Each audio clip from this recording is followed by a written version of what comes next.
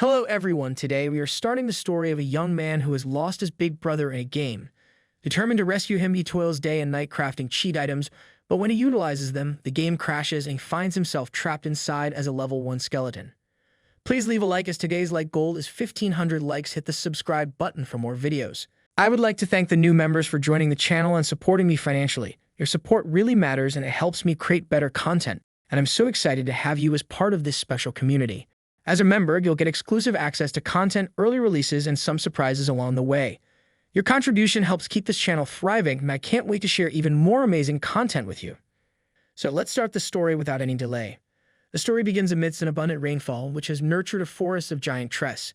Its abundance of timber and huge fruits serves as the main source of income for the surrounding villagers. However, as the forest is slowly being exploited, huge black shadows have often been seen moving in the depths of the forest. Within the eastern suburb of this forest of giants, a one-armed monster towers over an adventurer, calling him a worm who dares to fight him once and for all. The adventurer seeks a fair duel with the monster. He taunts the monster, questioning if he is scared. Nothing like a little monster under the bed banter to start the day. He notes that the monster's status is significantly depleted, so he makes one last gamble and resolves to beat this elite boss. Furious, the one-armed monster uses its ultimate move, Avalanche Chop, and launches its body toward the adventurer. The man, anticipating this moment, moves swiftly and employs a crossed sword's chop, effectively slashing the monster's neck. Proudly, the adventurer reflects on his successful strategy. He jumped to dodge the monster's ultimate move just half a second before being struck by the attack. Then he utilized the fog to get close and executed a combination of note and crossed swords chop to kill the elite boss. He calls himself one-of-a-kind ultimate genius for employing such a strategy. Surprisingly, the elite boss drops a magnificent loot, the heavy sword it was using. The sword possesses advanced attributes, and the only downside is that it reduces the wearer's level by 5. The adventurer considers it a stroke of luck to acquire such a weapon on the first day of the server launch. With it, he believes he can certainly elevate his compatibility and level rankings. As he gazes at his newfound weapon, a system fairy appears, congratulating him for obtaining such a formidable weapon. The adventurer realizes it is his elf assistant, and upon her appearance, he asks if there are any news that may catch his attention. She informs him that a limited-time event has been activated. A rare boss named the Blood Moonwalker has spawned in the giant forest. Defeating it will reward them with rare equipment and a massive amount of experience. With this news, the adventurer can't contain his smile, as this was what he wanted all along. Although he recognizes that a time-limited boss should be difficult, he is excited because he can test out his newly acquired sword. A few moments later, as they close in on their target, the system fairy informs the adventurer that it senses a large number of players heading towards the boss. She suggests they need to hurry or other players will get there first. The adventurer shares the same sense of urgency, but he's also struggling with the dense forest. Suddenly, a purple light shines through the forest just up ahead. This can only mean that the boss was defeated already, and it dropped purple equipment. With this, the adventurer hurriedly follows the light. He thinks that even if it is equipment that a swordsman cannot use, he can still sell it for several thousands of dollars. He rushes to make it all his. Upon reaching his destination, he discovers not just one but quite half the amount of equipment, with the purple great equipment positioned in the center. Such an amazing sight would thrill any adventurer to take them all. It's like a virtual shopping spree, but with monsters instead of sales clerks.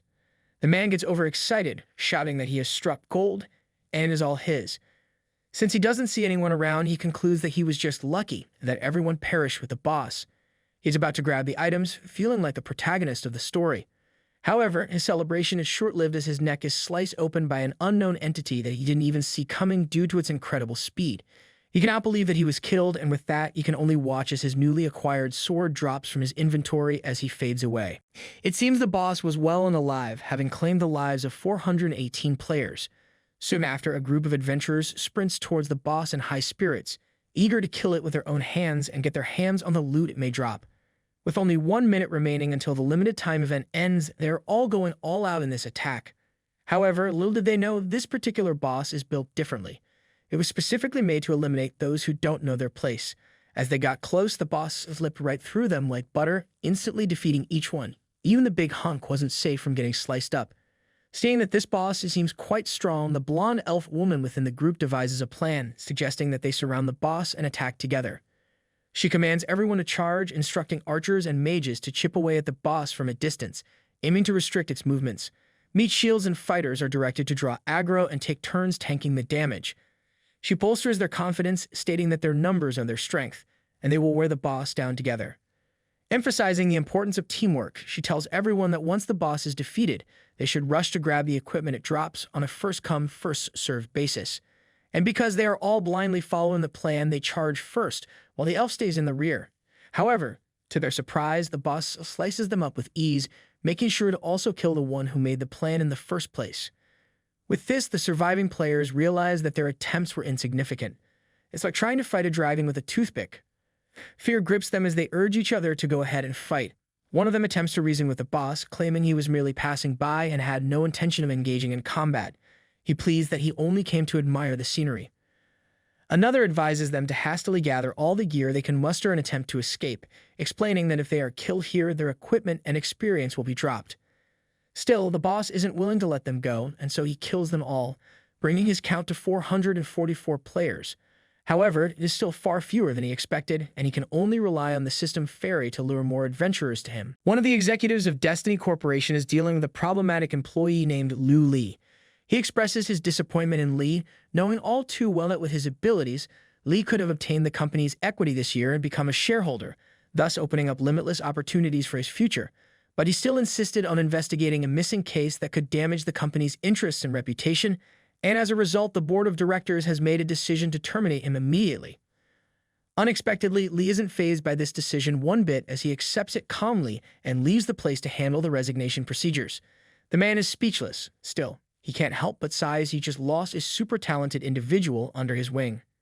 Now that Li is gone, he asks his secretary Wang to find someone to replace Li, and if she is unable to find one, he tells her to try and add another 20 million to Li's compensation package. However, the secretary wasn't really paying attention to his words as she was also affected by the sudden termination of Li.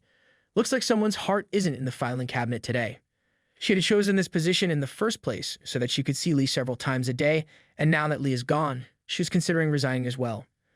Moments later, Li has left his workplace and is standing outside tall buildings. He gazes at a picture of him with his brothers in his hand, and in his thoughts, he talks to his big brother in the picture. He expresses that he is closer to uncovering the disappearance of him since he finally found evidence about his case. With this, he is more than sure that he will find him soon. Unexpectedly, Li finds himself lost as he's directionally challenged and can't distinguish between east, south, west, and north. Now he's completely clueless about the direction of his house. This wasn't a problem for him before, as he belongs to a breed of workaholics who only go home once every 2 years. Meanwhile, as Li tries his best to find his way home, an insane couple is fighting in his house. The girl discovers that her man has been involved with another woman besides her, and not just one, there are 68 of them. This revelation indicates that this man is working overtime to be a menace to society. Still, the man tries to calm the girl down, but she's already fed up with his lies. Luckily for him, this girl isn't inclined to extreme actions, as instead of resorting to revenge or cutting off his wiener, she simply leaves the place in tears. Still, the man has the audacity to get on his knees and utilize his acting skills to try to convince the girl that he loves her. Meanwhile, Li finally arrives at their house, but is left speechless upon seeing how big of a Dutch his little brother is. Nonetheless, Li is kind enough to ask his brother if he needs space, perhaps feeling he returned at the wrong time. His brother, however, immediately changes his mood as if nothing happened at all and welcomes Li with a smile, stating that he always comes back at the right time. Li asks his brother about his girlfriend, to which his brother replies that it's nothing to worry about and assures him that it will be all right in a couple of days. He then takes Li inside and asks if he's thirsty. Li can't help but notice the messy state of the place with women's undergarments strewn all over. He reminds his little brother about the importance of maintaining household hygiene when living alone and advises him to show some restraint in his private life. Laughing it off, his brother explains that he's been feeling lonely since Li left him alone in the house, and to prevent such things from happening again, he suggests that Li accompany him for a few more days and not leave in a hurry like last time. Li informs his brother that this time he truly has to stay for a few more days. This news surprises his little brother, who becomes overexcited. He suggests they go for a barbecue tonight or offers to take Li for a massage if he's too tired. He reassures Li that it is a legitimate place. However, Li knows it is not yet time to celebrate, so he instantly changes his demeanor to a more serious one. He tells his brother that there is a clue to their big brother's disappearance. His brother beams with happiness upon hearing this news. He promptly informs Li that he has prepared all the equipment as requested, and tonight at midnight marks the official launch of Destiny Corporation's Fantasy Moon. Lee has been eagerly anticipating this moment, speculating that the reason why their big brother went missing might be related to this game. Finally, the moment they've been waiting for arrives, and they don their new gear, looking impressive and fully prepared for what lies ahead.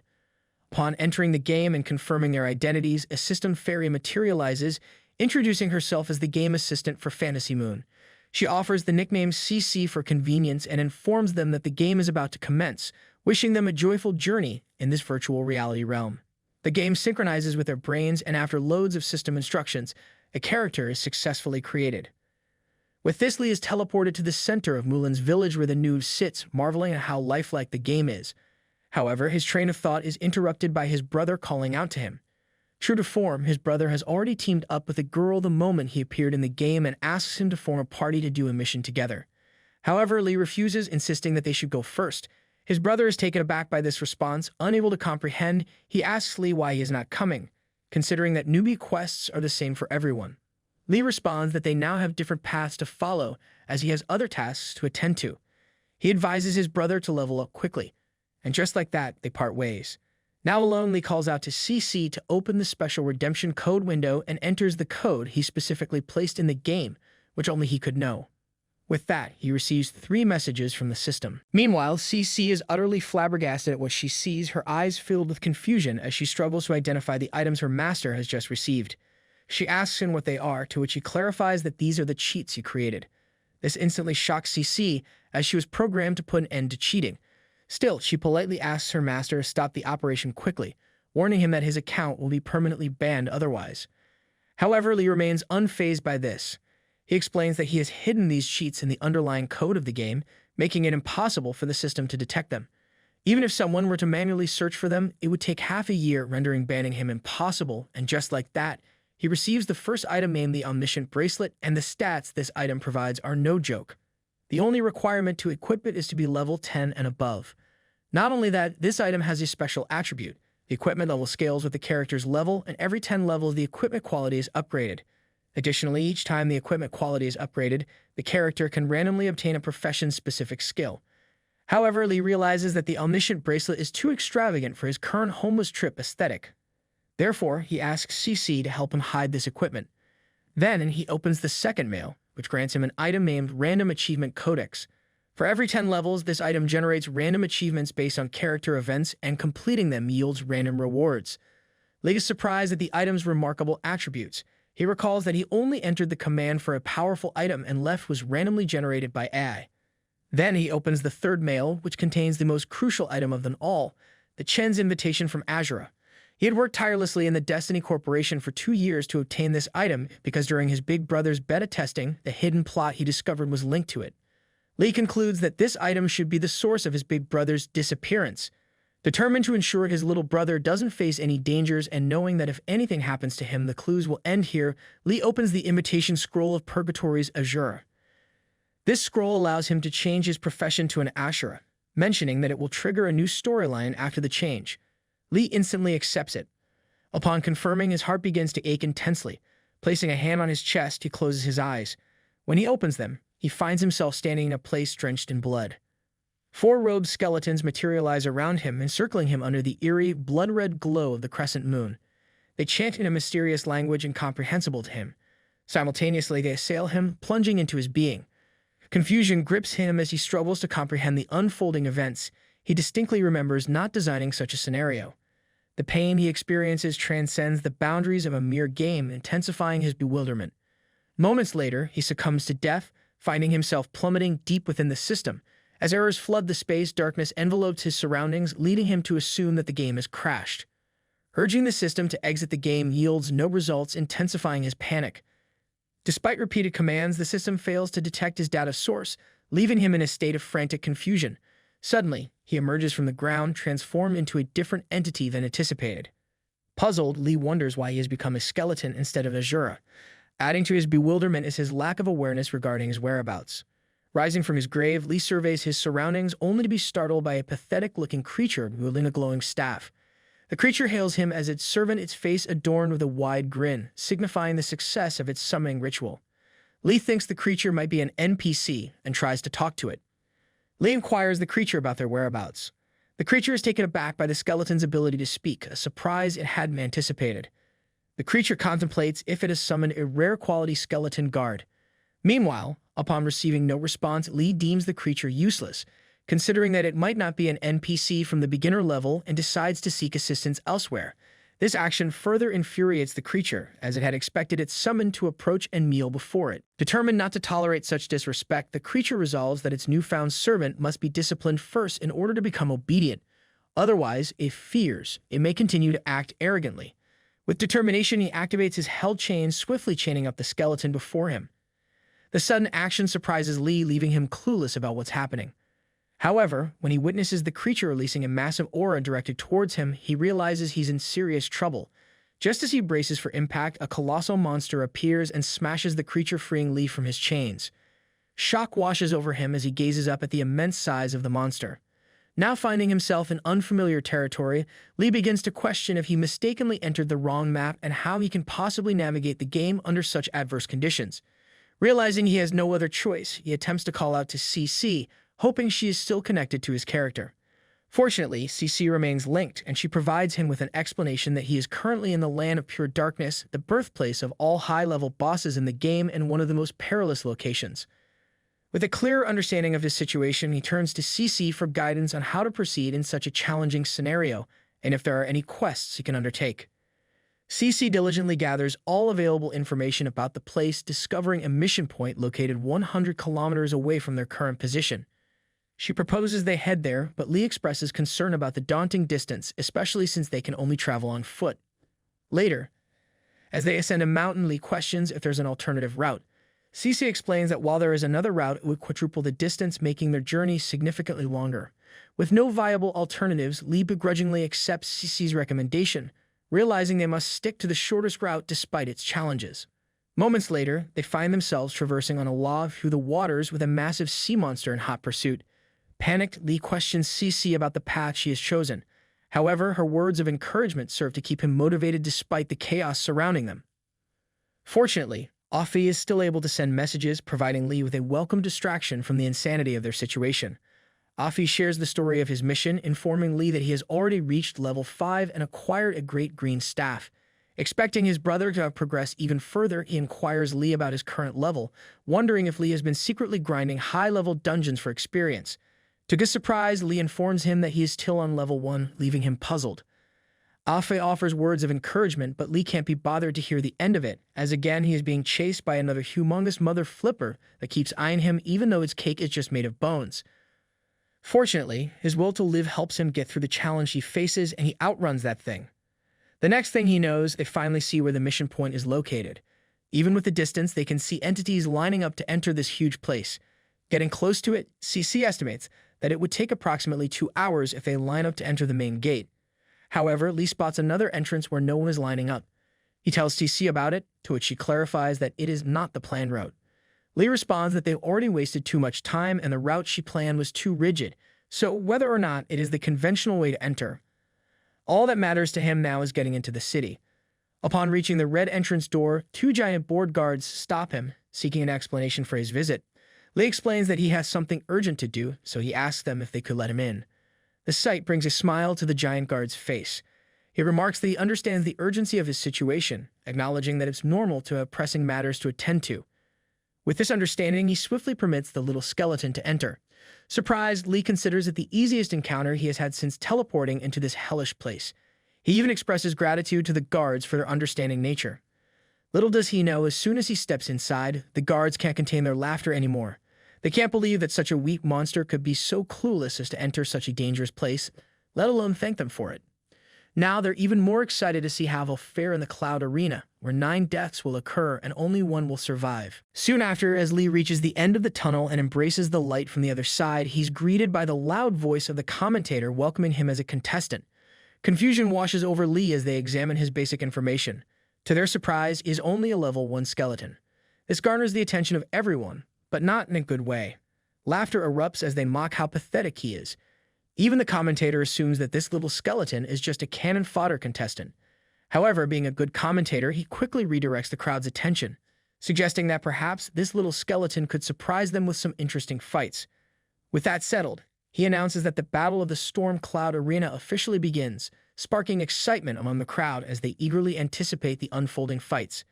He emphasizes that, as usual, the commentary and hosting duties for the event are managed by the most famous and beloved duo. Introducing himself as the quick-tongued rabbit, he proceeds. Even before his fellow commentator, the slow turtle, can get a word in, the rabbit, true to form, can't resist cutting him off, not even allowing him to finish his introduction. The rabbit explains that despite everyone being familiar with the rules, tradition dictates they must still announce them. He proceeds to outline the 3 rules of the Storm Cloud Arena. First, matches will be conducted in a 1-versus-1 arena battle, with the last one standing declare the winner. Second, the arena ensures fairness by adjusting all contestants' levels to match the lowest level contestant at the minimum level of 10. Only skills within the adjusted level range can be used and equipment will be provided by the Storm Cloud Arena. Third, unless the opponent admits defeat, the only path to victory is to kill the opponent. Regarding rewards, the winner of the Storm Cloud Battle Arena will receive 5,000 experience points and an epic-grade weapon corresponding to their level. With the levels adjusted for all contestants, this becomes the lowest level battle ever recorded in the history of the Storm Cloud Battle Arena. Suddenly, all participants find themselves at level 10. However, it appears that not everyone is pleased with this outcome, as the rules have even diminished their skills. One contestant in particular is frustrated that they can't use their recently acquired ultimate move. Anger brews among the contestants, directed at the little skeleton who put them at such a disadvantage. They're now plotting to take him down if given the chance, warning him not to think he stands a chance against their experience. Lee realizes he's made a grave mistake and regrets not heeding Cece's advice to just queue up in line. Fortunately for him, reaching level 10, even if temporarily, is deemed valid by the system. Now he can choose his starting profession. Presented with several options, Lee feels overwhelmed by the choices. However, recalling the days he played with his big brother, he remembers his insistence that he was suited to be an assassin. Trusting his big brother's judgment, he concludes it would be the best choice and becomes an assassin. This decision grants him a new set of skills and attributes. Meanwhile, the commentator taunts the players who still haven't adjusted to their current levels.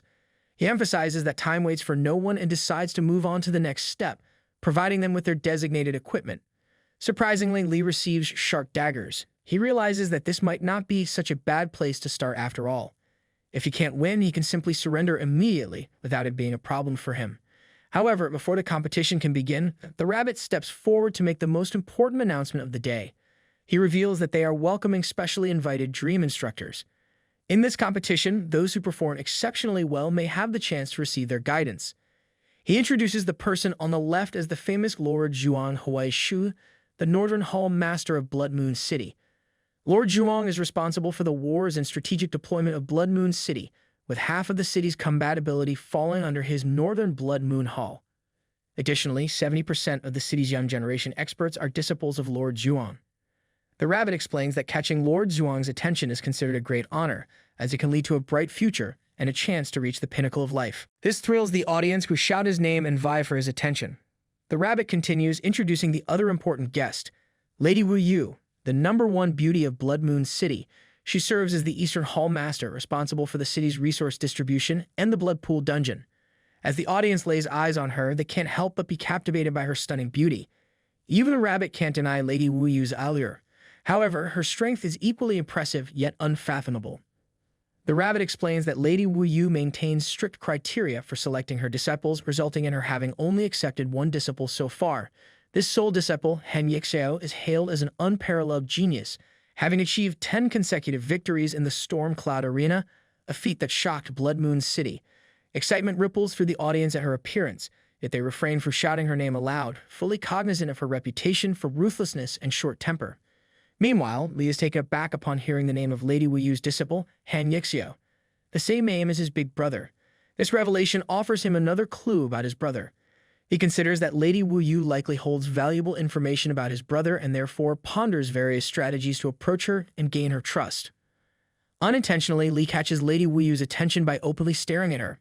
She briefly considers crushing him on the spot but refrains due to Lord Zhuang's presence. She fears his influence might sway any consequences against her. Nevertheless, this incident prompts her to contemplate killing Zhuang first. With everything in place, the rabbit redirects everyone's attention to the upcoming match. He announces that the first contender in this highly anticipated Storm Cloud Arena is none other than the star of the competition, Bloodclaw from the Bloodline clan. Born with an epic bloodline, the Bloodline clan naturally excels in battle, and Bloodclaw represents the new generation of this formidable clan. His claws are renowned for their invincibility and incredible sharpness. He is widely recognized as the favorite contestant to win the competition. As the battle starts, Bloodclaw remains true to his fame, wasting no time in asserting his dominance. With a single swipe of his claw, he overwhelms his opponent, securing victory with undeniable authority. Moving on to the next match, the spotlight falls on the zombie swordsman Bailey from the Great Sword Sect, one of the newly emerging factions in the South Moon Hall. Serving as the vice captain of the Great Sword Sect, Bailey is renowned in the South Moon Hall for his fast, precise, and ruthless swordsmanship. Countless experts have met their demise at his hands, and as anticipated, he secures another victory with apparent ease. Moving on to the third match, the victor is the dual-wielding demon Gear, hailing from the distant wilderness.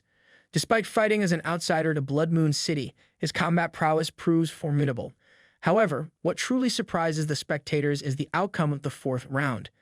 The unexpected victory of the seemingly cannon fodder contestant leaves many baffled, including some of the audience who couldn't even discern how he managed to defeat his opponent due to the swiftness of the battle. With this unexpected twist, the Rabbit wastes no time in initiating the thrilling second round, the quarterfinals of the Storm Cloud Arena Battle Fest. In the first match, Lee faces off against the dual-wielding demon Gear. However, before the battle even begins, Gear advises Lee to surrender, expressing disdain for killing weaklings like him. He asserts that a little skeleton like Lee is not qualified to provoke him into attacking. Despite this, Lee stands defiantly, letting Gear run his mouth for the last time. Meanwhile, on the other side of the game, Afe unleashes his fire bolt, wiping out all the goblins with ease. His prowess raises the admiration of the girls beside him, casting him as the main character of his own story. Despite the praise he receives, Afe remains convinced that if they were to see his second brother, they would truly understand what amazing means. His admiration for his second brother remains unchanged as he wonders about his brother's current whereabouts and whether everything is going smoothly for him. Just as Afe contemplates his brother's abilities, Lee faces his opponent without a shred of fear coursing through his bones. He approaches calmly, surprising everyone with his newfound resolve. It becomes evident that this so-called cannon fodder possesses a formidable backbone. However, Gear still underestimates him, looking down on Lee and planning to end the match swiftly. With a burst of speed, Gear unleashes a devastating attack, but to his astonishment, Lee manages to evade it. Despite Lee's skillful evasion, Gear refuses to acknowledge his opponent's abilities, attributing it to mere luck. Determined to prove himself, Gear repeats the same attack, only for Lee to dodge once again. Gear decides to employ his void-tearing slash to change the dynamics of the battle. However, to everyone's surprise, Lee effortlessly dodges it yet again. Witnesses are left wondering how he manages to evade Gear's attacks consistently. Unbeknownst to them, Lee possesses exceptional battle IQ. He has calculated the length of his enemy's arm in conjunction with the length of his weapon, and by analyzing each and every factor carefully, Lee has determined that the maximum swing radius of Gear's attacks is less than 2 meters. He has deduced that as long as he maintains a distance of 2 meters between them, the probability of being hit by Gear's attacks remains low. However, he remains vigilant against other potential skills, such as weapon throws or long-range attacks. He has also calculated that Gear's skills have a half-second cast time and a flight speed of approximately 160 kilometers per hour. With his reaction speed, dodging Gear's attacks proves manageable to Lee, and now that he has created more distance between them, Lee assesses the situation carefully. He predicts that the next move Gear is likely to use is the burst slash skill, a straight-line charge skill. However, he recalls that during its execution, the user becomes momentarily immobilized. Lee sees this as an opportunity to seize victory. Meanwhile, the audience's skepticism about his skill stirs Gear's emotions, fueling his determination to prove himself. Fueled by anger, Gear loses his composure and becomes deadly serious about killing Lee. As Lee has anticipated, Gear unleashes his burst slash. In response, Lee executes his plan flawlessly, activating his critical hit skill to deliver a decisive blow, surprising Gear. Gear didn't expect his dream of becoming the Lord of Oblivion to be crushed by a little skeleton. The crowd erupts in wild cheers, shocked to witness the cannon fodder transform into the dark horse of the battle fest. Anticipation mounts as they eagerly await Lee's performance in the upcoming finale. Even Jun finds the skeleton quite interesting. However, Lady Wu Yu remains unimpressed by the display of skill, considering the skeleton merely slightly smarter and nothing special. Despite this, since the skeleton has managed to keep her from being bored, she decides to reward him with some additional time to showcase his skills further. Zhuang is convinced by Wu Yu's assessment, acknowledging the truth that the lowest-ranking bloodline will be useless no matter what. As they proceed to the next match, everyone anticipates it to be the championship battle, with Bloodclaw facing off against the zombie swordsman Bailey. Like other contestants before him, Bloodclaw asserts to Bailey that he clearly isn't a match for him. However, Bailey remains unfazed by such claims. Despite his inferior bloodline, he is confident that as long as he wields his sword, nothing can stop him. With unwavering conviction, Bailey unleashes his combination skill, the Flowing Dance Leap, a blend of water dance and burst slash. This skill propels him 5 times faster than Gear's burst slash, allowing him to sever Bloodclaw's head in a single swift attack. As his blade draws near, Bailey is confident that it will connect, proving to everyone that bloodlines aren't everything. However, Bailey soon realizes that it is not his day as Bloodclaw looks at his blades and starts munching on it. With his opponent's blade rendered ineffective, it's Bloodclaw's turn to strike. He uses his dual blazing claws and delivers a fatal blow. He then even insults his opponent despite him being already dead. The crowd goes wild, chanting Bloodclaw's name. Even the rabbit assumes that they are witnessing the future champion of the Stormcloud Arena, overlooking the outcome of the last match. June shares the same sentiment, deeming this little lion worthy of being nurtured by him despite his impure bloodline. However, Lady Wuyu remains unconvinced, considering this lion unfit even to guard her gates. Meanwhile, Lee realizes that something isn't adding up. He finds it hard to believe that the lion could actually bite through Bailey's weapon, considering that the weapons are distributed by the arena and shouldn't be destroyed so easily. It dawns on him that even after the lion's level was reduced to 10, his base level and attributes may exceed the average value. It becomes apparent that he will have a tough opponent to deal with. However, his train of thought is interrupted by Bloodclaw out of the lion calling out to him. Unlike what he did to the other contestants, instead of discouraging Lee, he challenges the little skeleton to come and fight and head on, stating that he hasn't had enough fun yet. Lee remains unaffected despite the lion's provocation. His intelligence tells him that he's outmatched, but winning this competition is the only way to get close to Lady Wuyu. Even though he's at a disadvantage and the commentator is trying to persuade him to forfeit, giving up in the face of adversity is not an option for Lee. Finding his big brother is his priority, and he won't abandon the search by being a coward. His brother and Afei are the only family he has left in this world, and they're more important to him than his own life. No matter the challenges he encounters, Lee refuses to give up. The final match begins, and Bloodclaw eagerly taunts the little skeleton, as he anticipated the reaction of a low-ranked creature, a dumb son of a gun unable to withstand even slight provocation. Facing Lee, Bloodclaw proudly declares that he will treat the little skeleton as a dessert to celebrate his victory. His plan is to push his opponent to show desperation and regret, aiming to please himself until the very end. However, his threats don't amuse Lee for one bit, as he just looks at him like dead meat. So he leaps towards the lion, which discerns that his speed is even slower than the swordsman before. Way too slow, in fact, that he just decides to use one hand to stop him. But to his surprise, the little skeleton just dodges it quite easily and is now behind him. Still, the lion manages to dodge it, but now he's reminded that this little skeleton is an assassin, and it seems like he was just pretending to catch him off guard. But it doesn't really matter since he is still trash in his eyes. The lion then uses his long-range skill to counter, but this is also dodged by the little skeleton. With this, the lion isn't smiling anymore. He now understands he's contending with a foe who simply plans to evade his attacks. What's more surprising is that he's now bearing bruises inflicted by someone he dismissed as insignificant. His frustration mounts. He's Bloodclaw, the esteemed leader of the younger Blood Lion generation. To be wounded by such inferior opposition is intolerable. In a fit of rage, he unleashes his skill, Blood War, enhancing his strength and critical hits by 20% for 15 seconds, intending to vanquish his adversary in the most humiliating manner possible. However, witnessing Bloodclaw resort to such measures leads observers to reconsider the opponent's prowess, suggesting they may be more formidable than initially presumed. Even Lady Wuyu finds herself intrigued by what this little skeleton will reveal next. It's unusual to witness a monster with such a low level and bloodline of the lowest caliber delivering such amusement to her. Again, Bloodclaw initiates his attack, leaping towards the skeleton as he inundates him with a flurry of strikes. Despite the skeleton managing to block them, he knows he can't maintain this defense for long. Each strike from Bloodclaw feels as heavy as a truck, and as expected, he loses his balance, his defense crumbling. Seizing the opportunity, Bloodclaw obliterates him from existence, insulting him once more, telling him to stay where trash belongs.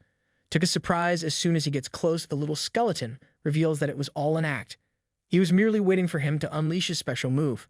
While Bloodclaw's killing move is potent, within half a second he's unable to turn around immediately. Seizing this moment, the little skeleton activates his backstab ability, teleporting behind the enemy to launch a surprise attack. However, this plan could have succeeded against other opponents, but not against Blood Claw. He possesses a skill that negates the need to turn around, the Blood Origin skill Lion Roar. This move surprises everyone, even Juan, who promptly decides to take Blood Claw under his wing. Meanwhile, Lady Wu Yu finds it disappointing as she had finally taken an interest in a participant after a long time. Yet she acknowledges that the little skeleton's inability to survive may be due to a skill issue beyond their control. As expected, Blood Claw manages to slice the cannon fodder's one hand and leg, revealing the lack of calcium in his bones as they break in half. Seeing this happen, the rabbit pities the skeleton, commenting that after losing one arm and a leg, the cannon fodder has lost his only advantage of speed, and with that the victor is decided. The only thing left to see is whether the cannon fodder will surrender or stubbornly meet his end on the stage. Proudly, the lion taunts the skeleton, noting that he's looking much better now. He advises the skeleton not to bother with surrender, emphasizing that even if he were to surrender, he wouldn't be let off lightly. Laughing at his pathetic state, the lion encourages the little skeleton to be generous and give the audience watching the live broadcast a great show, suggesting that perhaps people will remember him for 2 days. Meanwhile, the little skeleton is more than happy to see that things are looking favorable, as it seems like the fish is about to bite the hook. The lion, consumed by thoughts of dominating the skeleton, considers various ways to humiliate his opponent, such as breaking bones one by one or using the skull as a toy. Meanwhile, Li remains motionless, a silent and ominous presence, awaiting the lion's next move. In an attempt to further provoke Li, the lion callously steps on the dismembered leg of the skeleton. Unbeknownst to the lion, this action only serves to fuel Li's resolve. With a sudden and swift motion, Li steps forward and hurls his dagger toward Blood Claw. The lion, dismissing it as a feeble attempt at resistance, easily blocks the projectile. However, to his surprise, the lion realizes too late that Li still retains control of his other hand. As the dagger hurtles through the air, it becomes evident that Li has not thrown it aimlessly, but rather strategically for himself. In a remarkable display of skill and agility, he swiftly retrieves the dagger with his severed hand and activates his backstab ability. With unparalleled precision, Li delivers a devastating blow to the proud lion, leaving him severely injured with just a single strike. The sudden turn of events leaves everyone present in stunned silence, their eyes widening in disbelief. Even the typically quick-tongued rabbit finds himself at a loss for words, unable to comprehend the swiftness and efficiency of Li's counterattack. Fortunately, they still have their other commentator, the rampaging turtle, to break the silence. Since he was being cut off the entire time, he seizes this opportunity to shine, bursting out with his magnificent voice to match the intensity of the fight he just witnessed. He exclaims that it's been too long since he last saw such a thrilling comeback. Like the rampaging turtle, he sees this as a mission to shed some light on what happened to everyone. He explains that this was all part of the cannon fodder's plan from the very start. The rampaging turtle continues his riveting commentary, elucidating the intricate strategy employed by the cannon fodder. He recounts how the cannon fodder initially showcased his speed advantage by boldly engaging the strongest opponent despite his own perceived weakness. As the battle unfolded, the cannon fodder deliberately provoked Blood Claw, goading him into a state of blind rage. However, when Blood Claw unleashed his ultimate move in response, it was all part of the cannon fodder's cunning plan. He cleverly feigned weakness, luring Blood Claw into a false sense of superiority and enticing him to reveal his most devastating attack. But the most astonishing revelation of all comes to light. While everyone believed it was Blood Claw who had severed the cannon fodder's arm and leg, it was actually the cannon fodder himself who orchestrated the seemingly self-inflicted injuries. Just when it seemed like all hope was lost for the cannon fodder, he unveils his ultimate trump card, the skeleton's resurrection skill. With this remarkable ability, he establishes a spiritual connection to a fallen skeleton bone, granting him a second chance to turn the tide of battle. With this, he made his ultimate comeback by defeating the stronger opponent despite being weaker. So even if the little skeleton wasn't expected to succeed, he delivered, earning himself a new title, the Moon Slayer. Meanwhile, even though Blood Claw has already surrendered, Li plans to deal with the lion permanently to prevent future problems. However, this plan doesn't sit well with Juan, who intends to take Blood Claw under his wing. Juan, determined to protect his protege, forcefully halts Moon Slayer's advances, knocking him back with sheer power and deploying his skills to attempt to erase him from existence. Despite Moon Slayer's prowess, he finds himself powerless to deflect such a formidable attack. However, Moon Slayer's cunning and resourcefulness catch the attention of Lady Wu Yu, who recognizes his potential. With swift determination, she intervenes to save Moon Slayer from Juan's onslaught. Drawing upon her formidable abilities, Lady Wu Yu unleashes her heaven-piercing blasts, aiming to exact revenge upon Zhuan for harming her precious skeleton. The arena erupts into chaos as the battle between these powerful adversaries reaches its climax, with the fate of all involved hanging in the balance. The attack displays such overwhelming power that even Zhuan takes damage. He demands a reasonable explanation for her actions, but Lady Wu Yu feels no need to explain herself. Ignoring him, she saves the skeleton that caught her interest and tells him that from now on, he belongs to her. Soon, Wu Yu finishes, restoring Slayer to his original form, concluding that everything should now be back to normal. Slayer is amazed as not only have his broken bones healed, but they are now stronger than ever before. Before Moon Slayer can fully process this miraculous transformation, Lady Wu Yu's stern voice interrupts his thoughts, demanding the presence of both the commentators. With a playful yet menacing threat, she warns the rabbit and turtle that if they fail to announce the results of the tournament promptly, they too will face her wrath. Fearing the prospect of being transformed into donut-shaped creatures, the commentators swiftly comply with Lady Wu Yu's demand. With a sense of urgency, they take to the stage and declare to the gathered spectators the emergence of a new star, the undisputed champion of the Storm Cloud Arena Tournament, Moonslayer. The arena erupts into cheers and applause as Moonslayer basks in the glory of his hard-earned victory, his name now etched into the annals of arena legends. And as the dust settles and the echoes of battle fade away, a new era dawns with Moonslayer at its helm, ready to conquer whatever challenges lie ahead.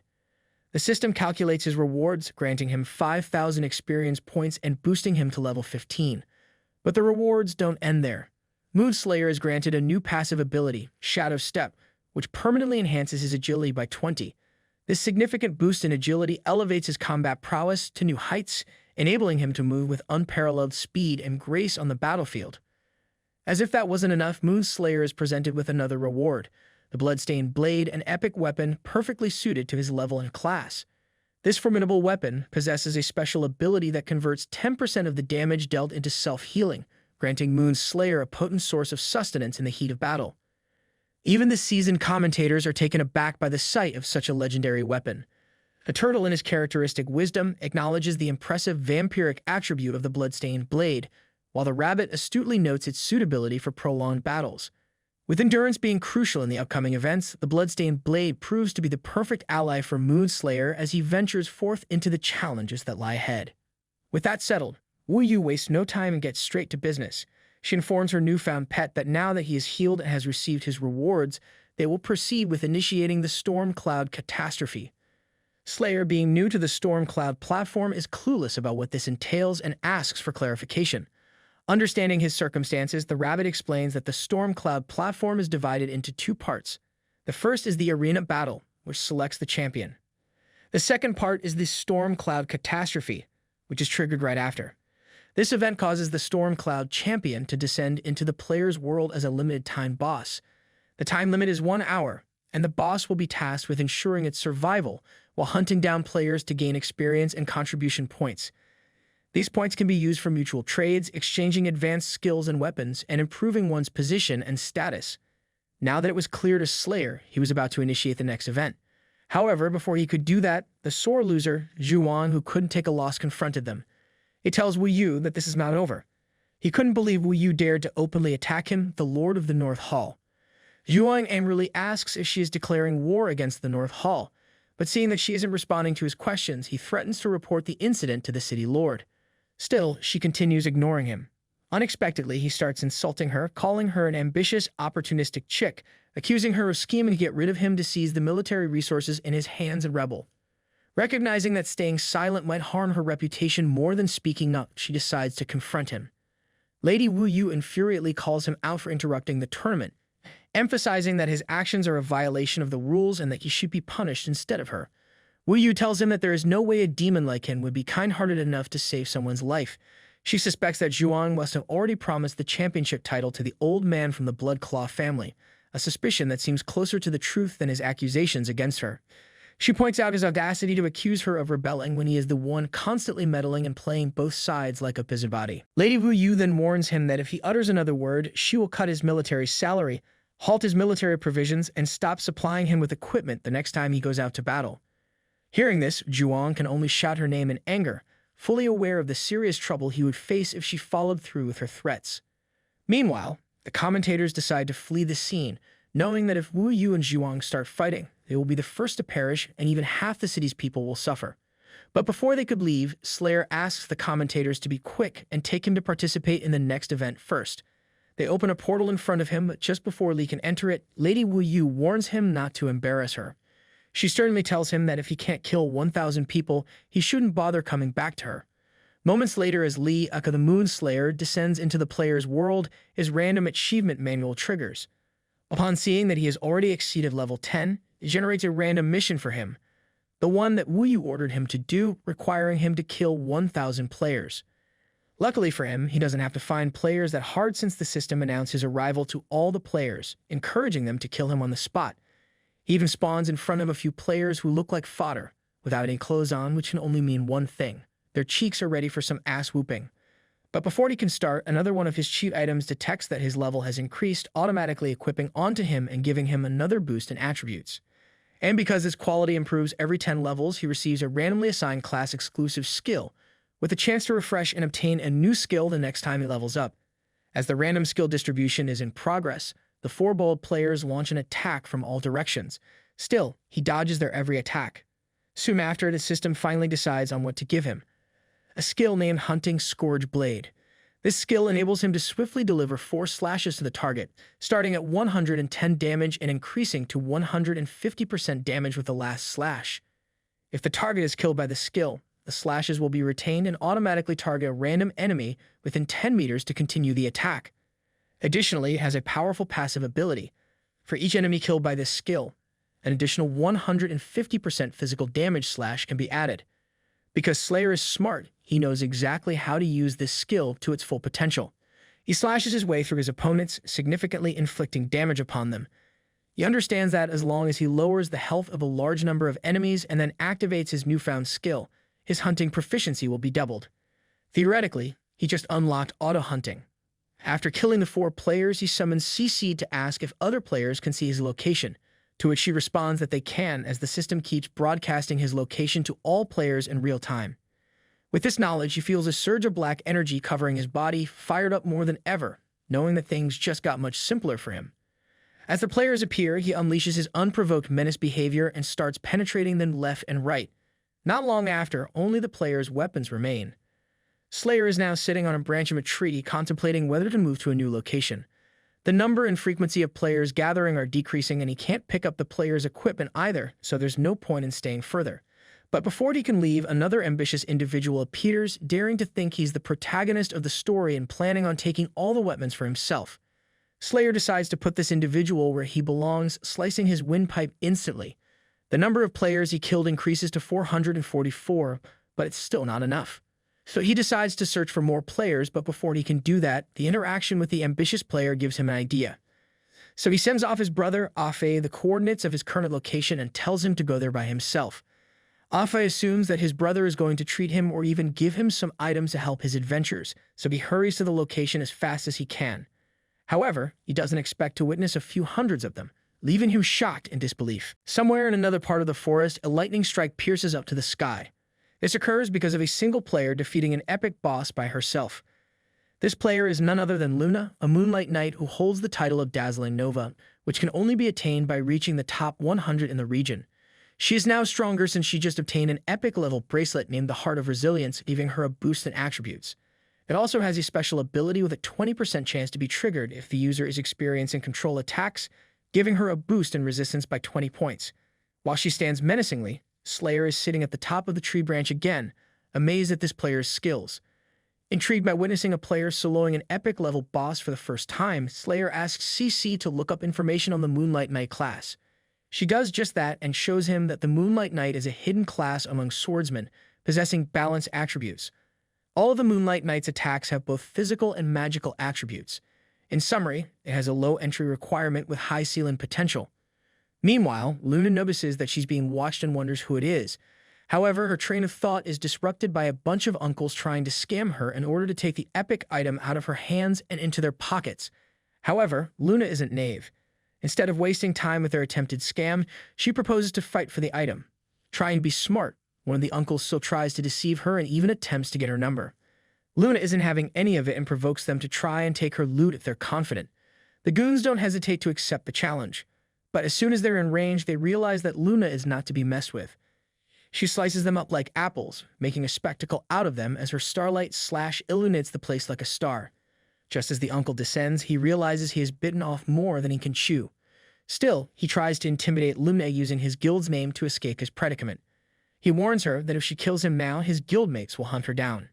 However, Luna is unfazed by his threats and swiftly slices up his ugly face. With that settled, she then calls out to the person who was looking at her from above to come down and face her. Surprisingly, he willingly complies. As Luna looks at him closer, she's caught off guard because she didn't expect the peeping bastard to be a boss-level monster. While Slayer is amazed that she actually spotted him, they both hesitate to face each other, knowing that fighting would be costly and challenging, not worth it. Surprisingly, as they contemplate their next move, a multitude of players materialize out of nowhere surrounding them both. Spotting Luna, one of them accuses her of bullying their guild members, while another suggests showing her some swagger as they resolve to avenge their brothers. Meanwhile, Luna remarks that they have arrived sooner than expected. It seems they are divided into two groups. One side targets Luna due to her decapitation of the uncles, while the other is a raiding party intent on defeating Slayer. With no other choice, they know exactly what to do next.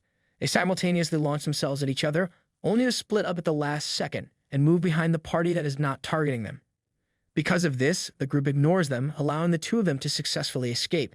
Not long after, both parties realize what happened and decide to chase their targets simultaneously. As a result, the two parties unintentionally crash into each other, but neither group is willing to move out of the way. This confrontation escalates as both groups try to force their way through. However, to their surprise, this was a premeditated move all along. Luna and Slayer return, giving them the two-piece and starting to violate them from all angles. Seeing such a spectacle, the players panic, and even if they have allies within the ranks, they start blasting, but this only makes things worse, causing a domino effect in which they end up fighting each other instead of their own respective targets. Ultimately, the high-level ones survive, hoping they manage to kill their targets. To their dismay, it wasn't what they hoped for. Instantly, the Slayer activates his edge of the hunt, killing them all non-stop like a perpetual motion killing machine. With this, the number of players he killed amounts to 999. Coincidentally, Luna is still alive and looking for another player may take some time, so it seems like fighting her is inevitable. Without hesitation, they both leap at each other to end this, and just like that, the system congratulates Slayer for completing the random achievement task. Later, somewhere in the real world, a white-haired girl in a wheelchair enjoys the view of the sea. This girl is none other than Luna, and it seems she is from a wealthy family, considering the fact that she has a maid and an insanely cool VR headset. She belongs to the Bai family. The maid informs her that her parents are calling her for dinner, but she isn't planning on joining them now as she just encountered an interesting boss. Instead, she heads to her quarters and writes a rough estimate of what she might know about the boss she encountered, determined to defeat that bony son of a gun one day. Meanwhile, as Slayer passes through the portal, the random achievement tone detects that he has completed his mission of killing 1,000 players and grants him random rewards. The system grants him the mythical tier item, the enchanted divine earrings. These earrings allow the holder to transform their own race, and after transformation, the holder gains race-specific appearance, race-specific passive talent, and mastery of its language. Contented to receive such a worthy reward for his efforts, Slayer acknowledges that this item has both great applicability and functionality. Then his system interface pops up congratulating Slayer for completing the Storm Cloud Cataclysm. For his amazing performance, the system settles to reward him with 1,000 contribution points and a significant amount of experience points, leveling him up to level 21. With this, he acquires yet another skill, the Rending Burst Blade. This skill enhances his next basic attack, dealing 180% of physical damage to the target while ignoring 20% of the target's physical defense. Additionally, there's a 20% chance to inflict the target with a bleeding status. Soon after he steps out of the portal, he is greeted by the loud cheers of the countless crowds who have seen what he just did. Even the commentators are thoroughly impressed. The quick-witted rabbit extends its congratulations to the new Moon Slayer for conquering the Storm Cloud Cataclysm and reaching the remarkable feat of eliminating 1,000 enemy players. The turtle adds its approval, giving a thumbs up and affirming that the Slayer is truly worthy of the title of genius, dubbing them a rising star of the Storm Cloud. His incredible feat doesn't escape the envy of others, including Zhuang. Slayer notices Zhuang's resentment as that idiot couldn't even look him in the eyes. With victory secured, the Moon Slayer pays no mind to Zhuang. Instead, he redirects his attention toward the sexy baddie in front of him. Lady Wu Yu recognizes his dependability as he hadn't embarrassed her. which makes her quite delighted, resulting in a genuine smile. Seeing him as worthy of her attention, she gestures with her hands, opening a portal before them. With a willing heart, Slayer follows her through the portal, stepping into one of the secret realms, the evolutionary blood pool within the Blood Moon City. This confuses Slayer as he looks at it because there is nothing about it in the game he designed. He wonders what is really going on, but his train of thought is interrupted by Wu Yu asking him if he has a clue about the reason why. Even though Blood Claw's level was adjusted to the same level as his, he was able to easily defeat others. Slayer responds confidently, explaining that he knows the reason. It's because of bloodline, to which she confirms. She explains that just like equipment has different qualities, each monster's attribute varies greatly due to bloodline differences, and his bloodline is the lowest. Seeing that they are talking about bloodlines, Slayer asks if the place they're standing right now is related to breaking through bloodline attributes. Wu Yu responds that it is exactly what he assumed, and this is one of the secret realms under her jurisdiction, the Blood Pool's secret realm. Since she acknowledges his worth, she tells him to pick any area he likes and jump in. However, before that, she reminds him not to get his hopes up since his evolution still depends on his luck. Meanwhile, in the Blood Moon City's North Hall, Zhuang is having a tantrum, thinking about how Lady Wu Yu just disrespected him in front of a crowd. His blood keeps boiling in rage. He reflects that if it weren't for that useless brat from the Lion Clan, he wouldn't have lost so much face. Seeing that this might get out of control, one of his advisors beside him tries to calm him down. The advisor tells him that he shouldn't be this furious because this might not be such a bad thing. After all, the Lion Clan has always intended to be on good terms with him, and through this incident they saw that he is willing to get hurt to protect their descendants. He concludes that this will surely strengthen their loyalty towards him. But even after all of that, Zhuang admits to his advisor that he can't swallow his anger, and it's really getting on his nerves how uncomfortable it is. The advisor subtly suggests to Zhuang that while they may not be able to directly harm Wu Yu, there are alternative methods to provoke her. Leaning in, the advisor whispers the plan discreetly to Zhuang, who listens intently. A wicked grin spreads across Zhuang's face as he decides to proceed with the advisor's cunning scheme. Meanwhile, the Moon Slayer has already dipped himself into the pool of blood and was now in the process of evolution, while Wu Yu observes his progress. She couldn't help but be fascinated as Slayer's absorption speed was quite fast, indicating his high potential. However, her train of thought gets disrupted by someone calling out her name. She turns around to see the City Lord's mansion Black Death Guards asking her to come with them, as the City Lord has given them an order to summon her to the main city immediately. She informs them that she is quite busy at the moment and cannot go with them. Instead, she requests that they wait until she is available. However, they are not subordinate to her and have no intention of obeying her commands. The captain presents her with the City Lord's blood summon decree indicating their authority. It is revealed that upon receiving the blood summon decree, the recipient must promptly present themselves to the City Lord, and failure to comply will result in merciless execution. With this, she doesn't have a choice but to go with them, but before she leaves Slayer behind, she delivers a cryptic message informing him about occasional rock falls in the nearby mountain, advising him to look out for that to avoid getting crushed accidentally. The captain couldn't help but smile, as everything was according to their plan. Shortly after, Lady Wu Yu and the guards depart, leaving the Moon Slayer all alone. The evolution of Moon Slayer continued unabated, nearing its completion as the surrounding blood intensified, shrouding his entire body. Before long, he was nowhere to be seen as the blood had completely covered him. It turns out that it was the moment the others had been eagerly awaiting, knowing that it is the time the Slayer would be unable to cancel his evolution process and vulnerable to attacks. Appearing from behind the rocks, the lower commander of Zhuang's Shadow Squad signals his subordinates to strike the Moon Slayer, and they waste no time in launching their assault. However, unbeknownst to them, Slayer's absorption speed far exceeds their expectations. He awakens, fully prepared to teach these fools a lesson in the true meaning of skill and superiority. Simultaneously, Wu Yu and the guards ascend the mountain trail.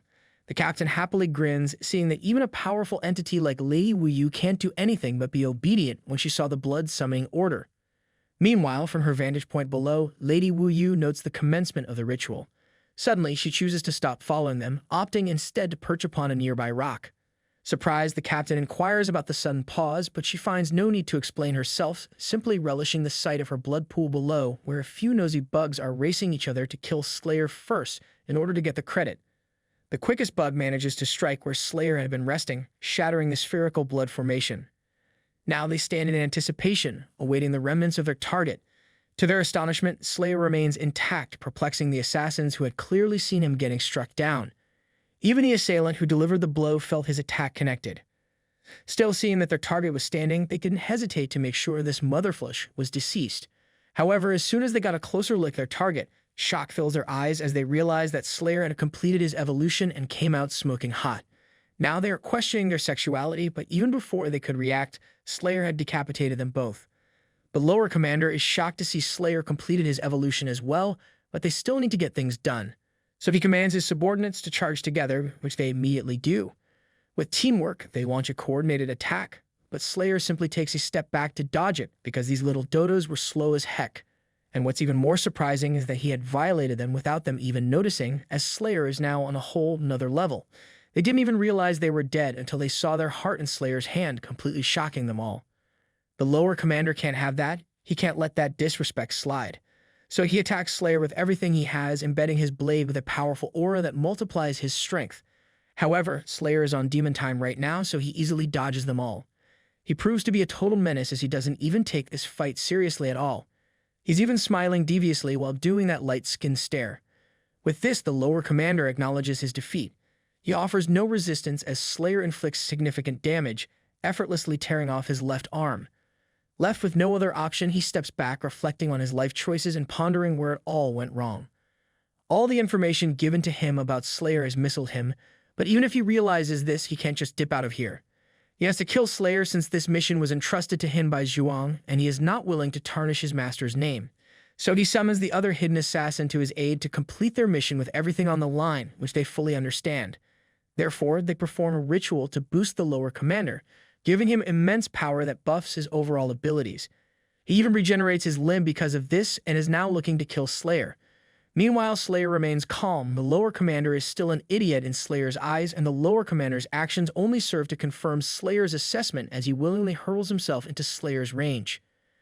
Seizing the moment, Slayer swiftly reverts to his skeletal form as the commander draws near, leading the commander to believe that Slayer's evolution is deteriorating. This false belief boosts the commander's confidence in winning the match, driving him to persist in his strike. To the lower commander's surprise, Slayer effortlessly evades his strike, leaving him baffled as to why his attack missed. Confusion clouds his mind as he struggles to understand Slayer's evasion. In the midst of his confusion, he discovers he can't retract his hand, panic gripping him as Slayer transforms back into his demon form. In a swift motion, Slayer decapitates him, leaving the lower commander in shock as he witnesses his own headless body. Meanwhile, on the side, Lady Wu Yu applauds Slayer's performance, delighted to see that his harvest went quite smoothly. Slayer asks if these assassins were from Zhuan, to which she confirms. She tells him that even the guards who took her were connected to Zhuan, but she had already sent them away. With this information, Slayer realizes that she knew what their motives were from the start, so he asks her if this was his second test. However, as he approached her and the view became clearer, Lady Wu Yu noticed that he was quite well equipped down there, and she was looking at it more than she should, which embarrassed Slayer, causing him to hide it from her. Surprisingly, she was quite thirsty and commanded him to take his hands off right this instant. With that settled, she told him that she was quite satisfied with his performance, and she asked what he wanted as she could grant him one wish. Slayer, however, is not horny, as he only wants one thing, and that is to know where his brother is. So he asks Wu Yu the whereabouts of his brother, Han Yixiao, which makes her sigh, and she brings the bad news to him that he was already gone. Lu Li, the Moon Slayer, stares at Lady Wu Yu with a serious expression, clearly eager to know what happened to Han Yixiao. Lady Wu Yu points out that this is the second question he's asked. She notices his tightly clenched fists, a sign of his growing anger. Feeling a bit sorry for him, she agrees to tell him, but only if he answers her question first. She recalls the past events and mentions that ever since he heard about Han Yixiao at the competition, he frequently glanced at her. Then he decided to put his best foot forward, all in an attempt to get close to her and uncover the truth about her student. Turns out he's been playing detective the whole time. The Slayer realizes she is curious and reveals that Han Yixiao is his older brother. He then drifts into a memory of his distant childhood while he and his brothers live in an orphanage. 3 bullies laugh loudly, one of them holding a pink rabbit toy. The boy in the middle showcases the rabbit, laughing and suggesting they continue playing. His little brother, Afi, trembles with fear, pleading for the rabbit's return because his mother gave it to him. Lu Li, despite being beaten and bruised, stands strong in front of Afi to protect him. One of the bullies mimics Afi's plea to annoy him. Another bully throws away the book he's holding and mocks Lu Li, asking if he's still pretending to be a hero. The ringleader in the middle laughs at them, holding the rabbit by its paws with both hands. Smiling wickedly, he reminds them that this is an orphanage, and they are all adopted by his mother. He declares they are nothing more than trash. With a cruel grin, he rips off the rabbit's paws, claiming that everything here belongs to him and he can do whatever he wants with it. Apparently, he's decided that being a villain is his full-time job. Afi starts crying and pleads for the rabbit to be returned. Luli grabs something hidden in his jacket and walks towards them. He pulls out a pen with a sharp tip, ready to fight. Suddenly, someone leaps towards the bullies from behind, swinging a stick and shouting to draw their attention. This newcomer lands a solid blow to the head of the bully who tore the rabbit's legs off, using a broom. He delivers a series of hard punches to the three bullies, leaving them unable to retaliate. It's like watching a kid's superhero movie, but with brooms and toy rabbits. The bully who broke the toy bunny admits he made a mistake and begs for mercy. The guy with the broom lets them go, and they run away, loudly calling for their mother. The broom-wielding hero picks up the pink bunny, turns around and assures them everything is fine now. Afe looks at him with strong admiration and says he's cool. Luli, still in disbelief, asks who he is and why he helped them.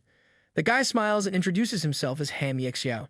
He tells them that if they ever have problems, they just need to smile and everything will be okay. From now on, he promises to protect them and ensure no one bullies them again.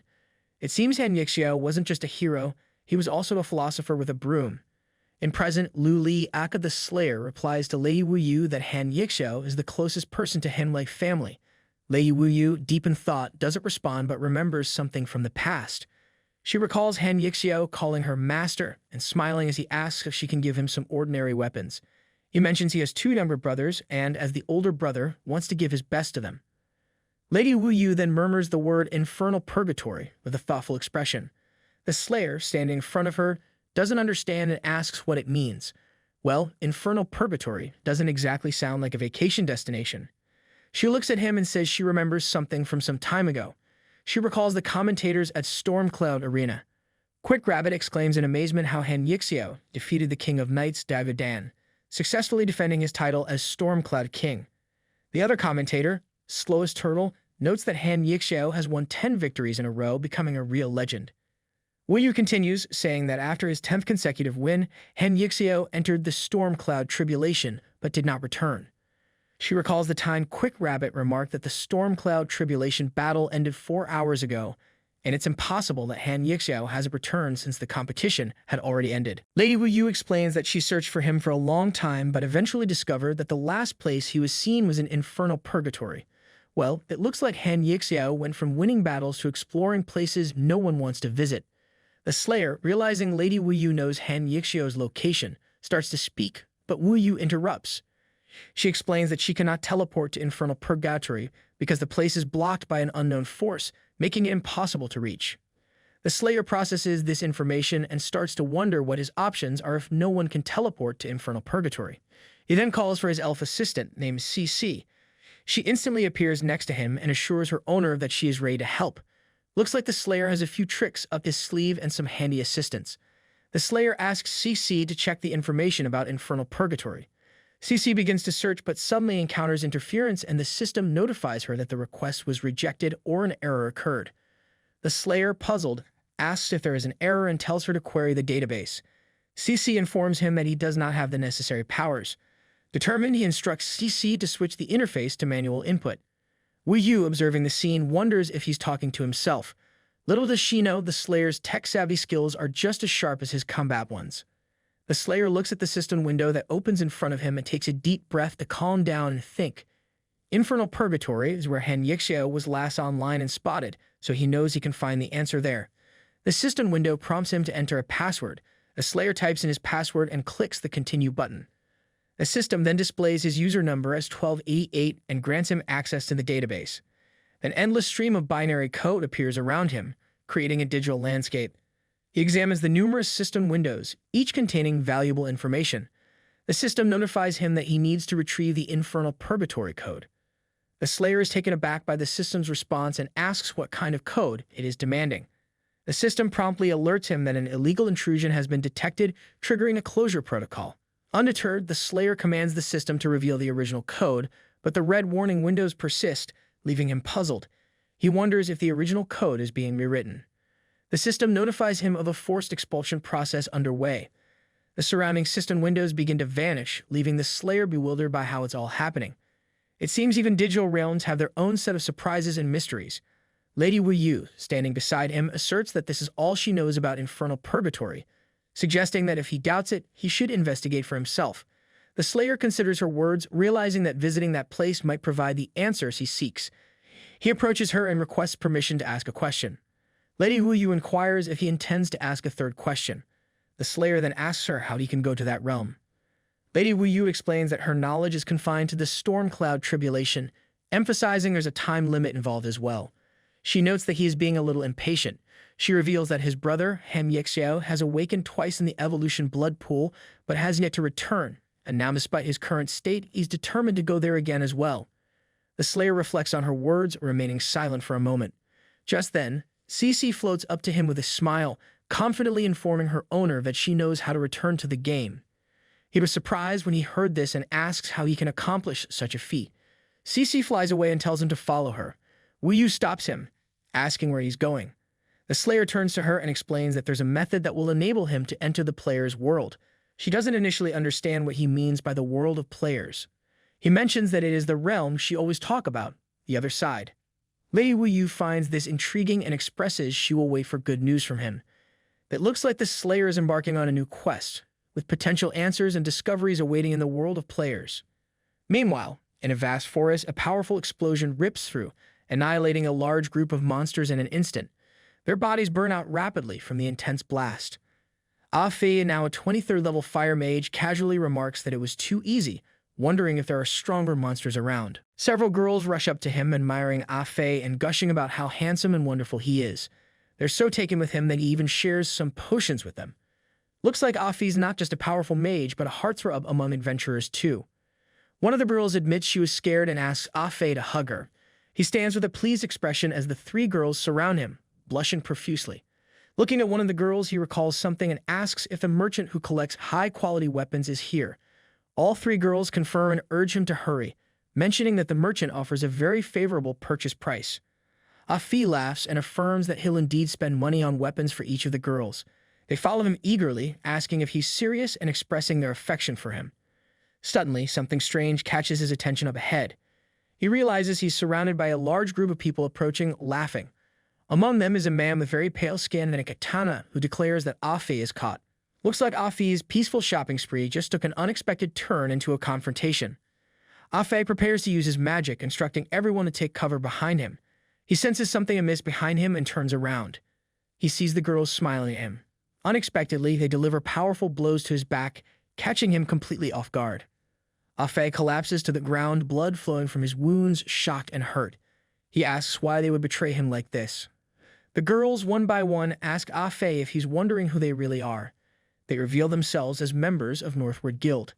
Then they go on to greet each other for their big win, revealing themselves as big, second, and third brother. Ah Fei, trembling from his severe wounds, struggles to comprehend their betrayal and asks what they mean by big, second, and third brother. The girls smile at him and take turns explaining that their beauty was a deception. It was all a grand scam. They believe in leaving pain to others while seizing wealth for themselves. They are the members of Northward Guild, who adopted female avatars, Mai Shen, Mai Qian, and Mai Ming. They then request Ah Fei to guide them. Ah Fei becomes furious, strong fiery energy radiating from him. He declares their deception unforgivable and demands the truth. The pale-skinned guy watches him rise and remarks that Ah Fei doesn't seem ready to cooperate yet. Two players from Guild North immediately channel their powerful energy into their hands and rush towards Ah Fei.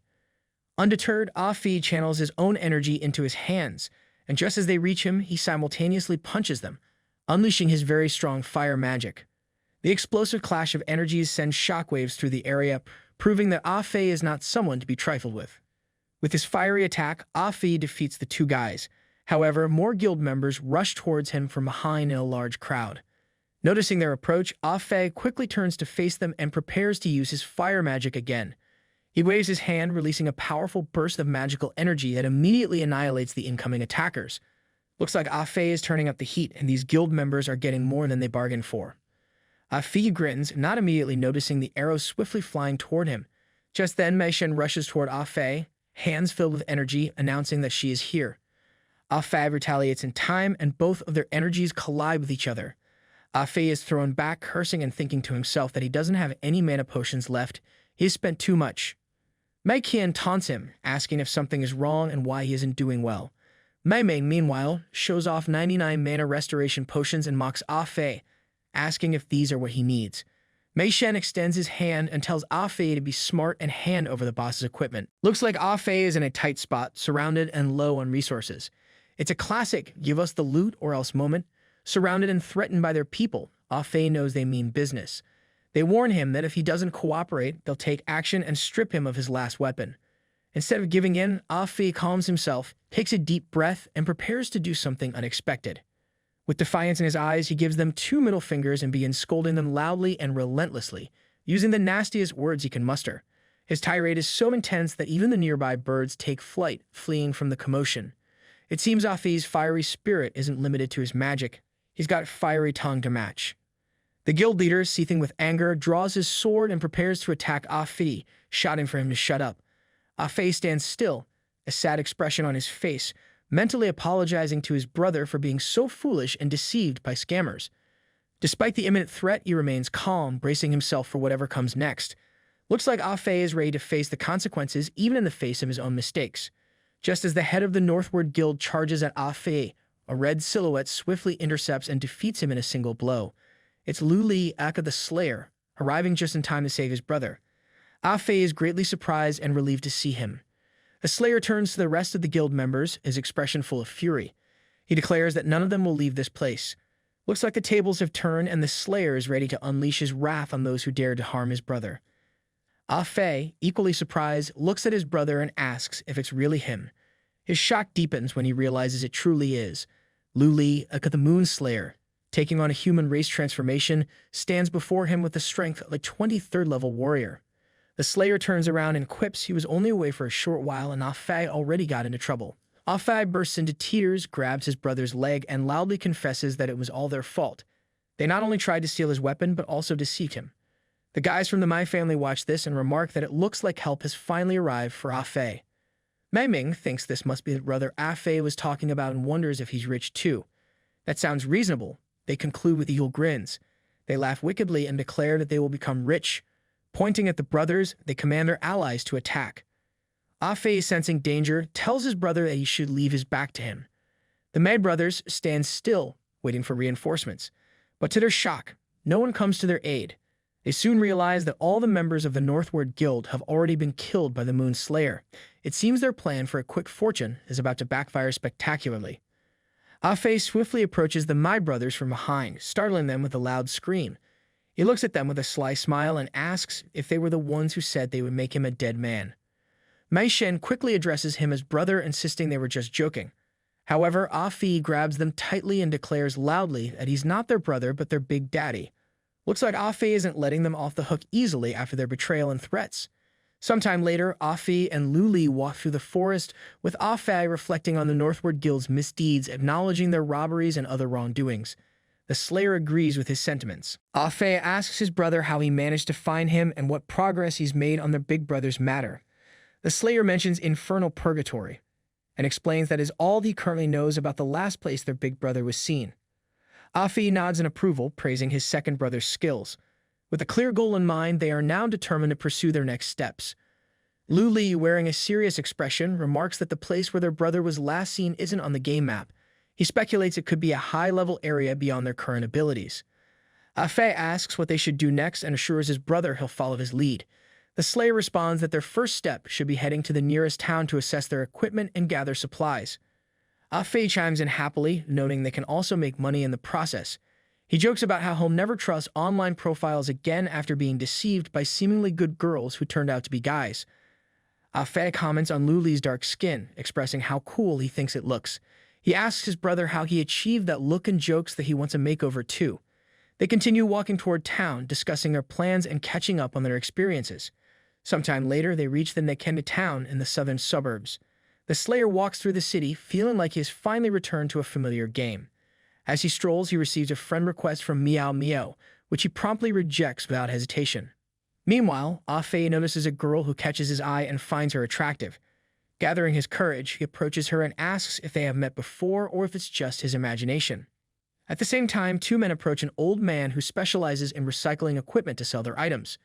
After the transaction, one of them expresses disappointment, noting that the equipment they sold is only worth a few hundred gold coins. He wonders when they will finally get a purple piece of equipment. The wolf man with him sighs, saying they should focus on leveling up first. The calm old man reassures that the recycling price he offers is fair and justified for young and old alike. Luli and Afei approach the old man, and the man asks Luli and Afei if they need to dispose of their equipment, and they agree with him. The old man takes out a cube with a sword icon inside and announces that there is a substantial amount of high-quality equipment, totaling 95,000 gold coins in value. He asks Luli and Afei if they agree to this valuation.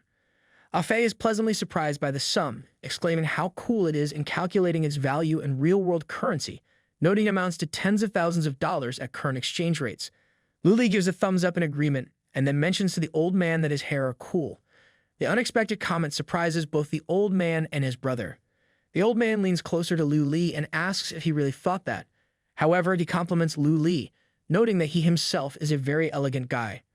Just then, the system congratulates Luli on the successful launch of the Commodity Traders program, increasing the possibility of receiving a discount by 10%. Confused, Afei asks what just happened and wonders if he somehow influenced the salesman. Luli explains that these are little tricks programmed into the game by developers. He recalls the game developer with the same hairstyle, remembering the developer saying that if he cannot change his baldness, then he shall change the world. Luli tells Afei that he can take the money for himself. Afei, overjoyed, starts to say that if he becomes a woman, he will definitely. But he doesn't finish his sentence because Luli interrupts him, telling him to shut up. The system congratulates Afei for receiving 100,000 gold coins, notifying him that he has completed the achievement Tons of Wealth. Afei tells his brother that they have more equipment to sell. Luli agrees, noting that they haven't reached the right place yet. Sometime later, they arrive at the auction house where a huge crowd has gathered. Afei looks at the impressive building in surprise, remarking that this auction house is amazing and it's his first time coming here. Someone with a microphone walks up to Afei and asks if it's his first time at an auction and what he thinks about it. Afei glances around and mentions there are a lot of people here. Outside the auction building, the large crowd is getting restless. They loudly complain that everything is taking too long. Some ask if things can move faster, while others wonder how much longer they can wait. It's like a group of kids impatiently waiting for recess to start. A short guy approaches two guards standing at the door and calls them brothers. He explains he is only a few hundred coins short of entering the competition and really needs an item. He asks if they could do him a favor. The two guards dismiss him, saying it's none of their concern. They follow the rules. Starting capital is 10,000. They tell him it will be easier if he leaves and not waste their time. Other people get very angry with him, accusing him of being the only one wasting their time. They wonder where he even came from and demand he gets out of the way. It's like he's a mosquito at a barbecue, and everyone just wants to swat him away. Suddenly, someone walks up to the short guy and puts a hand on his shoulder. Other people get even angrier, asking if they are finished yet and telling them not to block the path. They grumble about how even poor people want to take part in the auction now. Afei steps in and says this guy is coming with them, so they should split up. The two guards tell them to wait. They notice an inscription appear above Afei's head, mentioning his achievement, Tons of Wealth. Realizing he's very rich, the two guards immediately open a huge door, from behind which a bright golden glow can be seen. It's like opening a treasure chest in a video game, and everyone's eyes sparkle with a reflection. They point to the door and apologize for the delay, inviting the dear guests to come in and wishing them a pleasant stay. Once inside, they see a large crowd of people standing close to each other. The short guy they helped expresses his gratitude, promising to repay them when he gets the chance. Afei waves it off, saying he doesn't need to worry about it. The guy nods and says goodbye to them. It's like a scene from a cheesy drama, but without the dramatic background music. A lady in a black dress approaches them and welcomes them. She introduces herself as their guide, the Eight of Hearts. She presents a VIP card and explains that given Afei's super rich status, they automatically applied for a gold card. She gives a brief description of its functions. First, card holders can enter without queuing. Second, when selling items at the auction house, a commission is reduced from 10% to 5%. Third, with this card, you can submit an application to the auction house for a loan at the amount depending on its credit limit. It's like getting an all-access pass to the coolest club in town, but with way more perks and no bouncers to worry about. Afei takes his card and asks if he can use it to penetrate her heart. The Eight of Hearts looks confused and asks what he means. Afei steps closer and asks if she believes in love at first sight. Luli stands next to him, staying silent about this awkward flirting attempt. Just then, Luna passes by. Luli notices her immediately. Eight of Hearts points to a door and tells them they must go into a separate room, assuring them they'll be made comfortable. They walk into the room together, and she sets several bowls on the table, inviting them to help themselves to tea. She mentions their goods will be put up for auction, and as epic equipment is very high in demand at the moment, they can expect the auction to end within the hour. It's like being in a fancy waiting room, except instead of old magazines, they get tea and the promise of quick riches. The Eight of Hearts summons a weapon from her inventory and mentions that their epic level sword, Stardust, is a unique weapon. She assures them that at the current level, this auction will definitely fetch a good price for it. She suggests they attend the auction themselves if they have time, as there might be other items of interest. Afi leans towards her and asks if she will go too, explaining that he doesn't understand a lot of things and doesn't have time to finish. Before he can continue, Luli hits him hard on the head and says they just need a list of items. They'll pick them up in an hour. The Eight of Hearts agrees to this plan, looking amused at the banter between them. It's like trying to plan a heist with a distracted teammate who keeps getting sidetracked like shiny objects. After some time in the hall where the auction is taking place, the man standing on the stage announces that all participants must sit down as the auction will start very soon. As the leader of this auction, he hopes everyone is familiar with the rules and wishes them success in acquiring what they need. The participants begin to applaud him, showing their appreciation. The presenter then points to the girl carrying the first item and thanks the audience for their warm greeting. With that, the auction officially begins. It's like the start of a thrilling game show, with bids instead of spinning wheels and prizes worth fortunes. Their first treasure is a fiery heart. With this item, one can alter their weapon properties. Plus, when facing forest monsters, there will be an additional damage bonus. The presenter asks who wants to have a weapon that can control flame and announces the starting price at 20,000 gold coins. Bidding begins eagerly. The guy wearing the skin of some animal raises his hand and bets 25,000 gold coins. Next, a magician with red hair raises his hand and increases the bid to 28,000 gold coins. Number 96, the guy with brown hair, smiles broadly and confidently raises his hand, bidding 35,000 gold coins. He's sure that no one will top his bid and that the fiery heart will be his. The presenter calls out loudly, asking if anyone will offer more money. Number 96 continues to smile, thinking to himself that he has bet everything he has at 35,000 gold coins. He believes he can afford to lose this auction item, especially since it's the first lot and no one else will bid higher than him. It's like a poker game where he's pushed all of his chips into the middle, convinced he's holding the winning hand. The host begins to count down from 3, almost declaring number 96 the winner, but at the last moment, Han Shao, the man with number 9, raises his hand and confidently bids 50,000 gold coins. The host announces that number 9 has offered 50,000 coins.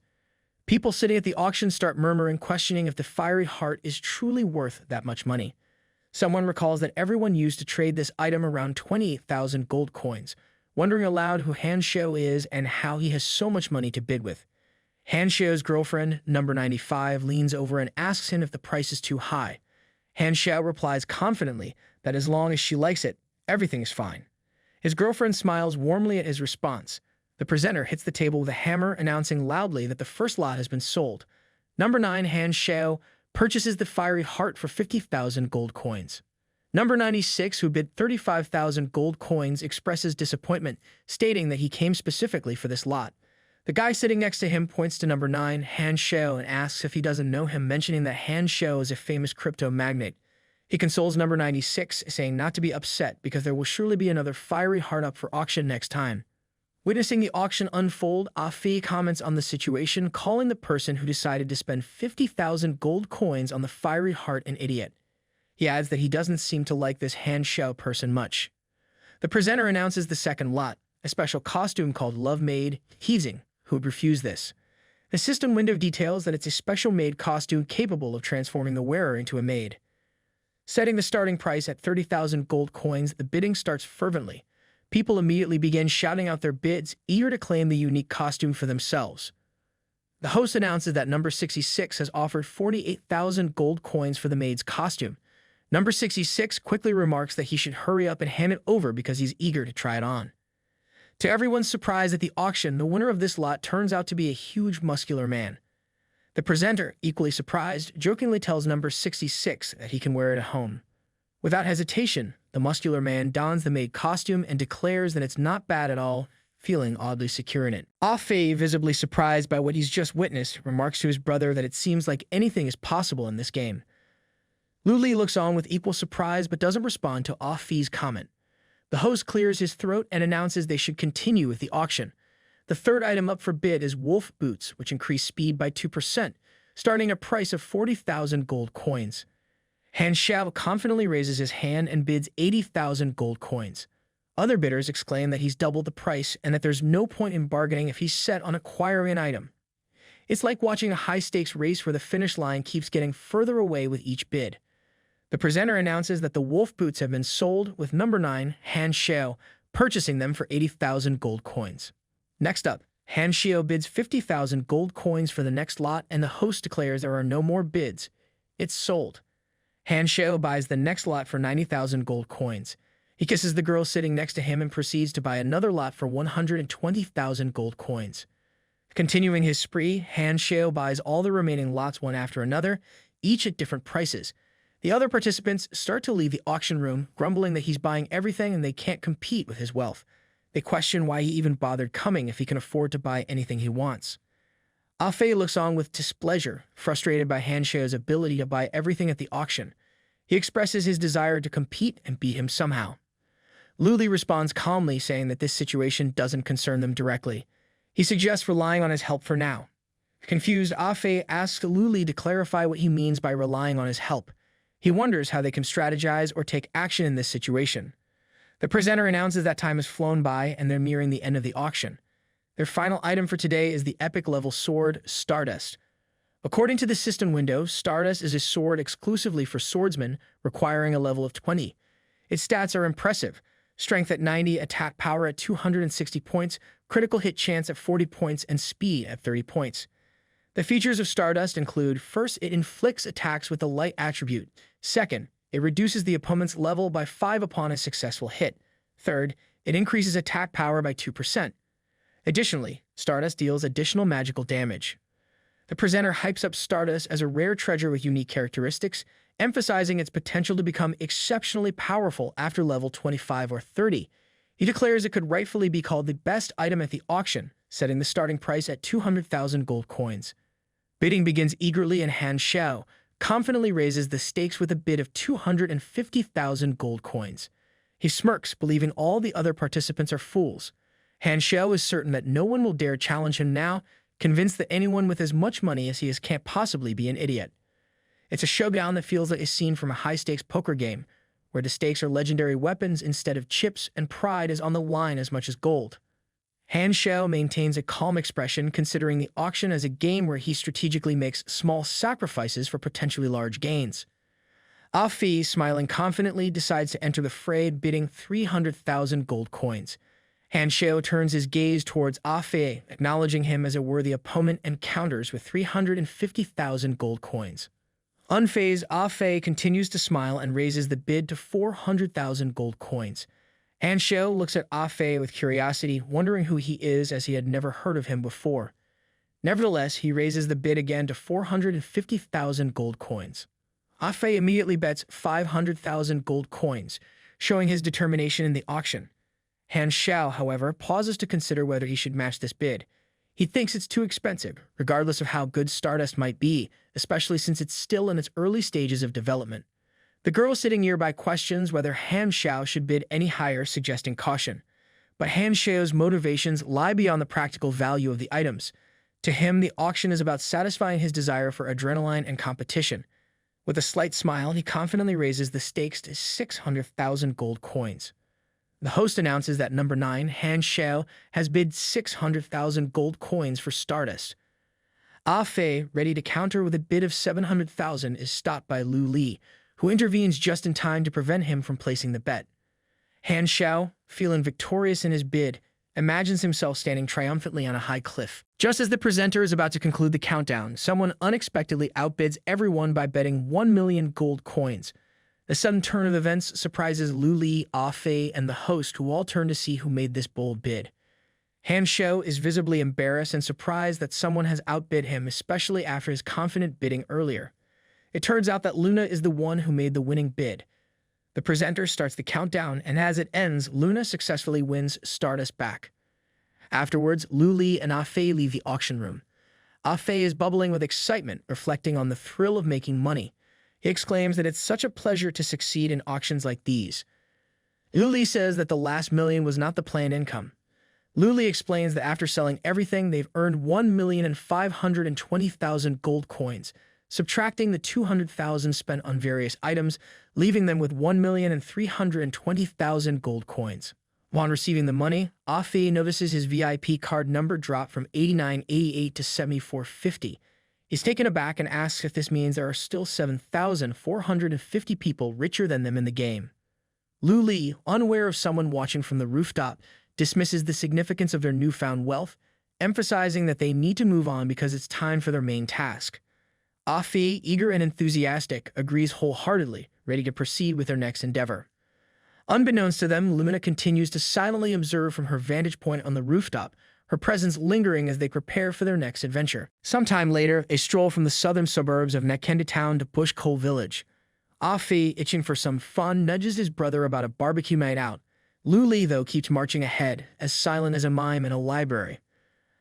Afi, not one to let silence linger like a bad smell, presses his brother to spill the beans. He's itching to know why this sudden radio silence. Suddenly, Luli stops dead in his tracks, standing like a statue. He gigs ahead and declares that he knows she's been tailing them and demands she reveal herself. Afe whirls around and spots Luna, pointing out she's from the auction house.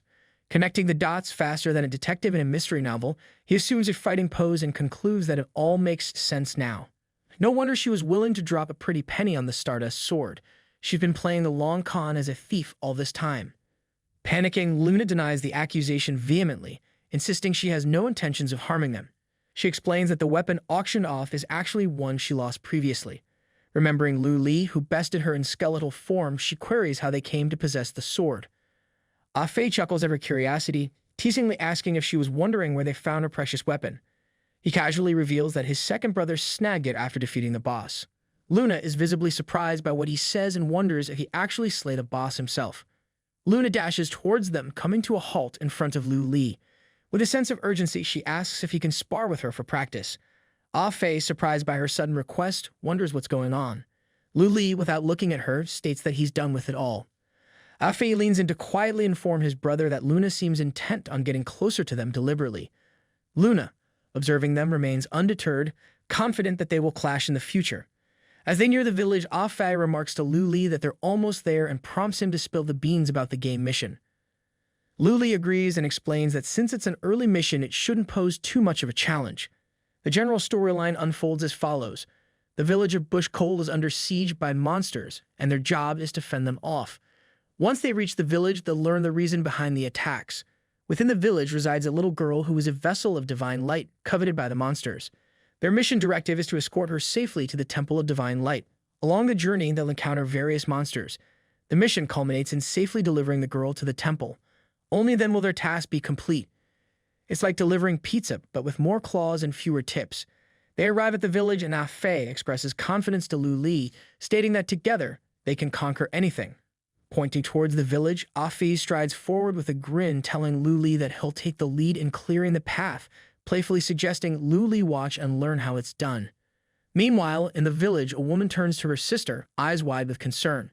She asks if her sister heard those weird sounds. The other woman nods, looking just as spooked, admitting she heard them too. Suddenly, Afe zooms into the scene like a bullet train on overdrive, screaming at the top of his lungs. He dashes forward with superhero-like speed, fueled by adrenaline and a touch of panic. Breathless, he warns the women about monsters lurking nearby, urging them to stay vigilant. Caught off guard, the women shriek in terror, their cries echoing through the village like a poorly tuned opera. Afe's dramatic entrance definitely wasn't on their bingo card for the day. Afe comes to a sudden halt, looking puzzled as he asks the women who they are. They quickly assert their village residency, flipping the question back on him. Should he be introducing himself first? Embarrassed by the mix-up, Afe stammers out an explanation. He clarifies that he's on a mission to exterminate monsters, not to scare innocent villagers. The women exchange bewildered glances, struggling to process his words. Did he say mission and monsters? One of them whispers incredulously to the other. They start to wonder aloud, could this guy really be a legendary warrior? Is this their chance encounter with the fabled hero of folklore? The women stand closer to Afe, eyes sparkling with curiosity and a hint of admiration. They offer to guide this mysterious warrior to their village, eager to assist him on his mission. Another woman chimes in, boasting about her sister's resourcefulness. She insists that her sister is not only clever, but also keen to lend a hand to Afe. Afe nods appreciatively, acknowledging the villager's hospitality. As he proceeds, Luli follows him, observing the surroundings. Meanwhile, the villagers erupt in excitement, proclaiming loudly that a legendary warrior has graced their village with his presence. Children gather around, wide-eyed and eager, watching Afe with admiration. He's a legendary warrior who fights villains and destroys evil. The villagers cheer, their words echoing through the village square. Looks like Afe has unintentionally become the star of today's show. Move over, local gossip. There's a new hero in town. One of the villagers steps forward, hands laden with a variety of local items expressing gratitude for Afe's efforts. He invites Afe to visit and explore their signature village treasures. Beside him, another man excitedly gestures towards Afe, asking for his autograph. With a respectful bow, he declares to the villagers that they are in the presence of a legendary warrior, predicting that their village will soon gain renown. This man turns out to be the village chief. The chief raises his hands, calling for applause to welcome the new warriors. Afe leans over to quietly confer with his brother, noting that things seem different from what they were told. He wonders aloud if the mission has been altered by the gaming company. Luli nods thoughtfully, suggesting that while the story's details and the villagers' appearances may have changed, the core essence of the mission remains unchanged. Looks like even in this virtual world, some things are constant, like sticking to the main quest line. The headman booms out a question to the villagers, asking them what the grandest ceremony is for welcoming a warrior. The villagers respond enthusiastically, cheering and declaring that it's a banquet. Eagerly, the villagers gather around the two brothers, insisting they must come along. They promise a feast will begin shortly in honor of the legendary warriors. Moments later, Luli strolls alongside some locals who are already relishing the festivities. He casually inquires about the rumored purple medic flowers blooming nearby, expressing interest in seeing them for himself. The old man nods in agreement, suggesting that they should first rest and enjoy the banquet. He assures them that afterwards, they can explore the blooming purple medic flowers at their leisure. Luli blushes slightly at the attention but looks at the villagers with a hint of suspicion, perhaps wondering if their hospitality has strings attached. Later on, a large crowd of villagers gathers around a table laden with a variety of dishes, enjoying the feast with gusto. Laughter and chatter fill the air as everyone digs into the delicious spread. Afe stands up, eyes wide at the abundance of food spread out before them. Remembering something he read about the game, he insists they must taste everything. It's part of the experience. A villager approaches them with a plate piled high with skewered meat, notably eyeballs. Proudly, he encourages them to try this famous delicacy of their village, popping one into his mouth with a mischievous grin. Luli quickly intervenes, advising Afe not to eat it. He reminds him that they need to focus on finding the girl instead of sampling local cuisine. Afe feels embarrassed and reluctantly agrees, mentioning that just watching them eat makes him feel queasy. They stroll through a large tavern, and Afe comments on the crowd, suggesting they ask around for help. Luli, exuding calmness, steps ahead of him and insists there is no me for that. He assures Afe that with a careful look, finding her won't be difficult. After all, in a place this crowded, someone has to stand out. Hopefully not just the guy trying to juggle 3 mugs of ale at once. Immediately after, they notice a little girl sitting among the villagers, holding an apple and doing absolutely nothing with it. Seriously, how long can someone stare at an apple?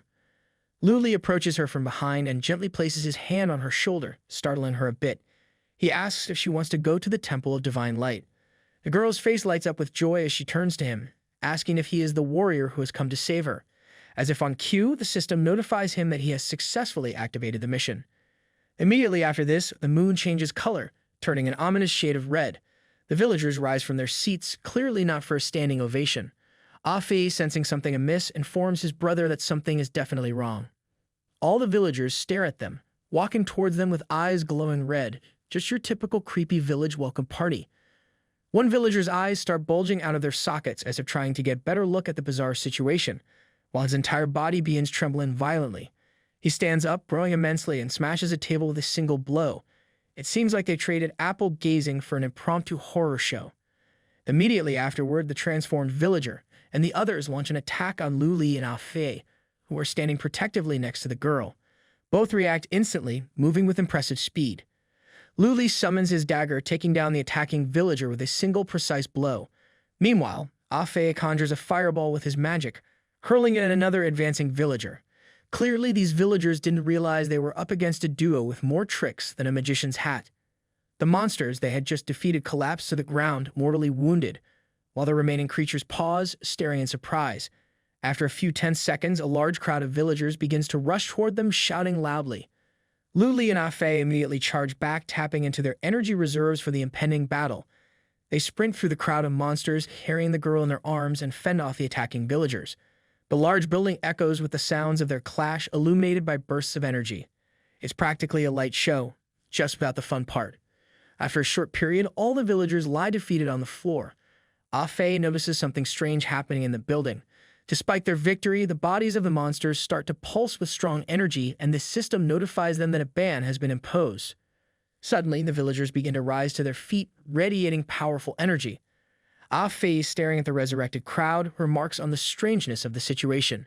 He turns to his brother, asking what their next move should be. Luli ponders aloud that logically the pike-headed man shouldn't possess such a skill. Observing the villagers, he realizes that everything happening is vastly different from the original plan. Something must have changed after he left the gaming company. Meanwhile, Afe starts battling the crowd of monsters, warning his brother that if things continue like this, it'll end up as the main course, because let's face it, no one wants to be a monster's midnight snack. Luli, with a serious expression, comes up with a plan and declares that they must escape first. They leap out of a window, with Luli holding the girl securely. The monsters reach through the window, clawing at empty air. Immediately, they dash down a narrow street, putting distance between themselves and the building they just escaped from. It's one of those moments where a tactical retreat feels a lot like a high-speed chase scene in an action movie, minus the car, but with plenty of adrenaline. They slip into a house and lock the door behind them. The monsters, oblivious, continue down the street in search of their prey. As they stand by the door, they fail to notice someone with white hair walking on the second floor. Afe exhales with relief and starts to comment on their current situation. But he stops mid-sentence, eyes widening as he sees someone reaching out toward him at lightning speed. Suddenly, Lumina approaches them and swiftly covers Afe's mouth with her hand. Luli gazes at her calmly and remarks, "It's her again." Afe, muffled by Luna's hand, attempts to say something but is unable to articulate a word. It seems like Luna has a knack for appearing at the most inconvenient moments, like a surprise guest who always brings chaos instead of dessert. Luna gestures for them to speak more quietly and softly informs them that the monsters are nearby. She moves to the center of the room and suggests they continue their conversation upstairs. They follow her lead, climbing to the upper room where they can see the red moon through the window. Afe, like everyone else, settles on the floor and asks if Luna is here on a mission too. He can't shake the feeling that she's been spying on them once more. It's like having a nosy neighbor who always seems to know more than they should. Luna reveals that she arrived earlier than them. Upon entering the village, she sensed something was amiss and decided to wait until nightfall to investigate carefully. However, just as she was about to venture out, they unexpectedly arrived. After her explanation, silence fills the room for several seconds. Luli's expression turns serious as he nods in agreement, acknowledging that something indeed seems off. He urges Luna to share everything she knows about what's going on. It's clear they need all the information they can get to make sense of this strange situation. The girl they took with them appears embarrassed upon hearing their conversation. She looks at the floor with a worried expression and remains silent for a few moments. Luna comforts her, placing a reassuring hand on her shoulder and telling her not to worry, they are here to protect her. She encourages the girl to share what she knows. Deeply surprised by the turn of events, the girl removes her pig mask and reveals this is exactly the point. Afe, taken aback, asks in disbelief if it was a mask. The girl explains that their village used to be peaceful and calm, with everyone being kind and friendly. However, outside the village, there were always monsters with pig heads and human bodies roaming about. According to her uncle, who often ventured outside, as long as you stayed away from them, there was no danger. Later, everyone noticed that the monsters began mimicking their actions from time to time, which seemed rather comical. As a result, their vigilance against the monsters gradually weakened over time. However, everything changed on the fateful day when the Knights of the Holy Light arrived in their village. Among them was Sir Kurlik, renowned for his strength and gentle demeanor. Under his leadership, they performed a sacred prayer. But this time, during the prayer, she felt a different sensation, an intense heat coursing through her body as if needles were piercing her skin. Intrigued and hoping to understand this phenomenon, she sought answers. When Sir Kurlik learned of her experience, he was excited and told her that she had awakened the holy light within her body. He explained that this was a rare and fortunate occurrence. Furthermore, he extended an invitation for her to join the Society of the Holy Light, offering her a chance to become part of their holy group. Sir Kurlig also added that it will also bless their village, and they no longer have to worry about the threat of monsters. The villagers rejoiced over the prospect. However, their joy was abruptly shattered. They were viciously attacked by a horde of monsters, cruel, ferocious, and in such overwhelming numbers that defeating them seemed impossible. Sir Kurlig valiantly fought the monsters to protect their village but tragically fell in battle. Witnessing the brutality of it all, she was so terrified that she couldn't even bring herself to call for help, let alone flee. Her mind went blank and all she could do was cry, so much that she felt she couldn't shed another tear. Perhaps guided by the holy light, she found comfort and resolve in its presence, urging her to stay strong. If she's been chosen by the light, she must bear the responsibility it brings. In a desperate move, she donned a mask and started pretending to be one of the monsters, biding her time for a chance to escape. She recounts the harrowing events that transpire, attributing their arrival to fate and explaining how the sacred light bestowed her with its power. Luna and Luli ponder her words deeply, processing the gravity of the situation. Afe smiles warmly, aiming to instill hope in the girl, assuring her that he and his brother will find a solution. Her face lights up with relief and she eagerly asks if he's certain. He nods confidently, acknowledging that the responsibility will indeed fall upon their shoulders. The girl, focused on expressing her trust in them, doesn't notice the enormous eye peering at them through the window. She leans on their support, unaware of the looming danger. Luli and Luna are taken aback when they spot the massive monster outside the window. Reacting swiftly, they all jump back just as part of the building is demolished by its presence.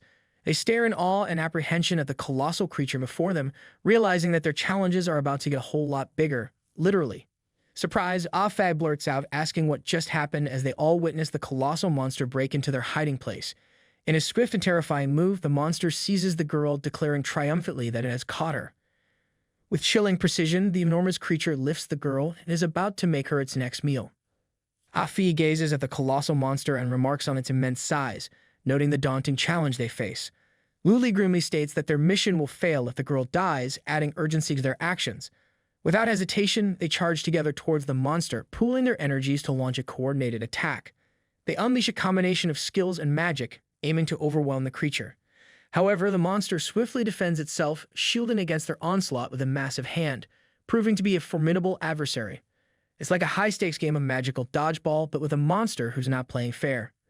The monster swings its massive arm with tremendous force, hurling them all into the nearest building. As it assesses the injuries on its hand from blocking their attacks, it questions aloud if there truly exists the power of a warrior lord in this world. Afi, standing on the roof of the building, marvels at the monster's size and questions how it could recover so swiftly from their assault.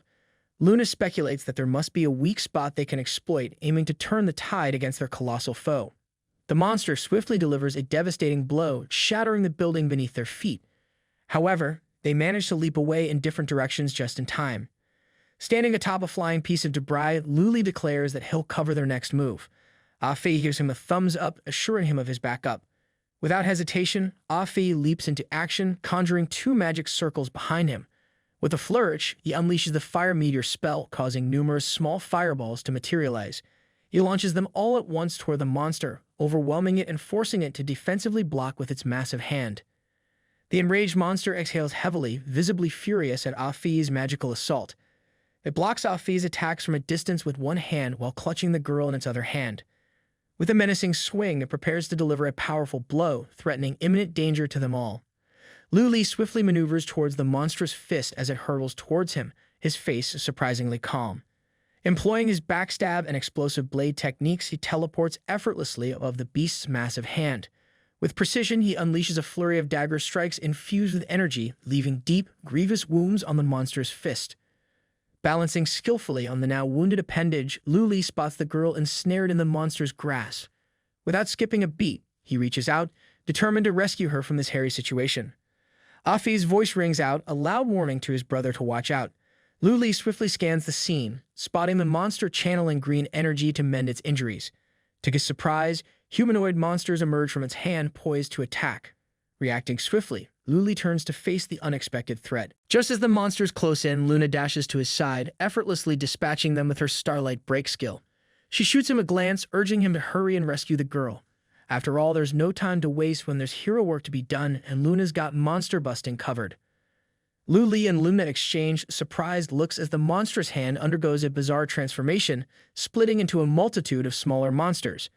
In the chaos, one of them snatches the girl and makes a break for it. Observing the absurdity of the situation, Luli can't help but quip, what kind of bunch of pig-headed idiots are they, because really, who turns into a crowd of mini-monsters to steal a girl? Luna turns to Luli, questioning if he believes it's too difficult for a normal mission task. Together, They strike with all their might, channeling their energy into powerful blows. She reflects, suggesting that perhaps defeating the boss isn't the primary objective of their mission. They both soar towards the rooftop where Afi stands resolute. Luna emphasizes that escorting the girl safe and sound is what really matters. As they give chase to the monster carrying the girl, Luli calls out to Afe, who stands calmly, focusing on restoring his mana. With a reassuring nod, Afe acknowledges their trust in him. With precision, Afe unleashes his double fire meter skill, obliterating a swarm of monsters hurtling towards him. At the same time, Luna and Luli sprint across rooftops in hot pursuit of the monster carrying the girl. The monster, sensing their pursuit, flashes a sly smile before abruptly transforming into one of the nearby buildings, smashing through its door with brute force. Luna and Luli swiftly descend to the broken doorway where the monster vanished. Luna insists they must halt its escape, determined to rescue the girl from its clutches. As they chase the monster through the room, Luna catches sight of something peculiar, while Luli remains fixated on their speedy adversary.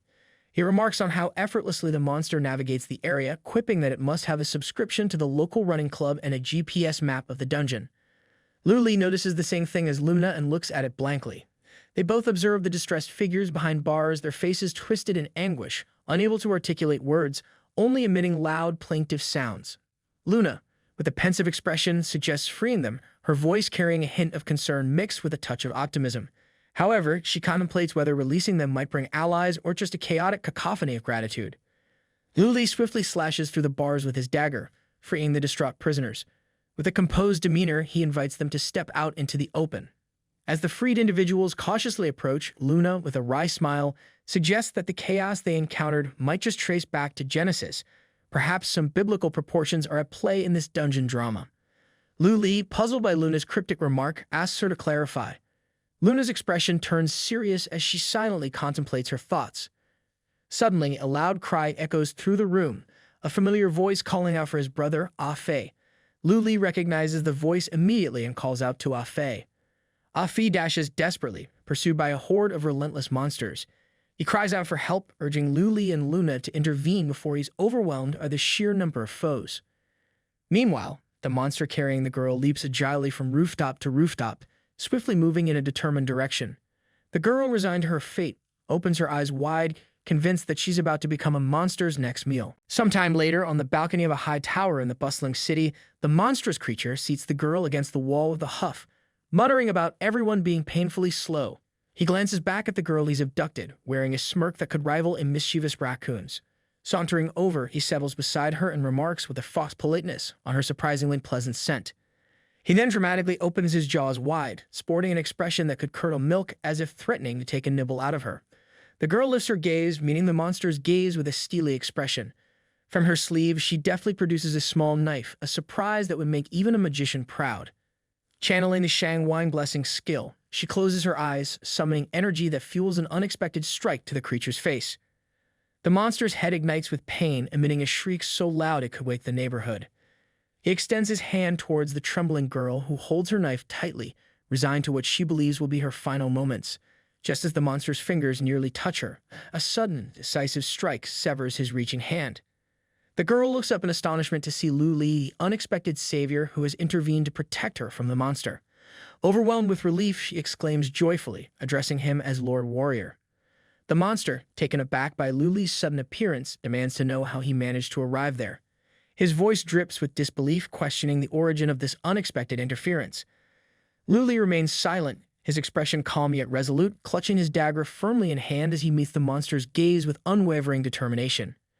He recalls the chaotic events that unfolded just 15 minutes ago in the city. Luli and Afe, accompanied by Luna, sprint away from a horde of monsters. A massive cloud of dust billows behind them, kicked up by the relentless pursuit of the creatures. The monsters scramble over each other in a comical attempt to catch up, like toddlers chasing after an ice cream truck. Luli tosses small blue pills to his companions with a wink, urging them to swallow them immediately. He himself pops one into his mouth without hesitation. What follows leaves the monsters baffled and bewildered. The trio suddenly turns invisible, vanishing like socks in a dryer. Confusion reigns among the monsters as they scratch their heads and peer around, shouting where did they go and if they are hallucinating again. One particularly puzzled monster even asks aloud if they accidentally stumble into a stealth cosplay convention. The monsters, now divided into groups to search, rely on their keen sense of smell to track down the invisible trio. However, their closeness to the scent means they can't be hiding far. The system notifies them that the group has consumed a stealth potion, causing the monsters to lose track of their target within 5 seconds. This skill comes in handy for escaping players. Seated quietly against the wall where they hide, Luli, Afe, and Luna catch their breath. Afe turns to his brother with a worried expression, pondering their next move in the face of unbeatable monsters and a missing girl. Luli reflects on their predicament, recognizing they face 2 formidable challenges: an overwhelming crowd of monsters and the abduction of the girl. Faced with such an unusual task, he concludes they must employ unconventional methods to succeed. Turning to his companions, Luli calls Afe over and inquires about Luna's name. Luna responds, revealing her name, prompting Luli to share his idea with a caveat: he'll need their assistance to make it work. Sometime later, the monsters patrol the streets, baffled by the sudden disappearance of the scent trail. Determined to locate their elusive targets, they scour every nook and cranny, muttering to themselves about checking every corner and hoping to stumble upon a clue. Against the wall, a monster munches on a piece of meat, oblivious to the stealthy approach behind him. Suddenly grabbed by the shoulder, he jumps in fright, quickly hiding the meat and turning around with a worried expression. He explains in a panic that he wasn't fooling around. He missed breakfast and was dizzy from hunger. Unveiling himself as the transformed monster, Luli reassures him that he does not need to panic as he just ate too. He tells him to take a breather and have a chat. The worried monster, still clutching his piece of meat, asks Luli what he wants to discuss. Luli settles on a nearby box and muses aloud, wondering if the powerful trio of warriors could be the ones who kidnapped the girl. Peering at Luli through meaty contemplation, the monster queries if he means the snack. The monster reassures Luli with a calm expression, explaining that there's no need to worry. Old Juan, renowned for his speed among his brothers, possesses an intimate knowledge of every house in the village. With their distinct scent, it's only a matter of time before they track them down, as their aroma carries far and wide. Luli smiles in agreement, understanding the urgency of the situation. He emphasizes the need to move quickly, catch the culprits, and regroup at the village entrance. The monster corrects Luli, asserting that they have to head to the clock tower instead. He glances away, privately musing that despite this brother is an idiot who does not know anything. Luli explains with a chuckle that he forgets things all the time due to his indulgence in drinking. Suddenly, a powerful explosion reverberates through the village, startling the monster. He turns to Luli with wide eyes, demanding to know what just happened. At the same time, Afi dashes down the street, pretending to carry the girl in his arms. He shouts back to the pursuing monsters, taunting them that he's returned, goading them to give chase. The crowd of monsters, now filling the street, hasten their pursuit, determined to catch up with Afi and his elusive prey. Imprisoned from his towering perch, the monster gazes down at Luli, clutching his wounded face in disbelief. He mutters to himself, questioning aloud how this could even be happening. But hey, monsters get surprised too, especially when unexpected guests like Luli show up unannounced. Luli swings his dagger with precision, unleashing a burst of formidable energy. In a swift motion, he rescues the girl and delivers a barrage of strikes upon the bewildered monster who dared to kidnap her. After dispatching the monster, Luli leaps down to the street where his friends are desperately fleeing from a swarm of pursuing monsters. Afi's face lights up with relief upon seeing him, exclaiming joyfully that Luli is indeed his brother. Luli swiftly scoops up the girl and urges them to keep moving, reminding them they must escape the village first before they can relax. Time to hustle, monsters and family drama won't wait. As they dash through the village, a colossal monster lumbers after them, smaller monsters leaping from its back with loud proclamations that escape is futile. Quick thinking, Luli and the group gulp down a boost potion, enhancing their speed by 30% for 30 seconds. Just in time as the massive monster swings a mighty blow their way, but thanks to their newfound speed, they narrowly evade its crushing attack. Looks like speed really does save the day. Take that, oversized menace. They sprint away from the village, bathed in the eerie glow of the red moon. As they exit its bounds, the unnatural light gradually fades, returning to normalcy. A notification chimes, confirming their successful escape from the village. Afe, finally catching his breath, remarks with relief that they finally made it out. Luli keeps running, insisting they can't stop yet. They need to push further away from the village. They maintain their high-speed escape, but suddenly, numerous shadows materialize beside them, catching everyone's attention. Startled, they all turn around, eyes wide with surprise as they behold something unexpected. The enormous monster roars in fury, its anger palpable as it glares at them. With a mighty swing of its arm, it hurls a swarm of smaller monsters directly at them. Luli, Afe, and the girl stand their ground, watching in astonishment as the creatures hurtle toward them through the air. Seems like they've just been served a surprise monster buffet. Luli realizes this isn't the time for surprise. He orders everyone to keep running. Smart move, considering the pigmen recover from the crash instantly, as if it were nothing. Suddenly, they feel like they're in a different game, a kind where you endlessly run from hordes of monsters. Perfectly lined up coins mysteriously appear out of nowhere, as if a generous but mischievous leprechaun is dropping them and obstacles hover in their path. Fortunately, this ordeal doesn't last long. They encounter a bird in their path and without missing a beat, mount it. They instinctively know this silly-looking bird has the spirit to run. With this, they manage to distance themselves from the pigs, feeling thankful for the bird, which the girl affectionately calls Mr. Duck. Now that there aren't any pigmen in sight for miles, they have time to stroll without haste and enjoy the magnificent view. The little girl, appreciating the beautiful lake, asks Luli if she can take a closer look. Luli is about to refuse, considering the drastic changes in the game, but before he can, Afi supports the girl's wish. He also suggests that Luli take a break since they all need to recover. Even Luna echoes this, pointing out that it might trigger a hidden quest. He invents an NPC's wish. Surprisingly, Luli finds this reasonable. Considering they are about 30 minutes ahead of the pigmen, he agrees, permitting a 15-minute break to recover. This decision brings happiness to the group. The girl can finally experience a normal, happy moment like she used to, playing in the lake without a care in the world. It's like a little vacation in the middle of a nightmare, complete with scenic views and a duck that doubles as an Uber. Meanwhile, Luna sorts her inventory, preparing for unexpected battles ahead. Just as he finishes, the little girl approaches Luna and asks to play with her and Afe. Luna politely declines, and the girl respects her wishes.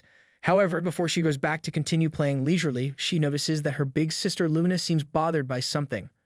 Wanting to help Luna feel happier, she stays by her side. To do this, she immediately kneels in front of Luna, holds her hand, and uses the power of light. Not long after, a bright light appears, blinding Luna. When Luna opens her eyes, she sees a familiar face calling out to her. That beautiful person is none other than her mother, brightly smiling and telling her to stop standing idly because her father is taking them to her favorite playground today. However, Luna can't move, captivated by her mother's warm smile, an image she hasn't seen for quite some time. Tears rush down Luna's face, touched by what she has witnessed. The girl, on the other hand, mistakes Luna's tears for sorrow. She immediately apologizes to Luna, explaining that she had clearly prayed for a good memory, but it seems she made a mistake since Luna is now crying. Luna quickly clarifies that the girl didn't fail. In fact, she is thankful for the gift she has given her. It's clear that this girl is really something special.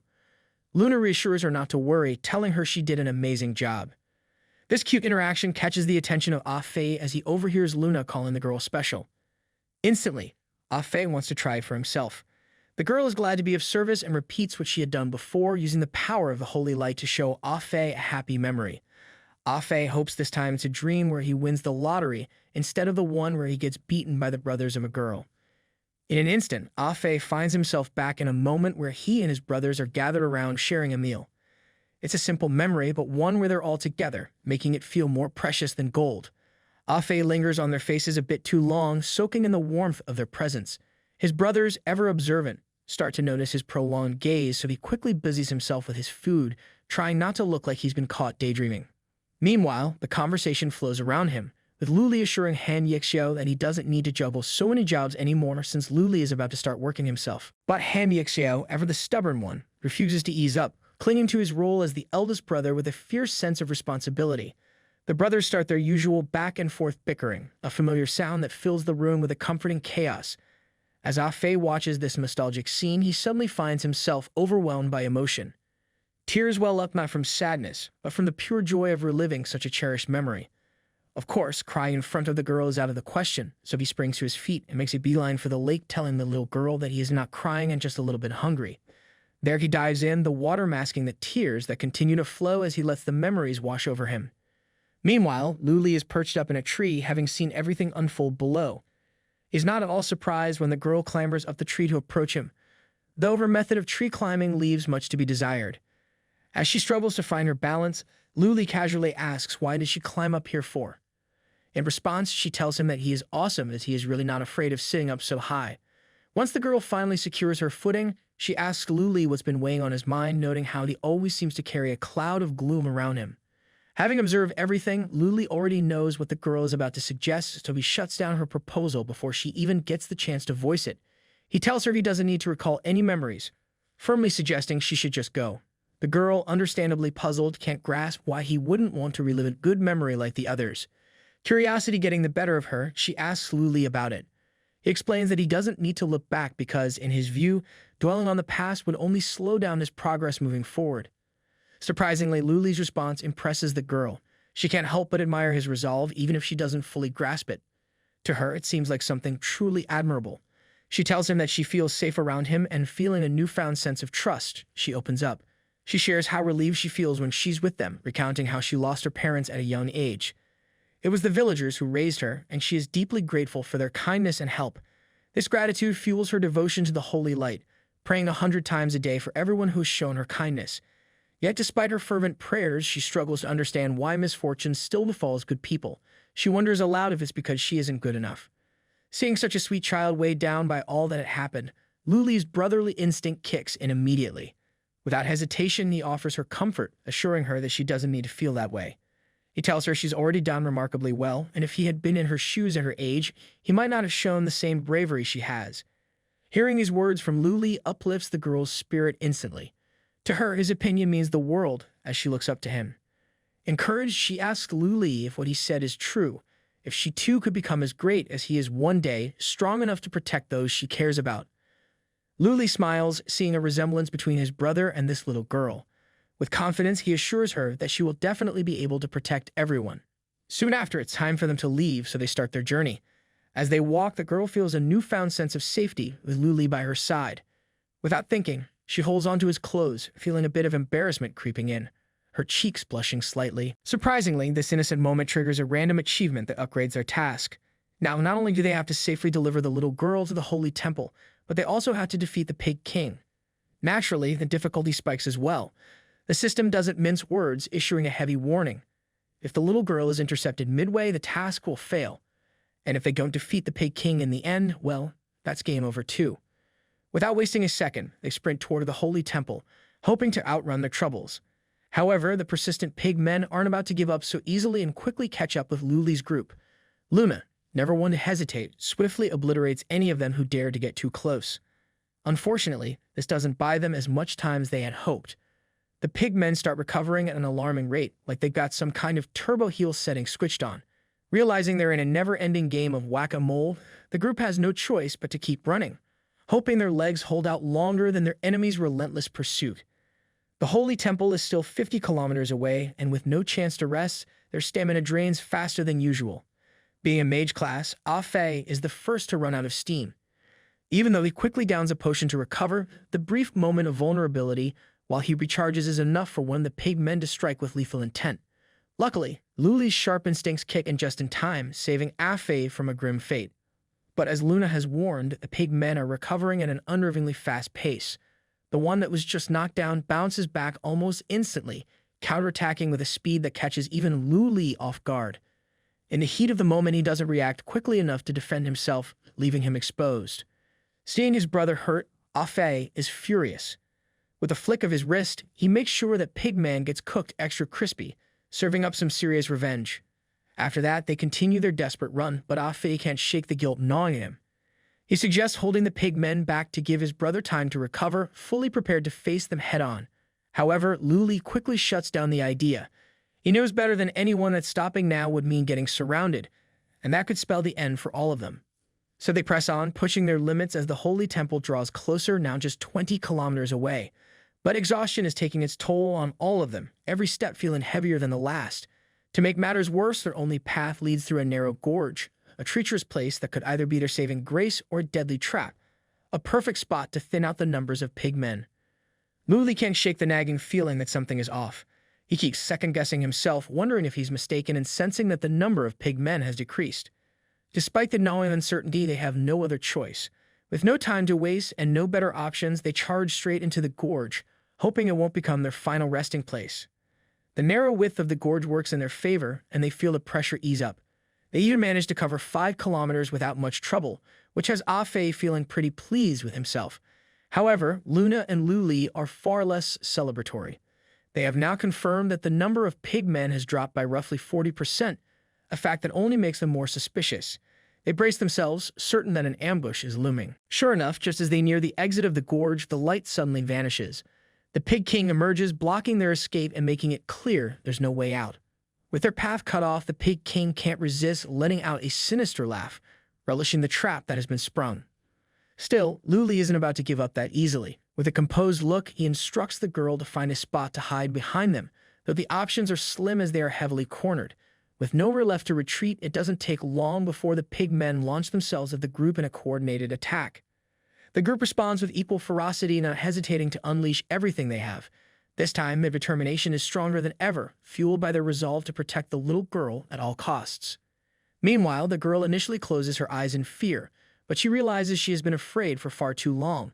Summoning all her courage, she forces herself to stop shivering and opens her eyes. She decides that she won't be a coward this time, firmly believing that the holy light will protect them. At the same time, where the sun shines bright, the temple of the holy light stands tall, looking like it has been plucked straight out of a postcard. Elegant, magnificent, and just a tad bit too perfect. Inside, the president of the temple is in full-on serious mode, briefing his followers about the urgent need to find new hosts for the holy light. Apparently, the forces of darkness have been hitting the gym, getting stronger by the day. And while the holy light is doing its best to keep the shadows at bay, it's also burning itself out faster than a candle in a windstorm. Just as the president is about to drop another wisdom bomb, one of his men bursts in, cutting him off mid-sentence, probably a first in temple history. The man reports that a large number of pig men have gathered near the valley to the east. Hearing this news makes the president's face twist into a sour expression, as if he's just bitten into a lemon. To him, this is nothing short of heresy. How dare they challenge the majesty of the holy light? Without missing a beat, he orders his men to set out and extinguish the darkness, eager to deliver some divine justice. With determination, they begin marching down the tall steps of the temple, ready to confront the heretics. But to their surprise, they don't even make it halfway down before a little pig girl comes rushing up to them, panting heavily and clearly in need of help. The president, however, looks at the little pig with utter disdain. His belief in the absolute leaves no room for pity or doubt. To him, even an innocent-looking pig is tainted, already consorting with darkness simply by being a monster. He is more than ready to baptize it with his holy light, eager to cleanse the temple of this perceived sin. But just as he is about to unleash his power, the little pig does something unexpected. It removes its mask, revealing a human little girl underneath. The sight is enough to make the president freeze mid-action, his holy light flickering out as quickly as his certainty. The president, now more intrigued than dismissive, listens to the girl's story. She explains what's happened to her village and how she ends up at the temple. With urgency in her voice, she tells him about the 3 adventurers still trapped in the gorge, pleading with him to save them. Shock washes over the president's face as he processes her words. He can hardly believe what he is hearing. This girl, standing before him, is a host of the holy light. In response, the president immediately picks her up, his delight growing as he realizes she is indeed a host of the holy light. A warm smile spreads across his face as he comforts the girl, recognizing the many dangers she must have faced on her journey. He gently asks if it had been difficult for her, to which she responds that everything was fine, as she was guided by the holy light. Pleased by her answer, the president then asks if she would be willing to become a part of the holy light itself, to make the light shine even brighter and illuminate more darkness. The girl, however, is unsure of how to respond, struggling to comprehend the full meaning of what the president is asking.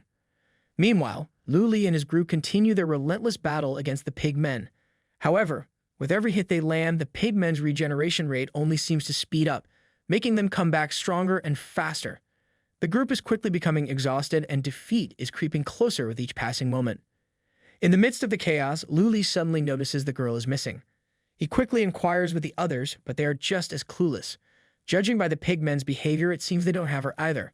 This can only mean one thing. The girl must have made a run for the holy temple on her own. This theory becomes more likely as the pig men start to lose interest in the group and instead make a beeline straight for the holy temple. Even the Pig King doesn't hesitate to head straight for where the girl is, leaving Luli's group with no choice but to hope she's made it to the holy temple safely. However, hope alone isn't enough to calm their nerves. They know they won't be able to rest until they see her safe with their own eyes. With a renewed sense of urgency, they push themselves to outrun the pigs, racing against time to find the girl before the pig men do. Moments later, they arrive at the temple of the holy light, hearts pounding and breaths heavy. They see the girl already in the hands of the president. In turn, the Pig King lets out a furious scream, raging at the sight before him. But even Luli and his group can't comprehend what they're seeing. Dread washes over their faces as the situation takes a horrifying twist. The girl's head is gone, and the president stands there, bloodied, with a twisted look of satisfaction. It becomes clear that he has consumed the girl on the spot, delighting in the fact that he's absorbed some of the holy light to make it even stronger. What makes it all the more disturbing is that the president shows no sign of guilt, completely convinced that the girl should take pride in becoming one with the holy light. It turns out, earlier, while holding the girl in his hands, the president tells her that the holy light needs her, and that she has the power to make it shine even more brightly into the darkest corners. In response, she eagerly expresses her willingness, stating that if the holy light needs her, she won't back down. Her motivation is clear. She wants to protect her village, save more people, and aspire to become like the strong adventurers who had rescued her.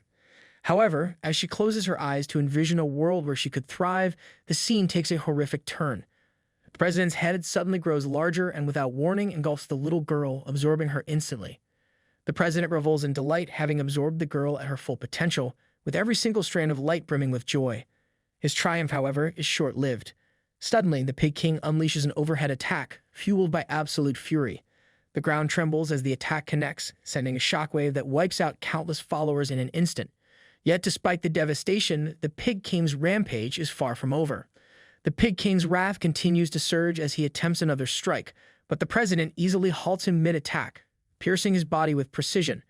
The president, in a display of audacity, takes a moment to deliver a sanctimonious speech, trying to project an image of holiness.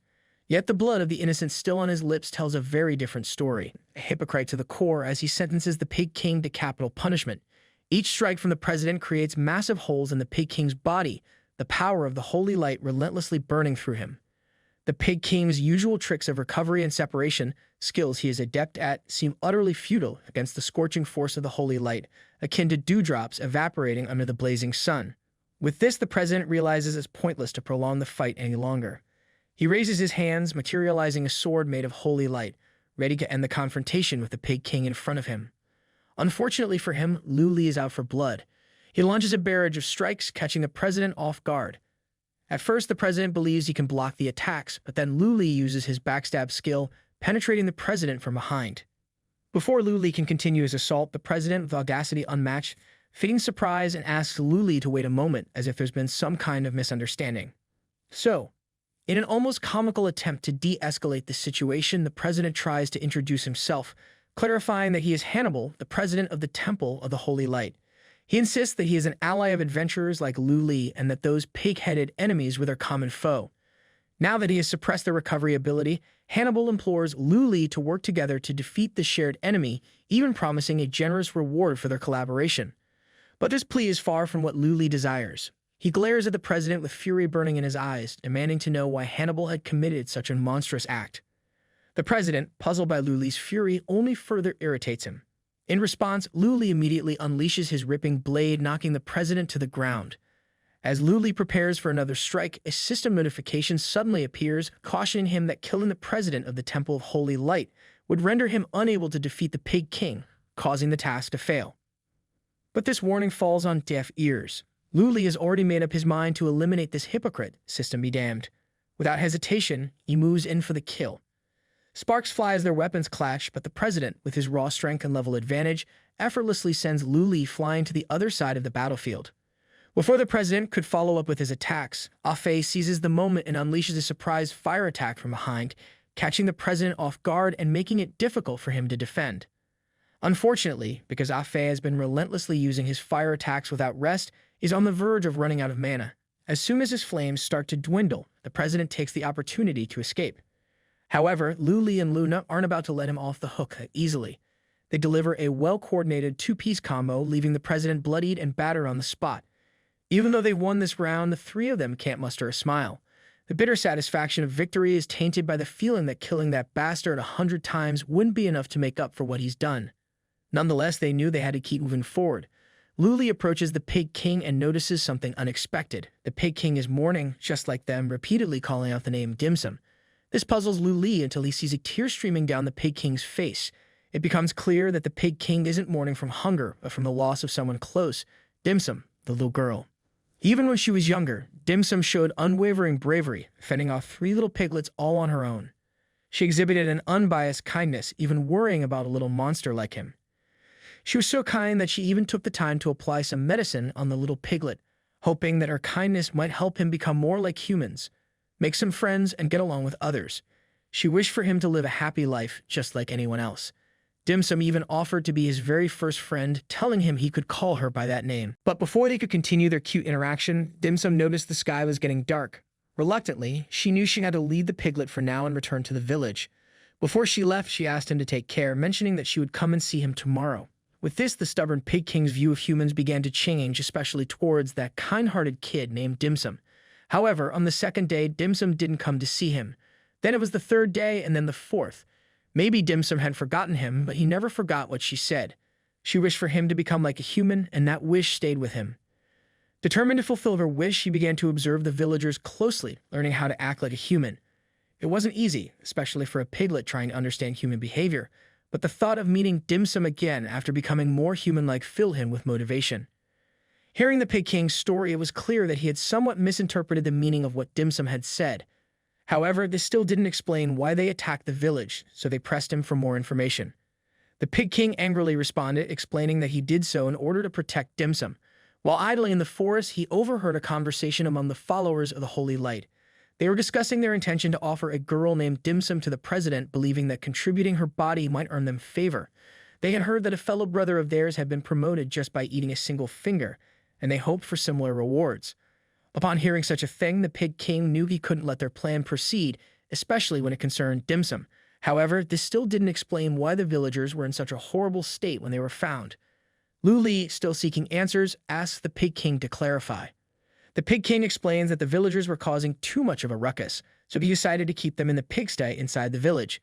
He even specifically instructed the pigs staying with the villagers to treat them the way they would normally treat other pigs. To the Pig King, this seemed like a logical solution to keep everyone under control. It became clear that the Pig King didn't harbor any malice towards humans. Concerned for his well-being, they asked if there was a way to save him, noticing that he wasn't recovering. The Pig King reassured them, saying they shouldn't worry about him. He explained that now that the president is dead, once the president's technique fades away, he should be able to recover. However, this response puzzled them, as they could see that the pig was still disappearing, indicating that something wasn't quite right. With this realization, it becomes evident that their fight with the president isn't over yet. Before they can react, he is already behind them, covered in a blinding light. Without hesitation, the president begins to open his holy light domain, a space where he holds absolute control.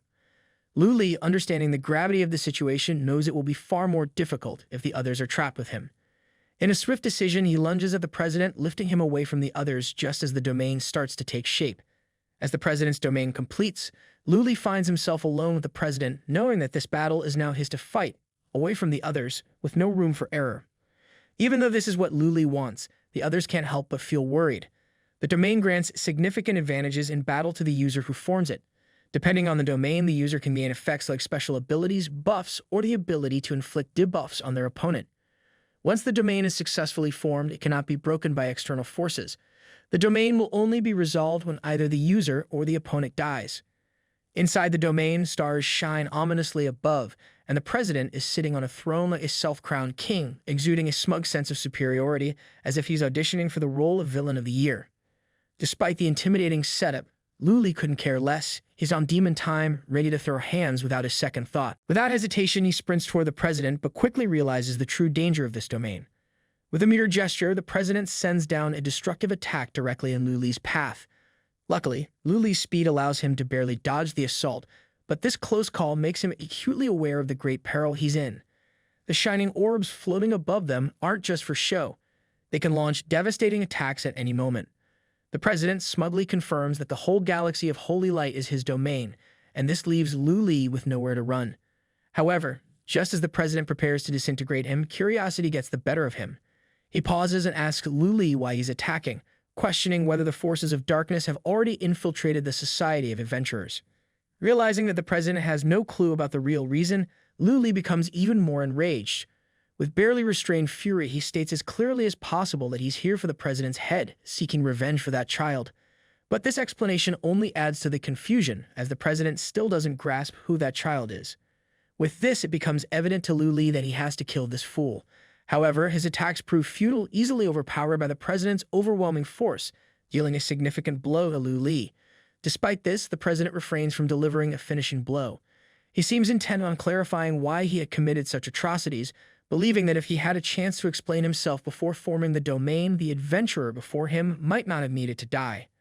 The president tries to reason that they aren't truly in conflict, suggesting that it's merely a difference in ideals. This only leaves Lu Li more confused and enraged. The president decides to explain himself further. He reveals that his actions stem from a discovery he made about the limitations of their world. Their world, he explains, is one divided by levels. After becoming the president of the Temple of Holy Light, his daily task was to issue missions related to eliminating monsters to the multitude of adventurers who came to him. This role granted him respect and protection, and every adventurer who received their reward after completing a mission would leave with a satisfied smile. Days turned into a repetitive cycle, with him doing the same things and saying the same words, while the adventurers he encountered were different each day. As he listened to them discuss fresh, new matters, a thought began to take root in his mind. Perhaps he too could head out and see the world beyond the temple's walls. One day he saw an adventurer he had met before, someone who had just returned from a journey. This adventurer had become mysterious and powerful, with everyone looking at him in envy. Inspired by this, the president decided he would also venture out to experience the world beyond the temple. The world outside was indeed incredible. A brand new city, brand new items, brand new everything. For the first time, he truly understood the value of the word freedom. But as he continued to explore, the excitement was soon overshadowed by a harsh reality. The monsters born from the darkness became more and more powerful. What started as a thrilling adventure quickly turned into a desperate struggle for survival. He went from barely holding his own to being completely helpless in the face of these formidable foes. With this, doubt began to creep into his mind. He started questioning whether the darkness could truly be capable of imprisoning the freedom of light. However, as a devoted follower of the Holy Light, he quickly dismissed these thoughts. Determined to overcome his limitations, he searched in every direction for ways to become stronger. After consulting many powerful adventurers, he finally discovered what he believed to be key: leveling up. But leveling up wasn't as easy as it sounded. No matter how many monsters he defeated, he couldn't gain a single level. He wandered across the entire continent, desperately seeking someone who could give him missions or help him advance, but to no avail. He tried every method available, and each attempt ended in failure, leaving him stuck in a cycle of frustration and helplessness. However, the Holy Light witnessed his relentless efforts and, in response, granted him a revelation. The answer came in the form of a tiny creature called Wolverette, a monster so weak it could normally be crushed underfoot without a second thought. But this insignificant monster held the key to his dilemma. Wolverettes, being so fragile, understood that the only way to survive was to become stronger. Right after they are born, they start killing each other, and the survivor consumes its fallen siblings. When these forces of the same origin are absorbed into one individual, it successfully levels up and evolves. This brutal survival strategy led the president to a chilling conclusion. The hosts of the Holy Light were the answer. But not just anyone could become a host. Only the most devout disciples, those who were the finest and most pure, were chosen to become hosts of the Holy Light. To the president, these chosen few were the perfect ingredients for leveling up his own power. Hearing the president's twisted reasoning only fuels Lu Li's fury. In front of him isn't just a scoundrel, but something far worse, a monster cloaked in righteousness. Yet the president remains indifferent, believing that the number of lives he has saved from the jaws of monsters far exceeds the few hosts of the Holy Light who have dedicated themselves to him. In his eyes, it's even reasonable to regard their lives as his reward. Having finished portraying himself as the hero of this twisted tale, the president decides it's time to end things. With a flick of his hand, he activates his ability, the Descent to Holy Light, sending hundreds of orbs locked onto Lu Li. Faced with no other option, Lu Li prepares to unleash his most powerful attack. Luckily for Lu Li, his attack proves to be more than effective. Not only does it hinder the president's assault, but also destroys the orbs in the process. The president's smug grin quickly turns into a frown as he realizes that Lu Li is far more of a hindrance than he anticipated. Not willing to waste any more time, the president immediately conjures the Spear of Holy Light and hurls it toward Lu Li with lightning speed. The spears pierce him in quick succession, so fast that Lu Li can't block a single one. With this, the president regains his confidence and once again starts proclaiming his questionable reasons for his actions. However, even though Lu Li is heavily injured, he isn't about to let the president have the last word. With a pained but defiant look, Lu Li insults him even more, calling him a mad pig trying to break out of its sty. With this, the president doesn't hesitate. He opens his jaw, attempting to consume Lu Li, not realizing that this is exactly what Lu Li had wanted all along. As the president moves in, Lu Li activates his earring, reverting back to his boss form, shocking the president entirely. Before the president can react, Lu Li catches the hand controlling the orbs and without a moment of hesitation, severs it cleanly. Just when things seem like they couldn't get any better for Lu Li, the system kicks in with a twist. A random achievement triggers, activating a mission error that requires him to kill the president of the Temple of Holy Light. If the task fails, the player will immediately die. With this new motivation, Lu Li is determined to finish the job. He takes a step back, leaps up, and positions himself above the president's orbs. The president is momentarily confused by Lu Li's move, but assumes it gives him an advantage. However, his confidence quickly evaporates as Lu Li unleashes a dark crimson aura. The president instantly realizes he's made a grave mistake. In that moment, Lu Li activates his hunting scourge blade, slicing through all of the president's orbs in a single swift motion. The spectacle leaves the president bewildered, unsure of what to do next. But he doesn't have to ponder his next move for long, as Lu Li's relentless assault continues, slicing the president's entire body from head to toe into bits. With the long fight finally over, Lu Li exits the domain in style, now wearing some fresh new gear that adds to his already impressive presence. His arrival delights Ah Fi, who proudly acknowledges that his brother is, as always, awesome. Luma, on the other hand, is both amazed and puzzled. Soloing a boss inside their own domain is no easy feat, and she can't help but be impressed by what Lu Li has just accomplished. Before they can continue their conversation, Lu Li immediately asks about the Pig King. Ah Fi responds that the Pig King stopped vanishing just before Lu Li came out. However, it was clear that the Pig King's heart was still broken from what had happened to Dim Sum, which was understandable. Even though they were just NPCs in the game, the emotions the group felt for her were very real. Moved by the situation, they decided to let the Pig King take Dim Sum back to her home, figuring that even pixelated characters deserve some closure. Witnessing this scene left a lasting impact on them. A reminder that even in a game, the connections they formed had meaning. But as much as they wanted to bask in the drama, they knew they had to move on. Lu Li, always the taskmaster, inquired if the tasks had been completed, only to find out that they hadn't. And so the system initiated a mission reset, and with it, another day began in the peaceful Coal Village. Dim Sum, the little girl, woke up from her slumber, and before leaving her bed, she started her day by praying to the Holy Light. With the Holy Light by her side, she was eager to begin her daily routine. However, this time there was a bit more excitement in the air as she was about to head out to bring medicine to the little pig she had just saved. She couldn't let Piggy wait too long. After all, punctuality is important, even when your friend is a piglet with some serious healing needs. So she strolls through the town, greeting everyone with her usual warmth, spreading cheer like it's her personal mission. But when she mentions that she's heading up the mountain to pick herbs again, the townspeople can't help but feel a little worried. After all, those mountains are known for housing some not-so-friendly man-eating monsters. But Dim Sum, ever the determined little adventurer, is persistent. Even though she knows how terrifying those monsters can be, her bravery pushes her to press forward. Just as she's about to leave the village, she stumbles upon the village chief, who introduces her to the patrolling knight of Holy Light. However, instead of feeling reassured, all she feels in the knight's presence is a sudden wave of fear. Trusting her instincts, she immediately declines the offer to become a host of the Holy Light, much to the surprise of the chief and the knight. Even Dim Sum doesn't have a clue why she acted the way she did, but her instincts kick in, and she can't help but run.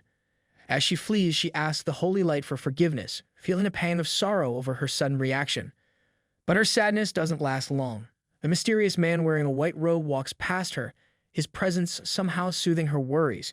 He offers her a comforting message, telling her that the true Holy Light doesn't reside in any physical location, but within her heart. With those words, her tears dry up, replaced by a sense of calm. The only thing on her mind now is curiosity about who this man is. There's something oddly familiar about him, like she's met him before in a dream or a forgotten memory.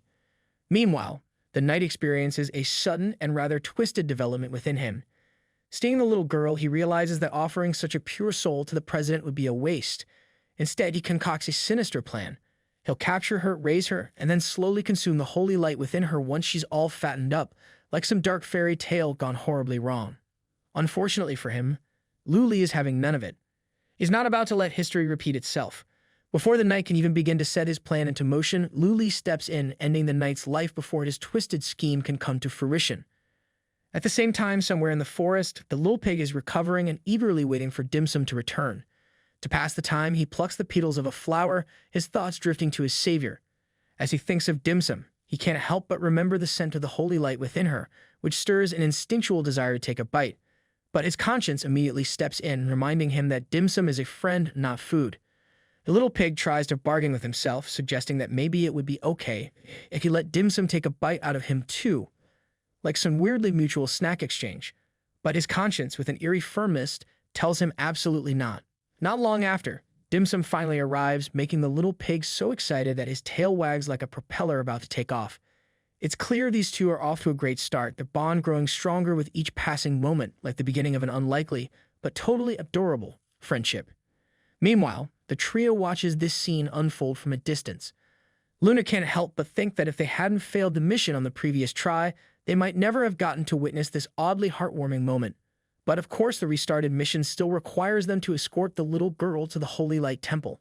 That's a task that won't complete itself, no matter how cute the current scene is. Luli gets up and tells Afei it's time to look for their next mission.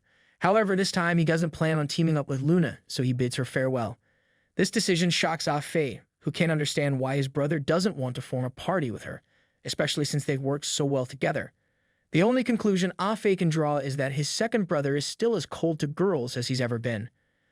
Luli, noticing Afei's puzzled expression, quickly clarifies that it's not what he thinks. He reminds Afei that they aren't here to play games.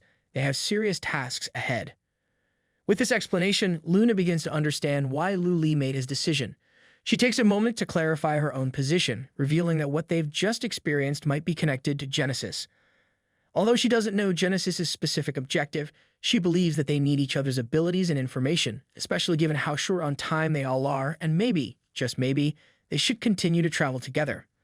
Afei, ever the optimist, gave her a big thumbs up, clearly on board with the idea, but Luli remains silent, his expression unreadable, as if he was contemplating whether teaming up was a smart move or just another detour.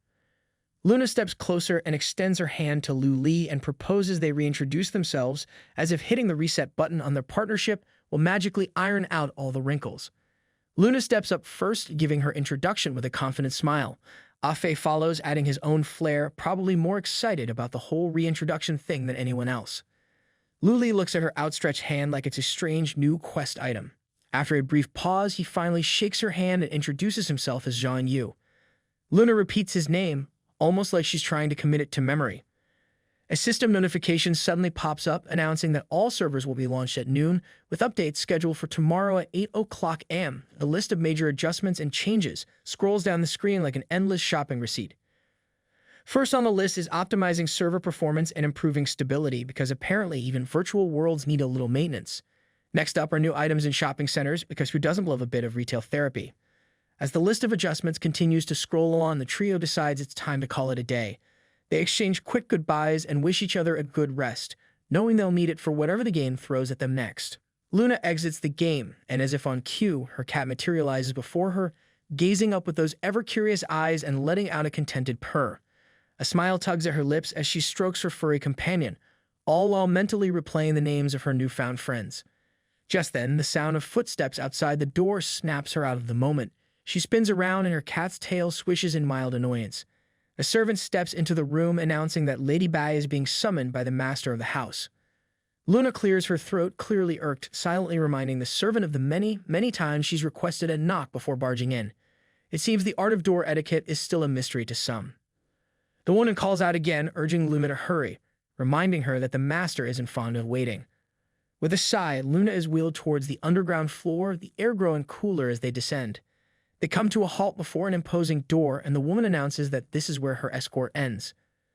Luna knocks on the massive door and informs her father of her arrival, her gaze dropping as a hint of frustration crosses her face. Waiting isn't exactly her favorite pastime. A few seconds pass, and the enormous doors swing open, revealing a spacious hall that seems to belong more to a dream than reality. Above, fish glide gracefully behind the glass, as if swimming through the sky, while a soft blue light casts an ethereal glow over her father's office.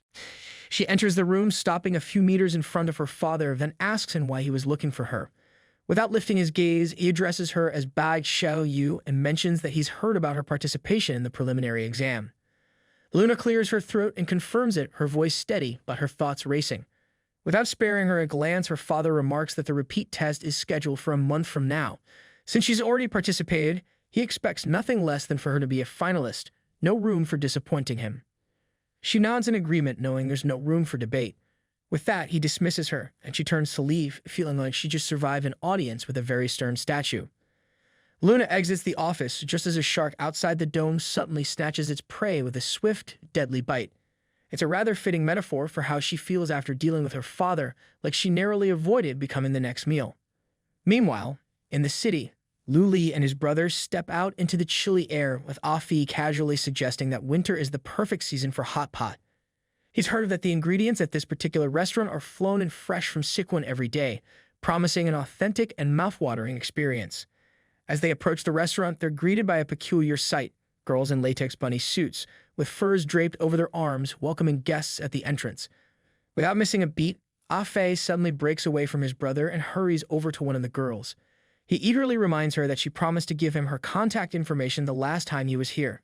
Clearly, someone's appetite isn't just for hot pot tonight. They find a table, and the food is promptly served. Afe wastes no time, piling his plate high with everything on offer: beef tripe, duck, bullfrog, bean sprouts, declaring that tonight he's going to rise from the ashes like some sort of culinary phoenix.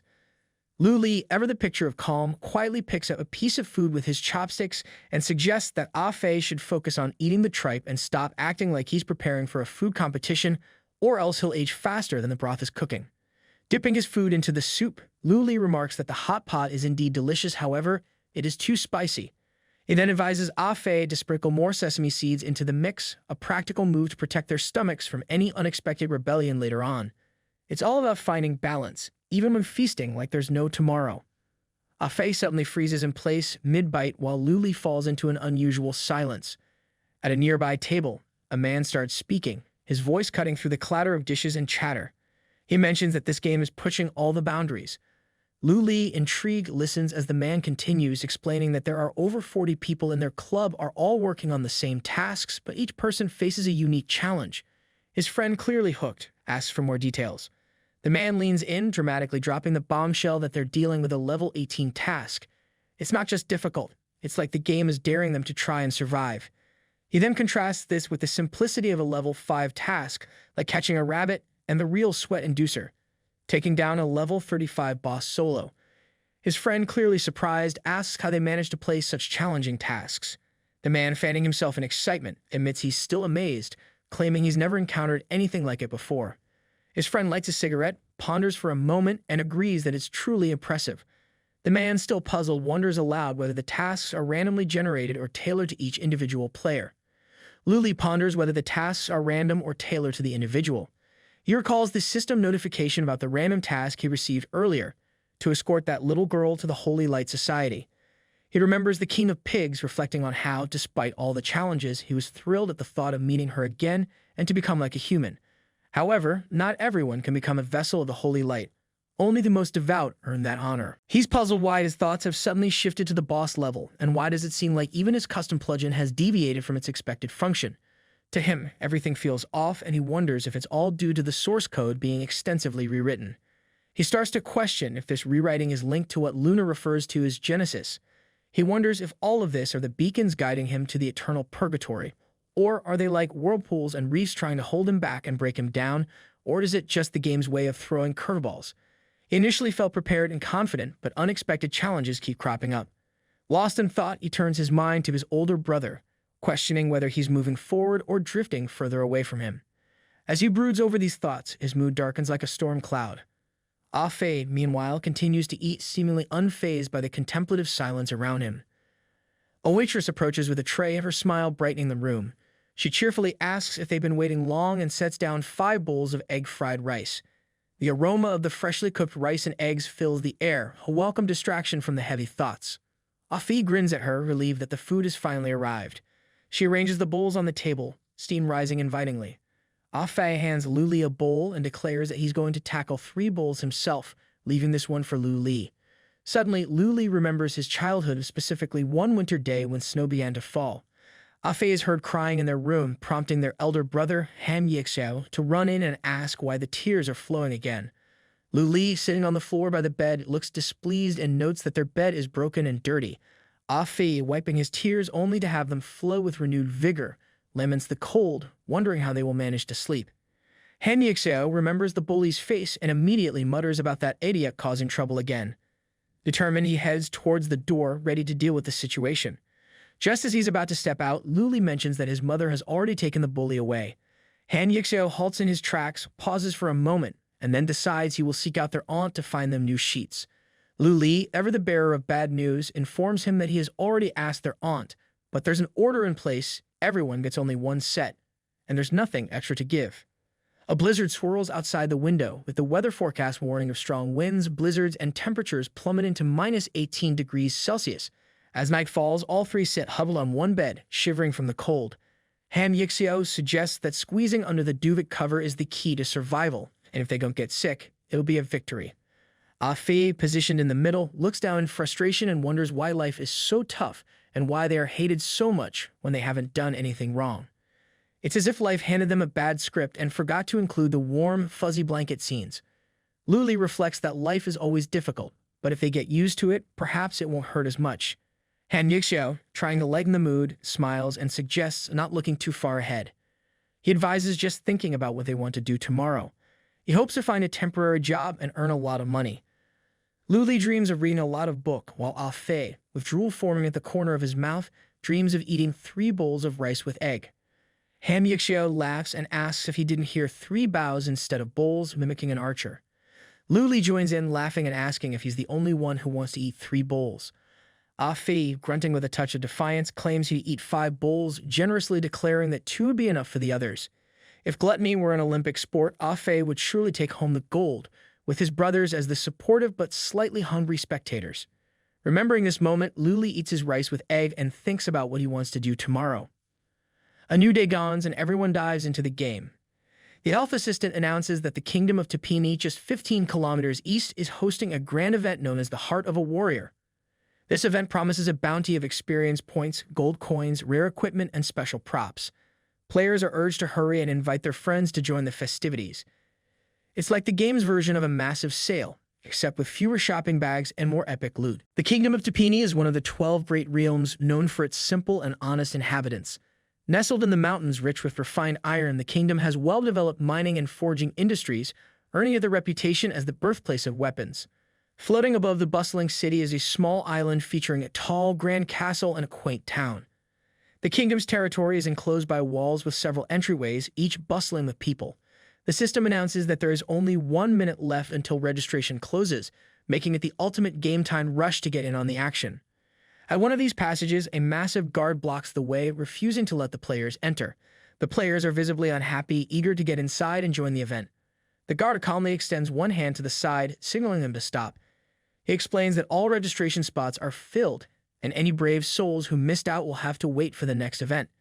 It's almost as if the guard enjoys playing the role of a bouncer at the hottest club in town, leaving the players to imagine what they're missing inside. Lu Li confidently walks up to the guard and slips a bag of 500 coins into his outstretched hand. Without hesitation, the guard allows him and his team to pass through the gate and into the kingdom. As they stroll through the walls, the other players erupt in indignation, demanding to know why they were let in while the rest were left waiting. But the guard, with a straight face, pretends as if nothing unusual happened. He even acts surprised, wondering aloud if someone really managed to slip past him.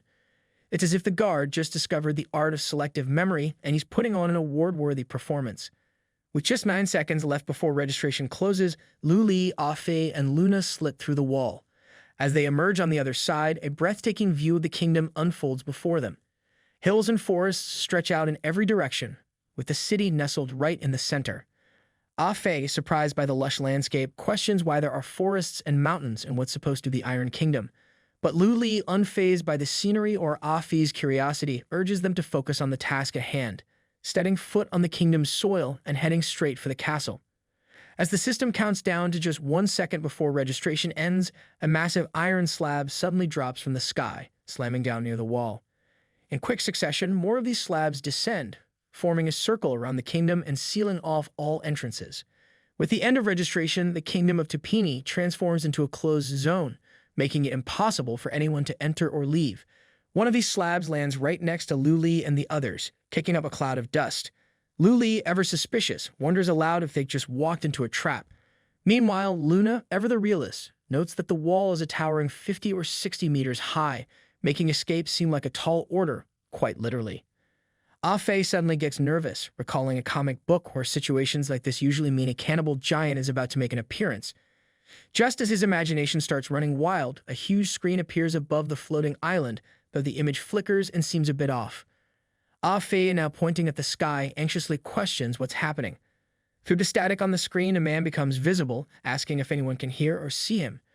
As the screen struggles to stabilize, a man in a business suit approaches him from behind, whispering that there are no issues with the projector. The first man quietly acknowledges this, as if trying to convince himself that everything is under control, though it seems like things are far from perfect, and they might just be on the set of a low-budget sci-fi flick. The man on the screen clears his throat and greets the warriors, introducing himself as Quaid, the foreign minister of the Tapini Kingdom. He proudly declares that he is also their host and responsible for the current event. With a flourish, he begins recounting the reason they were all invited, launching into a tale about the kingdom's history.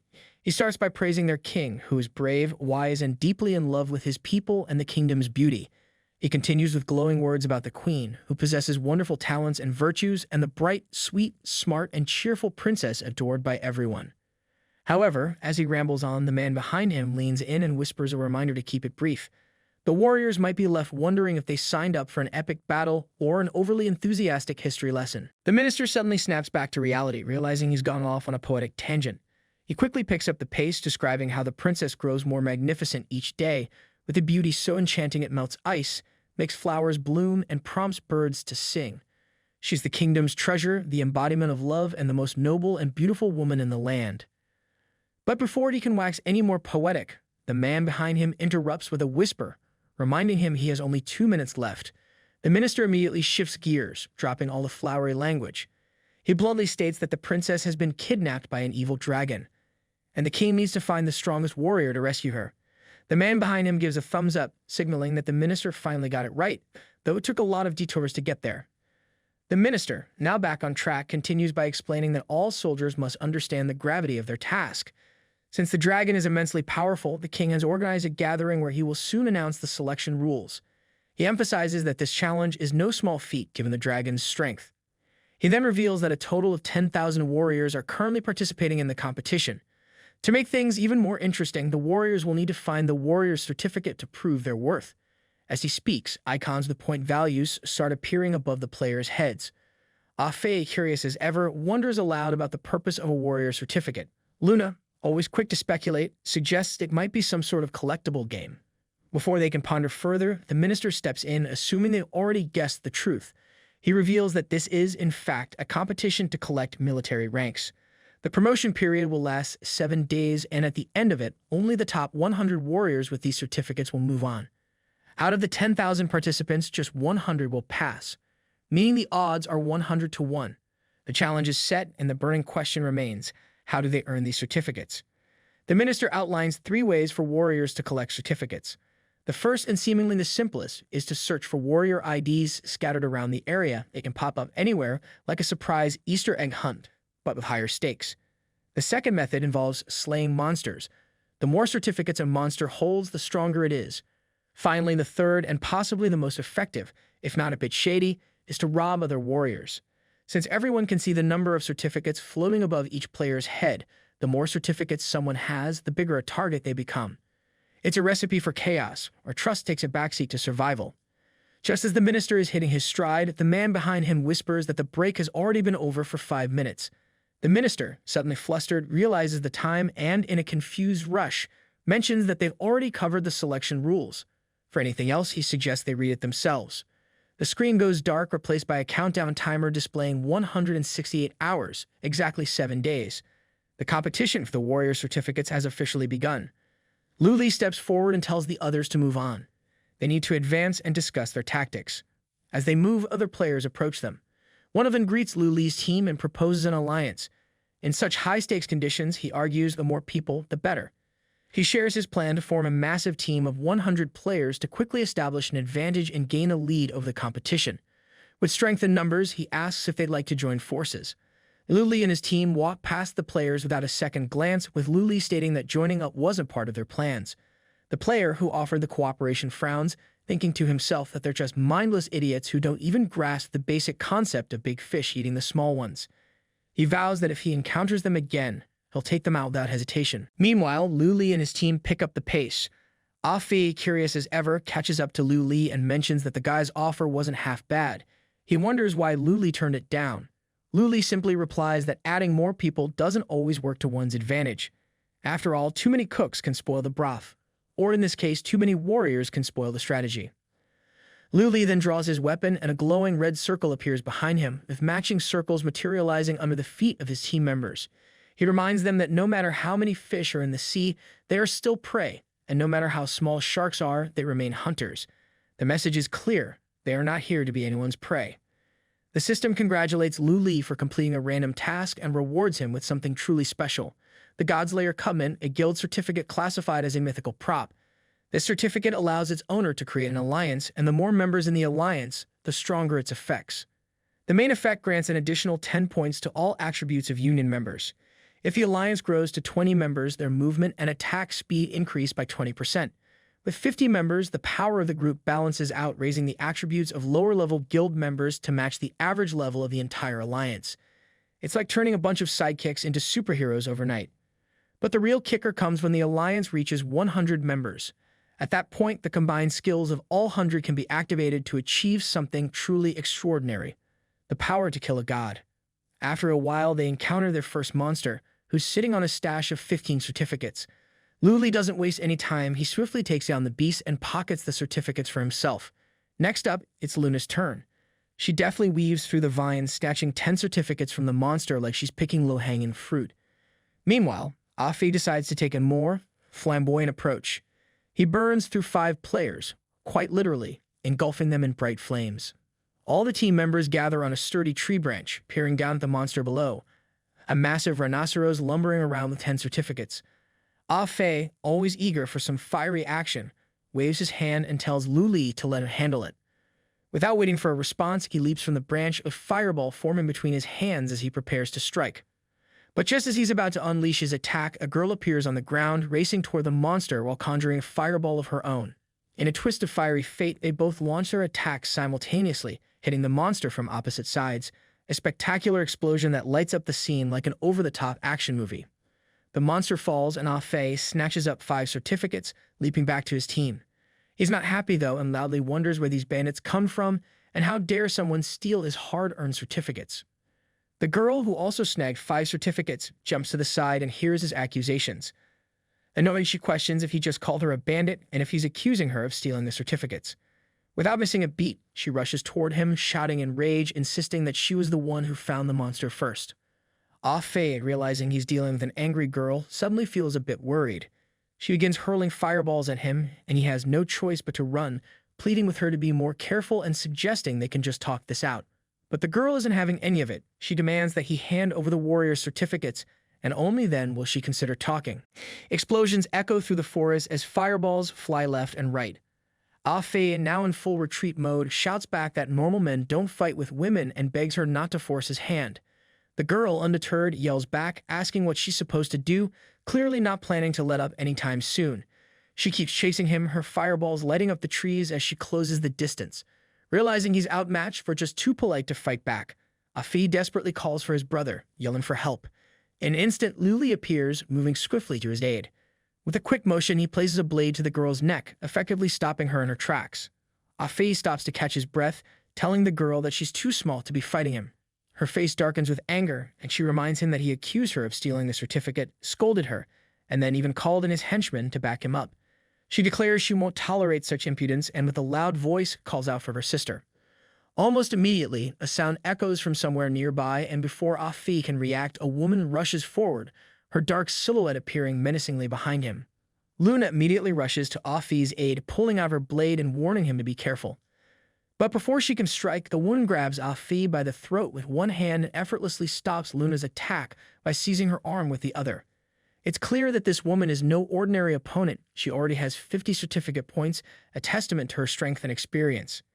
As she continues to hold them both, Afi, struggling to breathe, coughs out that she's incredibly strong and dramatically adds that he's going to die.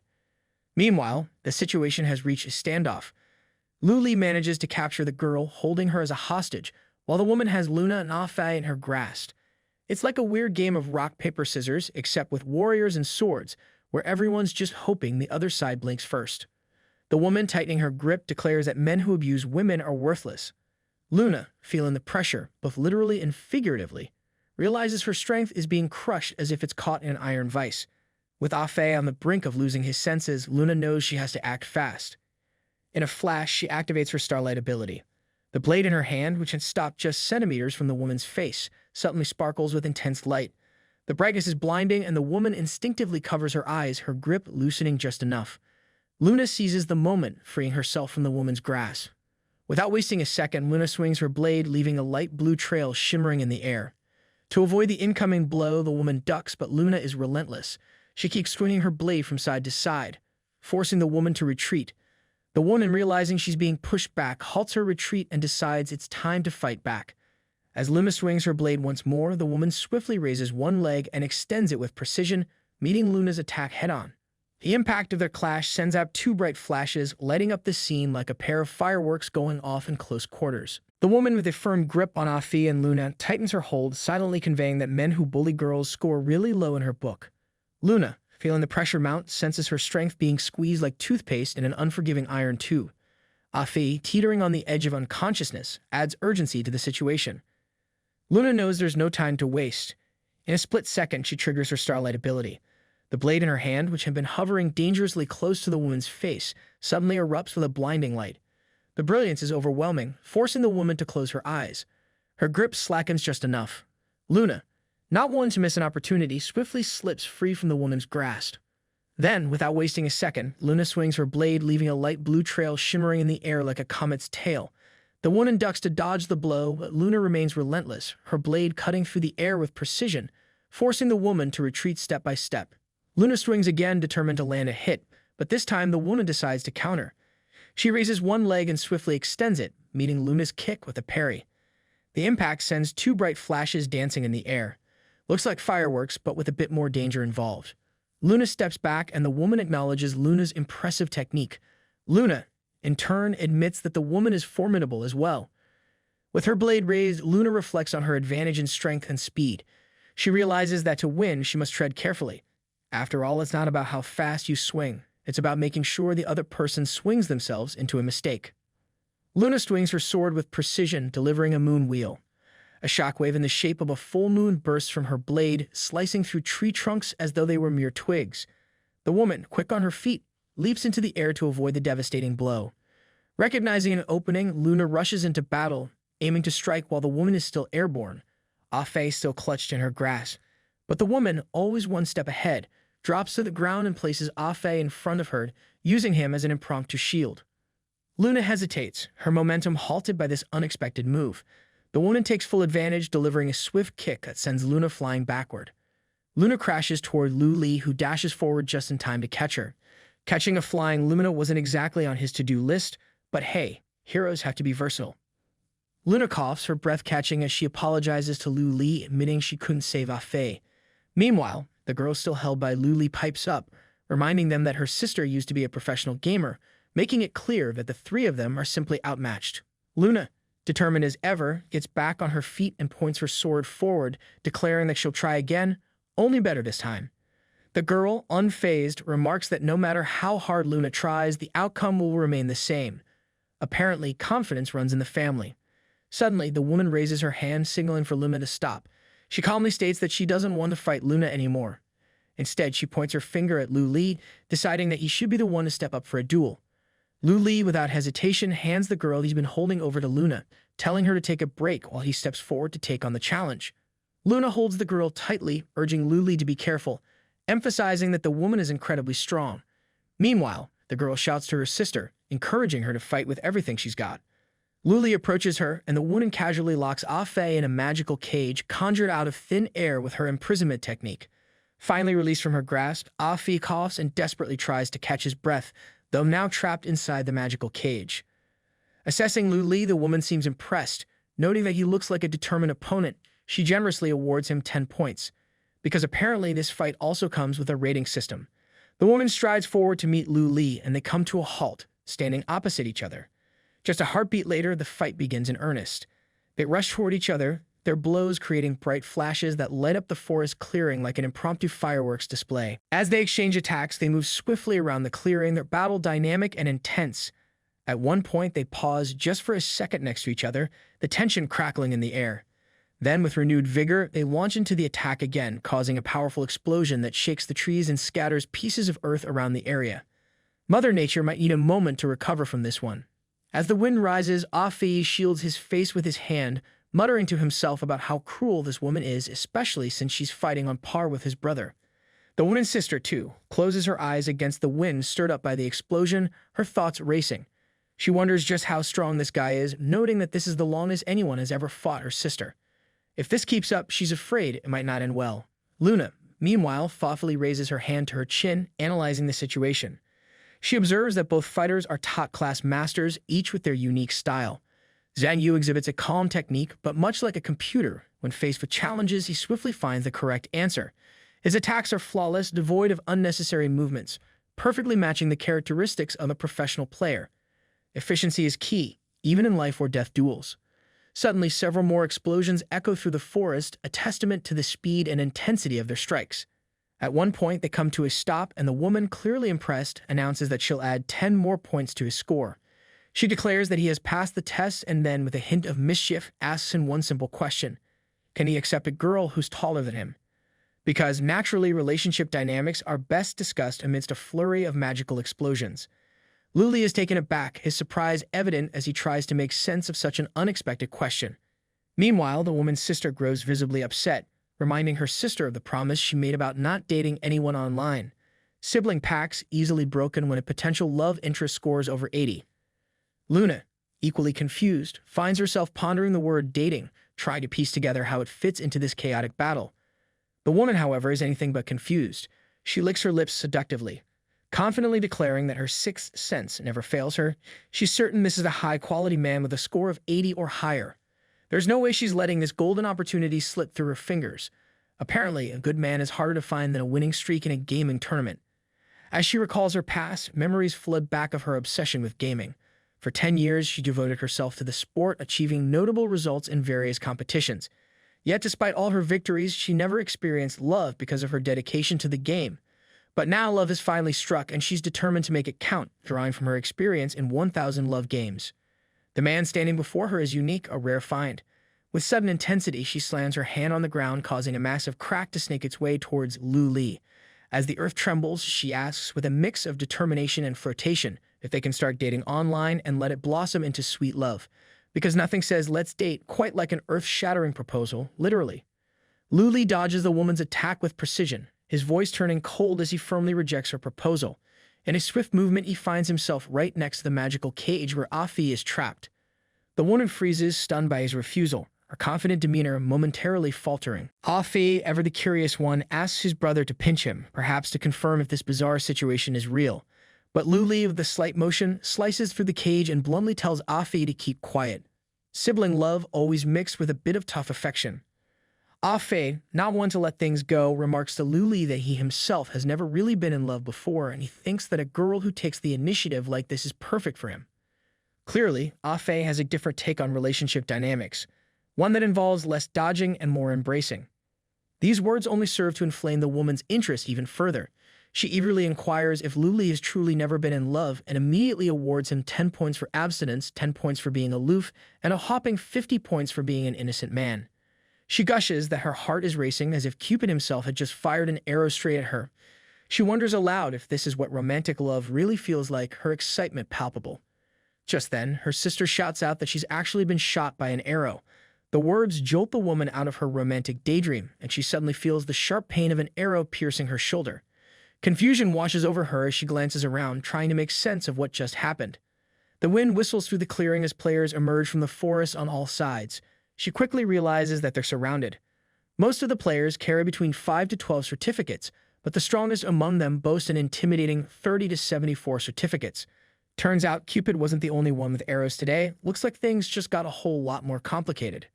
The strongest of the group, who also happens to be the baldest, turns to the others with a big grin plastered on his face, declaring that they found some fresh meat. With a gleam in his eye, he instructs the others to leave the woman with the most certificates to him, while the rest can be dealt with on a first-come, first-served basis, because nothing says teamwork like a little friendly competition over who gets the best pickings. Lu Li immediately becomes alert, sensing the danger. He quickly tells Afi to get ready and sends a signal to Luna. Afi, however, can't help but let his worries show. This situation just escalated beyond anything he was prepared for. The woman, now furious, curses at the bald leader, accusing him of ruining everything for her. Apparently, thwarted romantic plans are the least of her concerns now.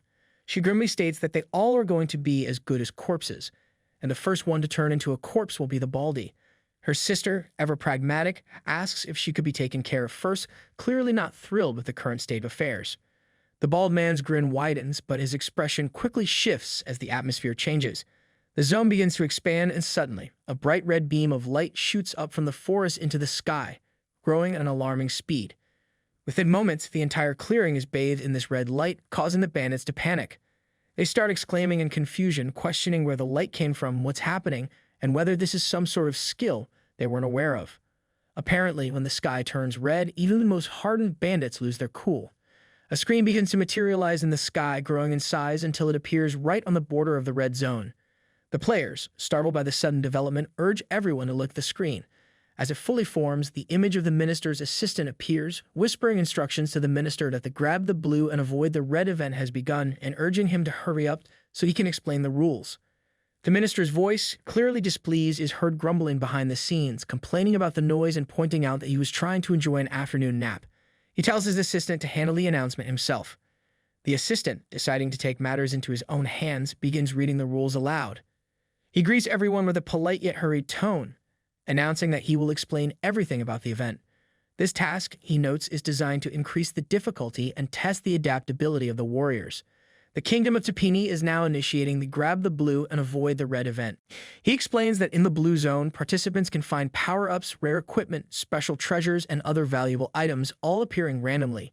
However, the red zone is far more treacherous, with punishments ranging from lethal bombing to possible transfers to another place or time, with these updates occurring at random intervals. The assistant, with a smile that suggests he's enjoying this a bit too much, concludes by saying that these are all the rules for now. He hints that new rules will be introduced in the future, but for the moment, he simply wishes everyone good luck. Because when your life depends on avoiding a randomly lethal zone, a little luck is all you really need. Just as the huge screen vanishes, chaos erupts in the clearing. People begin to run frantically in all directions, panic spreading like wildfire. One of the players shouts an alarm, questioning if they're already in the red zone. He urges everyone to forget about the others and focus on escaping to save their own lives. The system suddenly chimes in, announcing that the penalty for this area is random place and time. Warriors within the zone will be teleported randomly to different locations across the Kingdom of Tapini. Without warning, each player is highlighted in red, marking them as targets for the impending teleportation. Ah Fei, anxiety etched on his face, asks his brother what they should do. Luna, assessing the situation quickly, replies that it's too late to run now. Lu Li, always the strategist, calmly suggests that if they don't end up together after the teleportation, their focus should be on collecting the warrior certificates and heading to the central zone. He assures them that they'll meet up there afterwards. In just a few seconds, a red light that marks each player shoots into the sky like a beam, triggering the teleportation to a random place and time. The system displays that 152 hours remain until the end of the event, with 8,087 participants still in the game. With so much time and so many players left, things are only going to get more chaotic. Sometime later, in a different, unknown location on the map, powerful explosions echo through a small forest. The woman, relentless and unstoppable, has already eliminated all the players who dared to interfere with her. Now she turns her attention to the last survivor. He backs away, fear evident in his voice as he begs for mercy, promising never to cross her path again. But his pleas fall on deaf ears as she approaches with an unwavering determination, forcing him to retreat further. It seems mercy isn't on today's menu, just vengeance served cold. The man, desperate, spreads his hands wide, pleading for his life with an almost manic excitement. He offers to pay her, though she clearly has no need for his money. Sparks begin to dance around her steel glove, and without a word, she drives her fist into him, sending him flying backward. His body slams against a tree trunk with a thud. She spits out a curse, calling him a freak, her patience long since worn thin. With all the players dealt with, she now possesses 231 warrior certificates in her account. Satisfied, she turns back toward the forest, her thoughts drifting to her encounter with Lu Li. She realizes with a twinge of regret that she forgot to exchange names with him. She needs to find him quickly. Surely a man like him must have a beautiful name. As she walks, her mind wanders further, and she begins to ponder what they should name their unborn child. Because in her world, nothing says romantic destiny, quite like planning for a future that hasn't even begun. Meanwhile, in another part of the kingdom, Afi and the woman's sister have already become fast friends. The fire is crackling around them and they are shaking hands. Afe introduces himself to her and asks for her name. She smiles and responds that while her ID is spicy till you fly, he can call her Little Chili. Afe repeats her ID with a grin, commenting that with a name like that, she must love spicy food. She confirms it proudly, declaring herself a true blue Sikwan hottie.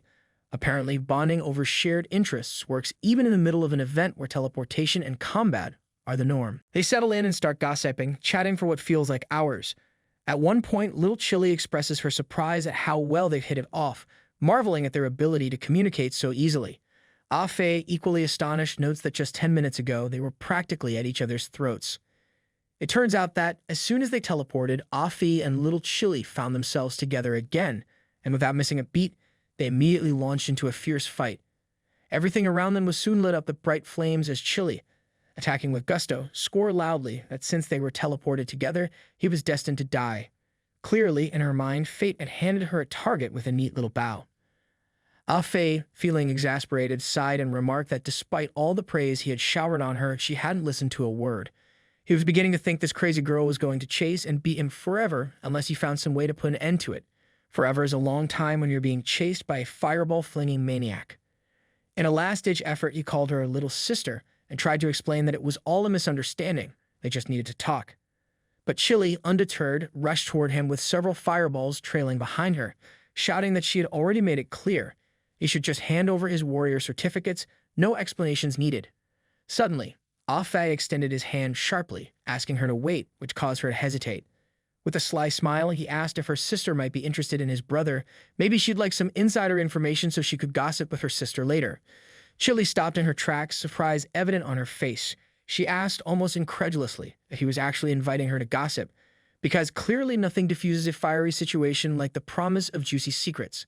Now Afe and Little Chili are sitting side by side on a log, chatting enthusiastically and occasionally bursting into laughter. The intensity of their earlier confrontation seems like a distant memory. At one point, Afe, realizing the time, suggests that it's getting late and they should go find her sister. Chili, with a mischievous smile, counters that they should be looking for his brother instead. Afe, ever the gentleman, objects, insisting that the lady should have her way and that it would be better if they focused on finding her sister first. But Chili shakes her head, disagreeing. She assures him there's no need. Once they find his brother, her sister will undoubtedly track them down on her own. After all, when it comes to love and sibling instincts, there's no hiding in the kingdom of Tapini. Meanwhile, after teleportation, Luna finds herself by a large, serene lake. The moon is already high in the sky, casting a silver glow over the water, while the night flowers sparkle softly under the moonlight. Luna attempts to open the map, but quickly realizes it's not functioning. Communications and map access have been temporarily disabled. She mutters to herself, acknowledging that finding Afe and Zhan Yu will be more challenging than she anticipated. A wave of loneliness washes over her as she looks down, feeling isolated once again. Her gaze drifts to the quiet surface of the lake, where the moonlight gently filters through, casting a serene glow. The scene stirs a memory of her father's stern words, reminding her that she must become a winner and avoid bringing disgrace to the family. She remembers how she had agreed to his expectations, and he had only offered a brief acknowledgement, dismissing her with a cold, distant demeanor. Thoughtfully, she raises her hand to her chin, her thoughts turning inward as she silently addresses her mother. She tells her mother that Daddy met her himself today, noting that while he spoke coldly and never really looked at her directly, she believes that deep down, he still cares and hopes that she will achieve something meaningful. Memories of the laboratory flash through her mind, the pain she endured while lying on the table, connected to countless wires. In her mind, she continues telling her mother that even though it's so painful, she will continue doing her best and will take good care of herself. She silently asks her mother not to worry about her, promising she will stay strong and focused on her goals. Lost in her memories, Luna is abruptly jolted back to the present by the sound of dripping water. She freezes, sensing something ominous behind her. Slowly, monstrous hands reach out from the water, and within a heartbeat, a massive creature emerges fully from the lake. The monster is enormous, with 3 pairs of legs and the terrifying strength equivalent to 999 warrior certificates. Just as it surfaces, the force of its emergence sends a huge splash of water into the air, droplets raining down onto the nearby trees and bushes like a sudden storm. Clearly, this peaceful lakeside moment just turned into a nightmare. Meanwhile, in another part of the forest, Luli is locked in combat with a mysterious player. The signs of their intense battle are etched into the ground, evidence of the fierce clashes that have taken place. Luli's opponent laughs loudly, acknowledging Luli that he is strong. Then with a smug grin, he sticks out his tongue and boasts that he is even stronger. It turns out that 2 hours earlier, a ray of light had appeared in the forest and teleported Luli here. Emerging from the light, he casually slipped his hands into his pockets and looked up, thinking out loud. From the light in the sky and the distant sounds echoing through the forest, he deduced that he was the only one teleported to this location. No one from his team was nearby, but he wasn't too concerned. He was confident in their abilities to handle the monsters on their own. What mattered most to him now was collecting warrior certificates. He wore a cloak of invisibility, a valuable asset that enhanced his attributes. However, he knew the cloak's limitations. Its invisibility would vanish the moment he launched an attack or if he was attacked. After a while, Luli encountered wild monsters in the forest. He swiftly dispatched them, adding their certificates to his collection. As he continued his journey, he came across players and, after brief confrontations, claimed their certificates as well. At one point, he stumbled upon 2 players standing indecisively next to an exhausted monster, unable to agree on who would take the certificates. Without hesitation, Luli made the decision for them. With a single swing of his blade, he swiftly eliminated both the players and the monster, adding their certificates to his growing tally. Moving further through the forest, he leaped from branch to branch, reflecting on his encounters. He noted that monsters with fewer certificates were indeed weaker and easier to kill than players. However, the more certificates a monster possessed, the more challenging they were to defeat. Now in possession of 226 certificates, Luli slipped back into his invisible state. He reasoned that the most effective strategy would be to target players who had just finished battling monsters and were already fatigued. Luli stopped near a clearing where 2 players were locked in battle with a monster that boasted 70 certificates. The female player stood slightly to the side, applying buffs to her partner, who was poised to strike the monster with his sword. A purple aura from the buffs enveloped both his blade and body, and with a swift, powerful swing, he decapitated the monster in a single wave of energy. As the monster fell, its 70 certificates were added to the player's existing 40, bringing his total to 110. The girl, calling him Han Shao, praised him, marveling at how easily he had slain such a powerful monster. She added that she felt safe being by his side.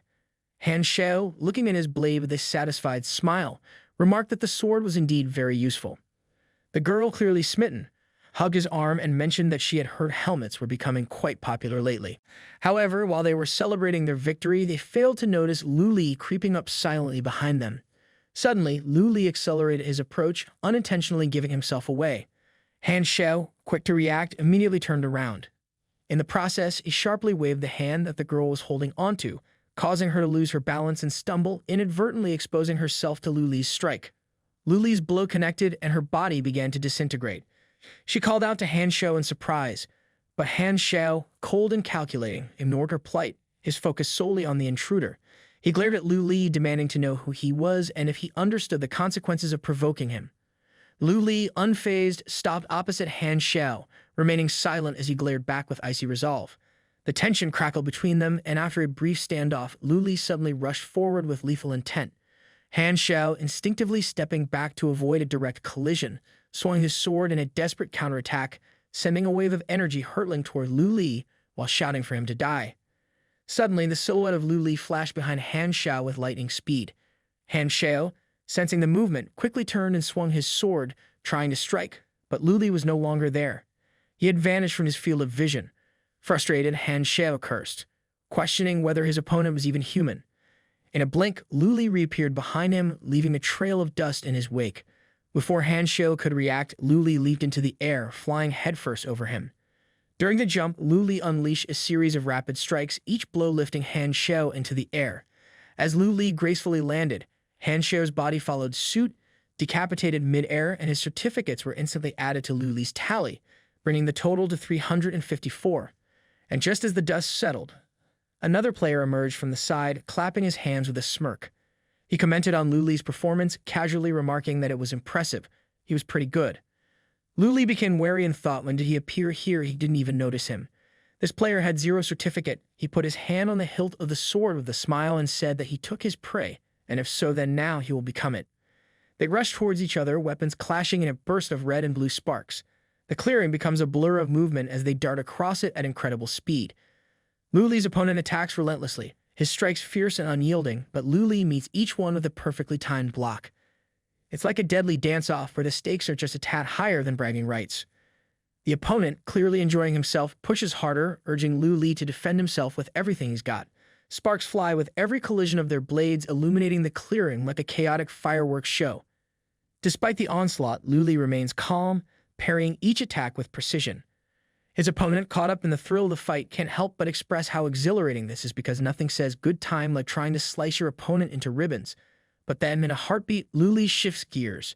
He makes a sharp lunge forward, unleashing his ripping, explosive blade.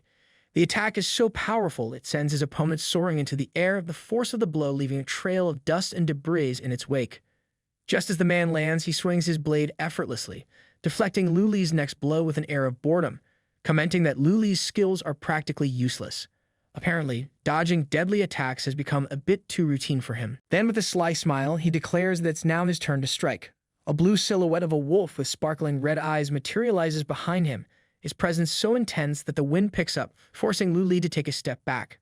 Without hesitation, his opponent points his sword in Lu Li's direction and orders the wolf to attack.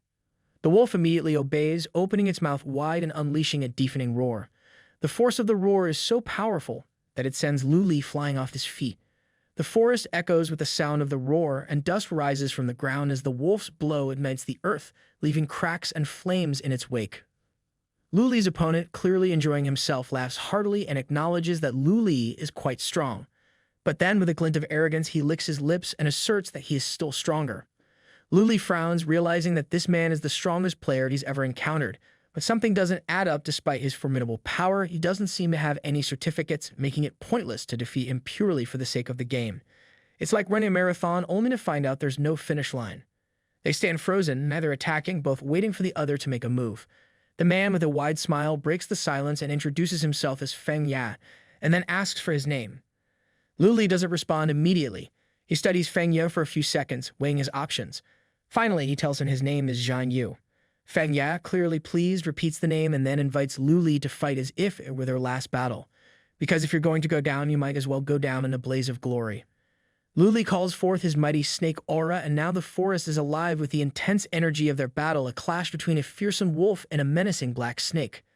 Sparks of different colors dance through the air as their auras collide, each explosion sending shockwaves through the trees. Feng Ya lunges forward with a powerful strike, but Lu Li ducks just in time, knocking his sword away. In one swift motion, Lu Li swings his blade in a wide circle.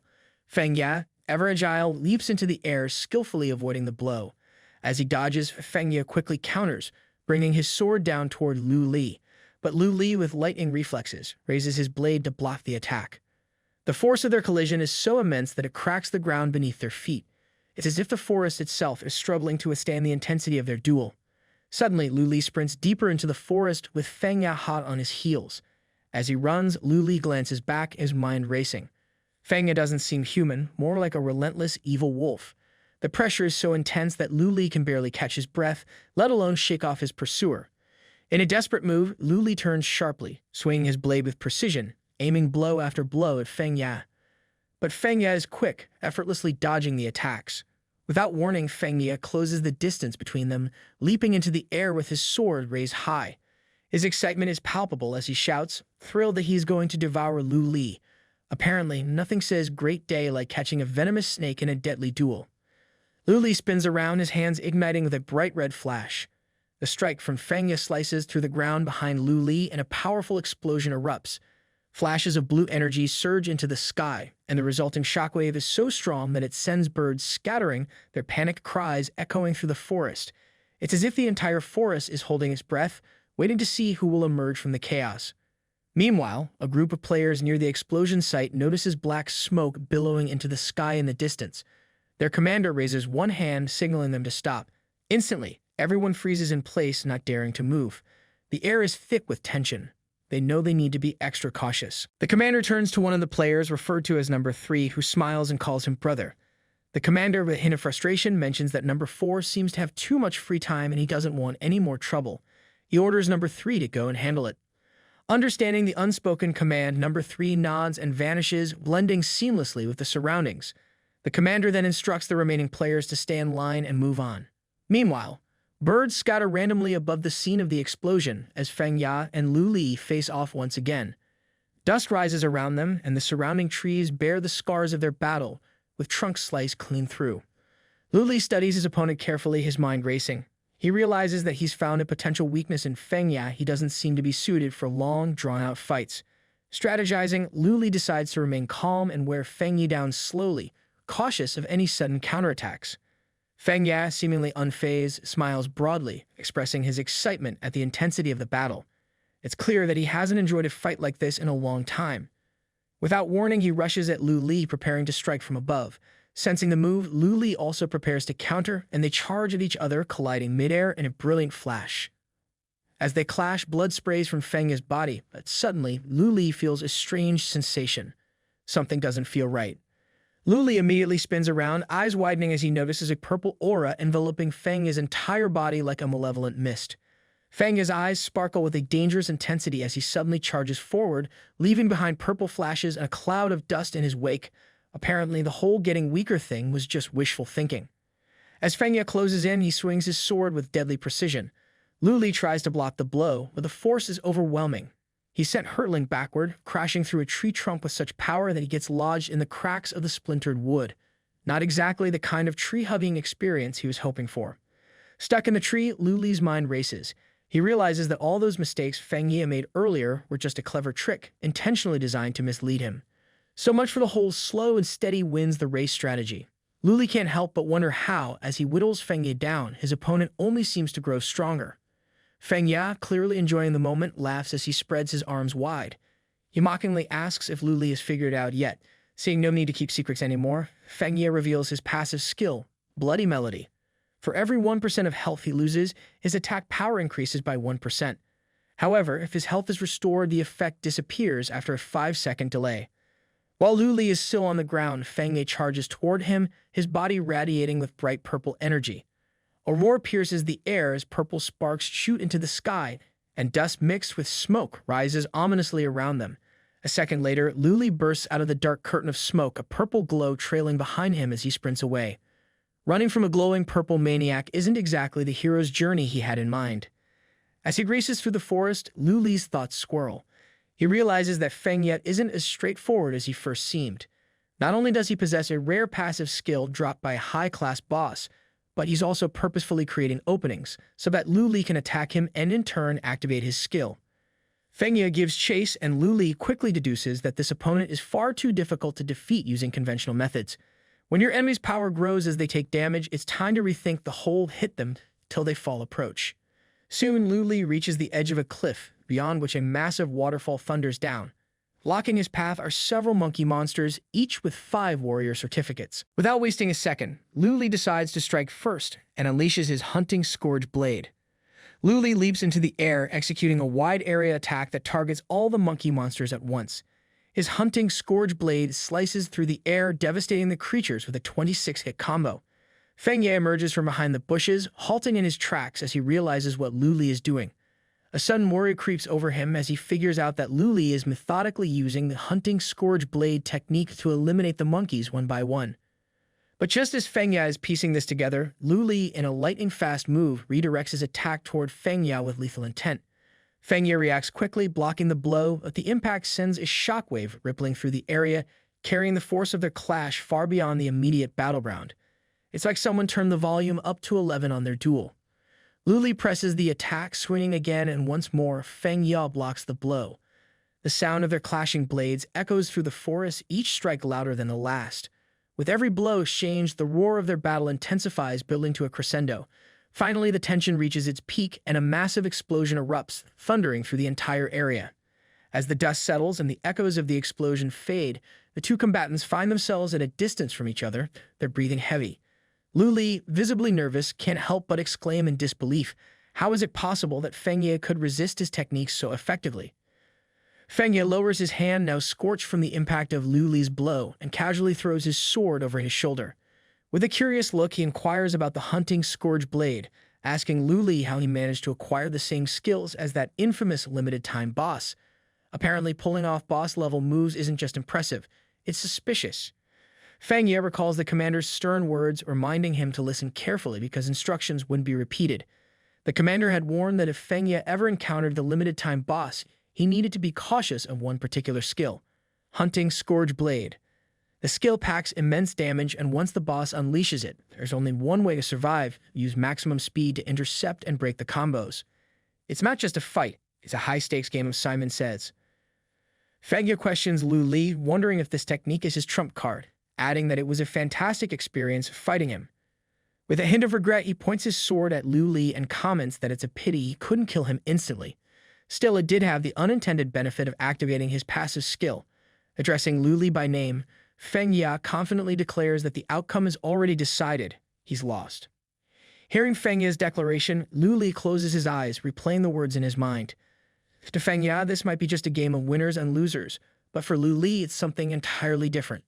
Suddenly, Lu Li lowers his hands and red sparks begin to flicker around him.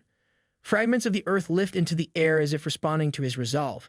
His determination surges and he silently vows that he cannot lose so easily. Fengya, shielding his eyes from the sudden wind generated by Lu Li's power, starts to feel a pang of nervousness. The momentum has shifted dramatically. Fengya wonders what's going on, if there's a backup plan. Realizing Lu Li is far away from giving up yet, Fengya at last admitting that Lu Li's strength is truly something. It excites every drop of blood in his body. Apparently, facing a potentially overwhelming power isn't just intimidating, it's downright exhilarating. Meanwhile, hidden nearby, number 3 grins quietly as he observes the scene. He mutters to himself that this is truly wonderful, then pulls an arrow from his quiver and takes aim, and just as he prepares to fire, he remarks that the commander is in a hurry and would not be pleased if things got delayed. Apologizing under his breath, he decides to lend Fengya a helping hand, ready to intervene in the duel, because nothing says brotherly love like a well-timed arrow from the shadows. Just as Lu Li and Fengya prepare to attack each other again, number 3 quietly draws a shadow arrow and releases it. The arrow shoots forward with lightning speed, cutting through the air and leaving bright green flashes in its wake. A moment later, the arrow pierces Lu Li's shoulder, sending him flying backward, while Fengya freezes in shock. Fengya immediately spins around, demanding to know who did this. Number 3 casually steps out from behind the bushes, cheerfully announcing that he's come to help. Fengya's thoughts race. He wonders why is he here, but there's no time to dwell on it. He quickly turns his focus back to Lu Li, unleashing his Misty Wolf ability, and a bright purple pulse slams into Lu Li, knocking him back even further. A spectral wolf materializes behind Fengya as he extends his sword forward, commanding the wolf to attack. The wolf roars, releasing a powerful shockwave that merges with the earlier pulse, leaving Lu Li with no chance to recover. The combined force sends him hurtling off the cliff, his sword slipping from his grasp. Lu Li tumbles down, his hair turns white, and he crashes into the lake below with a resounding splash. Not exactly the peaceful dive into the water anyone hopes for. Numbers 3 and 4 stand at the top of the cliff, watching the aftermath. After a brief pause, number 3 turns to Fengya, noticing something odd. He points out that Fengya's number of certificates hasn't increased, and with a hint of suspicion, he asks if Lu Li might still be alive. Fengya, faking surprise, wonders aloud if Lu Li really isn't dead yet. With a knowing smile, number 3 turns to Fengya, suggesting that maybe he let Lu Li go on purpose. Fengya, attempting to brush off the accusation, denies it, asking how that could even be possible. But number 3 isn't convinced. He questions why did not Fengya use the Shadow Wolf technique at the end if he wasn't interested in finishing the job, especially when it's such a juicy target.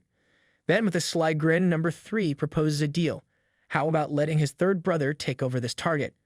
Fengya's anger flares, and he immediately lashes out, attacking number 3 and declaring that this prey is his. Number 3 deftly defends against the blow, laughing as he asks why Fengya is so upset. He was just joking around. Backing away from the cliff's edge, number 3 shakes his head, reminding Fengya that they need to move quickly. They can't afford to keep the elder brother waiting. Fengya, clearly displeased, thinks to himself how annoying number 3 is as always. However, he can't help but smirk as he mentally addresses Zhang Yu, vowing that next time they'll determine who the true winner is, because nothing fuels a rivalry like unfinished business and a cliffhanger ending. Meanwhile, night has fallen in the area where Afi and Chili are traveling. They walk together through the dark forest, their laughter echoing softly in the night. Chili looks up at him with a playful smile, teasingly asking if he's telling the truth. Does this really mean his brother isn't just an ideal, handsome man, but also very educated and rich? Afi, with a grin, responds by sharing a phrase from their dialect, one that roughly translates to deceiving someone into believing he's someone's son. Chili laughs, remarking that Afi is learning quickly. Suddenly, a rustling sound comes from the bushes, and they both freeze, their playful banter instantly replaced by tension. Out of the bushes jumps a goblin with 35 certificates, his eyes gleaming with malice. Afe doesn't hesitate, his hands ignite in flames as he steps in front of Chili, telling her to be careful and suggesting she hide behind him. But Chili has no intention of staying out of the action. With a determined shove, she pushes him aside, telling him to be the one to be careful and suggesting he hide behind her. Because who says chivalry can't be a little bit reversed? Afe stumbles to the ground as Chili steps forward, her confidence unwavering. She stretches out her hands, summoning a fiery tornado that engulfs the goblin in an instant. The monster is swiftly incinerated, leaving nothing but ashes, and 35 new certificates in its wake. Dusting off her hands with a satisfied smile, she declares the job done. Chili turns to Afe and asks with a teasing grin why he's sitting on the ground. Afe, trying to play it cool, smiles awkwardly and says he just slipped, because obviously that's the most dignified way to explain being knocked over by your own chivalry. Chili helps him to his feet and asks if they were just talking about where he was from. Afe thanks her for the help, all the while thinking about how close she is.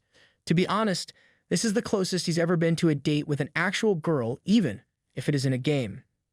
As they continue walking, Afe shifts the conversation, mentioning that they only talked about her sister before.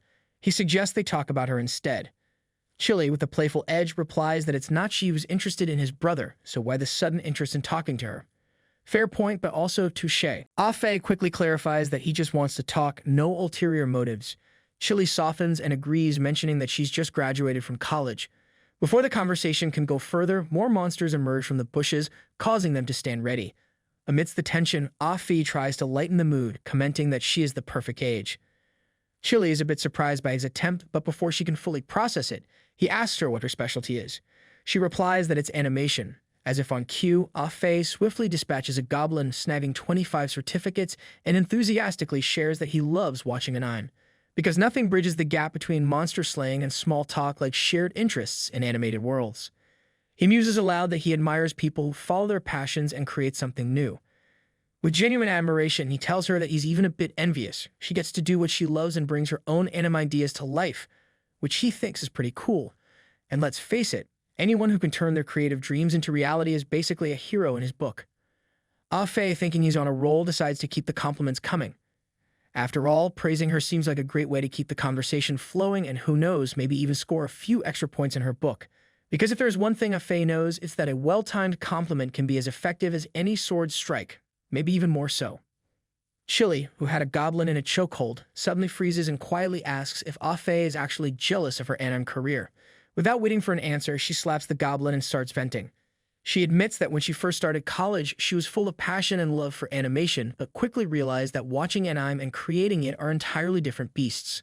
She hits the goblin again, rattling off some daunting numbers. There are 24 frames in just 1 second of anime, meaning you have to draw 8 to 12 pictures for every single second. That's 480 to 720 for a minute, and a mind-numbing 4,800 to 7,200 for just 10 minutes. And that's just the beginning, because apparently creating magic on screen comes with a side order of carpal tunnel. After all that hard work and finally graduating, Chili discovered during a job interview that being an in-between artist barely pays more than a few dollars per frame. With frustration, she remarks that she might as well be selling fried rice on the street. Seeing her anger bubble over, Afe tries to soothe the situation, gently pointing out that they might have stumbled onto a touchy subject. After all, discussing shattered dreams and low wages isn't exactly light forest banter. Afe quickly realizes he needs to calm Chili down before things get even more awkward. With an awkward smile, he tries to be reassuring, saying that life is tough, but he believes there are people who manage to swim against the tide. He adds that the animation industry is popular and will continue to grow, hoping his words might somehow patch things up. Silence falls over the forest, broken only by the faint whistle of the wind. Suddenly, Chili squeezes a goblin's throat, and it lets out a pitiful sound before bursting into flames, leaving nothing but ashes behind. Talk about bringing the heat to an already tense situation. With all the goblins now dealt with, smoke rises over the forest as they continue on their way. Chili remains silent, her face set in a gloomy expression as she stares down at her feet. Afe, on the other hand, is in full panic mode. He wonders where it all went wrong. This wasn't how the internet said conversations were supposed to go. He scratches his head nervously, feeling the awkward atmosphere closing in like a dark cloud. Desperately, he thinks he needs help and prays for someone to please save him from this conversational disaster. Suddenly, they come to a stop as they reach a lake near a waterfall. where a massive monster, taking the form of a mermaid, is basking in the moonlight. The creature's presence is eerie, especially with the 299 certificates she carries. Afe immediately becomes wary, asking Chili what kind of monster this could be, noting the almost 300 certificates she possesses. Because when you stumble upon a moonlit lake monster, you just know it's not here for a friendly chat. Hearing their voices, the mermaid immediately turns in their direction, revealing the other side of her body, horrifyingly zombified with decaying flesh and lifeless eyes. As if that wasn't unsettling enough, she opens her mouth unnaturally wide, revealing sharp, menacing teeth, and lets out an ear-piercing scream. The sound is so intense that Afi and Chili instinctively cover their ears with their hands and squeeze their eyes shut in pain. Apparently, this mermaid didn't get the memo that moonlight is for serenades, not screams. Afi, sensing the danger, urgently calls out to Chili, telling her that they need to run quickly. But before they can react, it's too late. Chili, removing her hands from her ears, starts to say something to him, but suddenly, she slips and falls into the lake. Afe also loses his balance and tumbles in after her. The cold water engulfs them both, and darkness swiftly overtakes them as they lose consciousness. The mermaid, now eerily calm, waves her hand, and thin, shimmering threads begin to dance in the air. With a sinister smile, she uses a grotesque skill, the art of suturing. The monster manipulates the purple threads, connecting their bodies together, sewing the halves of Afi and Chili into one twisted form. One side is controlled by Afi, and the other by Chili, their fates now horrifyingly intertwined. Apparently, this mermaid's idea of teamwork is more like a nightmarish patchwork quilt. After a few seconds, Afi and Chili suddenly wake up, their eyes snapping open in unison. They quickly stand up, disoriented and confused, trying to piece together what happened and where they are. They begin calling out to each other, but their voices falter as they notice something rising from beneath the water. The surface ripples and the mermaid emerges, her eerie smile widening as she spreads her arms wide. She asks with a twisted sense of satisfaction if they like the new look she's given them. Chili, recognizing the creature, exclaims that this is the monster they encountered before. Afi, still in shock, demands to know what she's done to them. The mermaid's laughter echoes across the water as she explains that she's given them a new look, one she considers far more beautiful. She moves slightly to the side, and something massive begins to rise from the water behind her, casting a dark shadow over them. Chili and Afe both look up in horror at the monstrous creature looming behind the mermaid. It's a grotesque amalgamation of fish tentacles intertwined with human faces and bodies. A living nightmare. The creature opens its gaping maw, and the mermaid, with a twisted grin, gestures toward it, suggesting they could all play together. Chili, recoiling in disgust, leaps to the side, exclaiming that this is beyond revolting. At the same moment, Afe frantically tries to move, shouting that they need to run far, far away from this horror show. But as they attempt to escape, if their bodies betray them, they both stumble and fall into the water. Chili, frustrated and panicked, cries out that her body isn't obeying her commands. They glance at their hands, a dawning realization washing over them. In a moment of shared horror, they stare into the void, their minds racing as they comprehend the awful truth. They share a common body. While Afi, still in shock, is trying to process the bizarre situation with their shared body, he accidentally places his hand on Chili's juicy mango and squeezes. Chili immediately grabs his hand, exclaiming in outrage and demanding to know where he's putting his hands.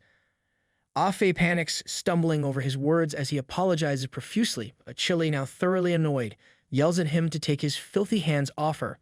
Because, as if the situation wasn't awkward enough, accidental groping just had to be added to the mix. Meanwhile, the water around them begins to swirl, pulling them toward the center of the lake. The mermaid, controlling the powerful current, smiles wickedly and urges them to hurry up, her tone almost playful. Afe, noticing the dangerous flow, warns Chili that they might get sucked in if they're not careful and insists they need to retreat. Chili, trying to take charge, attempts to stand and move to the right, but their disjointed coordination causes her to stumble and fall. Frustrated, she tells Afe they need to go to the right. Apologetic, Afe admits that he instinctively moves to the left, because of course, even in a crisis, they can't seem to agree on directions. Chili, exasperated, exclaims that there's no way they'll escape if they can't even figure out how to stand up properly. The mermaid, sensing her victory, extends one hand forward, pulling Afi and Chili closer and closer with the swirling water. Afi, feeling the pressure, nervously points out that the monster is rapidly closing in. Chili, equally worried, stresses that they need to find a way out, and fast. Suddenly, an idea sparks in Afi's mind. He quickly shares it with Chili, who asks what he has in mind. He tells her not to move, insisting that he'll take the initiative from his side. After giving her a quick signal, Afe extends his hand downward and releases a powerful stream of flame, propelling them into the air like a rocket. Because when all else fails, firepower becomes literal. The mermaid, clearly terrified by the flames, stretches out her hand toward them, shouting in panic that she hates fire and demanding that they put it out immediately. Desperate, she sends streams of water in their direction, trying to douse the flames. Ah-Fe, now in full pilot mode, deftly maneuvers them to avoid the watery attacks, all while keeping them airborne.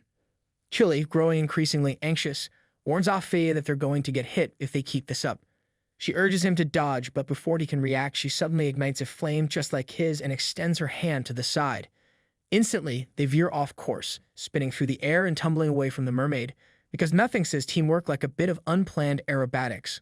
Once they regain some stability, Ah-Fe, a bit flustered, reminds Chili that he told her not to move. He had things under control. Chili, not missing a beat, retorts that he was way too slow, and the monster nearly got them. Ah-Fe, feeling defensive, explains that it's incredibly difficult to maintain balance when he's only controlling half of his body. As if sharing a body wasn't hard enough, and now they have to argue about who's steering. Chili, frustrated, calls him a fool, to which Ah-Fe indignantly protests, since when is trying not to crash into a giant monster foolish? But before he can say more, Chili sharply ascends, telling him not to move this time.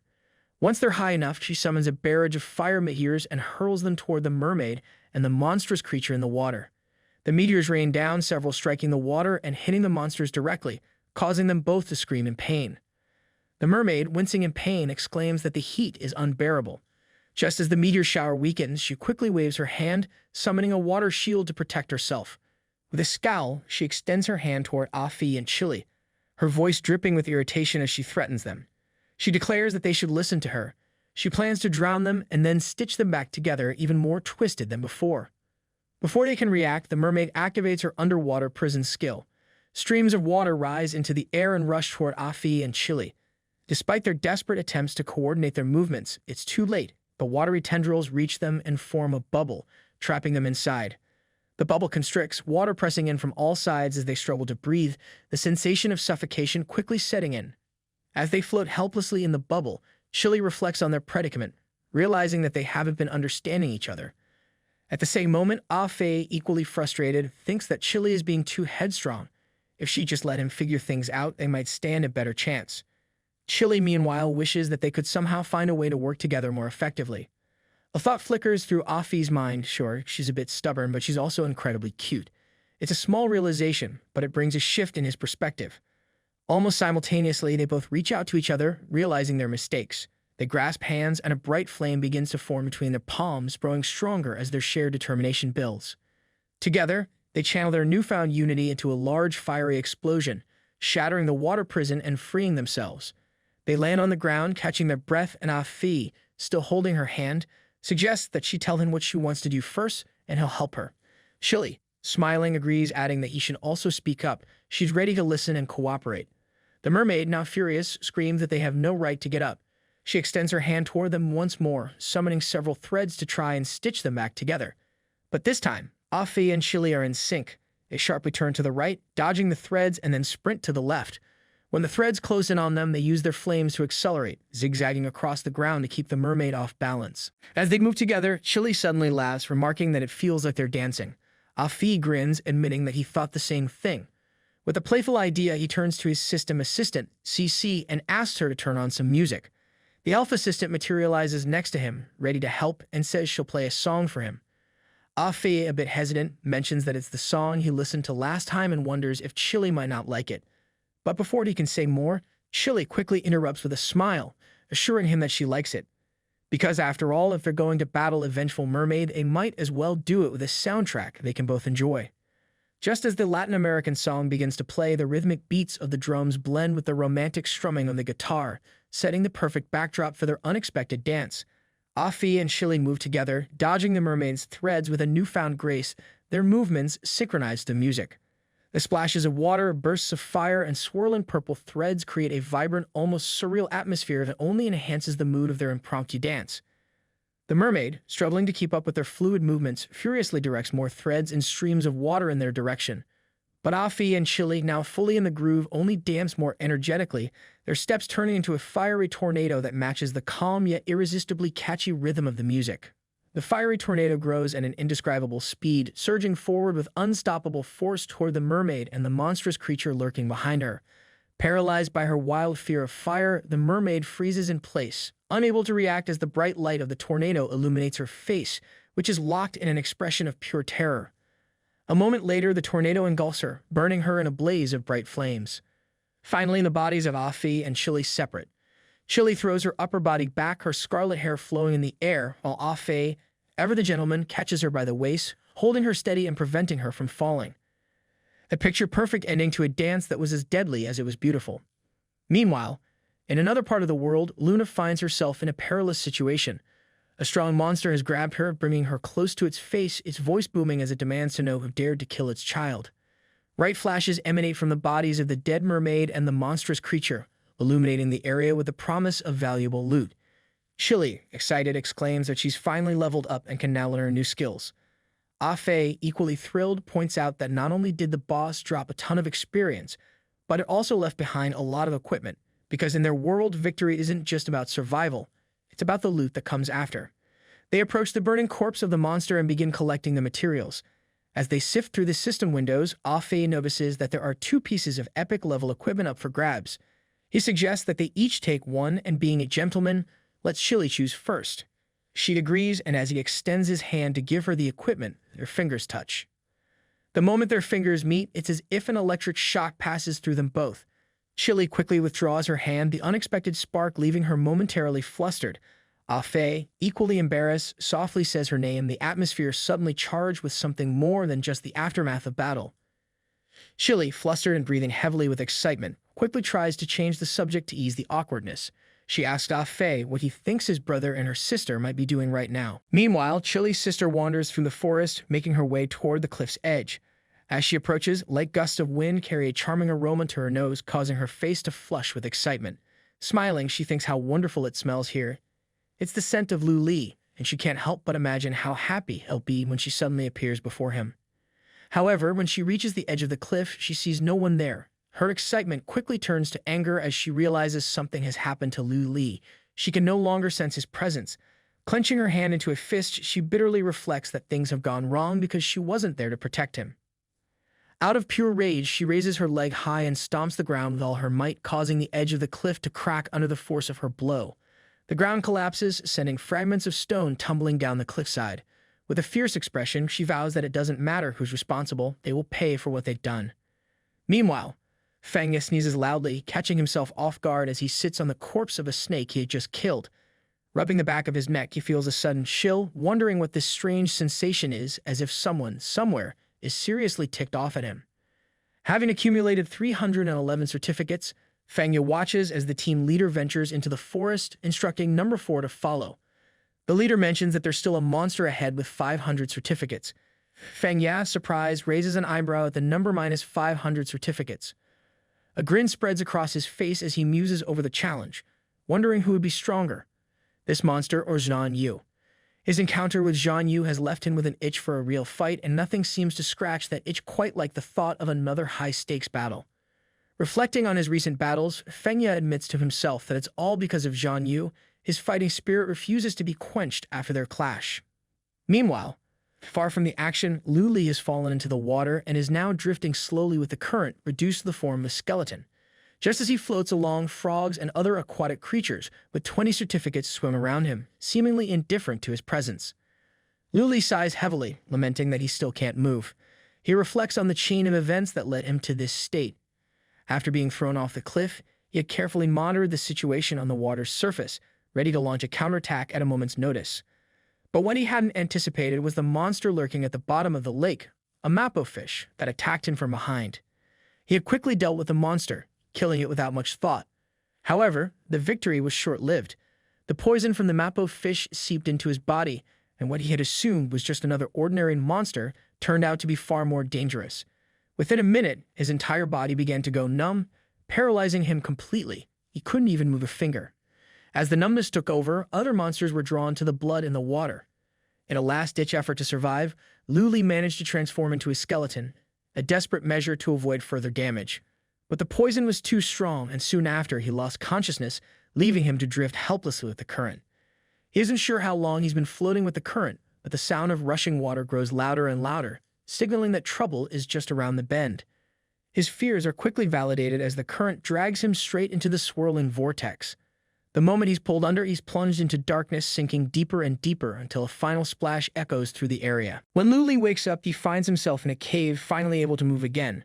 Turns out even skeletons can get a lucky break.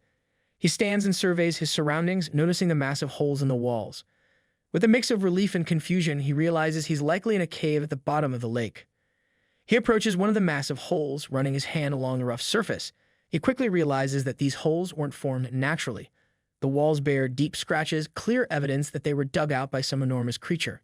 As he continues to explore, it dawns on him that he's likely in the lair of this creature. Based on his knowledge of the game, only high-level monsters or a large group of them would inhabit such a location. Right as if he needed another reminder that he's not exactly in a safe zone. Deciding it's a terrible idea to stick around, he drinks a healing potion to recover his strength. After the potion does its work, he heads into one of the tunnels, cautiously making his way forward.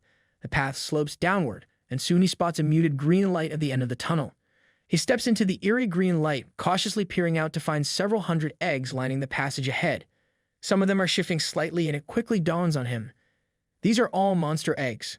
Carefully, he moves further down the passage, and something suddenly catches his eye. A bright orange shine on the ground, stark against the dim surroundings. He notices a shiny sword lying next to an enormous egg. Without hesitation, he rushes over, crouching down to pick up the sword. He examines the sword and realizes with a start that it's the Luna sword. His gaze shifts to the enormous egg nearby, and a sudden thought strikes him. Without hesitation, he stands and swings the blade, slicing open the egg. Inside, he finds Luna. He quickly takes her into his arms, and with a quick shift, he returns to his human form. Then, desperately, he begins to call her name, urging her to wake up. Luna slowly wakes from her sleep. She blinks her eyes open and, seeing Zhang Yu, starts to relax, until sudden alarm floods her face. She quickly warns him about a danger from above. Just as her warning escapes her lips, a massive red-eyed monster, the same one that had grabbed her earlier, crawls into the cave through a hole in the ceiling. Because nothing says rude awakening like a giant monster crashing the rescue party. The monster leaps down from the ceiling, its massive hand clenched into a fist ready to strike. But Luli, reacting swiftly, raises his blade just in time to block the powerful blow. The monster continues to press down on Luli with relentless force, making him feel as if he's being crushed by a truck. Luna, worried, pleads with him to leave her behind. But before he can respond, a monster decides to go on the offensive again. It raises both of its massive fists and slams them down, aiming to crush Luli into the ground. Reacting quickly, Luli channels all of his strength and counters with an explosive blow, managing to repel the attack just in time. The impact causes an explosion, sending dust flying into the air. Luna quickly jumps back to avoid the debris. As the dust begins to settle, Luli tosses Luna her sword, which she catches with practiced ease. She thanks him, but there's a weariness in her voice. Curious and concerned, Luli asks how she managed to face off against a monster with 999 strength points. Luna, looking exhausted, grabs her head and admits that she doesn't remember. The monster suddenly bellows in rage, accusing them of being vile bugs who stole his child. Luli glances at the furious beast and suggests they might as well try to take him down. Luna, ever the strategist, notes that if they win, they could advance significantly in their quest. Luli nods in agreement but warns that the stakes are incredibly high, so they need to be cautious.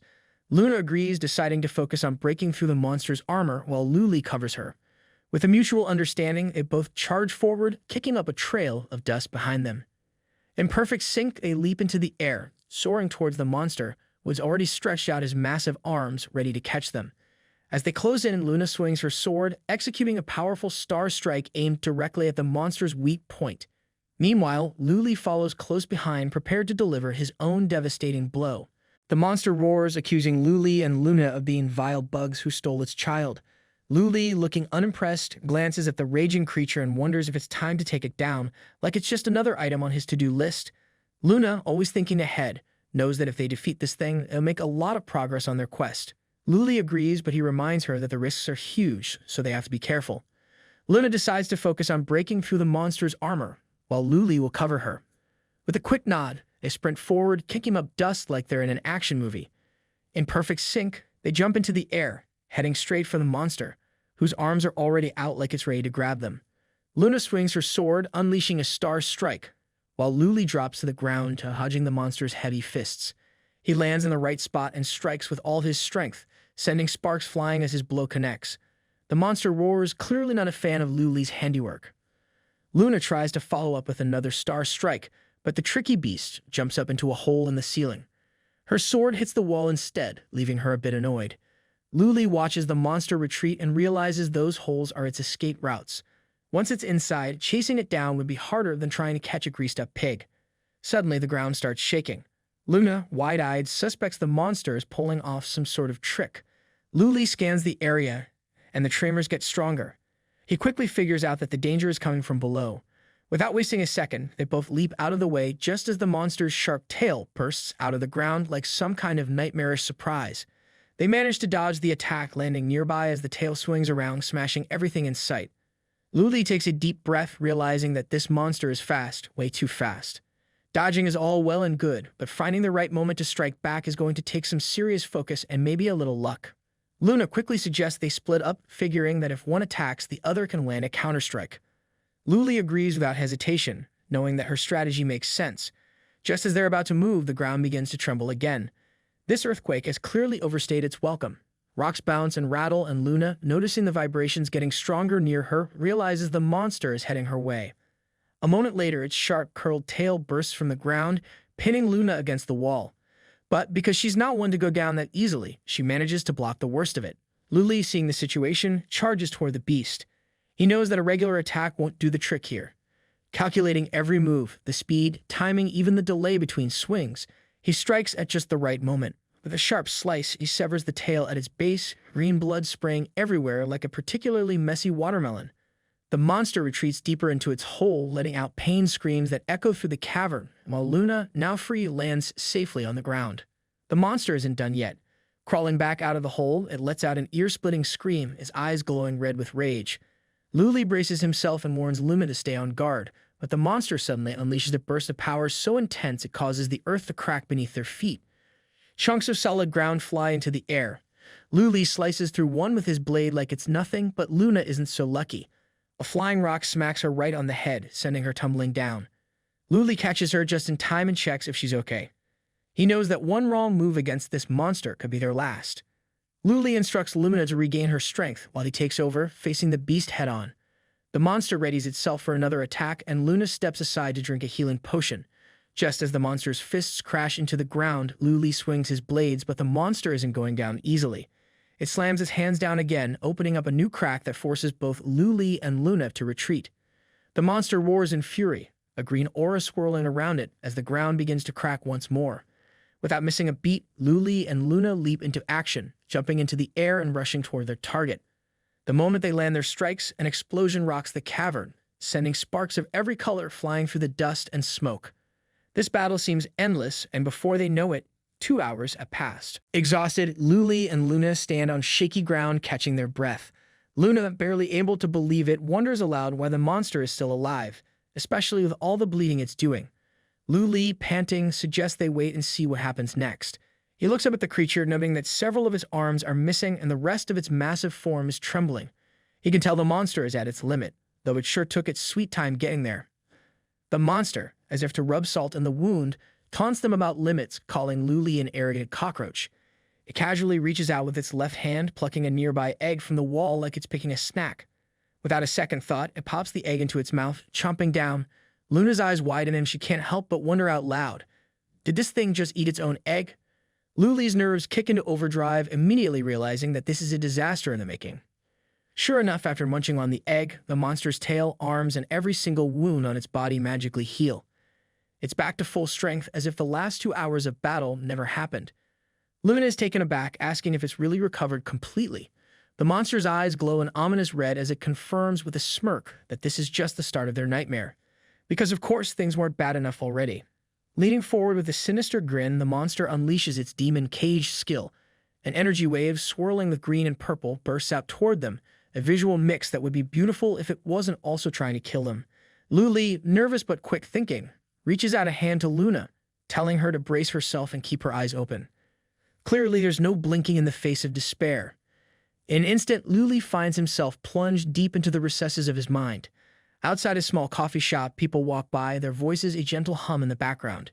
Inside, the clatter of cups and the smell of fresh coffee fill the air as a girl brings a steaming cup to the table.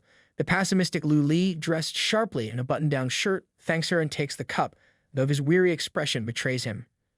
Sitting next to him is the optimistic Lu Li, looking more relaxed.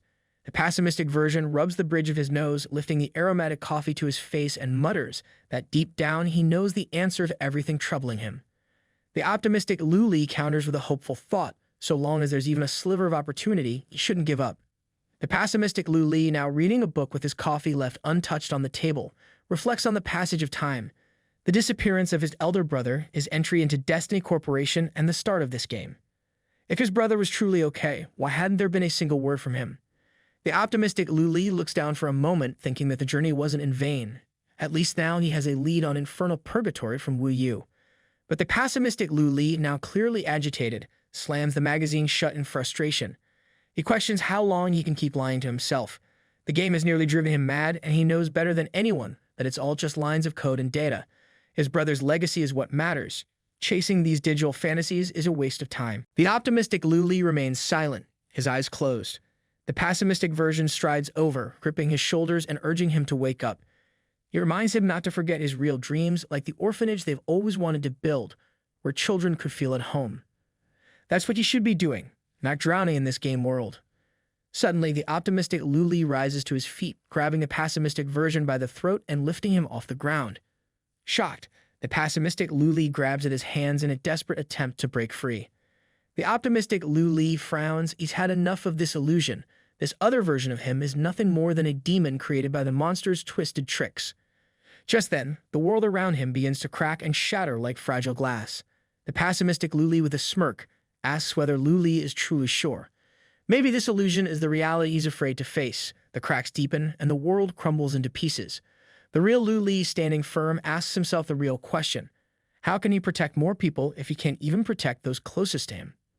He reflects on the dream he's held onto for so long, a vision of an orphanage, not just any orphanage, but one that would be run by 3 people, himself and his 2 brothers. It was meant to be a place where they'd all come together, creating a home for those without one. Just then, Lu Li snaps awake, his eyes shooting open. The dream dissolves, and he's greeted by the sight of a very surprised monster, holding both him and Luna in its massive hands. Clearly, it wasn't expecting either of them to wake up from its nightmare cage so quickly. Wasting no time, Lu Li swiftly slices off the monster's fingers, freeing both himself and Luna. He catches her in his arms and gracefully lands on the ground. The monster, screaming in pain, can't believe its eyes. How did this human break free from its cage of nightmares so fast? It howls, but Lu Li knows the answer. It's not just about breaking free. It's about having something real to fight for. Lu Li carefully places Luna on the ground and hands her a level 30 illusion-breaking potion. The moment the potion touches her lips, she jolts awake, eyes brimming with tears, as if she just called out for her mother in her sleep. No time to dwell on the emotional wake-up, though, because the monster isn't waiting around. It crawls closer, rambling on about how peaceful it would be to just die in a world that isn't real. Talk about a motivational speaker. Lu Li and Luna spin around, glaring at the beast with a shared look that screams, "Not today." Without missing a beat, they both charge at it, forcing the monster to retreat. Luna, with a fierce determination, dashes forward, her sword lighting up the air with blue sparks. Right beside her, Lu Li charges with his blade, leaving behind streaks of black and red. They leap into the air together, raining down attacks on the monster, who hastily covers his head like it's getting pelted with hailstones. The monster, in disbelief, wonders why they're fighting harder now than they were before escaping the nightmare cage. Clearly, underestimating this duo was a mistake. Realizing it's time to back off, the monster starts sliding along the ground, trying to put some distance between itself and the 2 furious warriors. But Lu Li and Luna aren't letting him off the hook that easily. The monster stretches out a hand toward the wall, thinking it can grab another egg for a quick snack. But Luna, eyes narrowing, has none of it. She swings her sword with the full moon technique, slicing through the egg and the monster's fingers, like it's slicing through butter. The monster's nerves skyrocket, and for the first time it seems genuinely worried. Cursing his luck, a monster contemplates retreating. But before it can even finish the thought, Lu Li appears behind him like a shadow, ready to end things.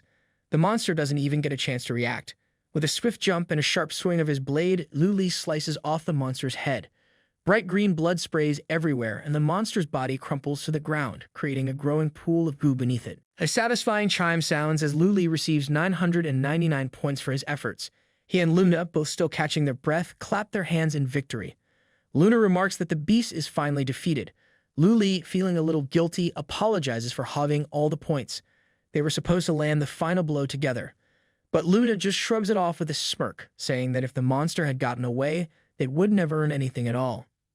As they make their way toward the exit, Luli remarks that with only 2 days left in the 7-day event, he'll help Luna rack up points as quickly as possible. Luna, always composed, assures him she's not too worried, but agrees that they should definitely get out of there fast. Unfortunately, peace doesn't seem to be on the agenda today. Suddenly, a voice echoes from behind them, from the direction of the monster's corpse. The voice, menacing and mocking, questions if they really thought it would end so easily. They both whirl around, and Luna, alarmed, asks if the monster is somehow still alive. Luli, feeling a sudden surge of nerves, insists that can't be possible. After all, his points were already transferred. Yet the voice is unmistakable. Weapons drawn, Luli confirms that the sound is indeed coming from the monster's remains. Luna's sharp eyes catch something strange. She points out that something is trying to break through the monster's stomach. Sure enough, its bloated belly starts to shift, a series of unsettling rustles and knocks coming from inside, like some sort of twisted piñata. Then, with a grotesque rip, a hand bursts through the flesh. A new creature emerges, more human-like in appearance, but just as terrifying, complete with several pairs of arms. This fresh horror climbs out of the monster's body, laughing with dark glee, asking who had the audacity to kill its former host. Finally free, the new monster's joy quickly evaporates when it notices Luli and Luna standing in front of him. His grin fades as he demands to know if they were the ones responsible. Before Luna can even respond, the creature is already upon her, moving with terrifying speed. It strikes her with a powerful kick, sending her flying backward, crashing into the wall with enough force to raise a cloud of dust. The roar from the impact echoes through the cavern. Without wasting a second, Luli rushes in, blade flashing in his hand. He strikes, but the monster casually blocks the blow with one of its many arms. Bright sparks fly from the impact, but Luli can't catch a break. The monster opens its mouth unnaturally wide, revealing a clot of green blood that quickly forms. Before Luli can react, the creature spits it out with lightning speed. The toxic projectile slams into him, pinning him hard against the wall, the acidic blood burning as it holds him in place. Things have clearly gone from bad to worse again. Luli crashes hard against the wall, green blood oozing over his body like some toxic slime. The monster, now boasting a terrifying 1998 points, folds one pair of arms across its chest, while stretching the others upward, like it's taking part in some bizarre victory pose. It sarcastically asks why they greet him so poorly. They are too bad, and if they killed the other monster, then it totally deserved to die. Debris and dust rain down from the ceiling, but the monster doesn't get the dramatic reaction it seems to crave. Growing impatient, it clears its ear with a finger, sarcastically wondering how long Luli and Luna plan on playing dead. As if on cue, a chunk of the wall crashes down right in front of him, followed by a flurry of stones pelting him from all sides. The monster, unfazed, swings its arms wildly, shattering the stones into smaller pieces like it's batting away a swarm of mosquitoes. Meanwhile, Luna rushes forward, her blade flashing as she hurls stones at the creature. From the other side, Luli mirrors her attack, throwing stones as well. The monster, busy deflecting the barrage, doesn't notice them closing in. Just as they prepare to strike, the creature surprises them by grabbing their weapons with one hand, stopping their attack cold. Shocked, they exchange a glance, and Luna can't help but ask, did he really just stop them with one hand? With a bored sigh, the monster flings them in opposite directions as if tossing away old toys. Stretching dramatically, he complains in a drawn-out voice that they're boring. In fact, they've lost his interest entirely, but because he's feeling generous, he'll give them one last shot at attacking him. As the monster continues his arrogant rambling, Luli and Luna exchange silent gestures, communicating their next move. The monster, oblivious to their plan, comments that the will to live is the best seasoning for a corpse. Luna, fully focused, takes a deep breath and charges forward, her sword flashing as she swings. At the same time, Luli circles around to the other side. Luna halts just long enough to send her moon wheel slicing through the air toward the monster. The glowing wheel is aimed perfectly, but the creature easily ducks, letting it fly harmlessly overhead. With a smug grin, he taunts them, asking if that's really all they've got. But just as he turns toward Luna, confident in her impending doom, the moon wheel suddenly shifts direction. The monster hears the sharp whistle of wind behind him and turns just in time to see the wheel barreling toward him. He raises his arms to block the attack, and though the pressure from the impact pushes him back, he manages to hold his ground and redirect the blow upwards. At that exact moment, Luli is already on him. The monster, realizing too late, mutters something about how the real threat was the person behind him all along. Makes sense, he admits, but it's a little too late for realizations.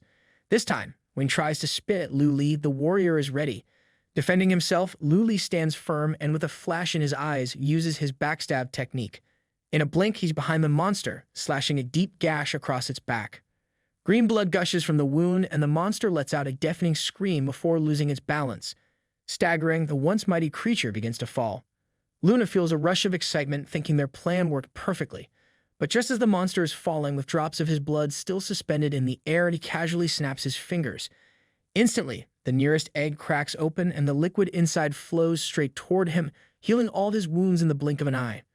Fully recovered, he smugly comments that their little combination was pretty good, almost as if he's giving them a score. If he were that old man, maybe he'd actually have the upper hand. Luna, putting two and two together, suddenly realizes the monster can use the eggs to heal himself from a distance. As long as those eggs are scattered around, he's basically got unlimited lives, a bit like playing a video game with cheat codes. The monster points a finger at them, almost as if accusing them of teamwork, and remarks on how well they cooperate. The monster, with a wicked grin, explains that while they are weak on their own, together they manage to hurt him. Not bad, he admits, but it's time to break up the team. He announces that their next attack will be their last together. He wants to split them up so they can experience true despair and pain, one-on-one. Immediately after this declaration, the monster splits into two bodies and charges at both Luna and Lu Li. Explosions echo through the air, dust swirls, and the monsters launch a barrage of relentless attacks. Lu Li realizes that though the monster's power has decreased after splitting, the fight is still no walk in the park. He manages to block one of the creature's blows, but glances over just in time to see Luna miss her block and get thrown back. The monster chases after her, and Lu Li's instinct kicks in as he calls out to her, his voice full of concern. Luna, of course being Luna, shouts back for him to stop worrying about her and focus on himself. The monster, ever the opportunist, mocks Lu Li, wondering how he finds time to think about anyone else in the heat of battle. With a sharp swing, the monster lands a heavy blow that sends Lu Li flying backward. Just as Lu Li hits the ground, a strange grin forms on his face. The monster, momentarily stunned, wonders if it's his imagination or is Lu Li actually laughing after getting thrown across the battlefield. Lu Li seizes the moment to activate his hunting scourge blade, causing all the surrounding eggs to shatter in an instant. Without missing a beat, he continues launching rapid combo attacks on the remaining eggs, breaking as many as possible. Meanwhile, the monster stands there, watching the chaos with a smug smile, casually remarking that he still has plenty of eggs left. He seems confident, telling Lu Li that his efforts are pointless, suggesting he should just give up and become a snack. But as the monster observes more closely, a look of confusion crosses his face. With each blow, Lu Li's powers are constantly increasing. Something is definitely off. The more Lu Li smashes those eggs, his destructive abilities become more lethal. The monster, now in a full-blown panic, lunges at Lu Li, who's so focused on smashing every egg in sight. The monster spits venomously at Lu Li and swings his hand in a wild attempt to stop the onslaught, but Lu Li is prepared. He blocks the blow.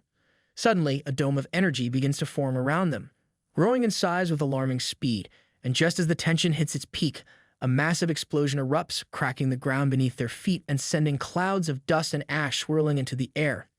The monster, clearly shaken, admits that he didn't expect Lu Li to have such a powerful ace hidden up his sleeve. Lu Li, not wasting a second, glares at the monster, frowning in frustration. He wonders how this creature is still alive. He quickly downs a skill recovery potion, knowing he has to finish this before the monster can fully recover. Without hesitation, he prepares to use the hunting scourge blade again, but the monster, now catching on to his plan, warns him not to even think about it. Bright green sparks crackle around the monster, and then with a sudden snap, he opens his eyes and activates his skill. Almost immediately, the eggs around them begin to crack.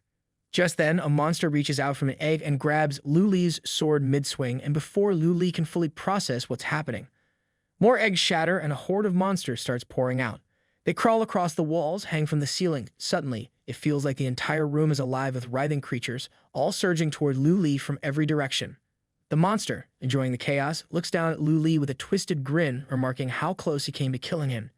It's such a pity, he muses, that Lu Li no longer has a chance. With hordes of monsters surrounding him, Lu Li fights desperately, swinging his sword in all directions as he tries to fend off the attacks. He briefly locks eyes with the main monster, who is busy laughing and healing his wounds as though it's all just a game. The monster casually mentions that this skill of Luli is not bad, but if he interrupts them at just the right time, they don't do much damage. With that, the monster settles in, ready to enjoy what he calls a spectacle, as Luli fights his way through 1,000 enemies. But Luli isn't one to give up. Surrounded by enemies, he swings his sword again and again, cutting down monsters with every blow, refusing to let the overwhelming odds crush him. If this is the terrible dance the monster wanted, that Luli is more than ready to perform it, only he plans to be the last one standing. Meanwhile, Luna is locked in battle with other clone of monster in the depths of the cave.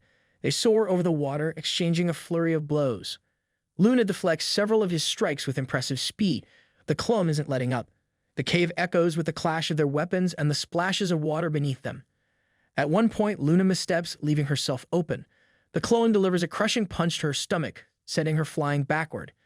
She crashes into the wall with a painful roar, the impact so hard that it forces blood to her throat, making her cough violently. Staggering down from the wall, she drops to one knee, momentarily winded.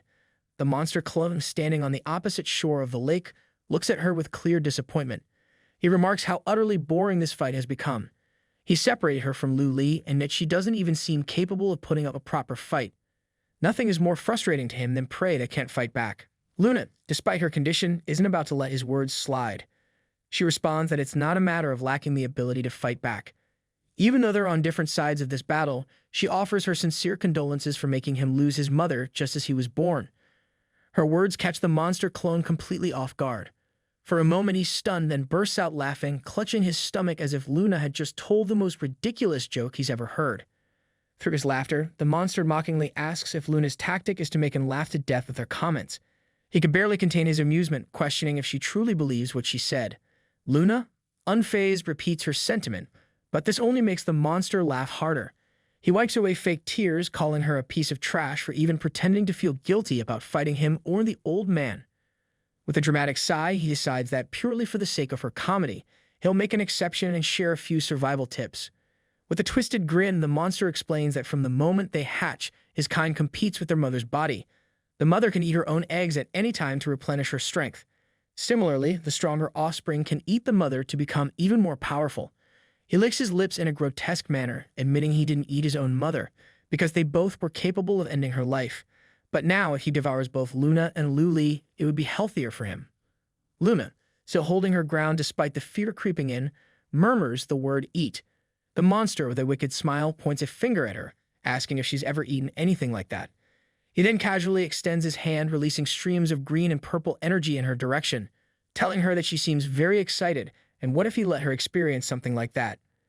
Panic grips Luna as she realizes what's coming.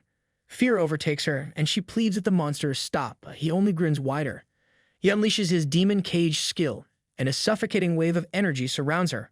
Luna, overwhelmed, covers her ears and screams, her mind drowning in the terror of the monster's twisted power. Luli hears Luna's terrified scream, and a wave of worry floods him. A mountain of monster corpses has already piled up beneath his feet, and with no new enemies approaching for a brief moment, he takes the opportunity to catch his breath. Meanwhile, the main monster yawns lazily, remarking that he's so bored he could fall asleep. Turning to the horde of monsters still lurking, he commands them to stop fooling around and finally kill Luli already. At the monster's command, the entire horde speeds up, rushing toward Luli with frightening speed. As they close in, Luli slashes through them one by one, but he can't help thinking that they're getting faster. More and more of them climb the mountain of corpses, and he swings his blade, fending them off. Just as the overwhelming mass of monsters jumps on him all at once, an idea strikes him. Blocking the nearest monster's attack, Luli braces himself for the inevitable onslaught. A split second later, they swarm him, burying him under a pile of writhing bodies. A piece of his cloak tears away, fluttering to the side as the swarm completely envelops him. For a brief moment, it looks as though he's been defeated. But then the system chimes in, congratulating him on his promotion to level 30. His omniscient bracelet detects that his level has increased, and his equipment quality has been upgraded to epic level. To his surprise, he also unlocks a random skill, Shadow Clone. With this ability, Luli can turn his shadow into a clone that fights alongside him, inheriting 80% of his attributes and able to use his skills and items. The system also grants him an exclusive skill, Shadow Substitution, which allows his clone to switch positions with him within a 500-meter radius. The recharge time is 30 minutes. The main monster is still waiting, grows increasingly impatient.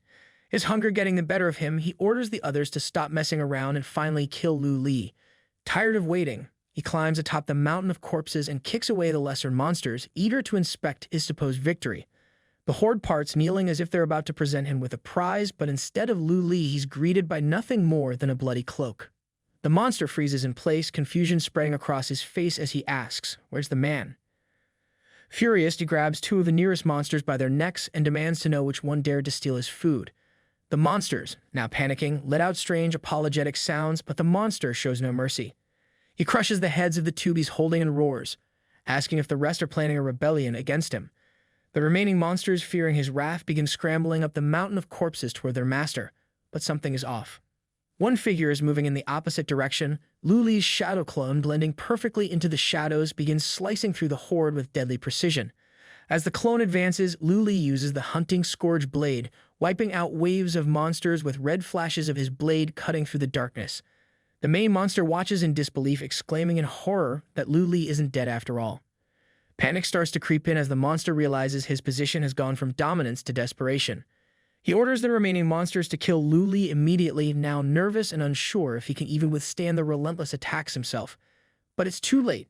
Lu Li, swinging his blade with deadly focus, unleashes blow after blow, filling the cave with flashes of red as he cuts down his enemies. From his perch atop the mountain of corpses, a once confident monster is frozen, unsure what to do next, watching helplessly as the tide of battle turns against him. Meanwhile, on the surface of the lake, everything is calm, eerily calm. But in true dramatic fashion, a bright stream of red energy suddenly erupts from under the water, shooting straight into the sky like the universe's most aggressive fountain show. Beneath all this chaos, Lu Li and his shadow clone team up in perfect synchronization, attacking the main monster with precision. In mere moments, they slice its body into several pieces, turning the once threatening foe into a jigsaw puzzle that nobody wants to put together. At the monster's final moments, its thoughts scramble in disbelief. How is this even possible? Did that garbage really manage to kill me? It tries to rationalize the situation, convincing itself that this was all just a fluke, pure dumb luck on Lu Li's part. Everything's fine, it tells itself, clinging to the idea that it had used the cloning technique. As long as there's a clone, the monster can split and regenerate, so they'll never truly kill him. Or so it thinks. At that exact moment, however, the clone, his safety net, crashes to its knees in defeat. Two of its pairs of hands are sliced off, leaving only the remaining ones, which it folds in prayer like a monster suddenly attending a very desperate church service. In a final, groveling plea, the clone begs Luna for forgiveness. It apologizes for its arrogance and ignorance, bowing its head so hard that its forehead slams into the ground. It promises her eternal loyalty, swearing to serve her as a faithful slave for life. Luna, hovering gracefully in the air, glances at her hand casually, noting that this isn't so bad. The groveling clone calls her a goddess, showering her with thanks for her supposed mercy. It promises that following her will be the greatest honor of its life, and it will spend every waking moment proving it. But Luna isn't even talking to him. She's in a world of her own, one side of her body painted black, the other white, with one of her eyes glowing brightly like a star. The dark side of Luna, with a cold and unimpressed look, glances down at the groveling monster. Annoyed, she remarks that he's being far too noisy and wonders aloud who even gave him permission to speak.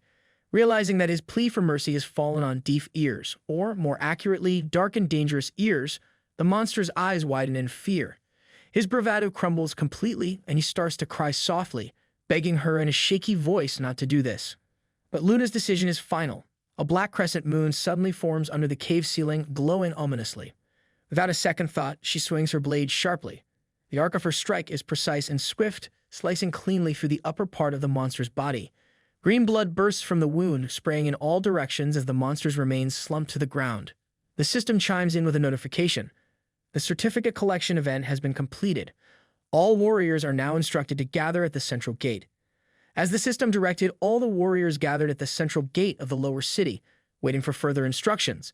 Some looked utterly exhausted, having collected only 100 of 300 certificates, and were now catching their breath. The girl from the group who had barely managed 100 certificates sighed with relief, saying how glad she was that it was finally over. Her friend, equally worn out, agreed, muttering that the whole event had been way too difficult. Nearby, another player, proudly holding 200 certificates, patted his friend on the back, boasting that he'd actually racked up over 350 points and was confident he'd make it into the top 100. His friend, slightly embarrassed by the boasting, whispered for him to quiet down, calling it a modest result. But the grin on the player's face suggested he didn't quite share that modesty. Meanwhile, not far from the gate, Afi, Chili, and her perverted older sister were seated at a table. The pervert's sister, in true dramatic fashion, slammed her palm onto the table with such force that the surface immediately cracked, making the others flinch. Her eyes narrowed as she declared that something wasn't right.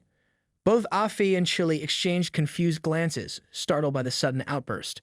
The perverted sister pointed accusingly at them, saying the problem was with the two of them, though the exact problem remained a mystery. Chili, trying to calm the situation, stood up from her tree stump seat and said she would go gather information about Afi's older brother, sensing it was the best way to distract her unpredictable sister. Afi nodded, appreciating the effort to smooth things over. As Chili prepared to leave, the pervert's sister, undeterred, turned her attention to Afi. She pressed him for details about his brother, asking if he knew who had harmed him. Hearing this, Afi becomes visibly nervous, his voice shaking as he asks whether his brother was harmed. The perverted woman sighs, a dramatic flare in her tone, and admits that it was all her fault. She failed to protect him properly. His brother, she explains, was ambushed and poisoned while searching for her. Afi, refusing to believe it, immediately denies the possibility, insisting that no one could defeat his brother. Chili, observing the situation, shoots him a knowing look. She quietly mentions that her sister's intuition, weirdly enough, tends to be spot on. The perverted sister, never missing a chance to turn up the theatrics, places her hands heavily on Afi's shoulders. She smiles and tells him that he's right. Any man she chooses must truly be exceptional. The weight of her hands cracks Afi's poor shoulders, and he winces in pain, silently begging his brother to come rescue him from this awkward embrace. As if on cue, a cough interrupts the scene. Luli approaches from behind, carrying Luna on his back, and calls Afi's name, slightly confused by the situation. Afi turns around immediately, his face lighting up with joy as he calls out to Luli. Meanwhile, Chili's elder sister, always eager to add her own twist, joyfully calls Luli her husband. Chili, beyond exhausted by her sister's antics, covers her face with her hand and mutters that they are not nearly that close. Luna, peeking over Luli's shoulder, asks to be put down, assuring him that she's fine now. Luli agrees but warns her not to push herself too hard. As soon as Chili's older sister spots Luna on Luli's back, her mood sours instantly.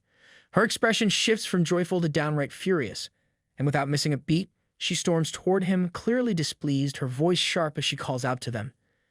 Chili, already accustomed to damage control, quickly runs after her sister, pleading for her to calm down and not get so worked up. Afi also rushes to intervene, suggesting that they should probably talk things over more calmly. Luna, standing behind Luli, coughs softly to break the tension, clearly sensing the awkwardness that's about to unfold. Chili's perverted sister strides right up to Luli, bends down to lock eyes with him, and announces in a very serious tone that he should remember her name. Huojiao, which she adds means suckwon pepper, because apparently even names need a spicy backstory. She then shyly looks away, flashing a coy smile, and proclaims herself as his future wife, his one and only true destiny.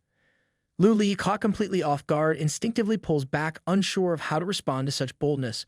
Luna, meanwhile, covers her mouth in shock, trying her best not to burst out laughing. Chili, standing off to the side, lets out a long, exasperated sigh. This was all way too familiar for her. Before the situation could get any weirder, a scream with flickering interference appears above the central gate, and the minister's voice booms over the crowd, bringing everyone back to the task at hand. He greets the warriors, congratulating them for passing the competition to collect warrior certificates. As he announces the top 100 finalists, everyone's attention shifts to the rankings. In first place is a player named Daybreak Shu Guang with an impressive 4,999 points. In second is Daybreak Ladao with 3,841 points. Third place goes to none other than Zhang Yu, Luli himself with 3,418 points. Luna, still standing beside him, raises an eyebrow, impressed but not surprised. The list continues. Daybreak Feng Ye in fourth with 3,288 points. Daybreak Du Jian in fifth with 2,989 points, and Daybreak Dian in sixth with 2,623 points. Then comes seventh place, Huojiao with 2,467 points, much to her delight, no doubt. Luna follows in eighth place with 2,156 points, and while she's satisfied, there's a glimmer in her eye that suggests she's already plotting to do better next time. As the rankings settle in, the mood shifts from awkward to celebratory. At least for most, except maybe for Luli, who's still trying to process being declared someone's true destiny by a woman named after a pepper. After glancing at the ranking table, players are taken aback.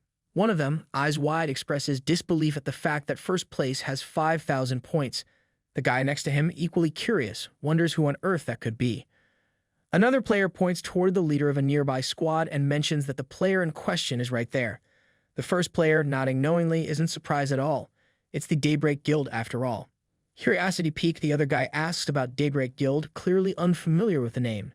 The more knowledgeable player looks at him as if he's just confessed to not knowing what bread is. He explains that Daybreak Guild is now the third highest rated union guild on the entire server. Their main members are all professional players from the Daybreak Club, a team that has already claimed several world championship titles in other games before even stepping into this one. With a glint in his eye, he suggests they go say hello. Maybe they could become friends with these legends. The player strokes his chin thoughtfully, finding it unsurprising that Daybreak members are so strong. But what baffles him is the mysterious Zhan Yu. He's in the top 3, and if it weren't for him, the entire top 5 would have been Daybreak Guild members. Meanwhile, Huojiao begins to bother Lu Li, admiring his wonderful name and throwing in a wild request for him to gift her the moon, because why not aim high? Lu Li, visibly uncomfortable, pulls back and politely apologizes, making it clear that love isn't on his current agenda. Off to the side, Afi and Chili are squatting down, whispering about something that seems incredibly important to them, though probably not to anyone else. Just as Lu Li tries to regain some personal space, he spots Feng Ye sitting on a stone, watching him with a steady and intense gaze. Just then, the minister clears his throat and addresses the crowd once more, congratulating the top 100 warriors for proving their courage to the king. As a reward, the system will now issue experience points to each player based on the number of certificates they collected. No sooner does he finish speaking than experience points begin flying out of the portal at the gate, swirling toward the players like glittering beams of light. One player, blinking in surprise as experience rains down, can't believe his luck. He realizes he's going to level up twice in one go. Another player, standing beside him, excitedly declares that he'll jump up 3 levels. Lu Li and his friends aren't left out of the fun either. Luna's level soars to 34, Afi jumps to 32, Lu Li climbs to level 35, Huojiao manages to hit 37, and Chili makes it to 33. All around, players are basking in the glow of their newfound experience points. Once the waves of experience settle, the minister returns to announce that while everyone seems quite pleased with their reward, the selection process is far from over. The players are then instructed to proceed through the portal and head to the second location.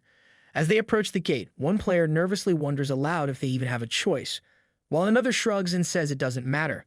With the experience they've just gained, the next rewards are bound to be even better. As the crowd moves forward, one player calls out to those at the front, urging them to hurry up. In true chaotic fashion, a figure appears in front of them, none other than Goku, complete with a halo over his head. It's just a small glimpse, but any true Dragon Ball fan instantly recognizes the familiar sight. The players at the front quicken their pace, stepping through the portal, eager for whatever comes next. With the magic of teleportation, they are immediately whisked away to another location. As they reappear, they find themselves standing atop massive round columns, divided into 5 larger sections and one small one in the center. Gaps stretch between each column, and nearby, a giant clock looms on the wall, ticking ominously as if counting down to their next challenge.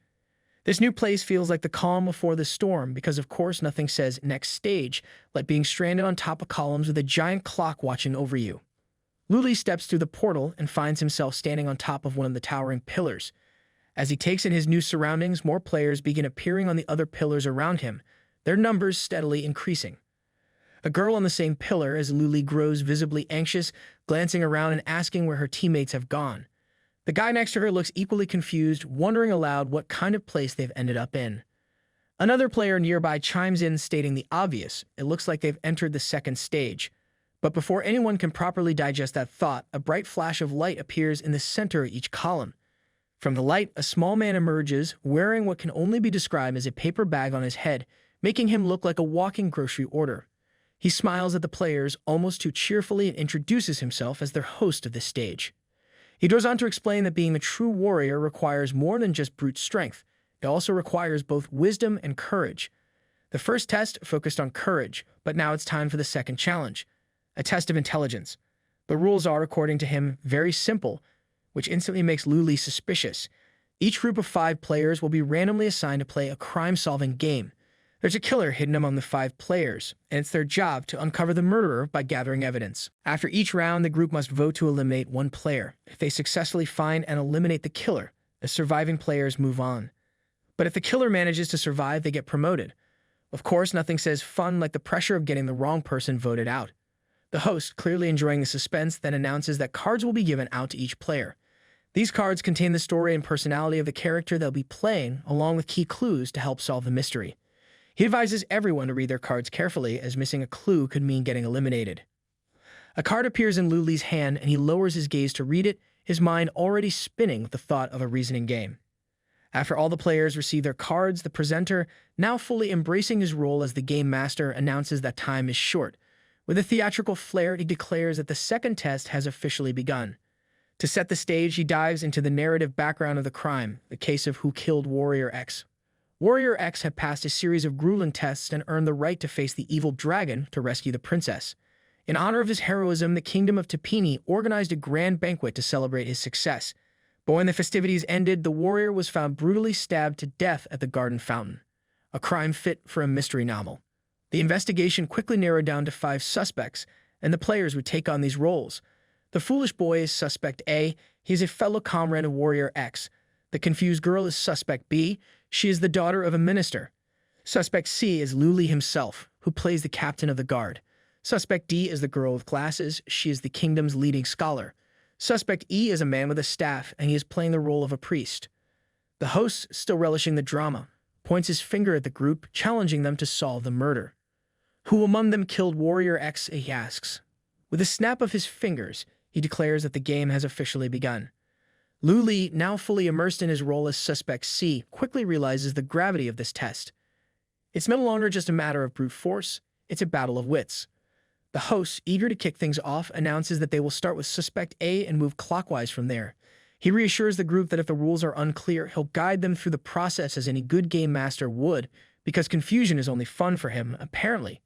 Turning to the first suspect, he instructs them to introduce themselves and explain their relationship with the victim. Suspect A, looking at his card for a moment, introduces himself as Warrior as his teammate. They were practically brothers, having grown up together. The host, naturally skeptical, asks how he plans to prove he's not the murderer. The guy lowers his card, points at himself, and confidently asks, "Does this cheerful, handsome face look like it could lie?" His attempt at charming the crowd gets a raised eyebrow from the host, who's clearly unimpressed. When asked who he suspects, the player hesitates, but then throws a casual glance at the priest, Suspect E, suggesting that someone with that look can't be up to any good. The host wraps up Suspect A's turn and moves on to Suspect B. Suspect B, a girl, greets everyone with a smile, introducing herself as the second daughter of a minister. She recounts how one day she was ambushed by goblins in the forest, and it was Warrior X who heroically saved her. The host, sticking to his interrogation script, asks how she intends to prove she's not the killer. Her face turns red as she admits that after that fateful day, she admired Warrior X. She coughs awkwardly, probably realizing this isn't the time to confess her crush, and adds that she's been in poor health, bedridden for most of the year. How could a fragile girl like her possibly kill Warrior X? The host, sensing the shift in tone, moves to the next crucial question. Who does she suspect? The girl, clearly trying to piece together the clues, pulls out her card and mentions that her father's spies reported something. She points her finger straight at Luli and reveals that the captain of the guard didn't get along with Warrior X. Before Warrior X's death, many people had witnessed the two arguing. In response to the accusation, Luli remains silent, his face unreadable, though it's clear he's carefully considering his words. The host, sensing the suspense, announces that Suspect B's turn is over and calls on Suspect C, Luli himself, to speak next. He instructs Luli to introduce himself and explain his relationship with the victim. Without missing a beat, Luli introduces himself as the captain of the royal guard, responsible for the safety of every resident in the kingdom. He adds that he had no personal relationship with Warrior X. The host, ever the investigator, presses on and asks how Luli will prove he's not the murderer. Luli calmly explains that the reason for their argument was simple. He had discovered that Warrior X wasn't the heroic figure he claimed to be. Instead, he was nothing more than a womanizer, chasing fame and fortune. According to Luli, someone like that wasn't worthy of rescuing the princess. But loyal to the king's orders, Luli insists he wouldn't have killed Warrior X. In fact, he maintained order during the banquet, and all the guests saw him, giving him a solid alibi. Not the worst defense, but definitely not winning any popularity points with Warrior X's fan club. The host, still in full mystery host mode, then asks Luli who he suspects. Luli, ever observant, turns his gaze to the minister's daughter, Suspect B. He points out that the relationship between her and Warrior X doesn't seem as simple as she described. Why, he wonders aloud, did she hide certain facts during her introduction? The girl gasps dramatically, calling Luli cruel for questioning her story and claims she's just reading what's on her backstory card. As if following a script makes it better. Luli doesn't seem fazed, but Suspect A, already overwhelmed, agrees that the girl doesn't seem like a bad person. The host, clearly entertained, wraps up Luli's turn, announcing that Suspect C's performance is over. He then invites Suspect D to speak, asking her to introduce herself and share her connection to the victim. The girl, Suspect D, introduces herself as a scholar of the kingdom responsible for recording history and biographies by royal order. She explains that she had interviewed Warrior X and documented his biography. The host, as usual, pushes for more, asking how she plans to prove that she isn't the murderer. With an air of logic, she responds, outlining 3 key points. First, she has no motive. According to her, she's the type of person who develops easygoing relationships without conflict or misunderstandings. Yes, the social butterfly of scholars. Secondly, she didn't have the opportunity. She spent the entire hour before and after the incident interacting with other scholars at the banquet. Even during restroom trips, someone accompanied her, so there was no window for a sneaky murder. Lastly, she points out that Warrior X was 185 centimeters tall, while she stands at only 145 centimeters. The dagger had been plunged into his body vertically, high enough that it would have been physically impossible for her to reach his chest unless Warrior X was kneeling. But if that were the case, he wouldn't have ended up in the fountain. The host, impressed with her thorough reasoning, asks who she suspects. The girl hesitates, lost in thought. Another suspect comments on her sharp analytical skills, and Suspect B agrees, suggesting that she might even know who the killer is. However, Suspect D coolly adjusts her glasses and admits she doesn't know who the murderer is. Instead, she proposes eliminating the players who aren't contributing much. After all, in her eyes, even teammates who act like dead weight will only drive the rest of the group down. The host, clearly entertained by this no-nonsense approach, announces that Suspect D's turn is over and invites Suspect E, the priest, to speak next. The priest introduces himself as someone responsible for fortune-telling and sacrifices. When asked how he would prove his innocence, the priest recounts a rather mystical defense. He reveals that using his fortune-telling ball the day before, he had predicted the success or failure of Warrior X's mission to rescue the princess. Unfortunately, what he saw was an image of Warrior X stabbed to death in the palace. Upon seeing this, he rushed to the king to report the vision, and the king ordered him to pray for Warrior X and alter his fate. However, despite hurrying to the altar and performing the sacrifice, the warrior's fate was sealed before the blessing could take effect.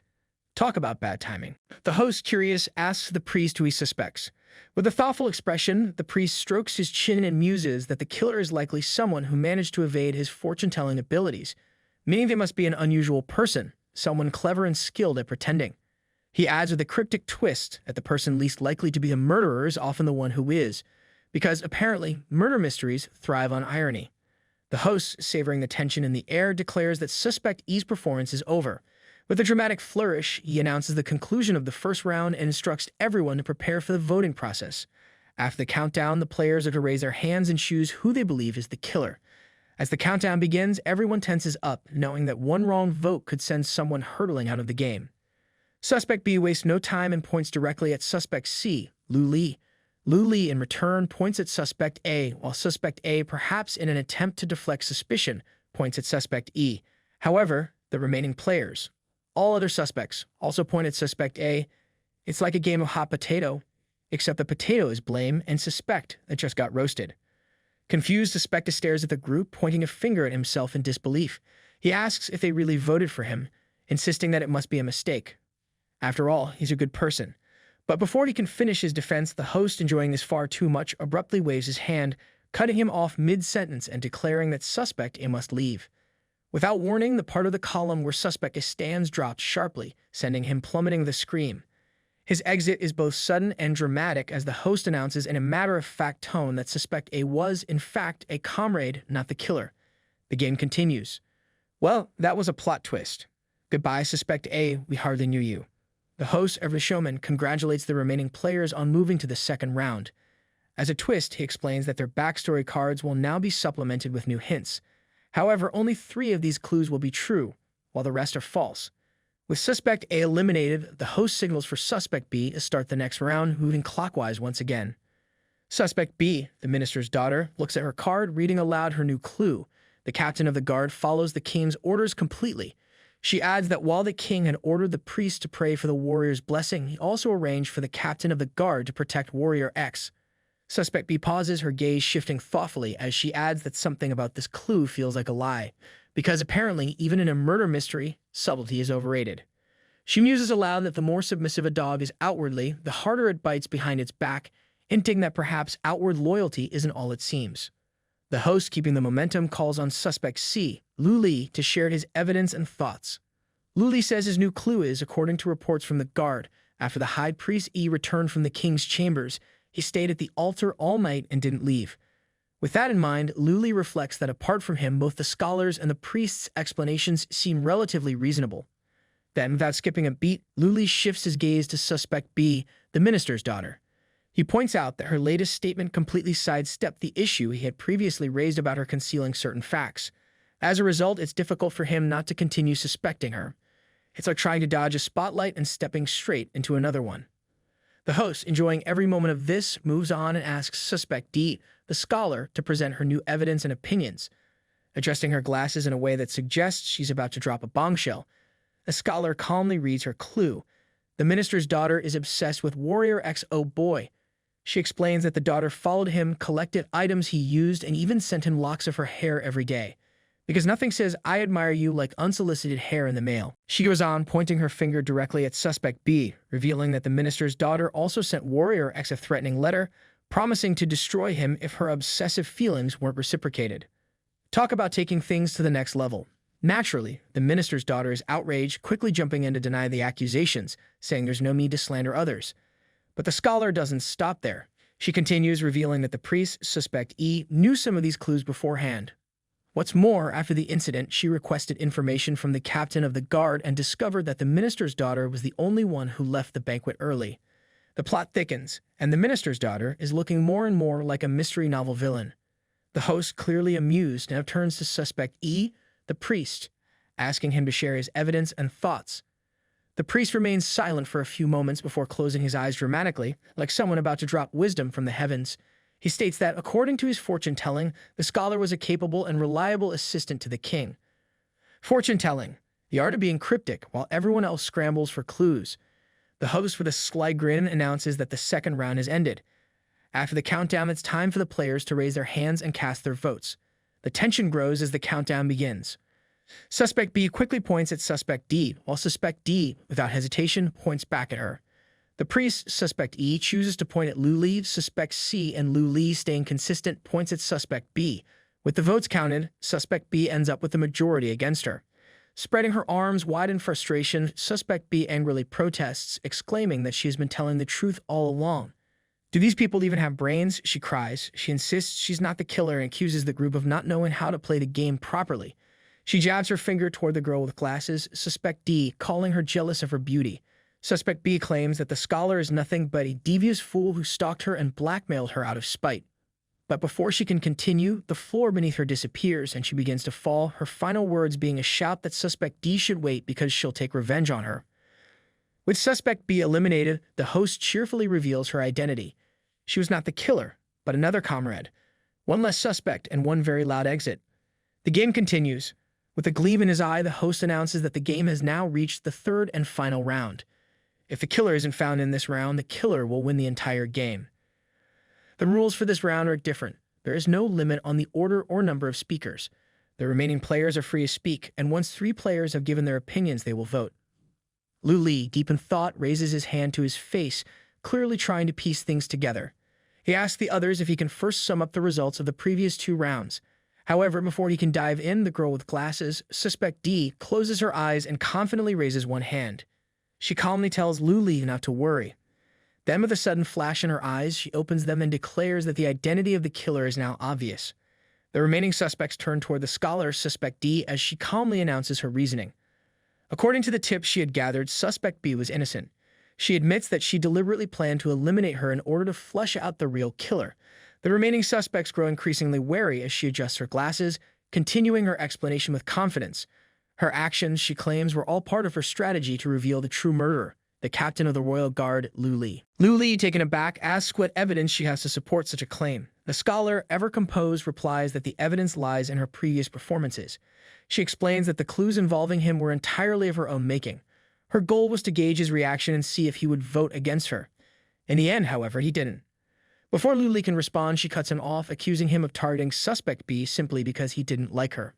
She recalls the look in his eyes and insists that his gaze didn't reveal suspicion or curiosity, just avoidance. Her analysis is sharp as she concludes that his refusal to look at her when she was sending false signals is a dead giveaway. It's as if his subconscious wasn't focused on finding the killer, but rather on hiding and eliminating others. That's why, she says, he couldn't bring himself to meet her eyes. According to her, there can only be one explanation. Luli is the killer. She finishes with a flourish, asking if there's anything left that needs explaining, as if the final puzzle piece has just clicked into place. Luli listens to the scholar's accusations calmly, then sighs heavily.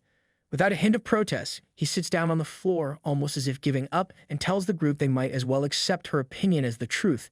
He adds that it's time to vote. They shouldn't waste any more time. The girl, suspect D, is slightly surprised. Is he really not resisting? She wonders. The host, enjoying the suspense, turns to the priest, suspect E, and asks if he has anything to add. The priest shakes his head, denying the need for further discussion. With that, the host declares that the final round of the performance is complete. The countdown begins, and when it's time to vote, suspect C, Luli, and suspect E both point at suspect D. The result is clear. Suspect D receives the most votes. Luli grins slightly as the host announces that the game is over and declares that the killer has won. The girl, suspect D, turns to the priest in indignation, asking what on earth he had done. The priest falls to the floor, realizing his mistake, while she spreads her arms in frustration, exclaiming that she couldn't have made things clearer. Why didn't he vote for Luli? Luli stands up and speaks calmly, explaining that the answer in a person's heart is stronger than any words spoken aloud. The girl, now confused, asks what he means by this answer in a person's heart. Luli continues, saying that from the moment she first spoke in the game, he knew that she would eventually expose him.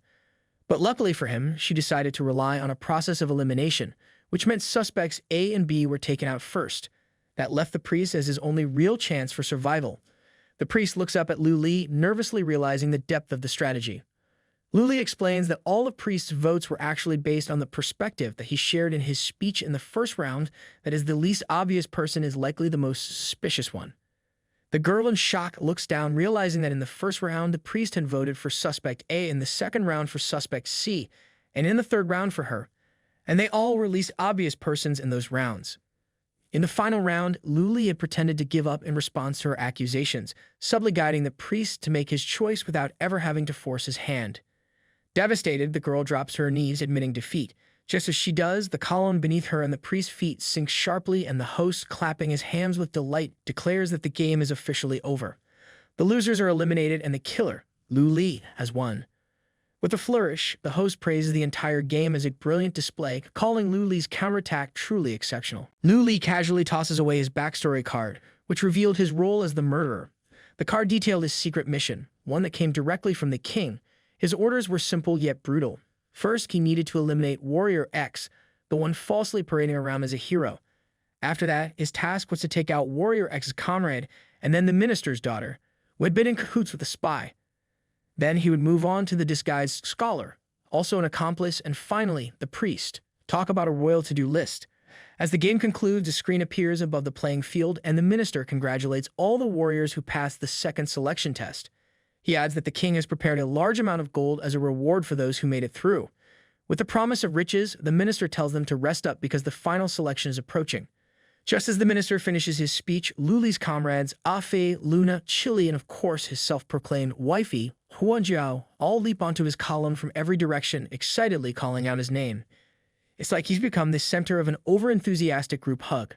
Luna, clearly relieved and impressed by the outcome, breathes a sigh of relief, saying it's a good thing that they've all advanced together. Despite the enthusiasm from his friends, Luli keeps his eyes closed, remaining silent, lost in his own thoughts. As everyone gathers on the platform, a fence suddenly appears around them, and the minister's voice echoes again, informing the group that they'll be leaving soon. He advises them to hold on tight and follow the safety rules, which, knowing their luck, probably involves surviving yet another wild ride. With that, the columns beneath them shoot upward toward a massive hole in the ceiling. As they rise, rays of sunlight begin to filter through, causing Luli to shield his eyes with his hand. Above, the sky is painted with pink clouds and the sun is already setting, casting a warm glow across the horizon. When the platform finally comes to a stop, they find themselves in a massive arena, surrounded by stands filled with cheering spectators. The roar of applause and joyful shouts fills the air as the crowd waves their hands in excitement. The minister and his assistant are sitting in the center of the arena. They greet the crowd, and a giant screen projects their image into the air. The minister then welcomes everyone to the final stage of the selection with all the seriousness of someone who loves their job a bit too much. He then directs the spectators to look up at the projection where King Tapini, the supreme ruler of Tapini, is about to give his grand speech. Of course, the minister makes sure everyone is ready to shower the king with the warmest applause possible, because nothing says loyalty like enthusiastic clapping. The screen switches to King Tapini, sitting on his throne with a big smile, chuckling as if he's just heard the world's best joke. He thanks everyone for the warm welcome and turns his attention to the warriors, expressing his deep gratitude for their journey and courage. He praises them for surviving the first two stages of the selection and hints that they've proven themselves to be both smart and brave, because clearly dodging death traps and solving murder mysteries is just a normal Tuesday in Tapini. Luli and his friends stand alongside the other players, watching the king's speech with a mix of anticipation and mild exhaustion. The grandeur of the moment is unmistakable, with the king's words echoing through the arena like a dramatic play. But leave it to Ah Fei to lighten the mood. He leans over to Luli and mutters that this whole thing feels suspiciously like a Monday morning assembly, where the principal drones onto the entire school. Gems appear above the king's palm, sparkling like he's about to show off the world's fanciest accessory. He proudly declares that the kingdom of Tapini is unmatched in mining and blacksmithing, a fact he seems quite pleased with. To sweeten the deal for the competition, he announces that the top 3 warriors will be rewarded with legendary inlay stones, perfect for enhancing weapons to legendary status. Meanwhile, the leader of Daybreak Guild turns to his team, telling them that their intel was spot on. These 3 stones are exactly what they need, and they must go to the guild. He makes sure his team understands, and like good soldiers, they all nod in agreement as if he's just told them to capture the Holy Grail. At this moment, Ah Fei, ever the curious one, turns to Luli with a puzzled look and asks what exactly these inlay stones are for, and if these stones really as valuable as it sounds. Luli, always the knowledgeable one, explains that the inlay stone is extremely rare. When embedded into a weapon, it grants the wielder a special skill. He raises his hand to his face, lost in thought, realizing that these stones are typically meant for players at level 50.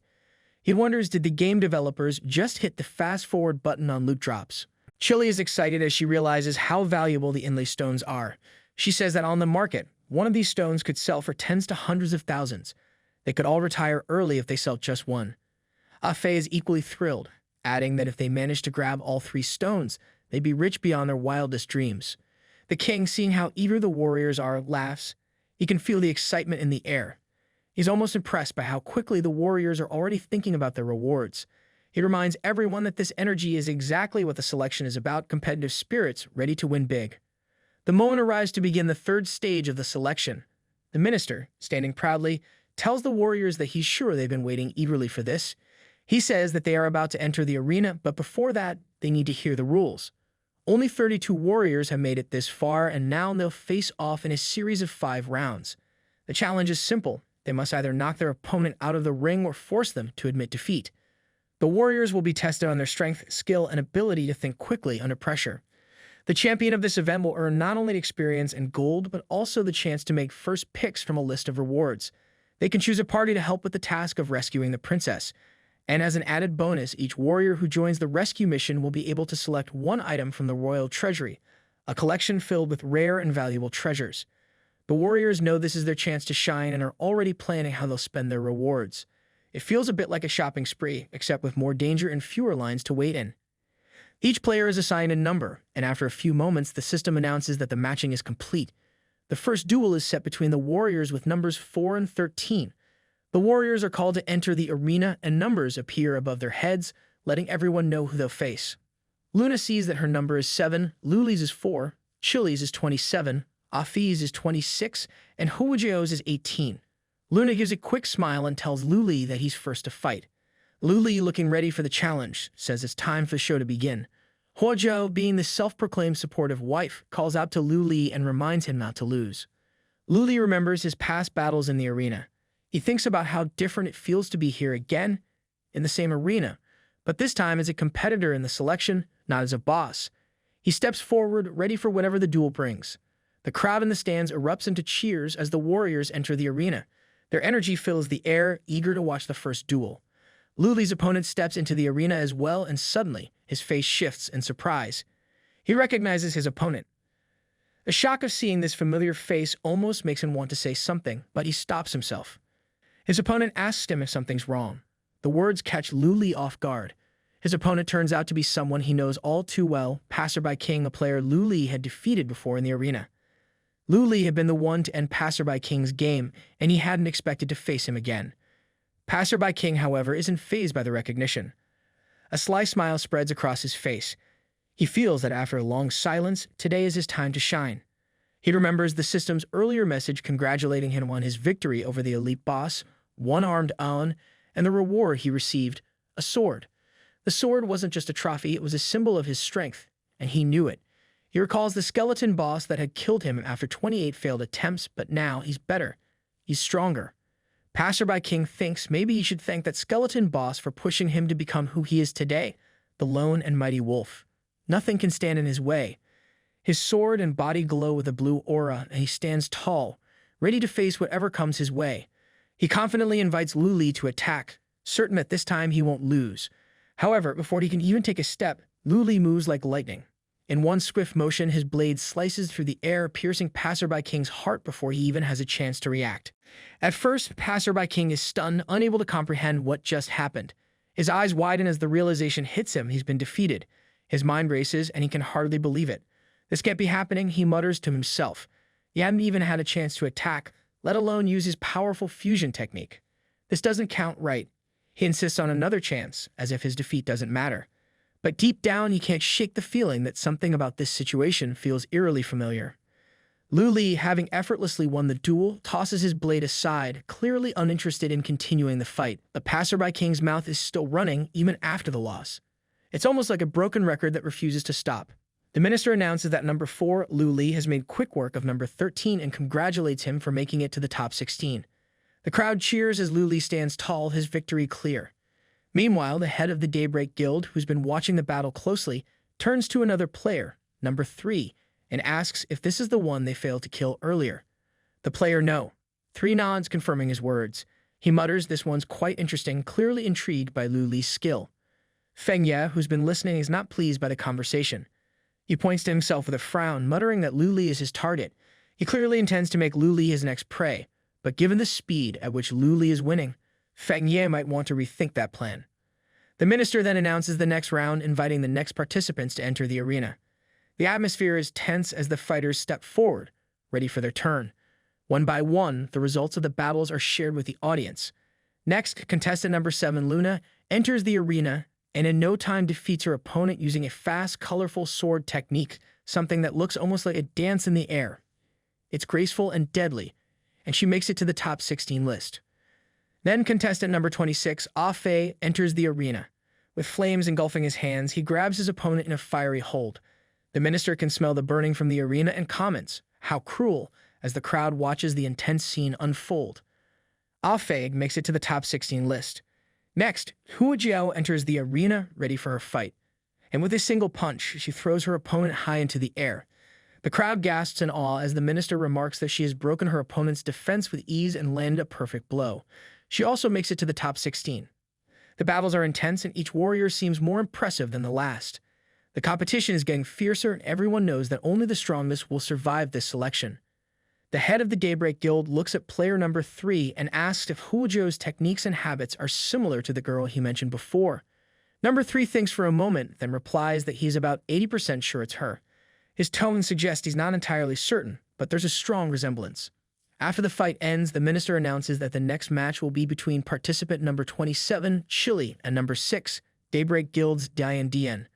He calls on the participants to step forward. Dian Dian walks confidently toward the arena, flashing a smile as she declares to her guild member that it's her turn now. The Daybreak Guild master, watching closely, tells her to keep her usual practice mentality, balancing tension with relaxation. It's clear she's done this many times before, but the pressure of the competition might still get to her. Meanwhile, Ah Fei offers his support to Chili, telling her to defeat her opponent. Chili, always confident, stretches her arms and casually declares that it's all nothing. Huojiao smiles warmly and teases her, saying that if Chili loses, there'll be no hot pot for dinner. It's a playful threat, but the message is clear. Winning is important. Just as the 2 girls enter the arena, the players watching from the sidelines exchange surprised looks. They comment that it's rare to see professional players so close up. The excitement builds, and one player, curious about the strength of the Daybreak Guild, mentions how he's eager to see how the famous members compare to the rest of them. The Daybreak Guild's reputation precedes them, and he is eager to see if they live up to it. Chili stands ready for battle, her eyes focused on her opponent. She asks if the Daybreak Guild is truly as strong as people say. With confidence, she declares that no matter how good Dian is, there will always be someone better. Dian, in response, laughs and mocks that while Chili has a small chest, her ego is much bigger. Chili is caught off guard by her teasing remark. She exclaims, her cheeks turning red with embarrassment. The comment stings a little, but it quickly fuels her temper. Annoyed, she jumps into action, calling Dian a fool and proudly declaring that flat chests are actually fashionable. Dian, seeing that she's gotten under Chili's skin, asks if she's angry. She's about to say more, but before she can finish her sentence, Chili makes her move. She suddenly leaps into the air, aiming to kick Dian and telling her to shut up. Dian manages to dodge the kick just in time, but Chili isn't finished. She shouts at her opponent not to try dodging again. Dian, unbothered by the words, turns around and looks up at Chili, who's now spinning midair preparing for her next strike. With a burst of fire, Chili launches a fiery attack. The audience gasps, impressed by the beauty and power of the move. The minister comments on it, noting how the fire strike looks incredible, adding to the excitement of the match. Chili's strike is followed by a rapid pursuit as she continues to press the attack. Dian, however, uses her skill, reverse thrust, to dodge the fiery strike, although it's clear she's still injured. She grins, clearly enjoying the challenge, and announces that things are about to get more serious. Dian raises her hand, and the multicolored stones on her gloves start to sparkle, glowing with energy. She then uses her summoning technique, calling forth the undead fiery spirit. A purple portal appears next to her hand, and from it a hound bursts forth, running straight toward Chili with lightning speed. Chili watches the hound with a mix of surprise and focus. She quickly realizes that Dian is a summoner. The hound's speed is impressive, but Chili knows that summoned creatures often have a predictable movement pattern. If she can just predict its next move, she should be able to handle it. The hound charges toward her. Chili leaps backward and counters with a brilliant flash of fire, trying to catch the hound in the flames. But to her shock, the hound charges through the fire without hesitation, continuing to approach her. The fiery curtain is ineffective, and Chili's confidence falters slightly. Just as the hound gets close, it attacks, and a powerful explosion of purple energy erupts from the creature. The blast sends Chili flying backward, her body slammed by the force of the explosion. She screams as she's thrown back, surprised by the unexpected power of her opponent's summon. Ah Fei calls out to Chili in concern. Meanwhile, her sister Huojiao observes the fight carefully and points out a key problem. The summoned hound has a high resistance to fire, which greatly reduces the damage Chili's fire attacks can cause. It's a small but important detail that changes everything for Chili. The hound returns to its owner, and Dian laughs, clearly enjoying herself. She taunts Chili, telling her that if she doesn't want to embarrass herself even more, she should give up now. The dog barks in agreement, and Chili, fuming with determination, demands to know if Dian is seriously asking her to surrender. But Chili isn't one to give up easily. Fueled by frustration, she charges forward, her hands glowing with fiery energy. She summons fiery meteors, launching them toward her opponent. The meteors explode mid-air, but the hound leaps in front of Dian, batting them away with ease. Dian smirks, saying it's all useless, a waste of energy. It's a setback, but Chili refuses to back down. With a fierce look in her eyes, Chili creates a fiery tornado. The flames swirl around her, forming a massive storm of fire that heads straight toward Dian. The arena is filled with the bright, dangerous flames. Ah Fei watches, his eyes wide with admiration, as Chili's attack unfolds. He mutters to himself that it's so beautiful, the way Chili is using fire to control the battlefield. The tornado is relentless, its heat fierce enough to affect both Dian and her hound. Just as the flames approach, Dian shields her face with one hand, trying to protect herself from the intense heat. But instead of retreating, she orders the hound to charge forward and protect her. The hound obeys without hesitation, rushing into the fiery storm to shield its owner. However, in the heat of the moment, Dian doesn't notice Chili's next move. From behind the fiery tornado, Chili appears in a bright flash, faster than expected. Before Dian can react, Chili raises her hand, ready to strike. With a confident voice, she declares that this is the end. Dian is shocked to witness Chili behind her. She wonders aloud, when did she manage to get here? But before she can make a move, Chili unleashes a massive explosion, the force of it sending Dian flying into the air. The minister watches with awe and declares Chili's combination of moves beautiful. He notes that contestant number 27 used her fiery powers and quick thinking to disorient Dian and then landed a powerful kick from behind. It seems like the battle is over and the outcome is clear. Chili smiles, feeling victorious. She's confident that the fight is hers. But just as she celebrates, Ah Fei suddenly calls out, warning her to be careful. Hua Jiao, her sister, points to Dian and tells Chili to look closely. To her surprise, Dian isn't dead yet. In fact, she's far from it. Dian lifts the mask covering her face, revealing glowing eyes. The colorful stones on her gloves sparkle once again, and Chili feels a wave of unease. Dian then performs another summoning technique. This time, she creates 5 offensive and defensive circles, one for each of her summoned creatures. The air fills with energy as powerful attacks from all 5 creatures slam into Chili. She screams in pain, unable to dodge the barrage of elements hitting her from every direction. The spirits of different elements surround Dian, each glowing with power. She calmly apologizes to Chili, explaining that she forgot to mention she can summon more than just one animal. Chili's body shakes from the force of the hits, and she struggles to stay on her feet, realizing too late how much more powerful her opponent truly is. The minister is stunned by the display, announcing that it's a nightmare for contestant number 27. He praises Dian, saying that she's managed to summon 5 creatures with different attributes at once, all while staying remarkably calm and collected. It's a show of immense skill and strength. And as for Chili, she's unable to stand after the brutal attack. The crowd watches in silence as Dian's victory is confirmed. The minister congratulates her, saying she's made it to the top 16. The glory of the Daybreak Guild is truly deserved, and Dian's rank in the guild is mentioned, number 6. There's some curiosity about whether the rankings in the guild have any connection to their performance here in the arena, but that will be revealed later during the next match. After the dust settles and the arena clears, Dian begins to repair her equipment, casually fixing the damage done during the battle. It's clear she's ready for whatever comes next. Ah Fei and Hua Jiao help Chili out of the arena, both concerned for her well-being. Ah Fei asks if she's okay, while Hua Jiao tries to comfort her, saying her performance was good. It's just that her opponent's abilities were the perfect counter to hers. Chili, however, isn't feeling any better. She purses her lips, clearly disappointed.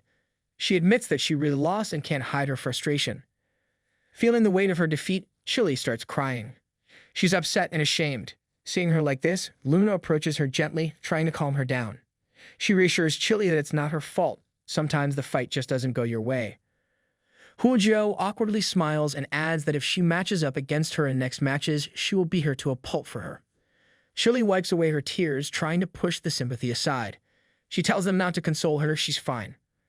With newfound determination, she steps away from the group and announces, a bit angrily, that she'll make sure she never loses again to someone who mocks her for her flat chest. Ah Fei sighs in confusion and not quite sure how to react. Hua Jiao, on the other hand, laughs nervously and says she now understands why Chili was so upset. Meanwhile, Luli and Luna watch the members of the Daybreak Guild carefully. Luna comments that their guild members are incredibly strong.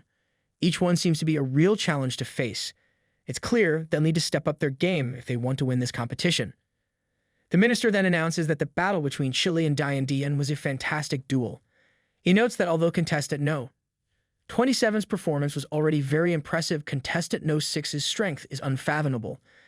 He adds that the Daybreak Guild's members are all so powerful, there's no telling what they'll do next. His assistant agrees, and they both eagerly anticipate the next match. The next fighter to enter the arena is a member of the Daybreak Guild, contestant number 5, Feng Ya. His opponent seems to be struggling. Feng Ya smiles confidently and starts throwing punch after punch. He taunts his opponent, calling him weak as he overwhelms them. Feng Ya's punches land with precision, while his opponent tries desperately to protect himself with a shield. However, Feng Ya is too powerful, and just after a few seconds, he breaks through his opponent's defense with ease and sends him flying out of the arena. The minister, watching from the sidelines, comments on Feng Ya. He says Feng Ya is like a wolf with its fangs bared, and his opponent never stood a chance. He adds that his opponent was like a lamb waiting to be slaughtered, completely unable to strike back. The minister announces that now it's time to see the performance of Wei Jian, the 3rd member of the Daybreak Guild. The crowd watches as Wei Jian enters the arena with a confident smile. He pulls an arrow from his quiver, preparing for battle. His opponent, a man with a confident air, sizes him up. He thinks to himself that Wei Jian is just another man, so there's no need to worry too much. He believes he can easily parry the incoming arrow. But as soon as the battle begins, Wei Jian fires his arrow with incredible precision. The opponent raises his sword, ready to deflect the attack. However, to his horror, the moment the arrow meets the blade, it splits into several smaller arrows, each one changing direction and circling around the sword. The arrows dart toward him from all sides, and he realizes too late that this isn't an ordinary shot. It's a crushing shot. The opponent's confidence quickly turns to panic. The arrows move too fast, and before he can react, they pierce his body from every direction. Blood sprays out as he crumbles to the ground, falling to his knees in defeat. The arena falls silent, the audience stunned by the sheer skill on display. The minister comments on Wei Jun's technique, calling it fearsome.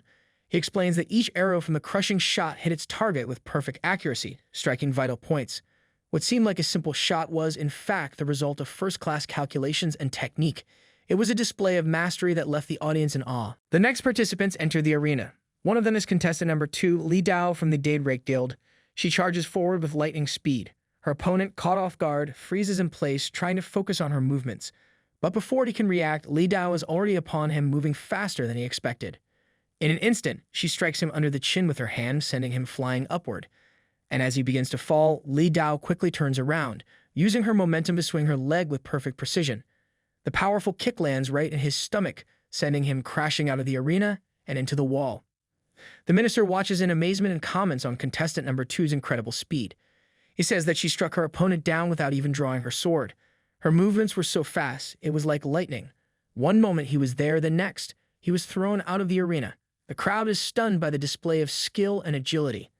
The minister announces the next battle, and the leader of the Daybreak Guild steps into the arena. The audience falls silent, eagerly waiting for the fight to begin. But as soon as the match starts, the player faces an unexpected turn of events. Instead of launching an attack, the Daybreak Guild leader Xu Guang begins giving instructions. Xu Guang approaches his opponent, who's holding his weapon nervously. However, to his surprise, Xu Guang doesn't attack, but instead starts pointing out flaws in his form.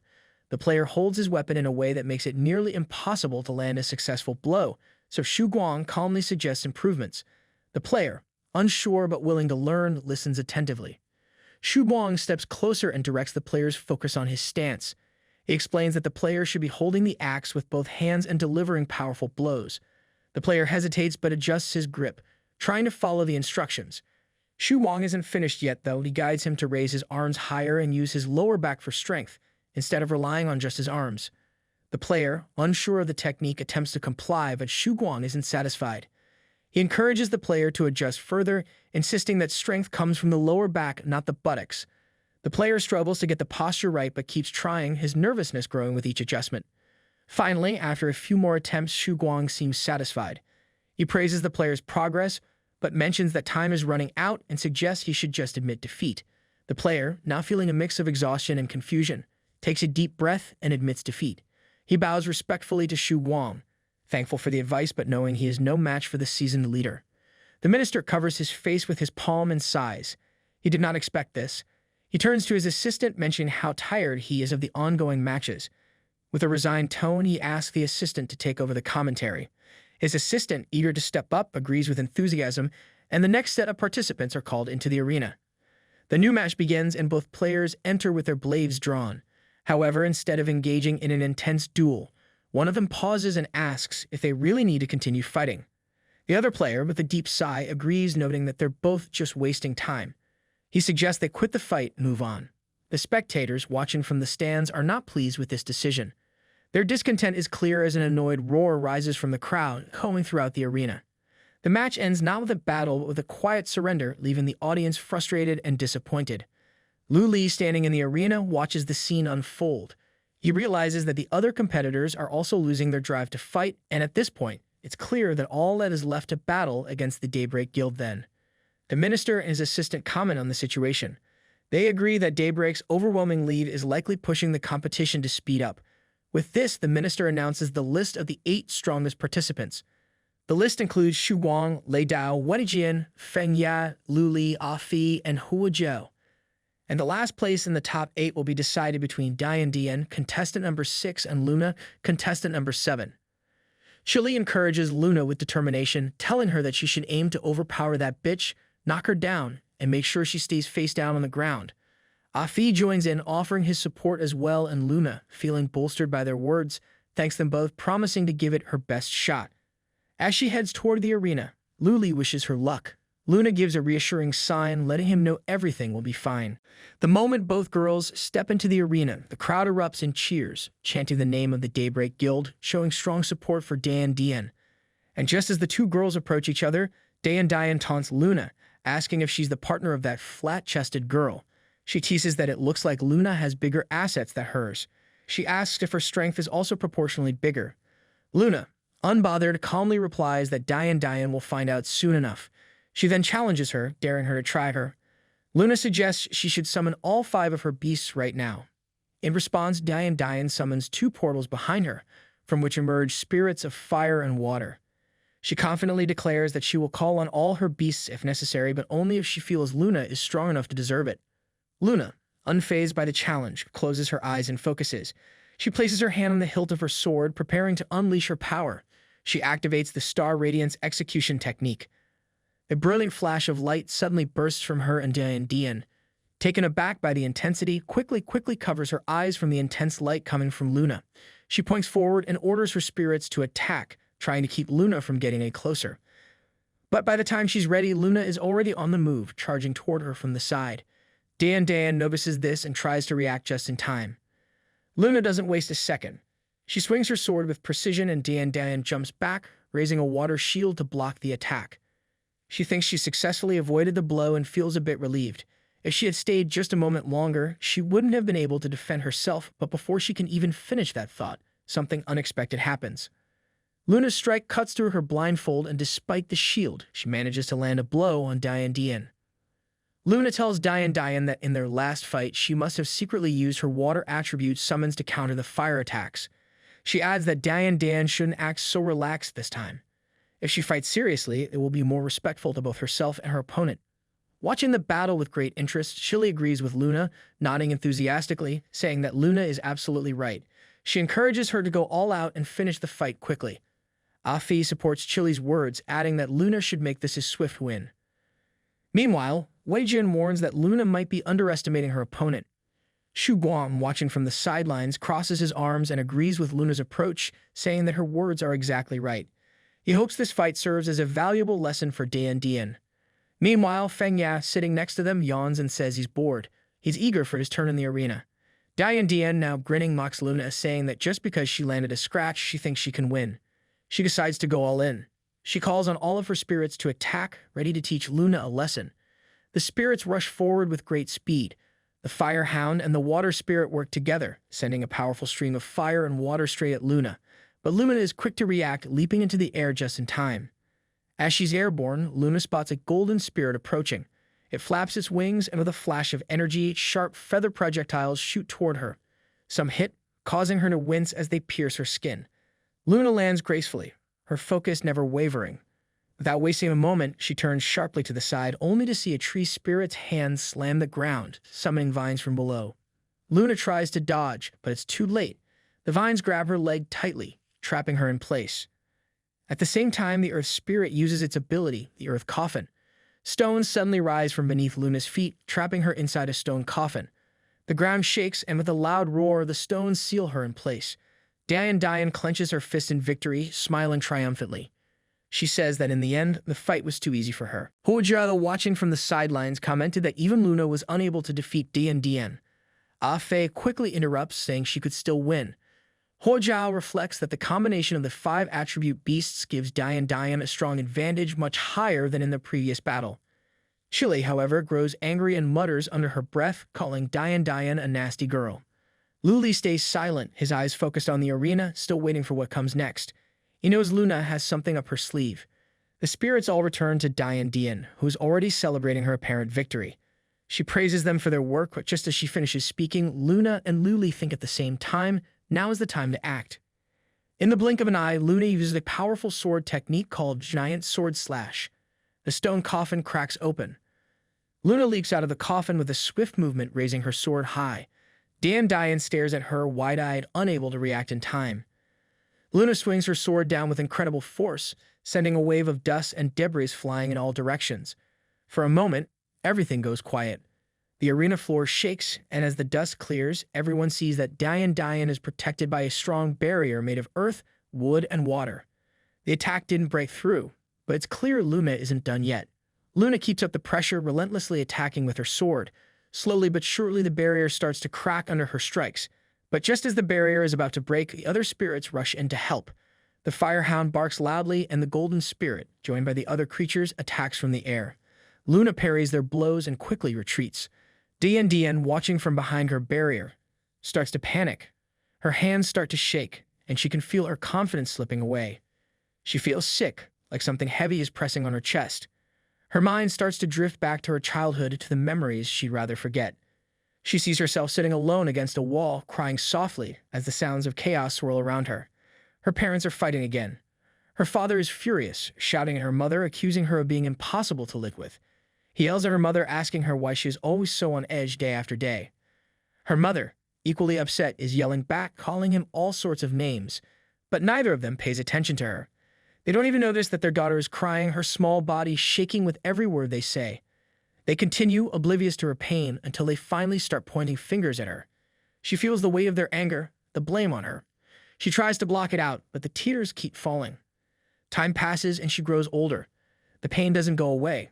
At school, things don't get better. The girls there pick on her, calling her names, treating her like an outsider.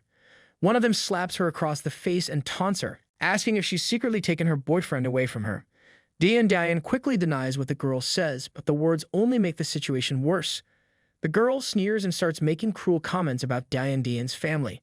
She says that her parents are getting a divorce because her mother cheated on her father. The girl adds that Dian looks just like her mother, as if that's a bad thing. Then the girl grabs Dian by the hair and starts talking about how some guys think her eyes are pretty and innocent. She accuses Dian of pretending to be sweet, as if she's just acting. Another girl in the group pulls out her phone and points it at Dian, filming her. She suggests that maybe they could take a video of her, undress her, and send it to the group. The idea is to show everyone if she's really as innocent as she seems. This is the breaking point for Dian. Anger bubbles up inside her. She lunges at the girl who's been taunting her, tackling her to the ground. She tries to hit her, but her attack is interrupted when the girl screams that Dian bit her. Her friend quickly tries to pull her off, while the second girl continues filming. The girl with the phone smirks and says this will be proof that Dian is attacking her classmates. In the chaos, Dian feels completely defeated. She thinks to herself that the world is cold and cruel, full of unfairness. Her heart sinks as she wonders how she can keep living in a world that seems so harsh. She feels as though she has no choice but to hide her real self, pretending to be someone else. Maybe if she grows a tougher side, something more like a monster with fangs, then things might get better. Some time passes, and now Dian is sitting at a gaming club with a man, someone she knows. He blows a puff of smoke from his cigarette and comments that he never thought someone so beautiful could be so good at gaming. Dian smiles at him, appreciating the compliment. She tells him that she should thank him for helping her deal with the bullies at school. The man hugs her, saying it's nothing. Then with a casual smile, he tells her that if she becomes his girlfriend, he'll make sure no one bothers her anymore. This surprises Dian, and she nervously asks, didn't he once say that he saw her as a little sister?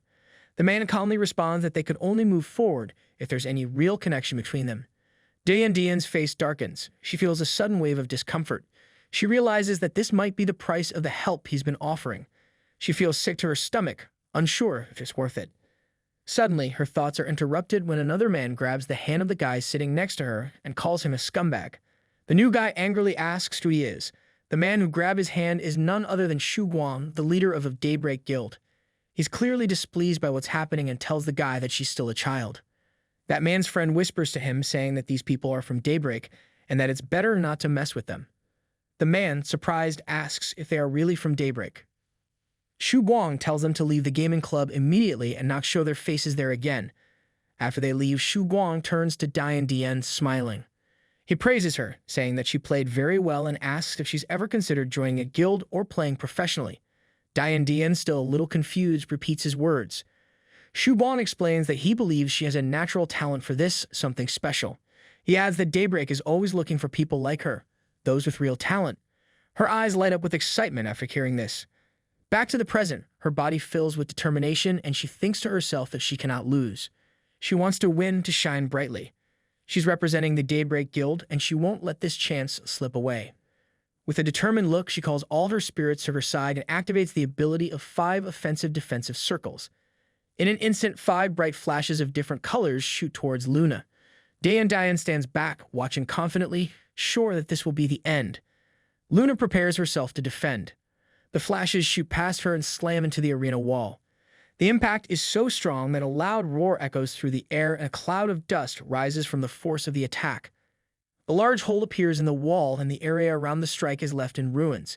Diane breathes heavily, her chest rising and falling as she thinks she has won. The minister, watching closely, is shocked.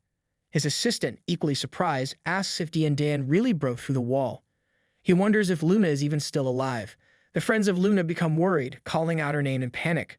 But Lu Li, ever calm, simply smiles slightly and gestures for the others to look below the arena. To everyone's surprise, Luna is standing there unharmed. Before the attack hit, she had plunged her sword into the arena wall and was standing on the blade. She used the space between the ground and the wall to shield herself from the full force of the strike. The minister and his assistant are stunned, wondering, how could this be possible? Luna jumps back into the arena, landing gracefully, and greets her opponent with a smile. Diane protests loudly, asking if this is really how the rules are supposed to work. The minister, not fazed, calmly explains that Luna didn't break any rules. He points out that Luna had stuck her sword into the arena wall, staying within the boundaries. There was no violation. Luna, with a determined look, now focuses on her opponent. She tells Diane that it's her turn. Diane, furious, waves her hand and orders her spirits to attack. She sneers at Luna, calling her arrogant and insisting that she won't be defeated. In response, Luna swings her sword and summons a lunar disc that flies forward with great speed. The fire and water streams from Diane's spirits collide with the disc, causing a loud roar. Steam instantly bursts from the point of impact, filling the air. The minister and his assistant comment on the spectacle, noting that Luna used a spinning technique to deflect Diane's fire and water attacks. The flames and water quickly turn into thick steam, creating a fog that fills the arena. Diane, unable to see clearly, curses mentally as the steam blinds her. She's in trouble, but Luna is already on the move, using her moonlight execution ability. Bright flashes of light begin to appear in the fog, catching Diane off guard. She looks up just in time to see the flashes falling from the air. Diane has no choice but to raise a barrier, desperately trying to protect herself.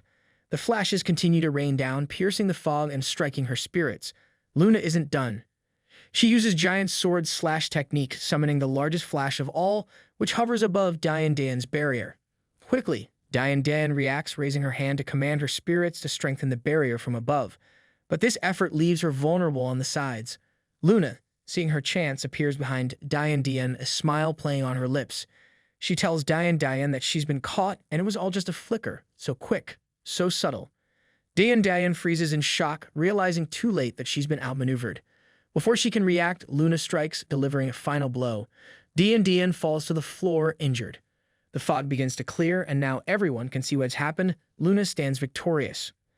The minister looks around, asking if the fog has cleared. He seems surprised to see that Luna has defeated Diane.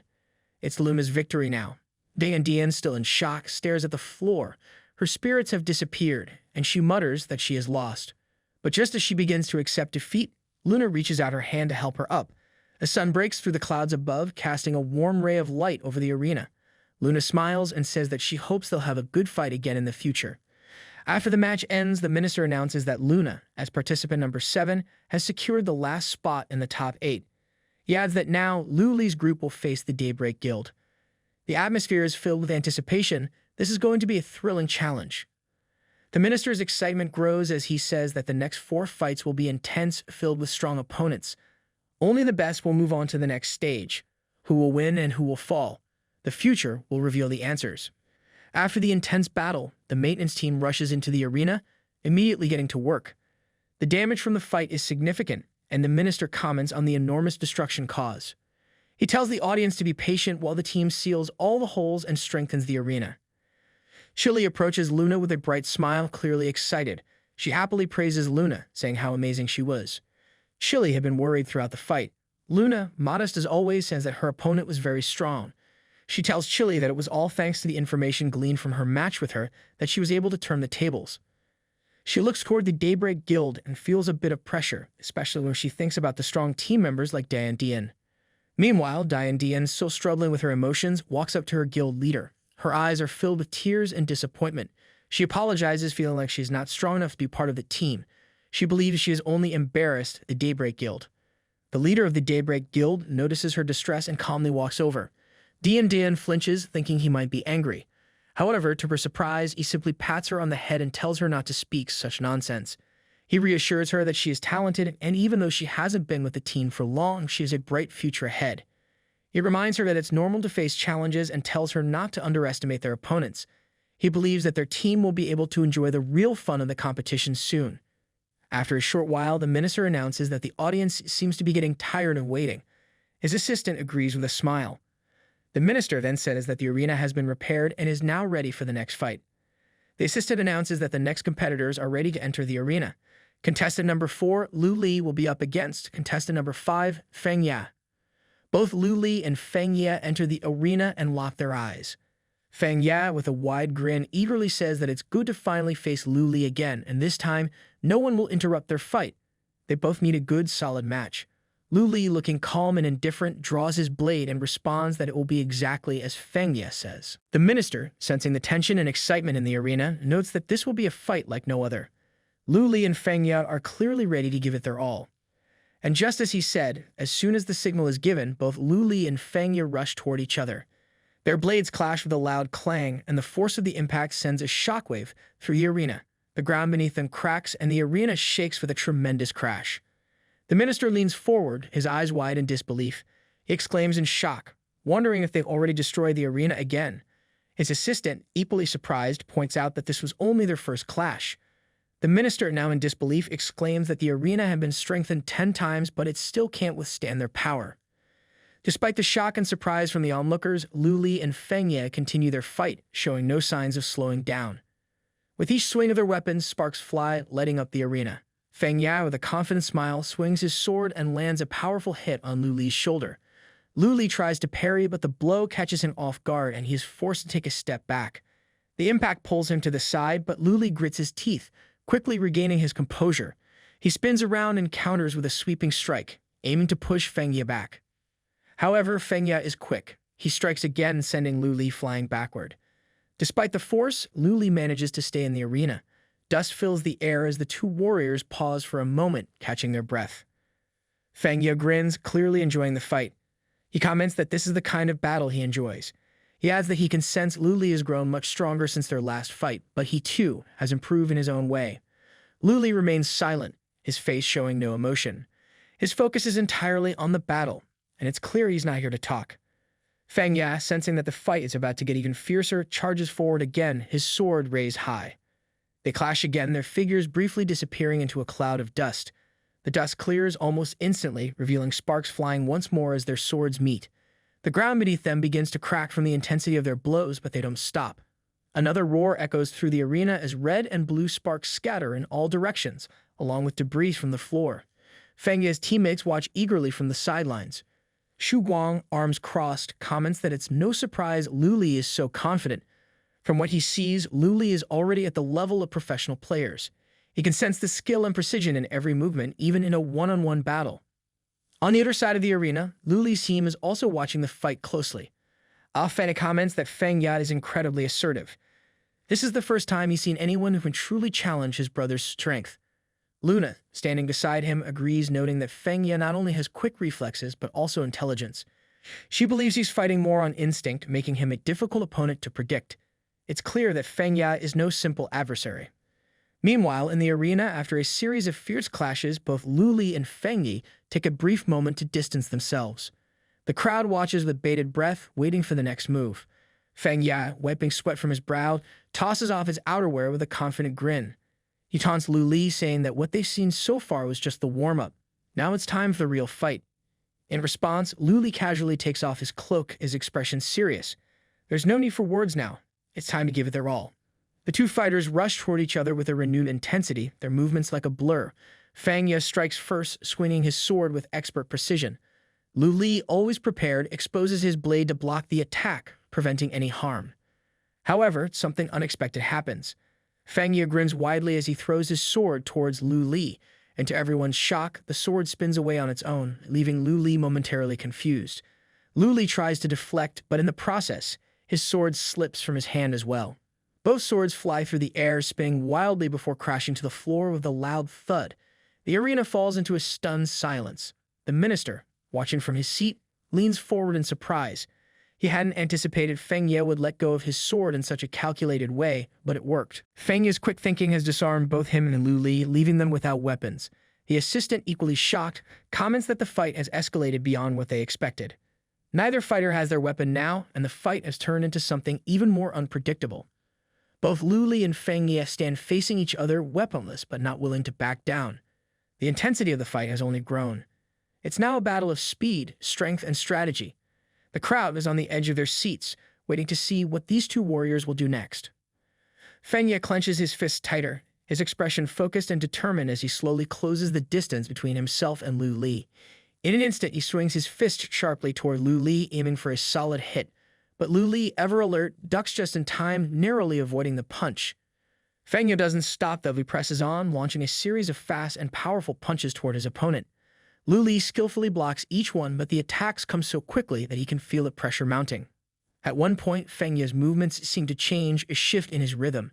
He flashes a confident grin and warns Lu Li not to relax.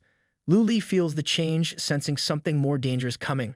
Feng Ye's fist suddenly begins to glow with a bright blue light, his energy surging. Without warning, he swings at Lu Li's head with incredible force. The punch lands, and Lu Li is sent crashing to the ground, blood spraying from the wound on his face. He hits the floor hard, but he's quick to react, using his hands to brace himself. He avoids hitting the ground fully. In a swift move, Lu Li pushes off the floor, his legs swinging with practiced precision. He kicks Feng Ye in the chest with all his might, but Feng Ye deflects the blow just in time. There's no pause for recovery. Without missing a beat, Lu Li leans forward, his foot pushing off the ground with explosive power. He leaps into the air and drives his knee directly into Feng Ye's face. The sickening crunch of bone and impact echoes through the arena. Feng Ye stumbles back, blood spilling from his mouth as he struggles to recover, but he doesn't fall. The two warriors stand glaring at each other, bloody but unyielding. The silence is brief before they charge at each other once more, fists raised, ready for another round. Lu Li strikes first, landing a solid punch to Feng Ye's face. Feng Ye retaliates from a punch of his own, and just like that, the battle intensifies again. They exchange blow after blow, their fists landing with brutal force, each one blocking and countering with precise timing. The ground beneath them shakes from the force of their attacks, and cracks begin to form in the arena floor as the battle rages on. At one point, Feng Ye swings again, but Lu Li, sensing the attack, decides to pull back. He flips backward, executing a perfect somersault and landing a few meters away from his opponent. He takes a moment to catch his breath, his chest heaving with effort. Sweat drips down his forehead as he looks at Feng Ye, his eyes narrowing in focus. He briefly looks away as if searching for a new strategy or perhaps to compose himself. Then, without warning, he starts circling his opponent, moving from side to side, his movements fluid and unpredictable. Feng Ye, now more than ready, braces himself. Lu Li throws a punch with all his strength, but Feng Ye blocks it effortlessly, his smile never fading. He taunts Lu Li, asking if he's exhausted yet, his voice dripping with confidence. Blood trickles from Feng Ye's mouth, but he seems unfazed, even smiling through the pain. He reminds Lu Li not to relax, adding that there's a big opening. Then, without giving Lu Li a chance to recover, Feng Ye strikes fast and hard, landing a powerful blow to Lu Li's stomach. The impact is brutal, and the sound of the punch echoing in the air is sharp like a crack of thunder. Blood splatters from the wound, staining the floor as Lu Li is thrown back. The force of the blow sends him flying, and in that brief moment, Feng Ye watches as the blood from his opponent forms a half circle in the air, suspended for a moment in time. It's almost as if everything slows down, the scene hanging on a single breath. But Lu Li isn't done yet. Despite the pain, he doesn't fall. His feet slam against the floor of the arena, and two trails of dust kick up behind him as he pushes himself back. There's a slight grin on his face, barely noticeable, but it's enough for Feng Ye to catch a glimpse of it. His smile quickly vanishes, and a sense of dread fills his chest. He recognizes this move. He knows he has messed up. He curses under his breath, his heart racing. This was the exact moment he had been warned about. Feng Ye's eyes widen as he realizes what Lu Li is planning. In that instant, everything clicks into place. Feng Ye had been outmaneuvered. He had been tricked into focusing on Lu Li's previous attacks, underestimating his next move. Lu Li is charging toward their weapons. Noticing this, his heart sinks. It's too late to stop him now. Before Feng Ye can react, Lu Li grabs his dagger and launches himself at his opponent. In a flash, he slashes Feng Ye's chest in a sharp cross, cutting through his defenses. The attack lands with precision, the sound of the blade slicing through the air almost drowned by the collective gasp of the audience. On the sidelines, Afi jumps up in excitement. He can't believe it. His big brother has done it again. Hua Zhao, equally thrilled, is practically jumping for joy, her admiration for Lu Li growing with each move. She playfully whispers that her husband, who's been through so many battles, just keeps getting more and more attractive. Clearly, she's more than a little infatuated. But for the Daybreak Guild members, the mood is tense. They can hardly believe what they're witnessing. Dian Dian says no way, even the fourth brother got defeated. Despite the shock, Shu Guang remains calm. He's seen this kind of thing before. He knows that Feng Ya, like a wild wolf, is a fighter who thrives in chaos. Anyone who faces him gets caught in his rhythm, overwhelmed by the intensity of the fight. It's easy to be swept away, to be distracted by the frenzy. But wolves, as Shu Guang reminds everyone, are clever, not just wild. And Feng Ya is no different. He's a strategist, always planning ahead. Feng Ya's eyes flicker with renewed determination. He's not done yet. He accosts Lu Li, his voice sharp and filled with a sense of finality. It's too bad, he says, his grin returning. He teases Lu Li, commenting that he was just one hit away from victory. Then, with a sudden surge of energy, Feng Ya releases a massive wave of power that sends Lu Li flying backward. Feng Ya's passive skill, Blunt Him, gets activated. His feet sink into the ground as he readies himself, focusing his power. The skill works like a hidden force. When his health drops, his attack power increases. It's a dangerous trick that makes him stronger the more damage he takes. Lu Li watches closely, feeling a sense of unease as his opponent charges forward.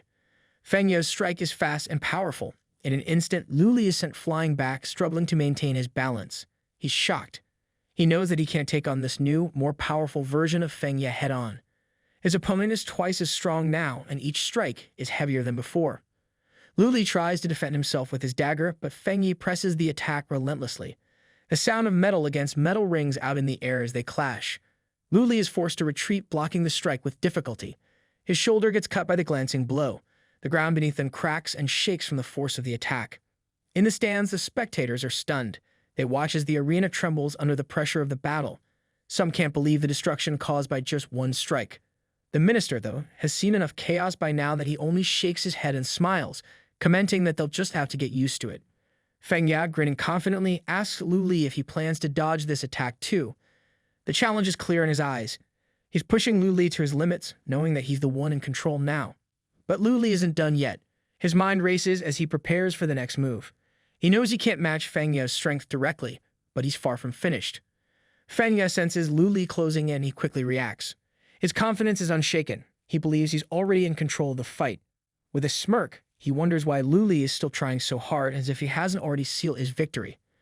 Feng Ya attacks with precision, but what he doesn't realize is that Lu Li has already activated Backstab, teleporting behind him. The move is meant to catch Feng Ya off guard, but Feng Ya, sharp as ever, senses the shift in the air and immediately counterattacks. Before Lu Li can land his blow, he's thrown back with incredible force. Feng Ya scoffs, remarking that Lu Li is too slow. Not one to give up easily, Lu Li tries again. He attempts another backstab, but Feng Ya is already one step ahead, jumping and blocking his move before Lu Li can even strike. The fight is becoming increasingly intense. In the stands, Ah Fi grows concerned, watching his brother struggle. It's the first time he's seen Lu Li on the defensive like this, and his worry is palpable. Hua Zhao, however, is seething with anger. She clenches her fists and mutters under her breath, threatening the man who dares to hurt her husband. Meanwhile, little Chili wonders if this is what a real master duel feels like, the kind of fight where every move matters and the stakes are nothing less than life and death. On the contrary, Shu Guang is watching the fight with quiet confidence. He believes his guild member, Feng Ya, has this battle in the bag. In his mind, it's only a matter of time before Feng Ya claims victory. The crowd is on edge, waiting for the final moments of this intense clash. Both fighters have been battling fiercely in the air, their movements a blur of speed and precision. But after a while, they both descend, landing back on the stage. Feng Ya stands tall, lifting his sword with a grin. He acknowledges Lu Li's strength, admitting that this has been one of the best fights he's ever had. But he also knows that every chase must eventually come to an end. It's time to finish it. With a confident gesture, he activates his skill, hunting technique along with the forced battle intent. This combination locks Lu Li in place, making it impossible for him to dodge Feng Ya's next attack. For 10 seconds, Lu Li is vulnerable and the damage Feng Ya deals increases by 20%. Feng Ya points his sword at Lu Li, preparing to deliver the final blow with his strongest attack, Wolf Storm. Lu Li, although exhausted, smiles. He admits to himself that he hasn't had such a challenging and exciting fight in a long time, but he's not finished yet. With a swift movement, Lu Li summons his second weapon. It's a surprise for Feng Ya, something he didn't expect. Lu Li, with a smirk, tells Feng Ya that he forgot to mention something important. He uses two weapons. Feng Ya's surprise is evident, but Lu Li isn't finished explaining. He recalls how, when he defeated the Saint Light Guild leader, he was awarded the legendary White Bay and Hidden Dragon in the Abyss. The Hidden Dragon in the Abyss is no ordinary weapon. It's a powerful, rare piece of equipment designed specifically for assassins. It has a durability of 100, and its real power lies in its ability to split into two separate blades. With each hit, it leaves a mark on the target. The more hits, the stronger the damage becomes, with the potential to inflict up to 240% additional damage. The Hidden Dragon glows, and Lu Li prepares to unleash its full power. Feng Ya realizes too late that he's underestimated his opponent. This fight is far from over. The tension in the arena is palpable as both combatants prepare for their final moves. The fight isn't just about strength anymore, it's about skill, strategy, and the unexpected. Lu Li's weapons now seem like the game changer, and Feng Ya is left to deal with the consequences. The battle, once seemingly in his favor, has taken a dramatic turn. The atmosphere in the arena is electric as Feng Ya and Lu Li prepare for their final clash. Feng Ya laughs, enjoying the intensity of the battle. He's impressed by Lu Li's strength, recognizing that this is the kind of opponent he's been waiting for. But Lu Li is equally determined to show him that there's more to him than what's been seen so far. With a shared sense of anticipation, both fighters rush at each other, unleashing their full power. The arena shakes as their massive energy radiates outward, creating a gust of wind that sweeps through the stadium. Dust flies everywhere, obscuring the view, and the pressure from their attacks feels almost tangible. The minister and his assistant quickly duck for cover, the power of the clash so overwhelming that it feels like the entire arena might collapse. The minister asks if the battle is over, but his assistant warns to hold on, as the dust has not settled yet. The tension rises as the dust finally begins to clear. The crowd holds its breath, waiting to see the victor. When it dissipates completely, the result is clear. Lu Li has emerged victorious. He's the one who stands tall, having won the intense battle and secured his place in the top four. The minister is stunned. He had expected this to be the final fight, given how intense and fierce the battle was. The idea that this was only the fight for the top four positions seems like a surprise to him. Meanwhile, Wei Jian, watching from the sidelines, is stunned. The fourth brother, who was once thought unbeatable, lost in a straight-up brawl, a rare and surprising outcome. Dian Dian, too, is left speechless. She had been watching closely, even though Feng Ya used his blood hymn and force battle intent to increase his damage. She can't understand how he still lost. She wonders, with all that power, how could he have been defeated? Xu Guang is equally shocked, especially because in the final exchange of moves, it was clear that Feng Ya dealt more damage. So why did he lose? The answer, as Xu Guang quickly figures out, is that Feng Ya became too greedy. He focused too much on the attack power granted by his blood hymn and force battle intent, leaving his own health too low to withstand the final blows. What's even more intriguing is that Xu Guang senses something deeper about Lu Li. He feels that Lu Li has not yet unleashed his full strength.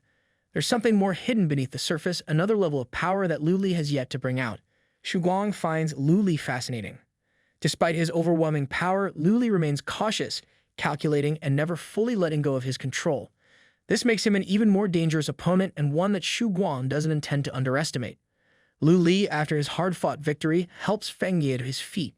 He asks the injured fighter how he's feeling. Feng Ya, still impressed by Lu Li's skill, admits that Lu Li had played his cards close to his chest. He recognizes that his own carelessness in the final moments led to his defeat. Despite the loss, Feng Ya is genuinely satisfied. He adds that Lu Li's final move, the Hidden Dragon in the Abyss, was a real game-changer.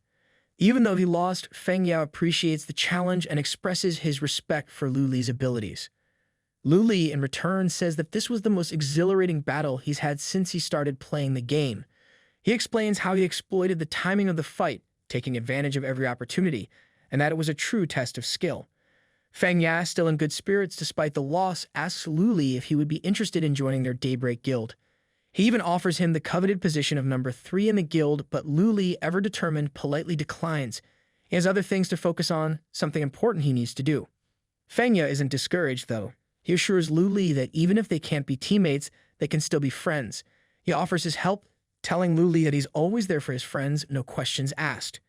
Feng Ya even suggests they grab a BBQ and a couple of drinks sometime, which Lu Li agrees to after all. Who can turn down a good BBQ? Meanwhile, the minister, watching the scene unfold, reflects on the sheer intensity of the battle.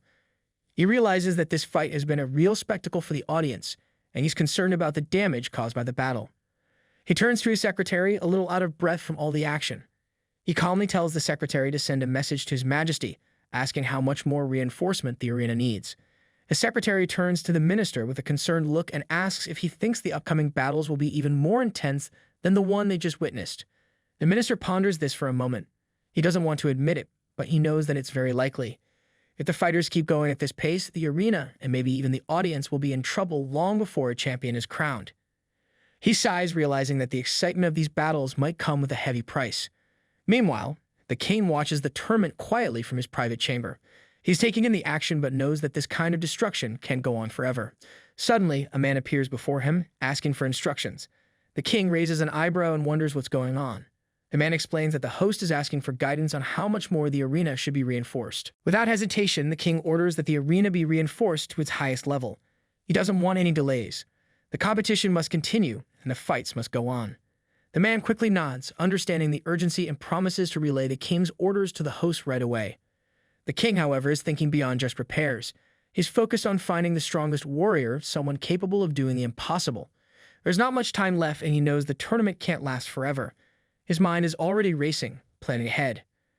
Soon the repairs are completed. The host addresses the crowd with a grateful smile. He thanks the audience for their patience, acknowledging that the delay was necessary. He assures them that thanks to the support of the king, the arena is now stronger than ever. This time, it won't collapse again. The structure has been reinforced to the highest level, making it far more resilient than before. The audience reacts with applause, excited that the tournament can continue. The minister, eager to move forward, announces that the next duel is about to begin. No more delays. He introduces the next two contestants.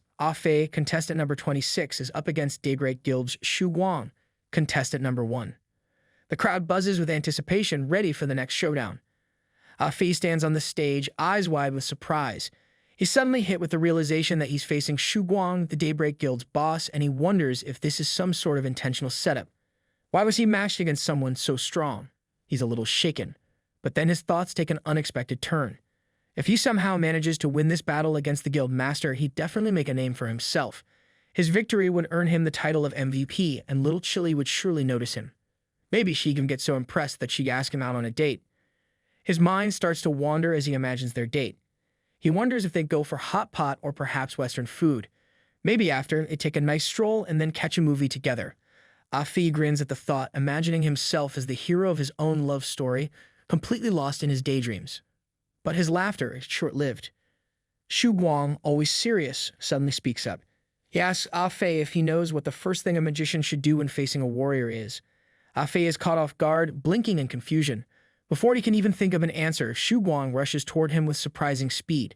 In an instant, he's closing the distance between them, and Fei realizes that this isn't going to be as easy as he thought. Xu Guang's voice cuts through his thoughts, create distance. Fei's eyes widen as he's forced to react quickly. He had expected his opponent to be slow and maybe a little clumsy based on his appearance, but Xu Guang proves him wrong. The guild master moves with lightning speed, catching Fei off guard. Fei tries to cast his magic, but before he can even finish the incantation, Xu Guang interrupts it easily. In the midst of the chaos, Xu Guang calls out to him with a hint of amusement in his voice, asking why didn't he use his left hand to cast. This way, the casting distance is shorter, and the chances of him interrupting it are smaller. Fei, now fully focused on the battle, curses under his breath. It seems he has a lot to learn if he's going to stand a chance against this skilled opponent. His earlier fantasies of a romantic date feel like a distant dream now. Fei, now growing frustrated and exhausted, throws a flame at Xu Guang, trying to land a hit. He mutters under his breath that it's just a fluke and that Xu Guang should stop acting so high and mighty. However, his confidence quickly fades when once again, his casting is interrupted before he can fully unleash his magic. The cycle repeats itself. Every time he tries to cast, his opponent easily stops him. Each failure makes Fei more furious, and the exhaustion from the constant interruptions starts to wear on him. His frustration builds, and he decides it's time to use one of his strongest spells, Fire Comets.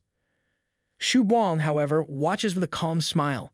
He acknowledges Fei's decision, quietly appreciating that the young magician is finally thinking strategically. Creating distance and using an area of effect skill like Fire Comets was the right move. Xu Guang knows this. It's exactly what Fei should be doing to disrupt his rhythm. The strategy is solid, but it's too late. Fei is too emotionally compromised now, and his fighting spirit is fading. With every failed attempt, he's losing his edge. Shu Guang moves in with ease, interrupting every single casting. Shu Guang calmly calls out, telling Ah Fei that he can't win this battle as he is right now. With a slight pause, he adds he should surrender. Ah Fei stands there, breathing heavily, his hands shaking with frustration. He knows Shu Guang is right, but the thought of surrendering feels like a blow to his pride. He's stuck in a battle between his emotions and his survival instincts. Ah Fei starts to panic, unsure of what he can possibly do now. Every time he tries to cast a spell, it's interrupted before it even begins. His mind races as he desperately searches for a solution, but nothing comes to him. Meanwhile, the minister, always ready to provide commentary, declares to the audience that Ah Fei has been completely suppressed. He points out the obvious. While both fighters are in the top 8, the gap between them is massive. Shu Guang's strength is on a completely different level, almost otherworldly. Across the arena, little Chili stands out, still cheering her heart out for Ah Fei. She shouts encouragement, telling him to get up and keep fighting. If he just keeps hammering away, maybe he can still find a way to turn this around. Her optimism is almost contagious, but not everyone shares it. Hua Zhao, watching from the sidelines, thinks little Chili is being a bit too hopeful. There's no way Ah Fei can win. The difference in strength between the two fighters is just too much. She recalls that Shu Guang, the guild master of the Daybreak Guild, isn't just any player. His real name is Yang Guang, a legendary professional player who dominated the scene years ago. He debuted over 15 years ago, competing in more than 100 world-class tournaments and winning over 30 championship trophies. This guy's basically a living cheat code.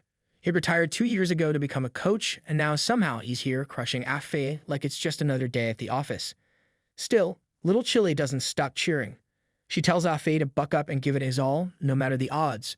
She even tries to spin it positively. If he wins, it'll be amazing. And if he loses, well, no big deal. There's nothing to lose anyway.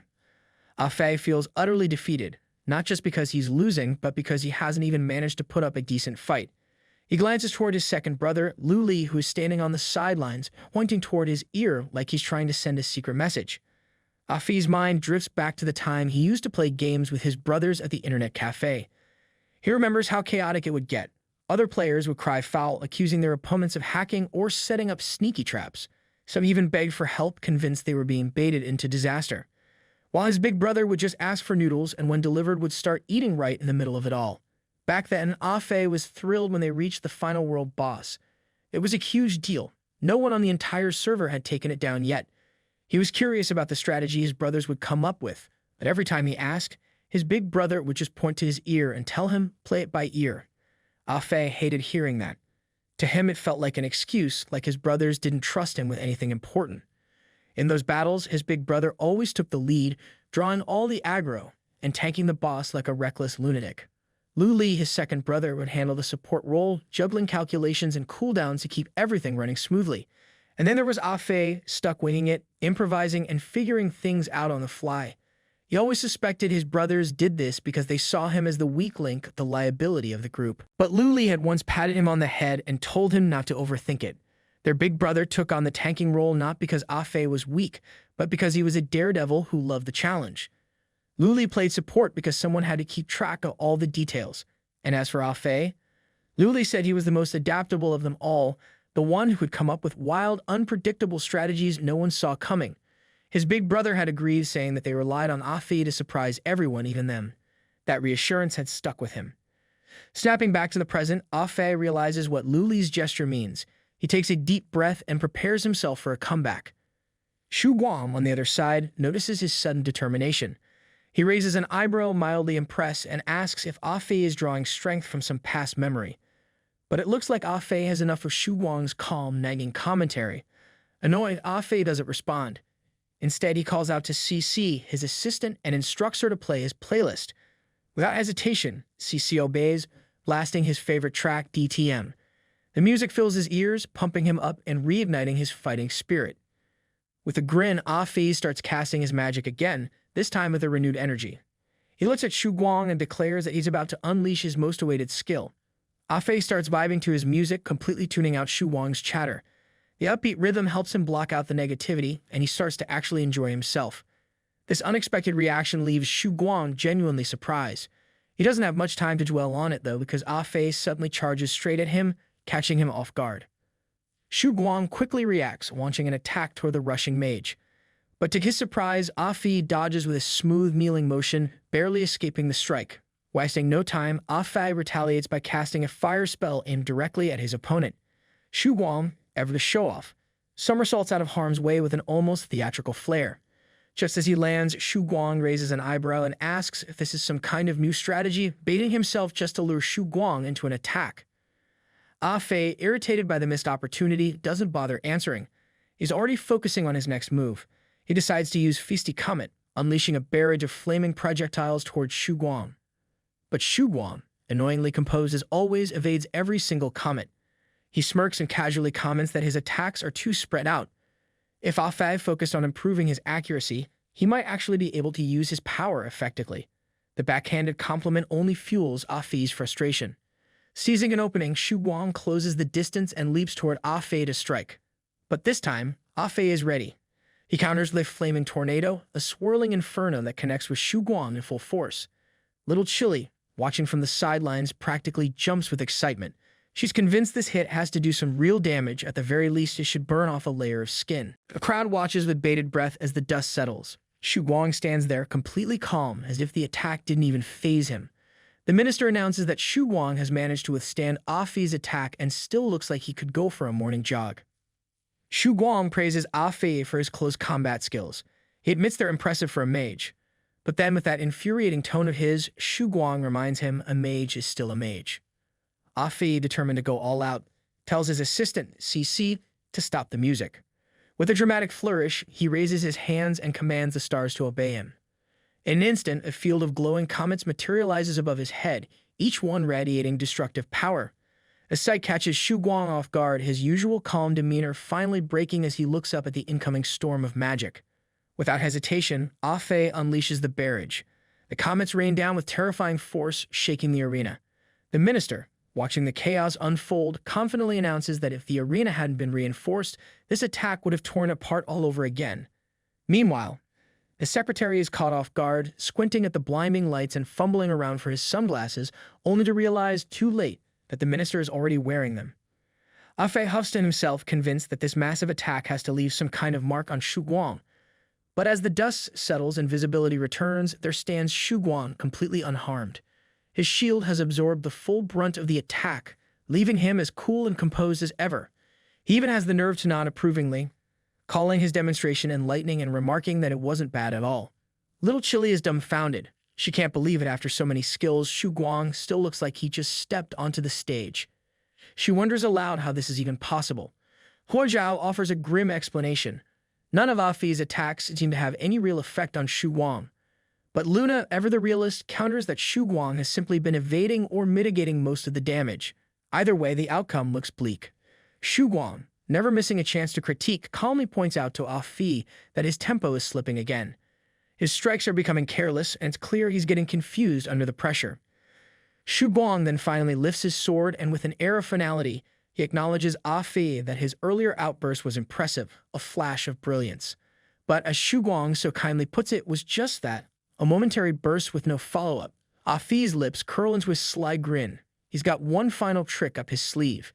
With a dramatic flair, he declares it's time for the climax and cues CC to start the music again. The upbeat tunes blare, setting the stage for his ultimate move. Grabbing Shu Guang's sword mid-battle, Ah Fei activates his secret weapon, unlimited firepower. This legendary skill consumes all of his MP in exchange for 10 seconds of pure, unrestrained chaos. With this ability, his skills no longer cost MP, cooldowns are slashed by 70%, and his damage gets a 30% boost. Shu Guang's eyes widen in shock. This isn't just any skill. It's a legendary one, and it changes everything. Ah Fei, clearly feeling bold, takes the opportunity to throw in some sass. He asks Shu Guang if he's ever been embarrassed before.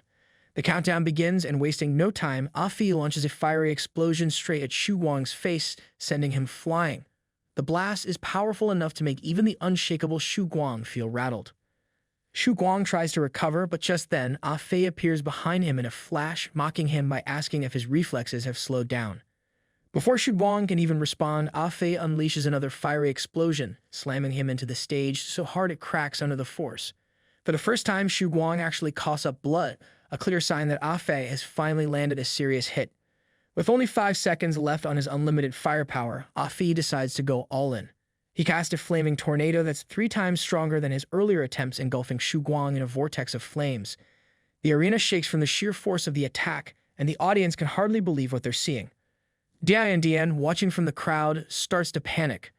The opposing mage, who seemed outmatched moments ago, has managed to land devastating blows on their boss. Wei Jian calmly explains that legendary skills are on an entirely different level compared to epic ones. Feng Ya is thrilled, finally understanding that even Zhang Yu's teammates are top-notch. Little Chili, as always, cheers enthusiastically, yelling that Ah Fei is nailing it and doing an amazing job. Lu Li smiles, giving quiet praise for how much his brother has improved. Even Luna admits that this skill perfectly matches Ah Fei's free-spirited, unpredictable fighting style. Hu Zhou, watching with a mix of shock and pride, muses that this level of performance is exactly what she'd expect from her brother-in-law. For the first time, the tables have turned, and Ah Fei is finally the one making an impact, proving he's not someone to underestimate. Ah Fei, now fully committed to his final stand, summons a fireball at its maximum power. With determination blazing in his eyes, he hurls it straight at Shu Guang, intending to make him eat it. Shu Guang's confidence finally cracks. He knows that tanking this attack head-on might actually kill him. Acting quickly, he activates his shield parry skill, a move that can reflect a single enemy attack within 1 second, dealing 30% of his maximum health as actual damage. With practiced precision, Shu Guang catches the fireball mid-flight using the skill, then sends it hurtling back toward Ah Fei. Seeing the attack reversed, Ah Fei's stomach drops. He's out of MP, completely spent, and there's no way to defend himself. The fireball slams into him with full force, sending him flying across the stage. His teammates shout his name in alarm. The minister, always quick to narrate, sighs with pity for Ah Fei. He announces that Ah Fei's counterattack has failed and commends Shu Guang's shield parry for extinguishing the last spark of Ah Fei's victory. With a booming voice, he congratulates Shu Guang for securing his spot in the top 4 as the crowd erupts in cheers.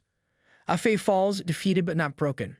Shu Guang, ever the professional, takes a moment to comment on his opponent. He admits that during the 10 seconds of unlimited firepower, Ah Fei's skill usage and suppression were nearly flawless. Shu Guang praises him as a player brimming with creativity and talent, encouraging him to continue training. With hard work, Shu Guang assures him Ah Fei could one day stand on a stage far greater than this one. Just then, Shu Guang's outfit, likely weakened from the earlier attacks, suddenly rips apart and falls to the ground. The audience gasps in collective shock, stunned not only by his incredible strength, but also by his surprisingly impressive muscles. The minister, trying to keep the situation under control, quickly instructs Shu Guang to pull his clothing back up and orders his team to blur the broadcast immediately. After all, this is a nationwide event, and apparently, nobody signed up for a shirtless Shu Guang special. Ah Fei, lying on the ground, smirks to himself. This was enough. He knew from the start that Shu Guang wasn't the type of opponent he could beat outright. His real goal had been to gather as much information as possible about Shu Guang's fighting style. The rest, that was a job for his second brother. Shu Guang chuckles, clearly impressed.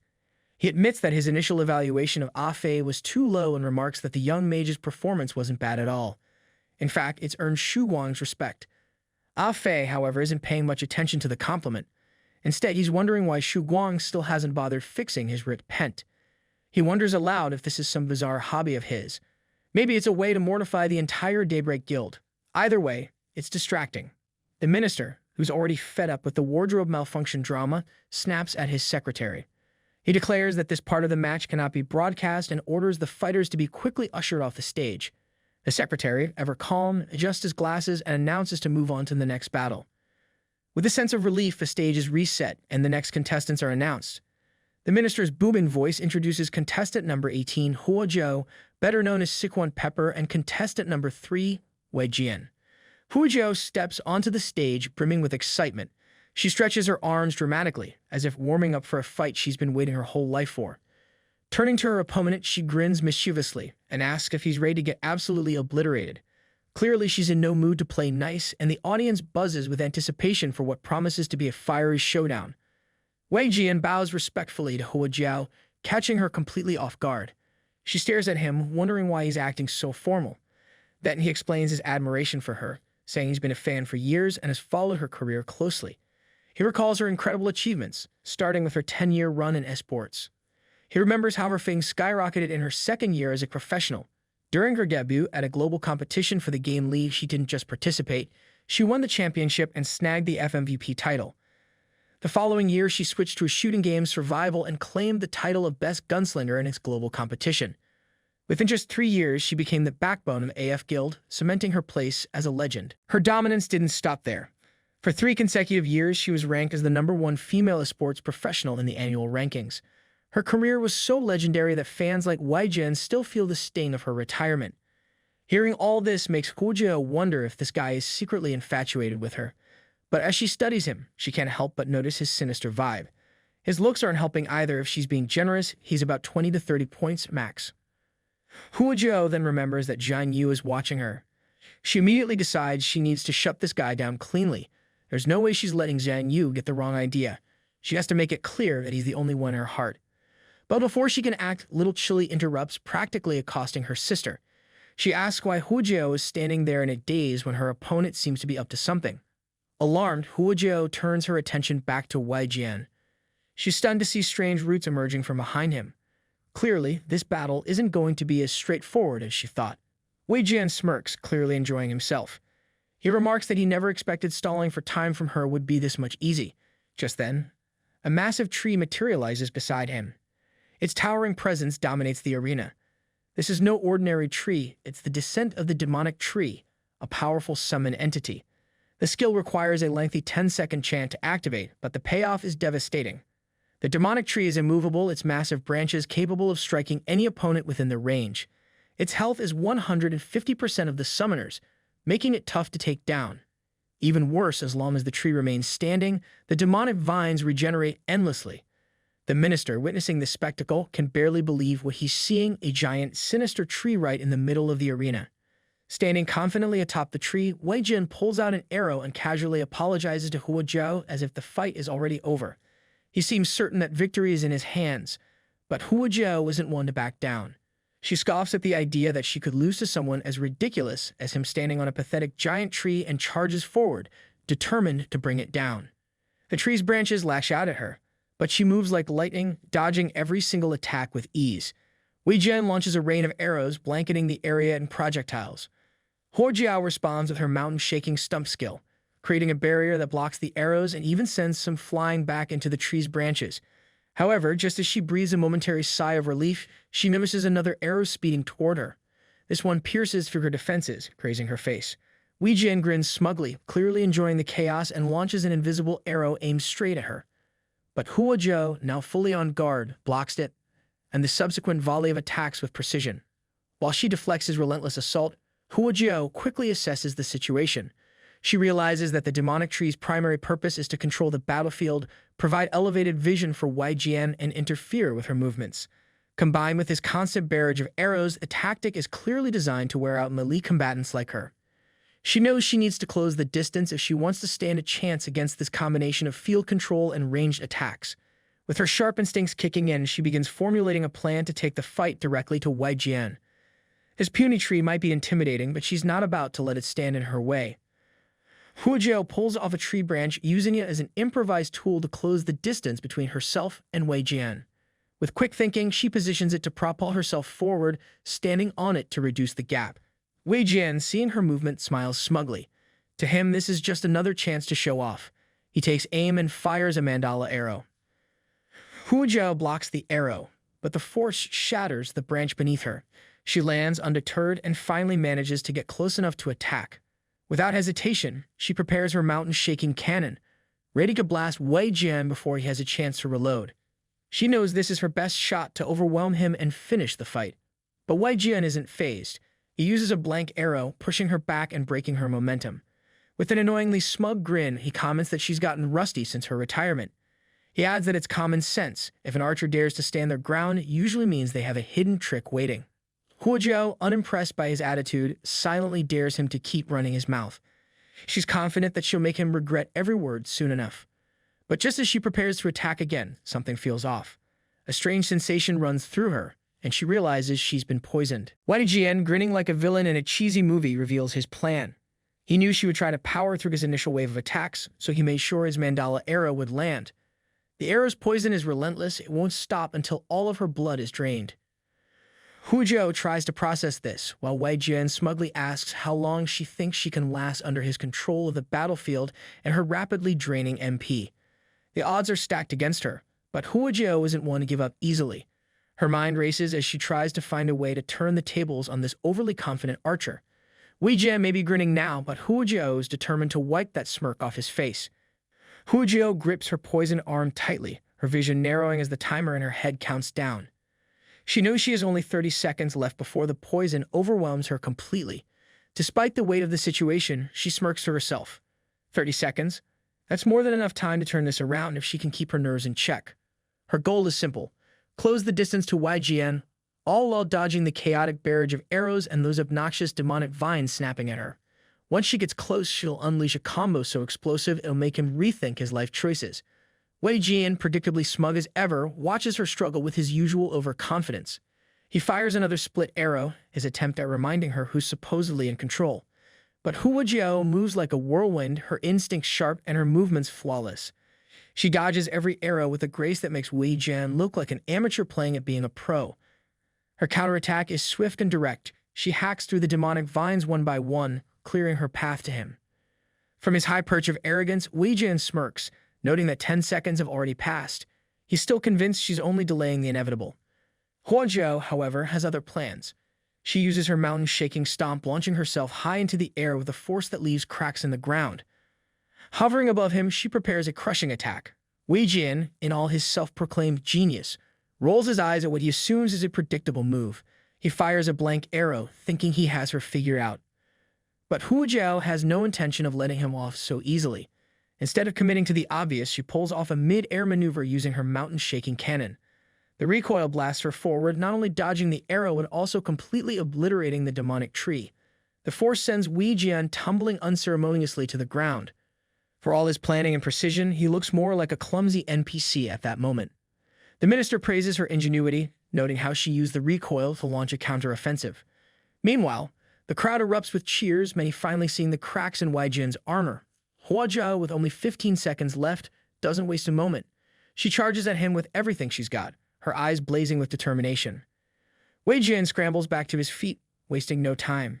He fires a split arrow with triple the power of his previous attempts, determined to overwhelm Huojiao completely.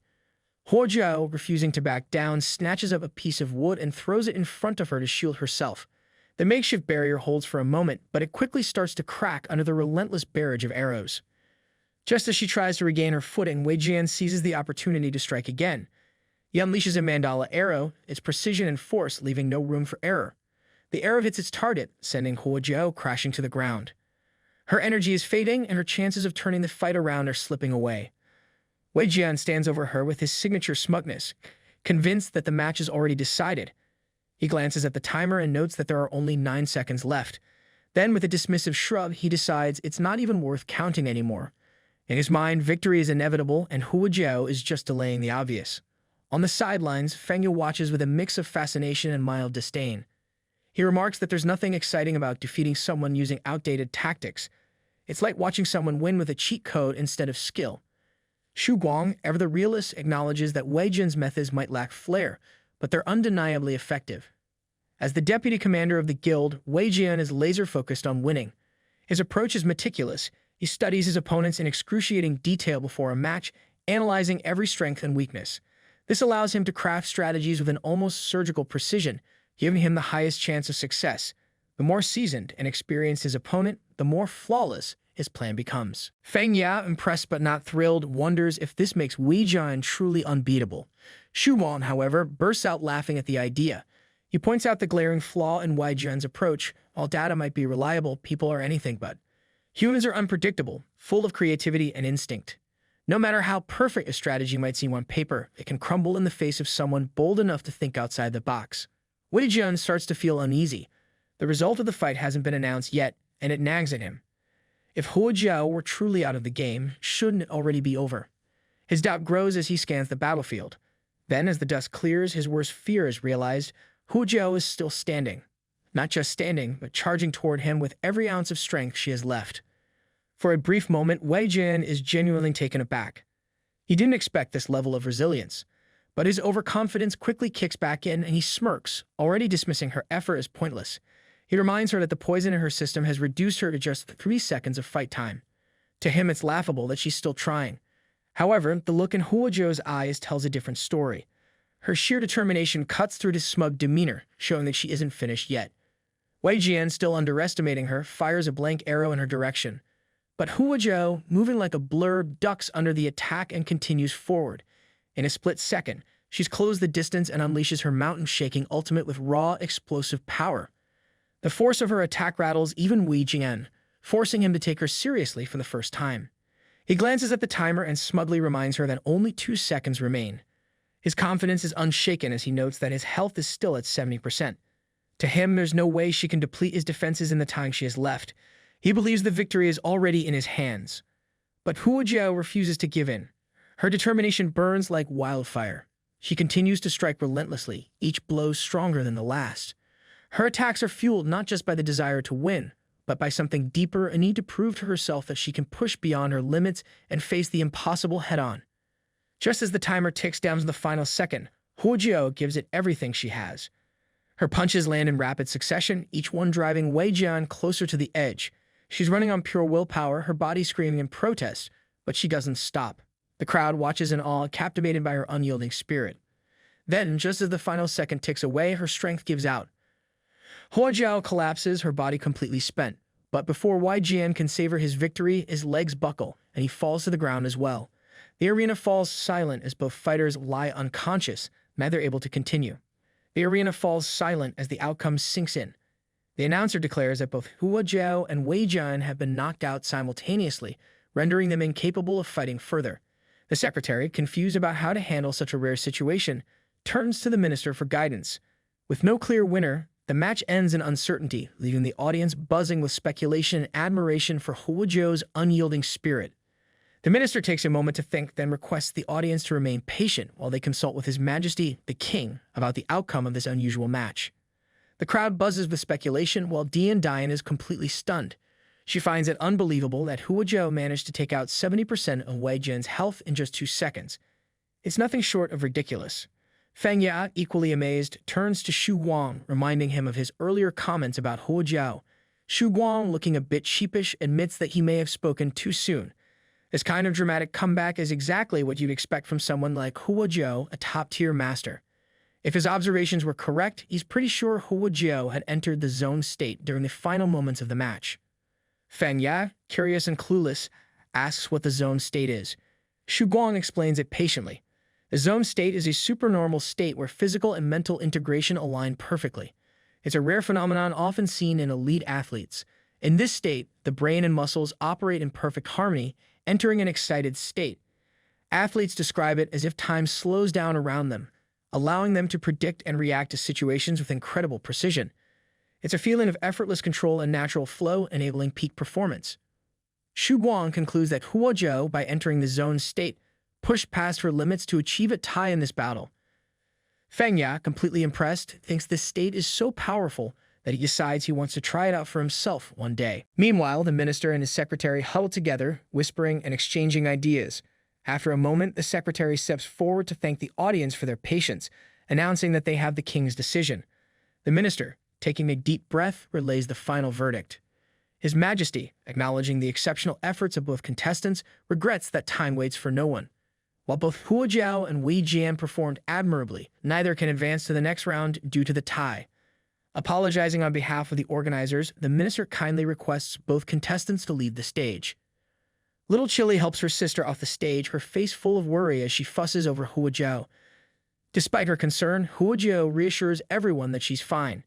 She apologizes for losing the match and for not being able to secure a victory, clearly disappointed in herself.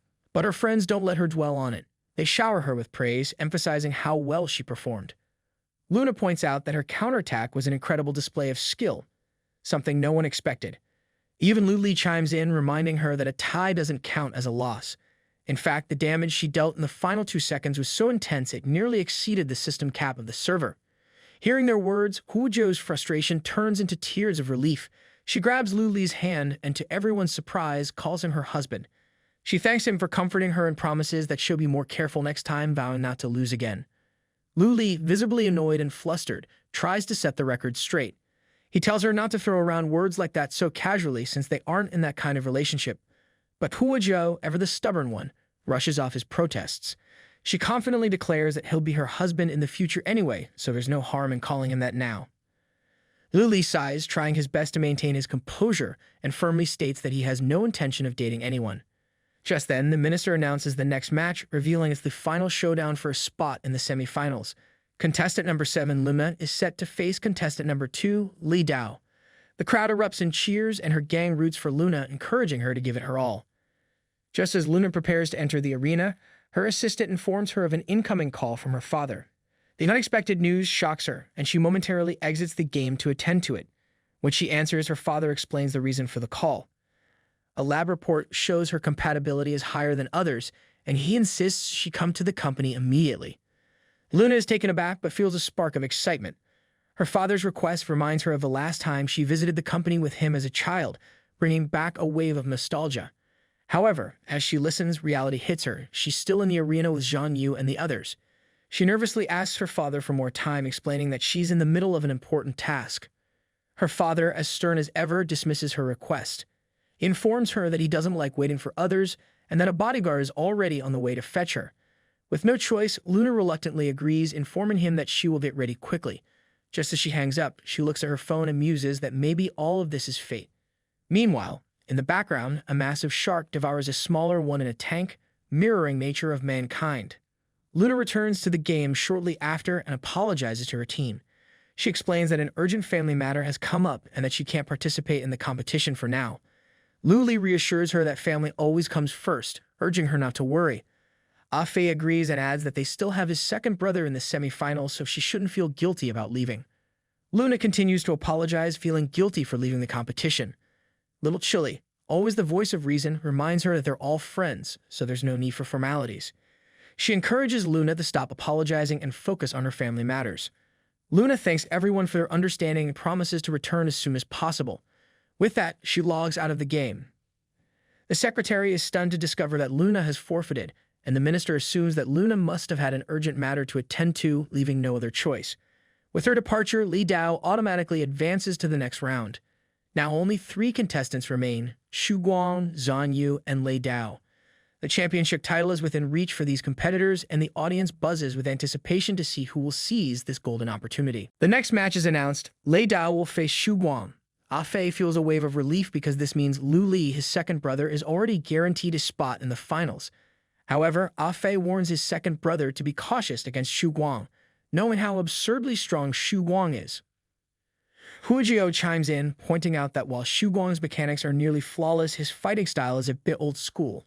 She advises that focusing on exploiting this could give Liu Li a strategic edge in the finals. Meanwhile, Xu Guang seems amused by the day's events. He chuckles to himself, thinking luck hasn't been on their side. He reflects on how long it's been since he last faced Li Dao, noting that today's battle will be an interesting reunion. Dan Dian wonders if the two of them are seriously going to fight. Wei Jian, ever the tactician, suggests avoiding unnecessary battles that could reveal too much strategy to the remaining competitors. Li Dao, however, has her own plans. She boldly requests that Xu Guang leave Zhang Yu to her, wanting to fight him personally. Xu Guang, caught off guard, finds it odd that Li Dao would make such a direct request. He briefly wonders if Zhang Yu has somehow piqued her interest. After a moment of thought, Xu Guang forfeits the match. With a wry smile, he tells Li Dao that she owes him a meal for this favor. The minister announces that contestant Xu Guang has officially forfeited the competition, allowing Li Dao to advance directly to the finals. The secretary finds this decision understandable, given the potential complications of an internal team fight. Still, he can't help but feel that Xu Guang was the stronger contender and should have been the one to advance. The minister, however, offers a different perspective. He suggests that the decision was likely strategic. Both Xu Guang and Li Dao are confident they can defeat Zhang Yu, so they didn't care who will defeat Zhang Yu. The competition has finally reached its climax, and all eyes are now on the upcoming match. The audience buzzes with excitement as they prepare to witness the final battle between Zhang Yu and Li Dao, wondering which of them will emerge as the champion and stand tall at the end. Meanwhile, Liu Li's teammates are rallying behind him, cheering him on and hoping he gives his best performance. Hua Zhao, as usual, can't help but make a comment about the strong aura of manliness she senses from him. Liu Li, as composed as ever, takes it all in stride. On his way to the stage, Liu Li encounters Feng Ya, who seems to be in a helpful mood. Feng Ya, acknowledging their earlier match's friends, admits that Liu Li might have revealed some of his strategies during their fight. To level the playing field, Feng Ya decides to share some information about his second sister, Li Dao. Even after divulging a few details, though, Feng Ya remains confident. He firmly believes that Zhan Yu won't be able to defeat her, regardless of the knowledge he now has. The final round begins as both Zhan Yu and Li Dao step onto the stage. The tension is palpable, with the crowd holding their breath in anticipation. The moment the fight starts, both contestants rush toward each other and activate their stealth techniques simultaneously, disappearing from view. The secretary, completely baffled, looks around in confusion, unable to spot either of them. The minister calmly explains that both fighters are using their stealth abilities at the same time. While the audience struggles to follow the action, Lu Li and Lei Dao silently close the gap between them. Lu Li, sharp and focused, spots her first. Just as Lei Dao lifts her leg to deliver a powerful kick, he swiftly draws his dagger to block it, countering the perfect timing. From there, the fight intensifies as they exchange a series of rapid moves, neither giving an inch. The arena becomes a blur of motion. To the untrained eye, it seems like multiple Zhan Yus and Lei Daos are appearing and disappearing across the stage. The host, confused, wonders if they're using some sort of clone technique. The minister corrects him, explaining that these are not clones but afterimages created by their incredible speed. Lu Li makes an aggressive move, aiming for Lei Dao with a precise strike, but she bends backward just in time to avoid the attack. In response, she counters with a flurry of kicks, testing his defenses. Both fighters continue trading blows until finally their kicks collide midair with equal force, sending them both stumbling back across the stage. Ah Fei, watching intently, comments that Li Dao seems to be evenly matched with his second brother. Hua Zhao, however, dismisses this, pointing out that neither fighter has truly committed yet. In her eyes, they're merely testing each other's limits, trying to gauge their opponent's strength and strategy. Little Chili, on the other hand, can't believe what she's hearing. To her, this intense back and forth looks like a full-on battle. She struggles to imagine how such a high-speed, explosive exchange could be called probing.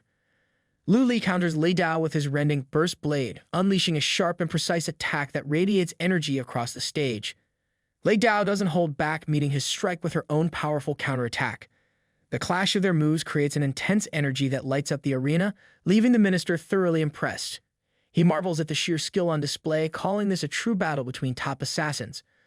Lu Li rushes toward Lei Dao again. She swiftly counters with a kick, momentarily halting his advance. Wasting no time, she charges at him, but Lu Li surprises her by using backstab. Caught off guard, Lei Dao teleports behind him to evade the attack, quickly noticing his presence again. Without hesitation, she retaliates with her own backstab, striking him before they engage in a brutal grapple. Lei Dao seizes the upper hand momentarily by using her fixing arm crossbar, locking Lu Li in a chokehold. It looks like she's gained the advantage, but Lu Li isn't finished yet. He summons his second weapon and counters with a powerful attack, breaking free from her hold and throwing her back across the stage. Despite his efforts, Lu Li realizes that Li Dao is still holding back, testing him rather than going all out. This reminds him of what Feng Ya had told him earlier. Feng Ya had warned him not to take it personally, but it's unlikely he could ever defeat his second sister in a fair fight.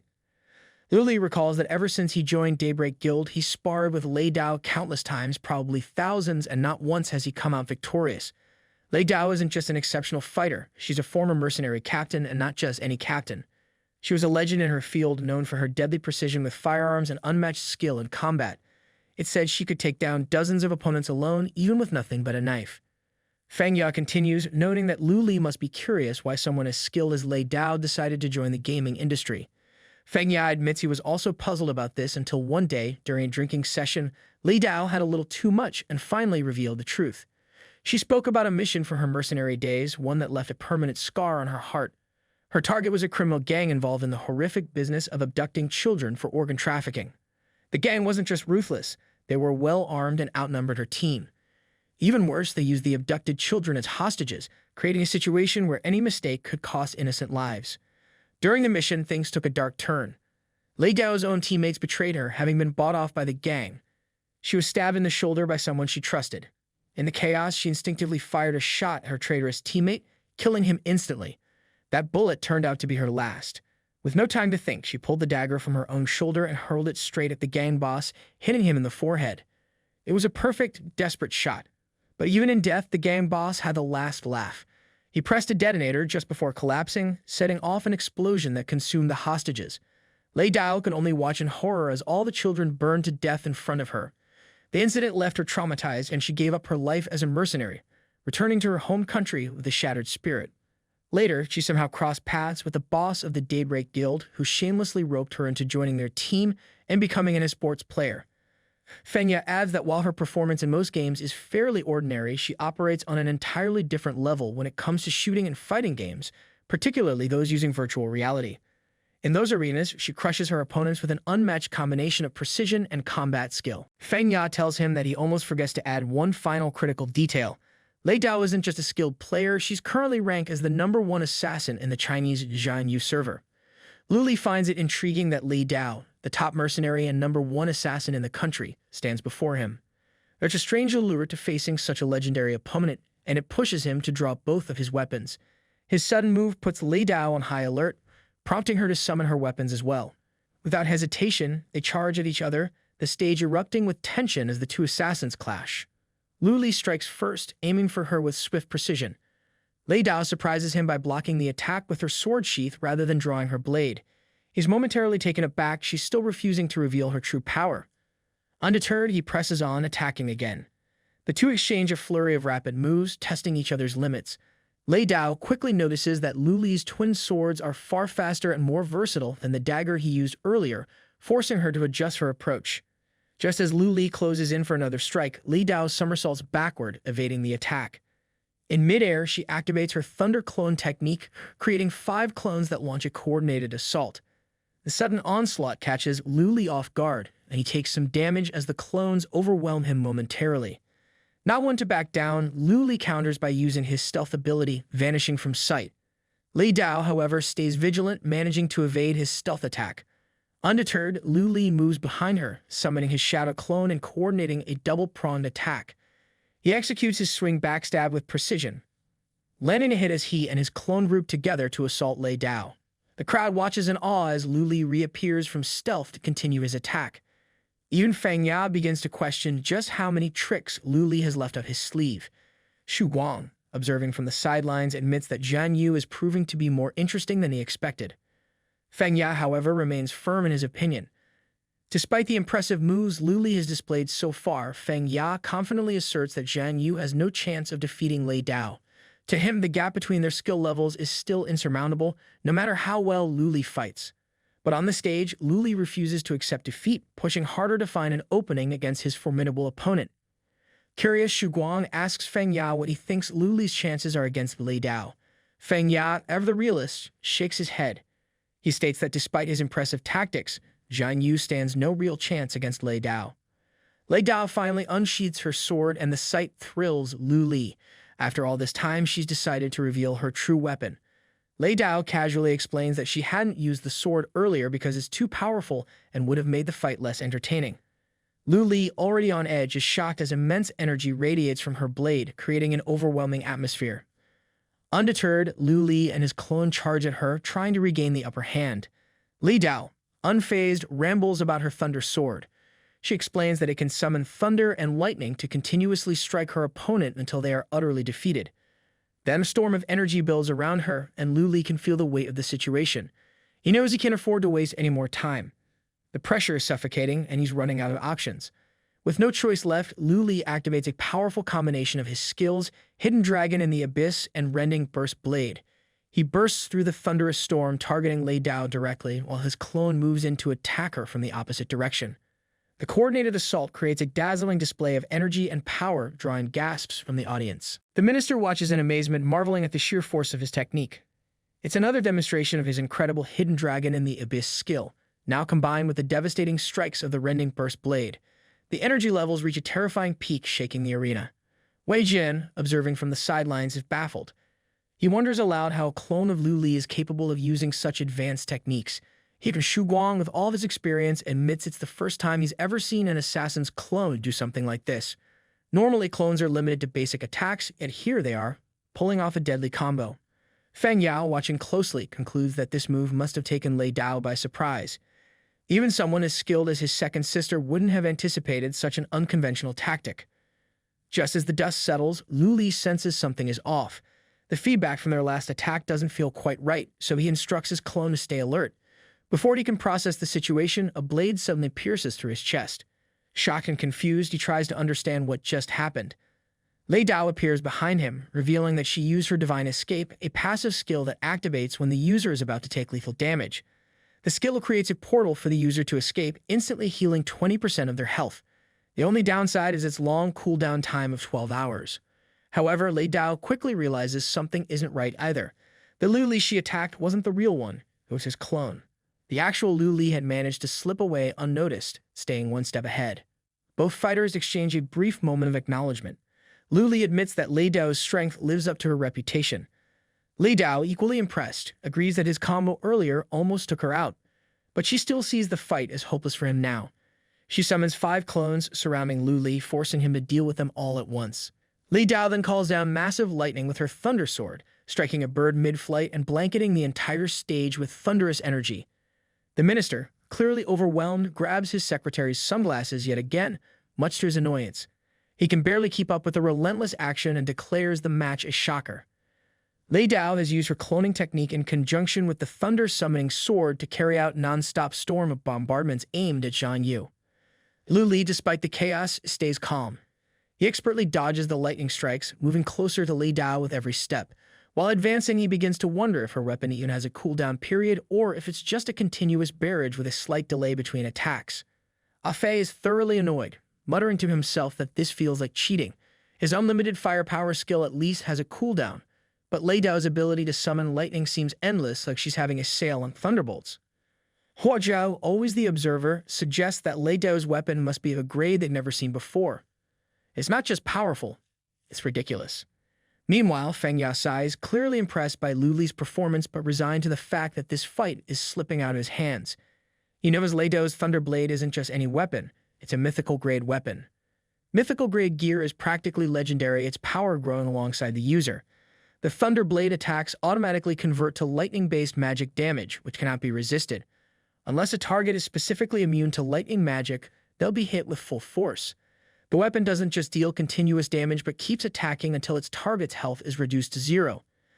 To make things even more absurd, every 3 minutes it unleashes a devastating lightning burst from the energy it accumulates. Lu Li, dodging and weaving through the storm of lightning, can barely believe it. A mythical-grade weapon shouldn't even exist in the hands of a player yet. No bosses that drop such weapons have been revealed to the players. How Lei Dao managed to obtain such a monstrous weapon is a mystery, and an incredibly frustrating one at that. Lei Dao confirms that his suspicion is correct. The Thunder Blade shouldn't exist in the current phase of the game. She admits it's a relic from the closed beta, which shocks Lu Li. Realizing the weapon's origin, he quickly asks if she was a closed beta player. If that's the case, he wonders if she knows someone named Chao Yi Shou. The mention of that name visibly startles Lei Dao, and she narrows her eyes at Lu Li, clearly trying to piece things together. She asks what his connection to Ham Yi Shou is.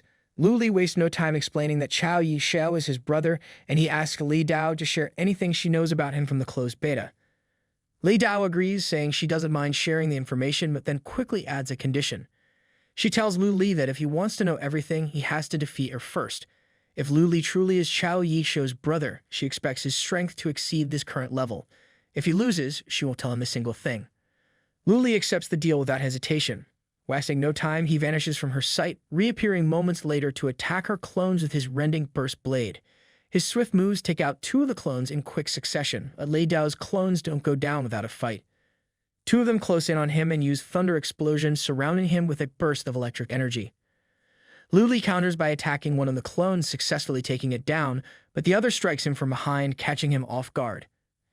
Angered, he quickly turns and eliminates it, his movements fueled by frustration. Undeterred, he rushes toward another clone, only to be struck by a bolt of lightning. The impact is brutal, making him cough up blood, but he grits his teeth and pushes through, managing to destroy the remaining clone as well. Lei Dao points her blade at Lu Li and remarks that, judging by his current state, it seems unlikely he'll get the chance to hear anything about his brother. This infuriates Lu Li, and he immediately snaps back, making it clear that the fight is far from over. Without hesitation, he rushes toward her, summoning a clone to assist him. The clone positions itself in front of her Lei Dao, drawing her attention. She quickly assumes that the real Lu Li must be hiding in the shadows and that the clone is merely a distraction. Confident in her judgment, she turns and eliminates that one, believing she's outsmarted him. But the moment the clone vanishes, she realizes her mistake. The real Lu Li is in front of her, closing the distance rapidly. He smirks and questions her assumption, asking whoever told her the clone was the real one. He reveals the secret behind his tactic, the clone position swap skill. After summoning his shadow clone, he can turn his shadow into a clone that fights alongside him. The clone inherits 80% of his attributes and is capable of using the same skills and equipment as the original. The unique ability of the clone is its position swap, which allows Luli to exchange places with the clone as long as it's within a 500-meter range. Using this skill, Luli outmaneuvers Lei Dao completely, catching her off guard. He continues to circle around her, combining his movements with his rending burst blade. The sheer speed and precision of his attacks create an almost separate space around them, isolating Lei Dao in his whirlwind of energy and steel. The minister looks on, completely stunned. He comments that Luli has used his rending burst blade to create a barrier-like space that traps both himself and Lei Dao inside. He speculates that contestant Zhang Yu might be planning to cut off all escape routes, forcing Lei Dao into a cage fight for the finale. Inside the space, Lei Dao quickly assesses the situation. She realizes that Luli might be willing to take her down with him in this desperate move, but she refuses to let that happen. Her confidence falters, however, when she looks directly at him. To her shock, Luli has activated his Shura mode, and his aura is brimming with an otherworldly energy. A sly, cunning smile spreads across his face, unnerving her further. The mask she wears begins to fracture, and as it starts to break away, one of her eyes becomes visible. She stares at him, wide-eyed and uncharacteristically shaken. It's as if she's seeing a side of Luli she never expected, a moment that leaves her momentarily frozen. Lei Dao recalls a pivotal moment from 2 years ago during the closed beta. She had been unconscious and Shu Guang was the one who managed to wake her up. When she came to, he immediately asked how she was feeling. Lei Dao assured him that she was fine, then quickly asked about the others. Shu Guang's expression was grim as he explained that everyone else was dead. Their bodies were scattered across the battlefield, and the only thing standing before them now was the boss. The boss wasn't just any enemy, it was a mythical-grade boss, towering and menacing. Shu Guang remarked how absurdly powerful it was, exactly as they had feared. Lei Dao acknowledged that their Daybreak Guild was likely the first team to encounter a boss of this grade during the closed beta. She realized the importance of this fight. Discovering the strategy to defeat it and collecting the resources it dropped would give their guild a massive advantage when the game transitioned to open beta. These would become their most closely guarded secrets, separating them from the rest of the players. However, Shu Guang admitted that his condition was critical. He had pushed himself to his absolute limit, and now the outcome depended on her. Handing her a small device, he explained that it was a code container from Destiny Corporation. This rare item granted the ultimate user benefit, allowing one weapon or piece of equipment to be bound exclusively to the user. The bound item could then be carried into the public beta, with its level and function scaling alongside the user's progression. However, as Shu Guang spoke, the mythical-grade boss began advancing toward them. Its heavy steps echoed ominously, shaking the ground. Shu Guang, knowing time was running out, quickly raised his shield and activated his defense enchantments. Using his shield counter, he intercepted the boss's attack, buying Lei Dao the moment she needed. He turned to her, his tone urgent, and told her that this was all he could do. The rest was up to her. Lei Dao activates her Thunder Clone technique, unleashing a coordinated attack that disassembles the boss piece by piece. With precision and determination, she follows up with her Black Death Sword Extinguished skill, delivering the final blow that brings the monstrous foe crashing to the ground. A wave of relief washes over her as she sees the boss defeated, finally thinking the nightmare is over. But her relief is short-lived. While the boss's shattered remains lie on the ground, another figure emerges from within, Helmut Thunder, a far more menacing second form. The new boss radiates overwhelming power and arrogantly declares that Lei Dao should consider it a lifelong honor to bear witness to his true form. Before she can process what's happening, he ascends into the air, summoning multiple magical circles that unleash a relentless barrage of lightning. The storm engulfs the battlefield, forcing Lei Dao to dodge continuously to survive. Helmut Thunder, towering above her, taunts her mercilessly. Referring to her as a mere human, he declares that she is no more significant than an insect in the face of his Holy Spirit, Thunder. With a gesture of his hand, he sends another wave of devastating lightning toward her. Her mask cracks further, and eventually it breaks completely, leaving her face exposed. For the first time, a look of genuine fear crosses her expression as she realizes just how far beyond her this boss truly is. The power Helmut Thunder wields is on a completely different level, far surpassing anything she has encountered. Lei Dao stands frozen for a moment, grappling with the hopelessness of the situation. All the money, effort, and sleepless dedication from her guild members over the past 2 days and nights now seem meaningless. It dawns on her that she's utterly powerless against this overwhelming force. Just as the boss prepares to strike Lei Dao with a devastating attack, Ham Yi Shao appears on a distant mountain, coughing lightly to announce his presence. He casually remarks on how disgraceful it is for such a massive and powerful figure to bully a single girl. The boss, clearly irritated, turns his attention toward Ham Yi Shao. He demands to know who this bold intruder is and how he dares to look down on him from above. Without hesitation, the boss unleashes a thunder explosion aimed directly at him. Han Yi Shao, unfazed, seems more annoyed than worried. He notes that it was the boss who attacked first, making it clear he's not one to back down. Using his sky-encompassing finger skill, Han Yi Shao counters the thunder explosion with precision and overwhelming force. His attack pierces through the explosion, dealing massive damage to the boss. The boss reels back in shock, startled by the sheer power of this technique. The boss mutters that he must be Han Yi Shao. Han Yi Shao wastes no time charging toward the boss with relentless determination. The boss, though startled, attempts to retaliate. But before he can land another attack, Han Yi Shao activates his Shura mode, and with a surge of massive energy, he delivers a final decisive blow, obliterating the boss completely. The boss disintegrates, and a mythical-grade weapon drops to the ground. Han Yi Shao notices it but doesn't rush. Lei Dao, however, immediately darts toward it and grabs it before he can reach it. She firmly declares that the weapon belongs to her. Han Yi Shao approaches her calmly and agrees, stating that it's only fair since he merely happened to pass by and decided to help her. He then formally introduces himself as Han Yi Shao and then turns to leave, much to her shock. She stares at him in disbelief. She can't fathom why someone with such immense power would walk away so easily without trying to kill her or take the weapon for himself. While he strides away, she calls out, stopping him in his tracks. Han Yi Shao glances back, curious about what more she could want. Lei Dao, standing firm, explains that she despises owing anyone a debt. The weapon she now holds is a result of his intervention, and she feels obligated to repay him for it. Meanwhile, in the arena, the minister notices the final skill is finally fading and predicts that the victor will be revealed any moment now. The tension in the crowd grows. Everyone waits anxiously, holding their breath. Just as the mist clears, the audience sees Lu Li pointing his dagger at Lei Dao. The minister declares him the winner of the competition and announces Zhang Yu as the champion. The stadium erupts with cheers for Zhang Yu. Amid the applause, Lu Li calmly turns to Lei Dao, asking her to fulfill their deal and tell him everything she knows about his elder brother. Lei Dao, seeing his determination, reflects for a moment. When she looks at him, she briefly sees a reflection of his brother and his resolve, which moves her enough to start talking. Lei Dao recalls meeting his older brother during the closed beta. Her memory flashes back to her earlier encounter with Han Yi Shao. At the time, he had insisted she owed him nothing for the mythical-grade equipment. He reminded her that he had just been passing by and that the equipment was hers fair and square. But Lei Dao refused to let it go so easily. To her, a debt was a debt, and she couldn't simply walk away without repaying him for defeating the boss and allowing her to claim the equipment. Frustrated by her persistence, Han Yi Shao sarcastically suggested she just hand him the equipment if she didn't want to owe him anything. That way, the debt would be cleared. But Lei Dao, unyielding, rejected the idea because the equipment was critical to the success of her guild. Han Yi Shao, now visibly annoyed, came up with another plan. He'd take the weapon, throw it away, and she could pretend to have found it on the roadside. Lei Dao refused again, standing firm, which only deepened his irritation. Han Yi Shao, almost ready to give up, questioned what exactly she wanted him to do. Lei Dao then explained her solution. Her guild provided escort and travel companion services, and she proposed accompanying him across the world to Rome. Any money or equipment they earned during their travels would go to him until the total value matched the worth of the mythical-grade weapon. This suggestion left Han Yi Shao speechless for a moment, as her sheer stubbornness seemed to defy logic.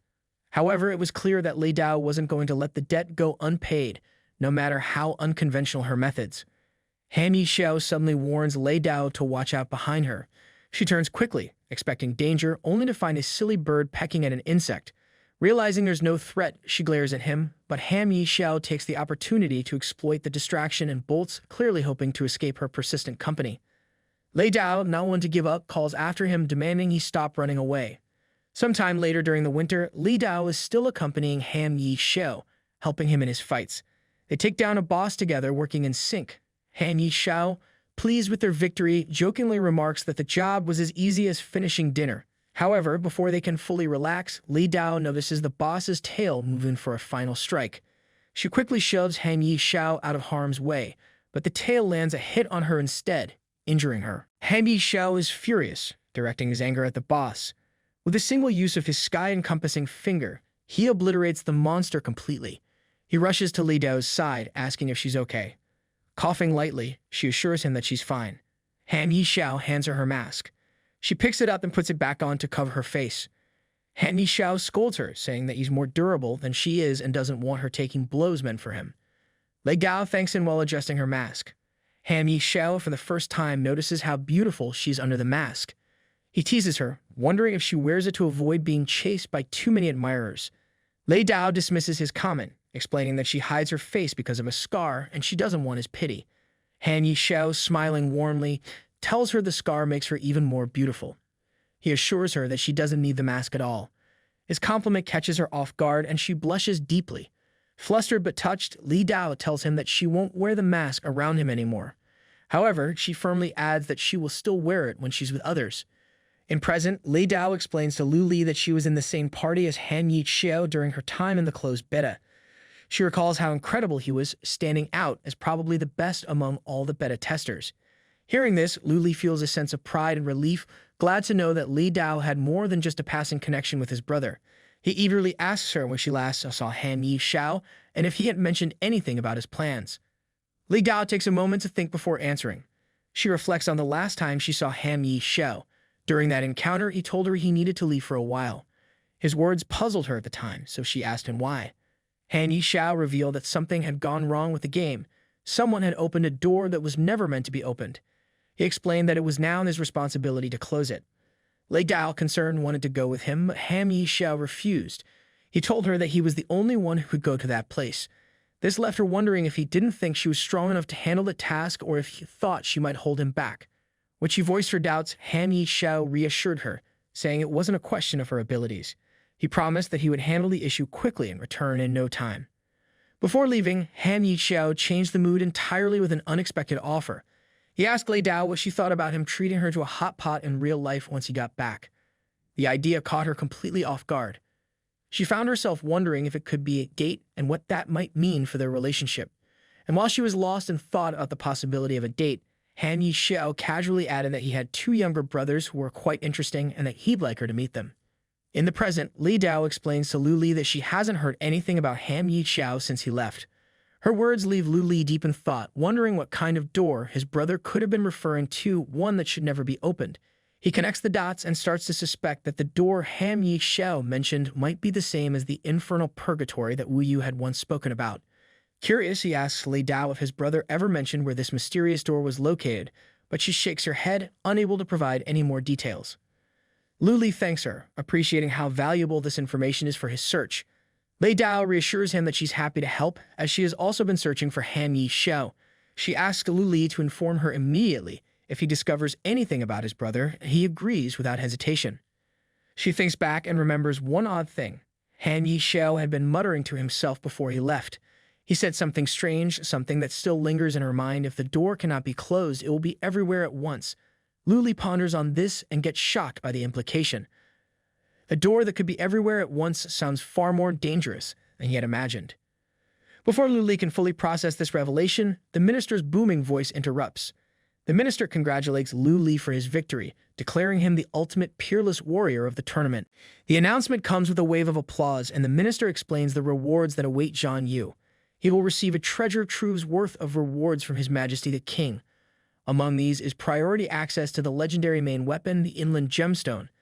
Additionally, Lu Li is granted the right to form a team for the upcoming Princess Rescue mission, and each team member will be allowed to select a treasure from the King's treasury. The minister then calls on the audience to applaud and celebrate Zhan Yu, inviting him back to the stage for a grand award ceremony. The crowd erupts with cheers, their excitement filling the arena. Meanwhile, the king himself watches the proceedings and seems impressed by the performance of Lu Li. He instructs his men to bring Zhan Yu to him immediately, saying that there's no time to waste, important matters lie ahead. Later, at the Sky Castle of the Tapini Kingdom, the secretary informs Lu Li and his group that the king's palace is just ahead. He escorts them to the grand doors of the palace, but stops short of entering. Apologizing, he explains that he isn't permitted to go any further and can only guide them up to this point. Lu Li, maintaining his usual politeness, thanks the secretary for his assistance. Before departing, the secretary introduces the two elves stationed at the palace entrance. These stewards, Zelfei and Zelwu, have been specially chosen to welcome the king's esteemed guests. They greet the group with exaggerated formality, their over-the-top display clearly aimed at impressing the visitors. With dramatic flair, they swing open the grand gates and invite the group inside. Taking charge, Zelwu begins explaining the layout of the palace. She mentions that the first floor is called Boyuan Hall. Zelfei elaborates, stating that this hall is primarily used for banquets, balls, and other general receptions. As the team enters, Little Chili's eyes widen in amazement at the sheer extravagance surrounding her.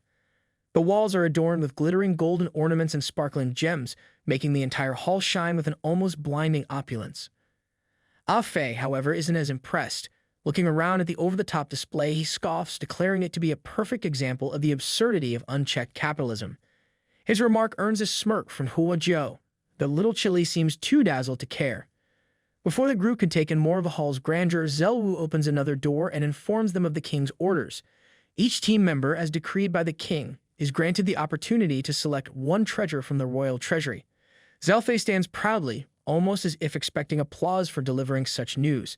The team exchanges excited glances, ready to see what treasures lie ahead.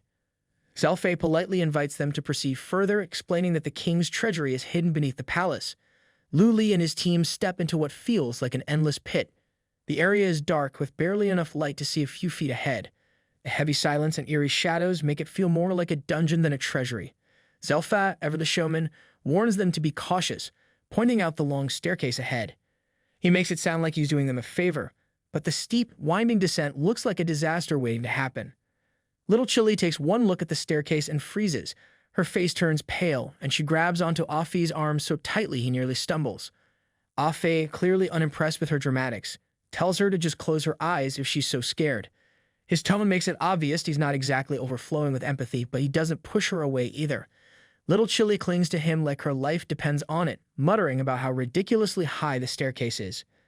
As the group begins their descent, Ah-Fei's irritation grows with every step. He looks around at the overly dramatic staircase and the endless pit below and wonders why on earth anyone would go to such lengths for a treasure vault.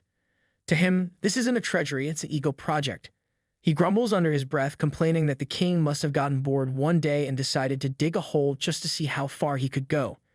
He keeps hoping that when they reach the bottom, there will actually be something worthwhile to make all this trouble feel justified. Little Chili, still holding on to Ah-Fei, keeps glancing nervously down the staircase. She mumbles about how much work it must have taken to dig this hole, and Ah-Fei, ever the cynic, responds that it was probably less work than counting the king's gold every day. Huanzhou, walking behind them, hides a small smirk that keeps her focus ahead. After what feels like forever, they finally reach the bottom. Zelfei, who seems completely unfazed by the ridiculous trek, steps forward and dramatically pushes open a massive door. The sight that greets them is enough to make even Ah-Fei pause. The room is filled with treasures, golden ornaments, sparkling gems, and rare artifacts cover every inch of the space. The faint light reflects off the treasures, making the entire room glow like something out of a fairy tale. Little Chili forgets her fear in an instant and rushes forward, her eyes wide with excitement.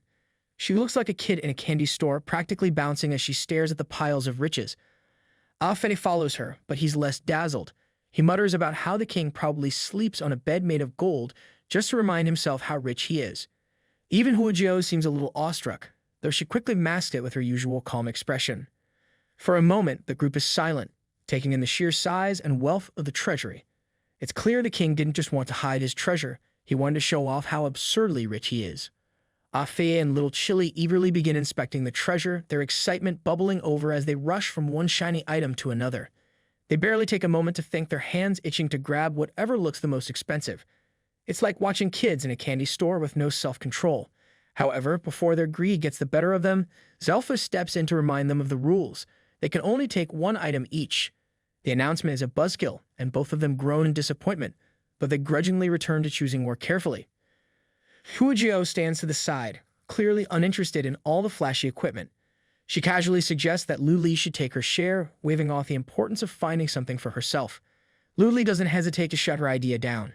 He tells her there's no reason for him to take her share and points out that she's missing something vital for chasing down enemies. She needs to pick something for herself, plain and simple. His tone is firm, and Huajiao can't argue with him, though part of her seems touched by his words. For a moment, Huajiao feels like Lu Li has been paying more attention to her than she realized.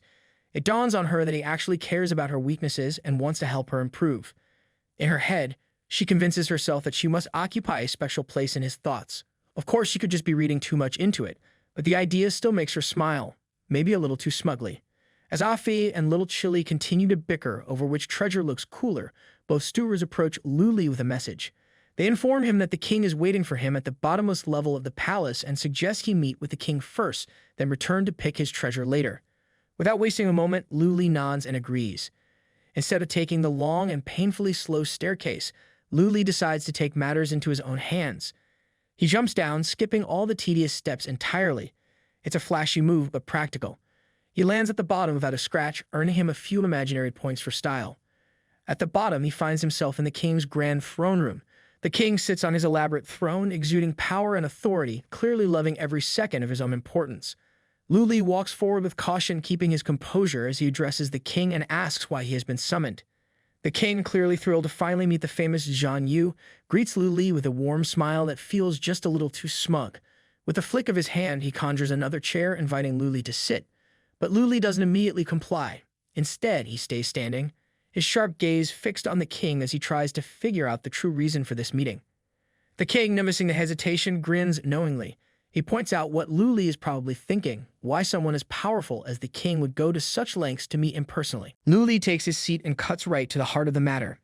If the king is so desperate to save his daughter, why didn't he send every warrior in the kingdom instead of wasting everyone's time with a flashy, unnecessary tournament? His blunt question hangs in the air, sharp and direct. The king coughs awkwardly, clearly caught off guard by Luli's boldness. He had expected strength from this warrior, but hadn't anticipated his sharp tongue. Before Luli can press further, iron clamps suddenly shoot out from the chair, locking him in place. He struggles, startled, but the restraints don't budge. Standing slowly, the king's smug grin spreads across his face as he reveals the truth. Luli's instincts were right. There was never a princess to save, no dragon to fight, and definitely no noble mission. The entire tournament had been nothing more than a charade. The king removes his cloak with dramatic flair, revealing a grotesque second face embedded in his chest. The sight is horrifying. As his body begins to swell, muscles bulging grotesquely as if his ego was not big enough already. He steps closer, radiating an ominous energy that fills the room. He finally lays out his true plan. The tournament wasn't about heroism or honor. It was a test to find the strongest physical body, the perfect vessel for his rebirth. His goal is simple and selfish: to regain his lost youth and strength by taking over the body of the most exceptional warrior. Once he has his new body, he plans to dominate the mortal world again and ensure his so-called legend reigns supreme. Luli thrashes against the chair, desperate to break free. The king mocks him with obvious delight. The king explains that the material used to bind him is the same substance as the arena stage, specifically designed to hold even the most powerful fighters. Luli's struggles are useless, and the king is quick to remind him of that. Smiling with twisted satisfaction, the king leans closer, calling Luli his ultimate prize. To him, Luli is perfect, a flawless vessel worthy of holding his power. He assures Luli that he wouldn't risk damaging something so valuable. Every detail of this trap has been planned to ensure the body he's about to claim remains completely intact. The monstrous face on the king's chest contorts grotesquely before opening its twisted mouth. From it, a stream of dark red energy erupts, latching onto Luli. The sinister energy begins draining the life from him, fueling the king's vile attempt at rebirth. Luli strains against the iron clamps, but they don't budge. He feels his strength slipping away with every passing second, leaving him weaker and more desperate. Back at the warehouse, the rest of the team seems oblivious to what's happening elsewhere. They are busy wrapping up their weapon selection. Ah-Fei is practically glowing with excitement as he admires his newly acquired snap gloves, equipped with teleportation abilities. He's wanted these for what feels like forever, and now he finally has them. His smug satisfaction is written all over his face as if he's already imagining showing them off. Little Chili, meanwhile, is stuck in her usual indecisive loop. She holds up two items and waves them in front of Ah-Fei, asking which one looks better. Ah-Fei, trying to be helpful but clearly out of his depth, admits he likes both. Before the debate can spiral into Chili's usual overthinking routine, their attention shifts to Hua Jiao. Hua Jiao stands apart from them, her gaze fixed on Zhao Fei and Zhao Wu, who are quietly closing the massive door to the treasury. Something feels wrong. The way they're moving, so deliberate and secretive, sets off warning bells in her mind. She calls them out, demanding to know why they're locking the door. The stewards turn to her with sly, smug smiles plastered across their faces. Their expressions radiate trouble, making it clear they aren't up to anything good. Instead of answering directly, they taunt her, asking if the reason isn't already obvious. Before anyone has a chance to react, the stewards unleash powerful magic. The weapons the group had just chosen are ripped from their hands and pulled into the air, swirling together in a storm of energy. The team stares, stunned, as Zelfei and Zelwu transform the confiscated weapons into powerful gear for themselves. The stewards stand before them, now heavily armed and looking far too confident. They announce coldly that they have no intention of letting anyone leave alive. With an air of chilling satisfaction, they explain that their mission is to eliminate the chosen warriors before they can reach the king. The smug expressions on their faces make it painfully clear that this was their plan all along. Afi clenches his fists, likely regretting how much he just celebrated his new gear, while little Chili looks like she's processing the betrayal a little too slowly. Huojiao, however, tightens her stance, clearly ready for the fight she knows is about to begin. The stewards now stand fully equipped, looking like walking arsenals ready to wipe out an army. They wear smug grins, clearly reveling in their newfound power. Little Chili, still trying to wrap her head around what just happened, wonders aloud if these stewards are even real or just NPCs. Her voice wavers slightly, her doubt and confusion clear. Huojiao doesn't bother humoring her question. She brushes it off, saying it doesn't matter what they are. What matters is simple: they need to be defeated, no matter what. Her tone is sharp, snapping the group back to reality. Without wasting another second, the three of them rush at Zelfei and Zelwu, their determination overcoming their hesitation. But the fight doesn't go as planned. The stewards, now ridiculously overpowered thanks to the stolen weapons, barely put in any effort. Zelwu swings a sword with a casual flick, unleashing a massive wind explosion that sends the group flying like ragdolls. They hit the ground hard, the impact shaking their confidence even more than their bodies. Zelfei, standing unscathed, smirks as he watches their struggles. The enjoyment on his face is almost sickening, like he's toying with them just for fun. The stewards mock the warriors, laughing at the very idea that they thought they stood a chance. With half the power of the king's treasury in their hands, the stewards are unstoppable, or at least, that's what they want everyone to believe. To them, the fight is over before it even begins. Huojiao, however, is not laughing. Panic starts to rise within her. She realizes just how dire the situation is. Their opponents are far stronger than she expected, and with just one move, almost half their strength is gone. Her mind races as she assesses the situation, quickly calculating that this battle feels more like the difficulty of a massive 50-player quest. The thought hits her hard. If their side is struggling this much, then the situation on the side of Zhang Yu must be even worse. The odds of him facing something equally, if not more, dangerous seem terrifyingly high. Meanwhile, the king sits in his throne, deep in thought as his mind drifts to the concept of immortality. He knows it's something emperors have chased for centuries. He questions their motivations. Was it for pleasure, to gain more power, or simply out of fear of death? To him, all of those reasons are pathetic, rooted in greed and vanity. Such desires, he believes, are unworthy of someone who calls themselves an emperor. Of course, the king doesn't lump himself into the same category. His pursuit of immortality, he claims, is different. He convinces himself it's not selfish, but a duty. He believes his desire is the will of the people, the spirit of the times, and even a mandate from heaven itself. It's a convenient justification, one that lets him pretend he's better than the emperors he criticizes. His mind drifts further back to his early life. He remembers seeing the world as a filthy, chaotic place, a chopping board covered in blood and misery. To him, humanity wasn't much better than fish waiting to be slaughtered. Monsters roamed freely, devouring anyone in their path. Even the land itself, mountains, rivers, and lakes seemed like they were feeding on people, and when things couldn't get worse, they did. People turned on each other, resorting to cannibalism to survive. The king tells himself that heaven must have been disgusted by all this suffering, and that's why it chose him. He believes he was the one destined to bring order to the madness, the one to reshape the world. It's a convenient story, one he clings to tightly. He recalls a pivotal moment from his youth, a moment that changed everything. Back then, he worked under brutal conditions, doing grueling labor that pushed him to his limits. One day, he stopped to rest, if only for a moment. That small break enraged a powerful overseer, who furiously threw him aside. The man didn't stop there. He turned on an elderly man who apologized on the king's behalf, berating him for daring to show weakness. The bald overseer, drunk on his own authority, ignored all reasoning. He went further, placing his foot on the old man's head to humiliate him. That was the breaking point for the king. Something snapped in the young king. Rage bubbled up, hot and uncontrollable. Without thinking, he grabbed the heavy stone strapped to his back and swung it with all his strength. The stone smashed into the overseer's head, silencing him permanently. This act of rebellion changed everything. The other laborers, long oppressed and beaten down, saw him as a symbol of defiance. From that moment, he became their leader, the one who stood up against tyranny.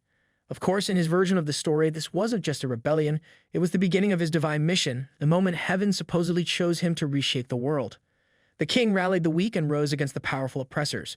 With those who believed in his vision, he fought back against the ruling class, dismantling their iron grip on power. He brought an end to the wars that had ravaged the land, eradicated the demons that terrorized the people, and rebuilt society from the ground up. What was once a fractured and broken world became a strong and prosperous kingdom under his rule, or at least that's how he tells the story. In his mind, these achievements were no ordinary feats. They were proof of his greatness, a divine justification for his pursuit of immortality. He saw himself as heaven's chosen one, the only man capable of rewriting the fate of the world and pulling humanity out of its endless misery. His ego wasn't just inflated, it had reached mythological proportions. As he reflects on his accomplishments, the king takes pride in how his legacy had already begun to grow through his bloodline. He saw his family as a continuation of his greatness, a living testament to his unmatched brilliance. But just as he was basking in the glory of it all, reality delivered a brutal slap to his face. A group of so-called doctors came to him with devastating news. They told him without hesitation that he was going to die. The words hit him harder than any enemy ever had. For a man who had convinced himself he was untouchable, the thought of his own mortality was unthinkable. Panic gripped him. The idea that the world could go on without him felt impossible. In his mind, the people only thrived because of his presence. Without him, he believed everything would crumble into darkness. The kingdoms of Tapini, which he viewed as the light of the world, would be left without their guiding star. He refused to accept such a fate. The thought of death consumed him, dragging him into a spiral of despair. Anger bubbled up inside him, and he lashed out not at the doctors, but at the heavens themselves. Furious and desperate, he cried out, demanding answers. If heaven had chosen him to lead, to shape the world, why would it abandon him now? In his desperation, the king made a vow. He wouldn't die, not yet, not ever. The very idea of his own death was unacceptable. He resolved to do whatever it took to avoid it. No price would be too high, no sacrifice too great. In his mind, his life wasn't just his own, it belonged to the world. In his moment of desperation, heaven seemed to hear his pleas. He claimed that heaven acknowledged him, inspiring him with a way to survive. But the price was horrifying. To secure his immortality, his actions grew darker. His castle was engulfed in flames, and his daughter begged him to stop, her voice breaking through the chaos. She pleaded, accusing him of losing his mind. With his eyes glowing red and his expression cold, the king answers her in a voice devoid of any humanity. He insists he isn't mad, but more rational than ever before. In his warped perspective, his choice is not only logical but noble. He demands that his daughter accept what he calls the ultimate honor, becoming his nourishment. To him, her death isn't a tragedy, it's a transformation, a necessary step toward his grand vision. He rationalizes it further, claiming that she will simply turn into light and return to the sun, an act he describes as glorious. But there's nothing glorious about what happens next. Without hesitation, he sacrifices his own child, justifying it as the price for his immortality. In his twisted mind, this is not an act of cruelty, but a necessary step toward ensuring his so-called destiny. Now with Zhang Yu, also known as Lu Li, the king sees the final piece of his puzzle. He views Lu Li as the perfect vessel, the ultimate prize that will complete his ascension. His voice drips with disturbing certainty as he claims Lu Li should feel honored to play such a significant role in what he calls a historic moment. The king continues to drain the life energy from Lu Li, savoring the apparent victory. His smugness grows as he feels the strength flowing into him. But then something happens that he doesn't expect. Lu Li suddenly disappears, vanishing right before his eyes. Confusion flashes across the king's face as he tries to make sense of what just happened. Above him, Lu Li reappears, standing tall and looking entirely unimpressed. His confident posture is a direct contrast to the king's bewilderment. With a calm but cutting tone, Lu Li dismisses the king's dramatic tale, calling it nothing more than a boring story. The king quickly realizes the Lu Li he was draining earlier was just a clone. Lu Li doesn't stop there, criticizing the king for acting so sanctimoniously. He points out that the king is no different from the vain and greedy individuals he had condemned earlier. The insult visibly annoys the king, but instead of addressing it, he dismisses Lu Li's words with a smug wave of his hand. He declares that someone as ignorant as Lu Li could never hope to understand his so-called greatness. To him, Lu Li's opinions are beneath consideration. Turning his focus away, the king calls for his two guards to hurry down and join him if they finish their task. Moments later, the stewards Zelfa and Zelwu arrive, strutting into the room like they own the place. Their smugness is practically suffocating. Before they can even speak, Lu Li immediately recognizes their voices. Anger flashes across his face as he accuses them of betraying him and his team. The stewards, however, show no remorse.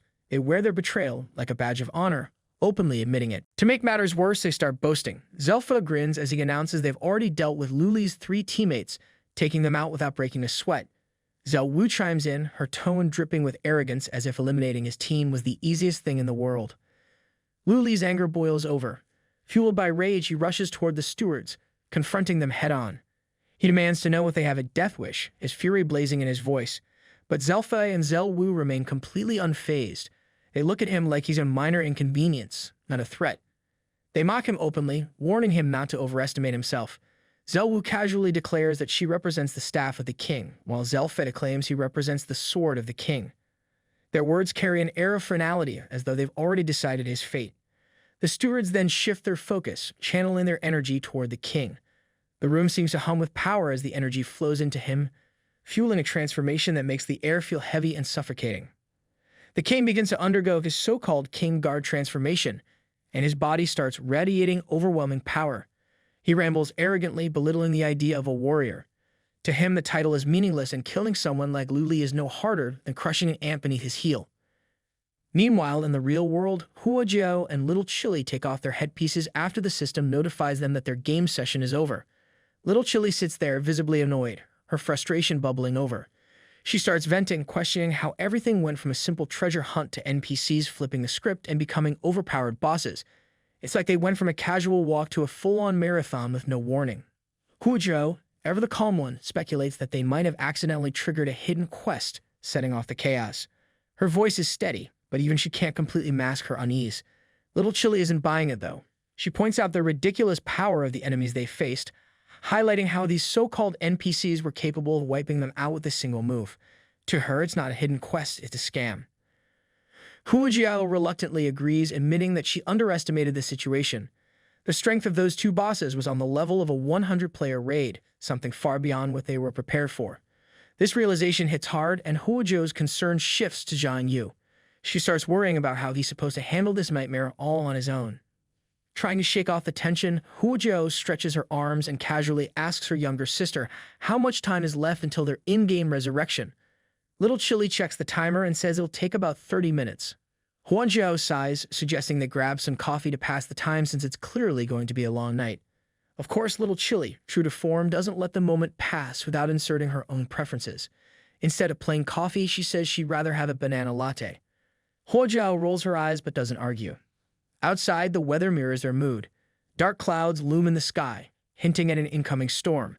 Afi stands by the window, watching the scene while smoking. His usual smug attitude is nowhere to be seen. His face is gloomy, and his thoughts seem far away. He wonders what he's even doing, feeling a wave of helplessness crash over him. Despite all his efforts, he can't shake the feeling that he's powerless to help his second brother.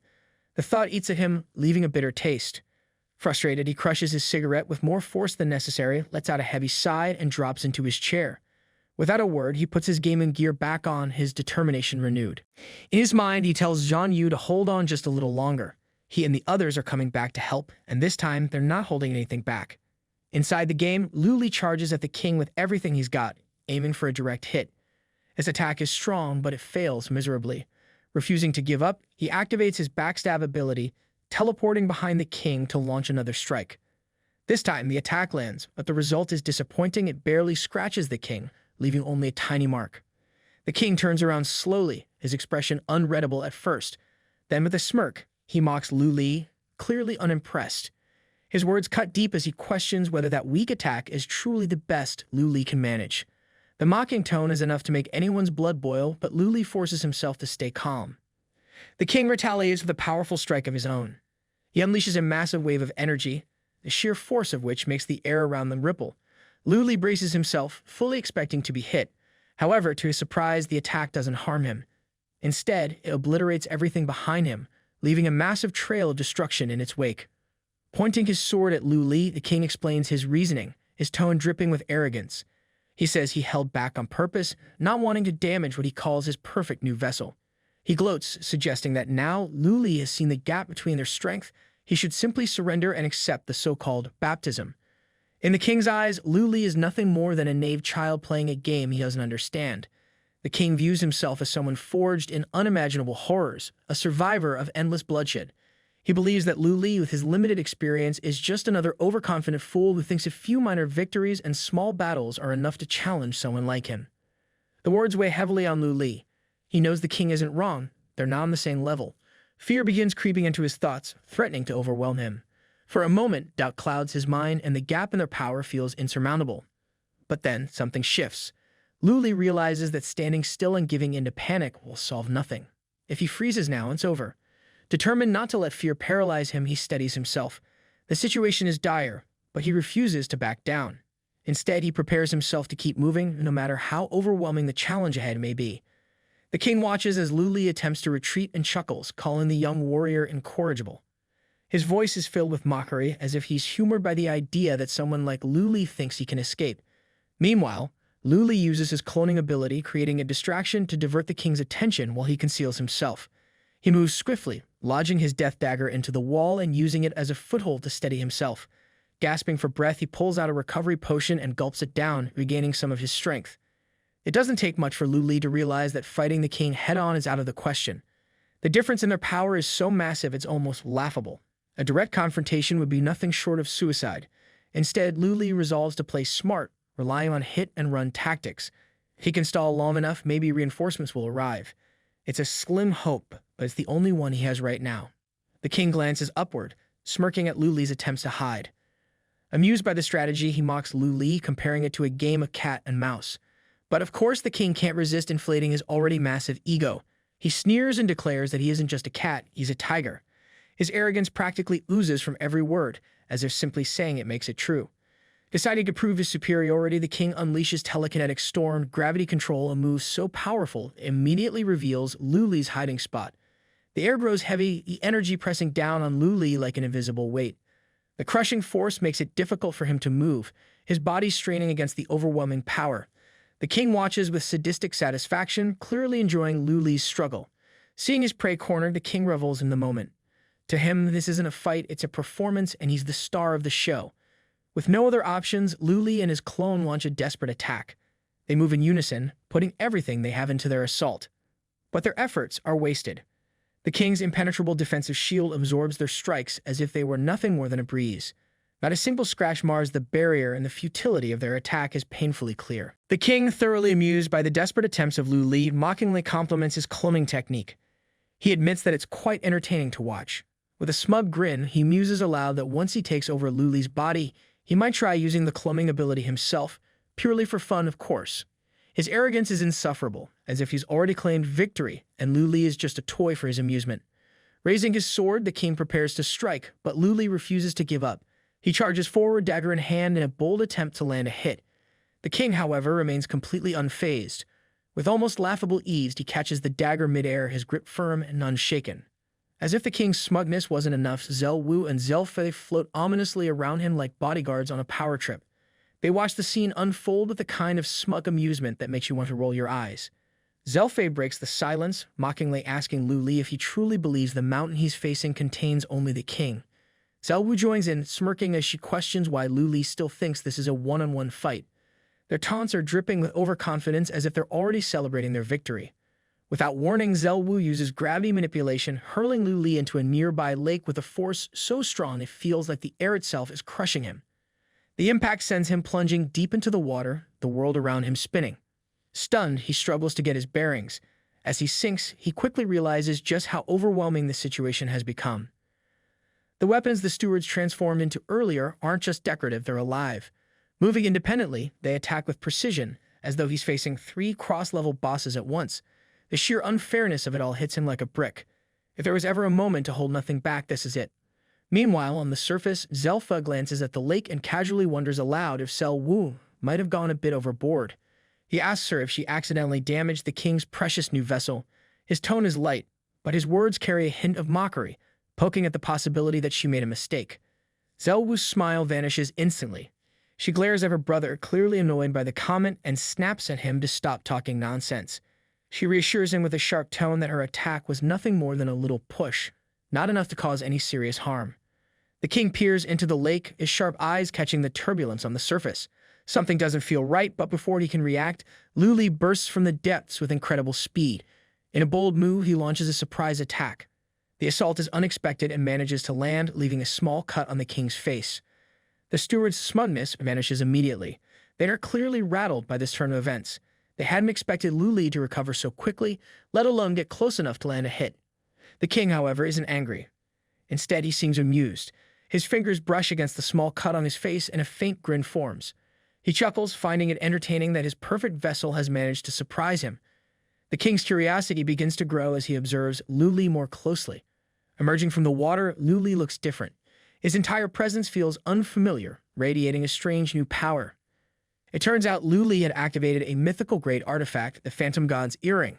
This rare piece of equipment allows the wearer to completely change their race. Along with the transformation comes new appearances, passive talents, and even language proficiency, making it a game-changer in combat. The artifact's description mentions several common races like humans, elves, and sirens, but Lu Li's choice is far from ordinary. Lu Li is transformed into the Phantom God Fishman race. His appearance is striking, and his newfound power makes his presence feel overwhelming. Zelfa, now visibly furious, charges at Lu Li without hesitation, calling him out for his audacity. His anger fuels his attack, and he swings with the intent to make Lu Li regret his every decision. But before Zelfa's attack can connect, Lu Li dives back into the lake, disappearing beneath the surface in an instant. The transformation grants him race-specific passive talents, and they immediately come into play. His movement speed in water doubles, making him nearly impossible to catch, and his ability to hold his breath is significantly extended. Zelfa, now looking more annoyed than intimidating, shouts into the water, cursing Lu Li and demanding he show himself. His frustration is almost laughable as his voice echoes uselessly over the lake. Zelwu joins in, calling out for Lu Li to come out, her tone sharper, but equally ineffective. The waters remain eerily silent as Lu Li swims effortlessly below the surface. His movements are smooth and swift, making it impossible for the stewards or the king to pinpoint his location. The lake, which was once just another obstacle, has now become the strongest advantage of Lu Li. Suddenly, Lu Li explodes out of the lake with incredible speed, his movements fluid and precise. Running across the surface of the water as if it's solid ground, he uses his newfound agility to its fullest. Before the king or his stewards can react, Lu Li closes the distance and sneaks behind the king. His dagger glints under the light, poised for a deadly strike. Just as the attack is about to land, Zelfa steps in at the last moment. With a well-timed parry, Zelfa deflects the attack with enough force to send Lu Li flying through the air, propelling him nearly 100 meters backward. While still soaring through the air, Lu Li doesn't waste a single second. He activates the Phantom God's Earring again, triggering another transformation. This time, he shifts into the Bullman race. His body grows bulkier, his muscles expanding as his power surges. The transformation increases his attack strength by 20%, though at the cost of reducing his intelligence by 20%. Not that anyone's noticing the brain power drop right now. The Bullman race also grants him a self-regeneration ability, an invaluable tool in this relentless battle. Fully transformed and stronger than ever, Lu Li charges forward again, his determination unwavering. Without hesitation, Lu Li launches himself straight at the king, channeling all of his power into his ultimate move, Rending Burst Blade. The air itself seems to split apart as the attack tears toward its target with incredible force. The king, ever confident in his strength, stands unmoving. He raises his arm to block the attack, treating it as if it's nothing more than a minor inconvenience. But for all his arrogance, the king underestimates the sheer power of Lu Li's strike. The attack slams into his arm, leaving a deep and unmistakable wound. The impact shocks even the king, whose smug demeanor falters ever so slightly. Zelfei and Zelwu, always quick to boast about their invincibility, suddenly look less sure of themselves. Their confident expressions crumble as they rush to express their concern. The sight of the king bleeding visibly rattles them. Angered by the defiance of Lu Li, Zelfei immediately charges at him, cursing him and swearing revenge. His attacks come with furious precision, but Lu Li doesn't back down. During the heated clash, Lu Li's left arm gets injured. Zelfei looks triumphant for a brief moment, but doesn't last long. The Bulna's regeneration ability activates almost instantly, healing Lu Li's arm as if the injury had never happened. The king doesn't flinch at his injury. Instead, he claps his hands with enthusiasm, his face lighting up with genuine amusement. To him, the battle isn't a matter of survival, it's a performance, and he's thoroughly entertained. He declares that Lu Li is full of surprises, almost as if he's congratulating him for being more interesting than the average opponent. The king's tone feels celebratory, like a host complimenting a guest at a grand event. Meanwhile, Zelwu's confidence wavers as she notices the wound on the king's arm. Her expression tightens with worry, and she quickly assures him that she'll handle it. Without wasting time, she casts a healing spell, carefully tending to the injury until the damage is completely erased. The king, however, pays no attention to the fuss over his arm. His focus is locked entirely on Lu Li, his grin growing wider with every passing second. There's something unsettling about his expression, a mix of admiration and hunger. He remarks on how much this vessel, Lu Li, pleases him, his tone dripping with sinister intent. To the king, Lu Li is no longer just an opponent to defeat. He's something far more valuable, a perfect scabbard, as the king calls it. The king, in his usual self-absorbed way, declares that Lu Li must have been sent by the heavens specifically for him, perfectly crafted to hold the unparalleled sword that is himself. His arrogance is almost unbearable, as if he truly believes the universe revolves around him. With mocking curiosity, the king taunts Lu Li further. He questions whether there are any other hidden tricks or features left to reveal, treating him like a toy with surprises yet to be uncovered. His condescending tone makes it clear that he's still confident in his victory, no matter what Lu Li does next. Lu Li, however, knows the truth. The situation is dire and can feel it in his bones. Even his strongest move, rending burst blade, barely made a dent in the king. If he's going to turn the tide, he needs to risk everything on his last and most powerful technique. Taking a deep breath, Lu Li steadies himself. His determination hardens and he activates his ultimate skill, Hidden Dragon in the Abyss. A massive dragon begins to form, its sheer presence overwhelming the battlefield. The ground trembles beneath its weight and the air grows heavy with its power. The beast radiates strength, its every movement commanding attention. For a moment, the battlefield belongs to the dragon and Lu Li channels every ounce of his energy into the technique. The king watches the scene unfold, his expression far too calm for someone facing a mythical beast. His smug confidence doesn't waver. Instead of fear or concern, his eyes sparkle with amusement. To him, this isn't a life or death moment, it's a spectacle, something to sit back and enjoy.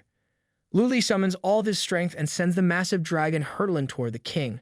The attack is fierce, tearing through the air with unstoppable force. The energy crackles and roars, a testament to the sheer power behind it. The king, still brimming with arrogance, doesn't flinch.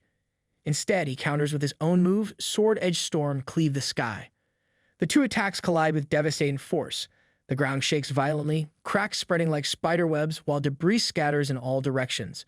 Smoke and dust blanket the battlefield, turning it into a chaotic wasteland. The sheer intensity of the clash leaves the area in ruins, making it almost impossible to see what remains. And as the dust begins to clear, the king steps forward, completely unscathed. His grin is as smug as ever, radiating an unbearable sense of superiority. He looks at Lu Li as if the attack was nothing more than an amusing light show. With an almost mocking tone, he belittles Lu Li's efforts, clearly confident that his own strength is far beyond anything Lu Li could muster. But the king's overconfidence blinds him to the truth. He's so busy gloating that he doesn't realize the dragon he destroyed wasn't the real attack, it was a decoy. The real dragon looms behind him, its energy surging with raw power. Before the king can react, the dragon strikes, landing a direct hit. The explosion is immense, sending shockwaves rippling across the battlefield. The force of the blast shakes the very ground beneath them, its intensity impossible to ignore. For a brief moment, it seems as though the tide is turning. But when the smoke clears, the king is still standing. This time, however, he's encased in a glowing shield. Zhao Wu, ever the loyal lapdog, has swooped in to save him at the last second with her protective magic. Her intervention keeps him standing, though it's clear even she wasn't prepared for the full force of the attack. The king coughs and steadies himself, the illusion of his untouchable strength slipping slightly. His pride takes a hit as he grudgingly admits the attack was stronger than he anticipated. His arrogance, however, refuses to let him admit any kind of defeat. Instead, he twists the situation, praising Lu Li's cleverness like he's some sort of judge in a competition.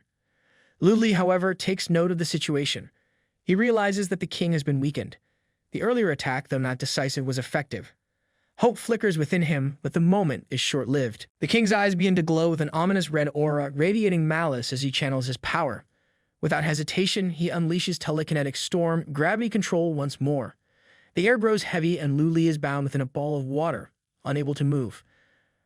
Around him, massive trunks materialize, all aimed at him with deadly precision. The king watches, his expression filled with mockery. He taunts Lu Li, warning him against any thoughts of escape. His voice drips with arrogance as he raises his staff, commanding Lu Li to accept the so-called baptism and dedicate his life to the king's great journey. Adding insult to injury, the king refers to Lu Li as a warrior, pausing briefly before delivering an unexpected twist. He then calls him a player. The word catches Lu Li off guard and his composure cracks. Shocked, he stammers, unable to process what he just heard. The king lets out a chuckle, his tone laced with mockery. He looks at Lu Li with a mix of pity and disdain, as if explaining something to a child who just doesn't get it.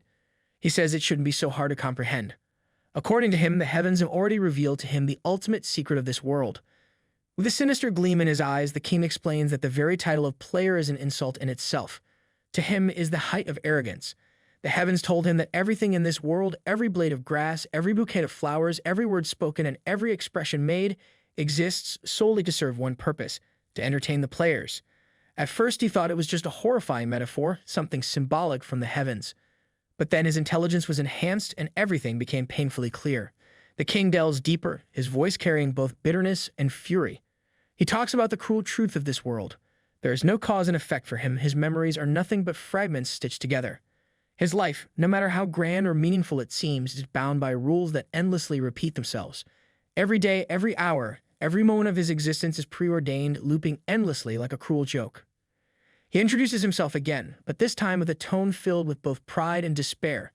He is Tapini Jin, the king to whom hundreds of thousands of people have pledged their allegiance. He is the savior of this era, the man who built a kingdom from chaos and saved countless lives. And yet, he is nothing more than a chess piece, his entire life a tool for the entertainment of the players. The king's voice rises as he yells, his anger spilling over. He refuses to accept this fate. He insists that he is no ordinary man. He is the king chosen by the heavens themselves. He declares that he was born not to follow destiny, but to destroy it, to subvert the cruel design that binds him. Pointing his blade at Lu Li, the king's fury intensifies. He accuses Lu Li and the other players of being invaders in his world. To him, they are the real enemies, the ones who have come to exploit and disrupt everything. With an unyielding roar, he declares his intention to expel them all, no matter the cost. Zhou Wu, ever the loyal servant, speaks up, addressing the king with reverence. She calls him majesty in a tone that borders on worship. Zelfa joins in, adding that the king's merit lies in the future and his actions will bring benefits to generations to come. Lu Li stands frozen in thought, his mind racing as he tries to make sense of the king's claims. An entity made of data gaining the ability to think independently. How is that even possible? It goes against everything logical. The more the king talks about this heaven, the more questions flood Lu Li's mind. What exactly is this heaven the king keeps mentioning? Whatever it is, it must be the source of this bizarre situation. The king interrupts Lu Li's reflection, his voice calm yet filled with malice. He muses aloud, curious about one thing. After taking over the bodies of these so-called players, what happens to their souls? His tone makes it sound like a casual question, but the menace behind it is impossible to miss. Lu Li takes a deep breath and decides to ask one last question before making his next move. He looks at the king and says he needs to know something. The king, growing impatient, waves his hand and tells Lu Li to hurry up and stop wasting time. Lu Li asks if the king knows someone named Ham Yixiao. The question hangs in the air, and for a brief moment the king looks thoughtful. He repeats the name slowly, saying it sounds familiar. But before Lu Li can press in further, the king's face hardens and his patience runs out. With a sinister grin, he tells Lu Li that if he really wants answers, he can go to hell and ask his question there. Before the king can attack, Lu Li moves swiftly, activating his phantom god's earring once again. His appearance shifts, transforming him back into the bullman. Without hesitation, the king launches a brutal attack, his energy-infused trunks piercing through Lu Li's body. But something doesn't add up. The king pauses, his eyes narrowing as he realizes the truth. It's just another clone. Far above, on one of the upper floors, the real Lu Li stands, catching his breath. He's relieved that he thought ahead and placed a clone in a safe location earlier. Transformations have a cooldown of 30 minutes, so he knows he can't afford to get caught again. Preparing his next move, Lu Li activates the Phantom God's earring once more, this time choosing a new form, the Phantom God Lizardman. His body shifts again, taking on the sleek, agile features of his new race. The transformation comes with unique passive talents. His climbing speed increases by 50%, and he gains the ability to camouflage, making him nearly invisible. With his new abilities, Lu Li starts climbing the walls of the abyss. The king closes his eyes, his voice dripping with mockery. He remarks that his new vessel is far too dishonest for his liking. With a sinister tone, he declares that he must first break his hands and legs before repairing them later. The king's grin widens, his arrogance on full display as if he's already claimed victory. Raising his staff, the king commands, "Arise," and the staff lights up with a menacing glow. He activates telekinetic storm, elemental control, and the water ball hovering above begins to freeze. In seconds, the entire mass turns to solid ice, sealing off the exit completely. Lu Li curses under his breath, his frustration evident as he realizes there's no way out. The exit is sealed, trapping him in the abyss with no escape route. The king isn't done yet. With a grin that promises more chaos, he raises his staff again. This time, shards of ice break off and start raining down, creating a deadly storm of frozen spikes. Clinging to the wall, Lu Li dodges the falling shards as best he can, his breathing heavy and labored. Each movement feels more difficult than the last as the cold begins to seep into his body.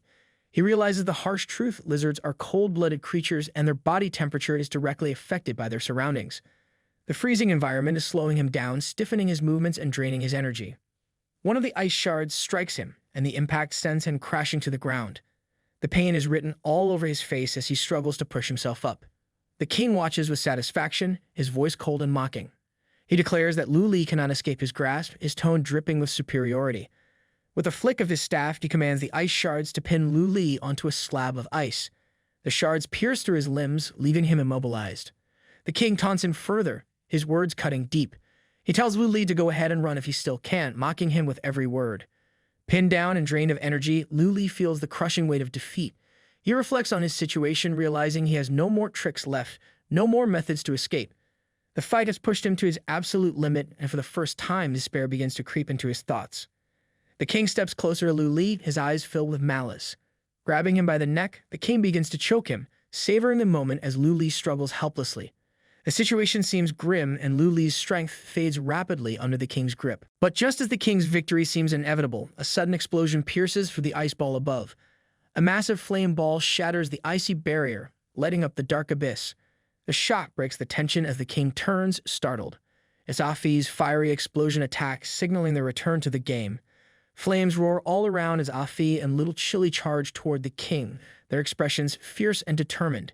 They've clearly come back with a vengeance. Leading the way, Huajiao wastes no time.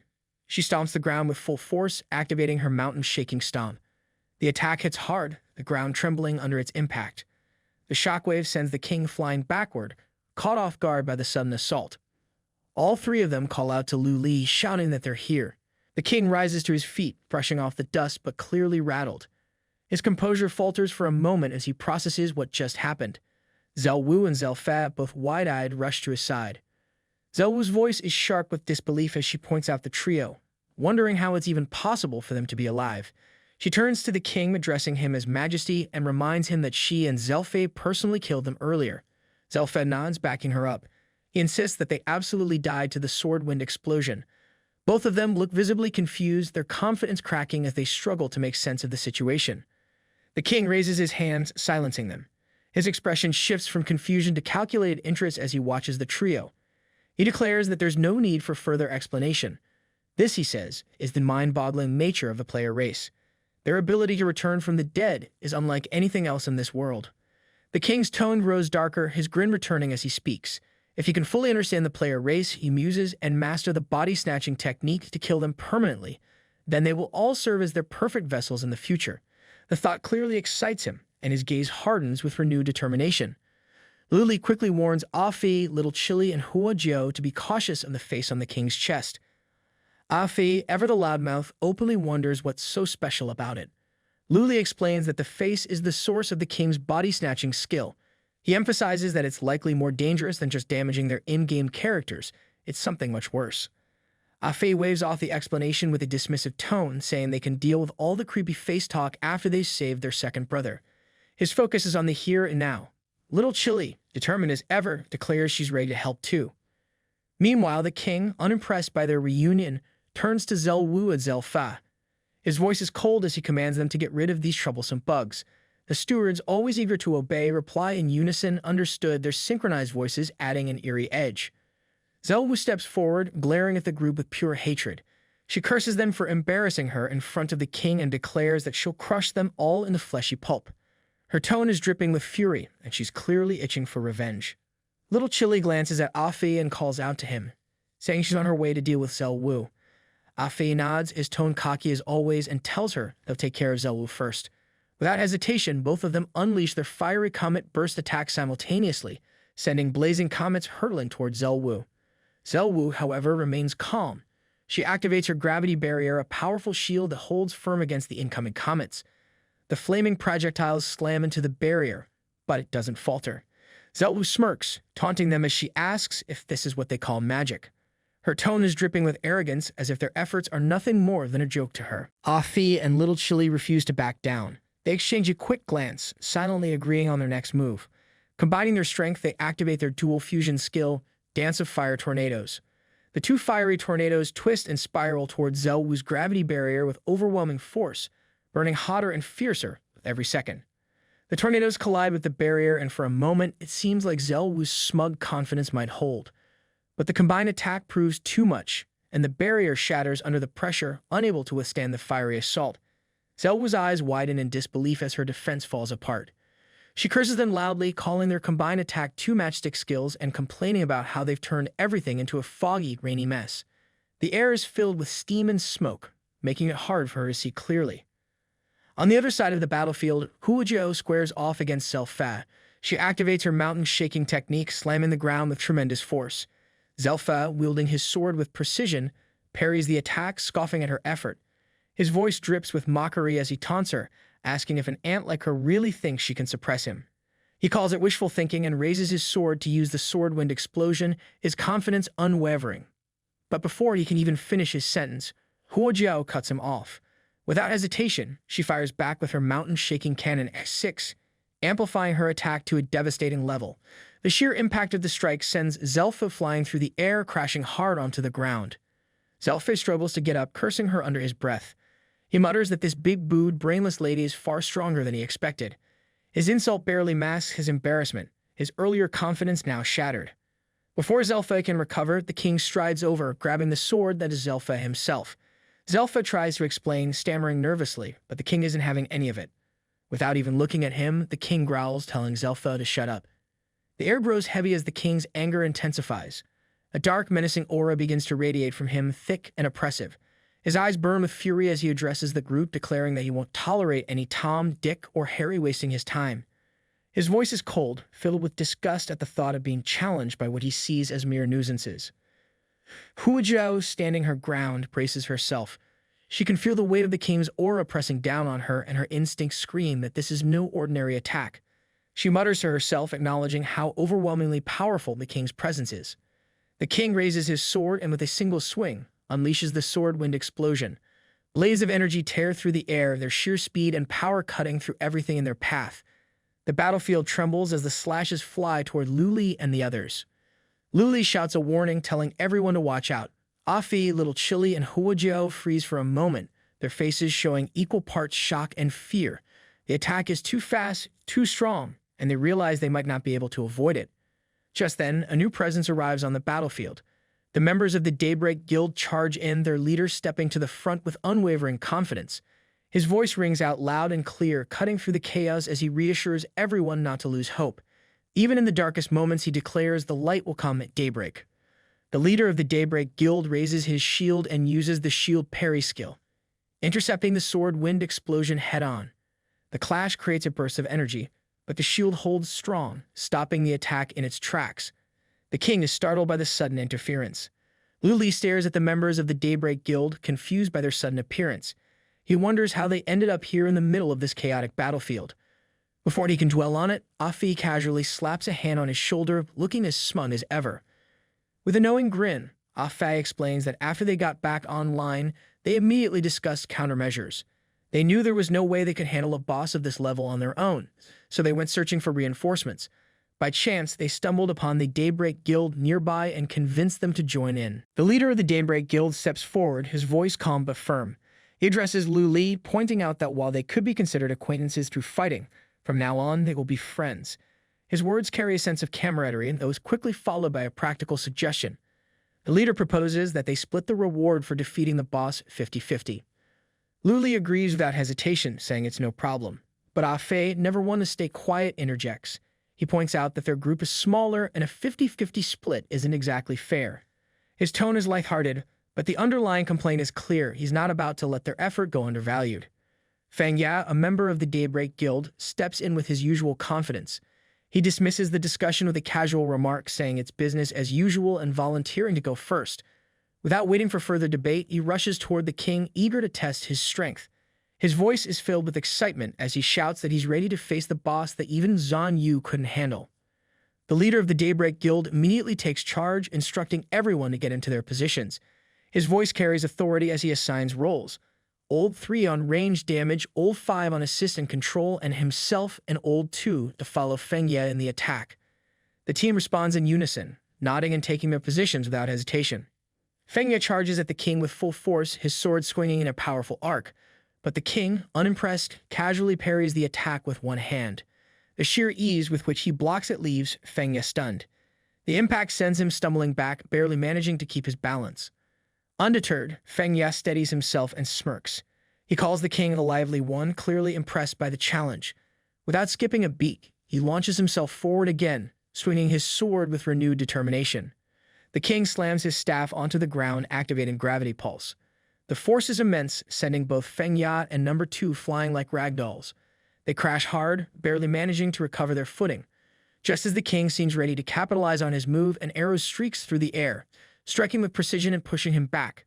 The unexpected hit makes the king stagger, and both his staff and sword fall from his grip. Standing tall, number 3 from the Daybreak Guild smugly announces his success. He grins, clearly enjoying the moment, and declares that the king has been successfully disarmed. His self-satisfaction radiates like he just won the whole battle himself. Wasting no time, number 5 steps in, activating her skill. Tree branches shoot out from the ground, elongating with unnatural speed. The branches snake their way toward the king and wrap tightly around his legs, locking him in place. With confidence in her voice, she announces to the team that she's got him secured. Seizing the opportunity, Feng Ye and number 2 rush in for the attack, charging at the immobilized king from both sides. Feng Ye swings his sword with full force, unleashing Wolf Storm, while number 2 follows up with her Thunder Explosion using her Divine Sword. Their coordinated assault creates a whirlpool of water and thunder, swirling violently as it crashes into the king. The king clenches his fists and grits his teeth, his body tensing under the pressure of the combined attack. The whirlpool tears into him, and blood splatters from both sides of his body. Feng Ye, filled with adrenaline, yells at the king to die, convinced the attack has landed a decisive blow. But the victory is short-lived. Number 2 notices something is wrong. Her instincts scream that this isn't over, and she shouts a warning to Feng Ye, telling him to back off. Before they can retreat, the king's hands shoot out with terrifying speed. He grabs both Feng Ye and number 2 with his bare hands, locking them in a crushing grip. His voice, filled with cold finality, declares that it's over. Both Feng Ye and number 2 struggle against his hold, their faces contorted with effort as they try to free themselves. Feng Ye, never one to go quietly, curses the king, shouting at him to let go. The king doesn't even flinch at the insults. His grip tightens, and with a circular motion of his hands, he swings both of them through the air. The force of the throw sends them hurtling across the battlefield, smashing into the walls of the abyss with a sickening impact. Number 3 takes aim, drawing his invisible arrow with precision. He fires it straight at the king, confident in his attack. But the king, as always, is no ordinary opponent. With lightning-fast reflexes, he catches the invisible arrow midair, his grip firm and unshaken. Without hesitation, the king reverses the attack, hurling the arrow back at number 3 with devastating force. The arrow strikes its target, and a massive explosion follows. The impact sends number 3 flying, pinning him to the back wall. Blood splatters across the surface as the arrow pierces through his left shoulder, leaving him stuck. He grits his teeth, struggling to pull the arrow out, but it's lodged deep, and every movement sends waves of pain through his body. Meanwhile, the king turns his attention to the summoned tree beast of number 5. With a single brutal punch, he smashes the beast into pieces, its massive form crumbling into nothing. Number 5 stares in horror at the remains of her summon, her face filled with worry and disbelief. She backs away as the king advances toward her, his presence radiating menace. Tears welling in her eyes, number 5 cries out, begging him not to come any closer. But the king is relentless. He raises his fist for another devastating punch, ready to crush her where she stands. Just before the attack lands, a leader of the Daybreak Guild rushes in, his shield raised. With perfect timing, he intercepts the blow, the impact reverberating through the shield of sparing number 5. The leader, calm and composed, tells number 5 to adjust her position and create some distance. His tone is steady, but the urgency in his words is clear. The king, undeterred, begins pounding on the leader's shield with a flurry of punches. Each strike lands with terrifying force, the sound of the blows echoing across the battlefield. The king taunts the leader, mocking his defensive skills and questioning how long he can possibly hold out. The leader holds firm, his shield absorbing each hit. His thoughts remain focused, reflecting on his role. To him, his shield is more than just a tool. It's a promise to protect his teammates, no matter the cost. But as for the king, the one who has hurt his comrades, the leader vows that he won't just face the shield. He'll face the sharp edge of the leader's sword as well. And as the leader of the Daybreak Guild speaks, a dramatic transformation begins. One side of his face starts glowing with a fierce red aura, and his right eye turns black with a piercing red pupil. The aura radiating from him grows darker and more intense, blending red and black energy as it swirls around his body. With his shield in one hand and his sword in the other, the leader looks like a force of nature, ready to retaliate with unmatched determination.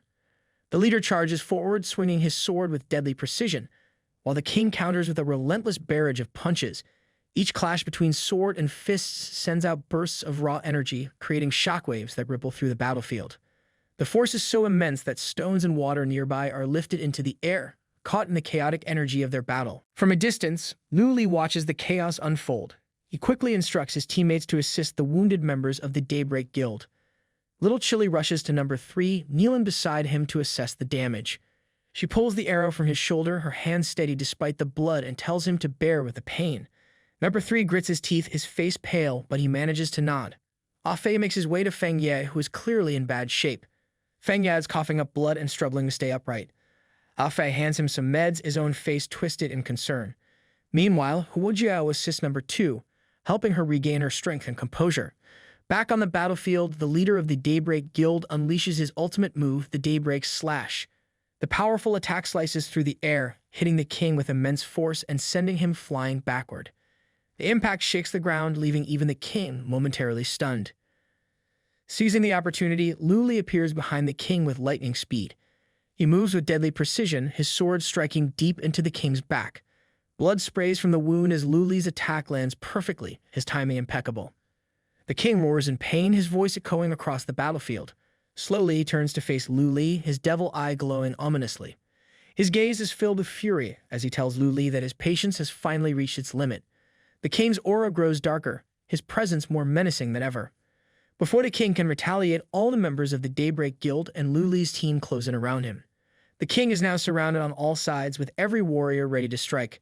Each one prepares their attack, their combined strength creating an overwhelming sense of power. The final assault is about to begin, and the king, though still standing, is now truly cornered. Fei, Little Chili, Huo Jiao, and every warrior from the Daybreak Guild unleash their attacks at the same time, aiming to crush the king once and for all. Their combined force tears through the battlefield, shaking the very foundations of the floating palace. The sword and staff of the king, which never stopped their ridiculous devotion, scream out for their so-called master. A massive explosion erupts, sending flames roaring across the palace. The once grand structure, a symbol of the king's arrogance, now burns furiously, consumed by the destruction he brought upon himself. Below in the city, people stop in their tracks, their eyes wide with shock. The glowing fire in the sky reflects in their stunned faces as they realize the impossible is happening. One of the knights, snapping out of the daze, orders the guards to assemble at once, sensing that chaos is about to spread. Inside the palace, thick smoke covers everything, making it impossible to see clearly. The warriors stand still, waiting, their breaths heavy. Doubt creeps into their minds as they wonder if this nightmare has finally ended. Feng Ye, exhausted and barely able to speak, believes that this was the greatest damage they could possibly inflict. Luli, watching the burning wreckage, assumes there is no way anyone could have survived such devastation. But then a figure stirs within the smoke. The king steps forward, coughing like a fool who has finally faced the consequences of his arrogance. His sword, now back in the form of a boy, pathetically calls out to him. His staff, returned to the shape of a girl, rushes toward him with pointless concern, asking if he is hurt. The king, ever the delusional tyrant, brushes off their worries and tells them they have done well. But then, in true selfish fashion, he places a hand on each of them.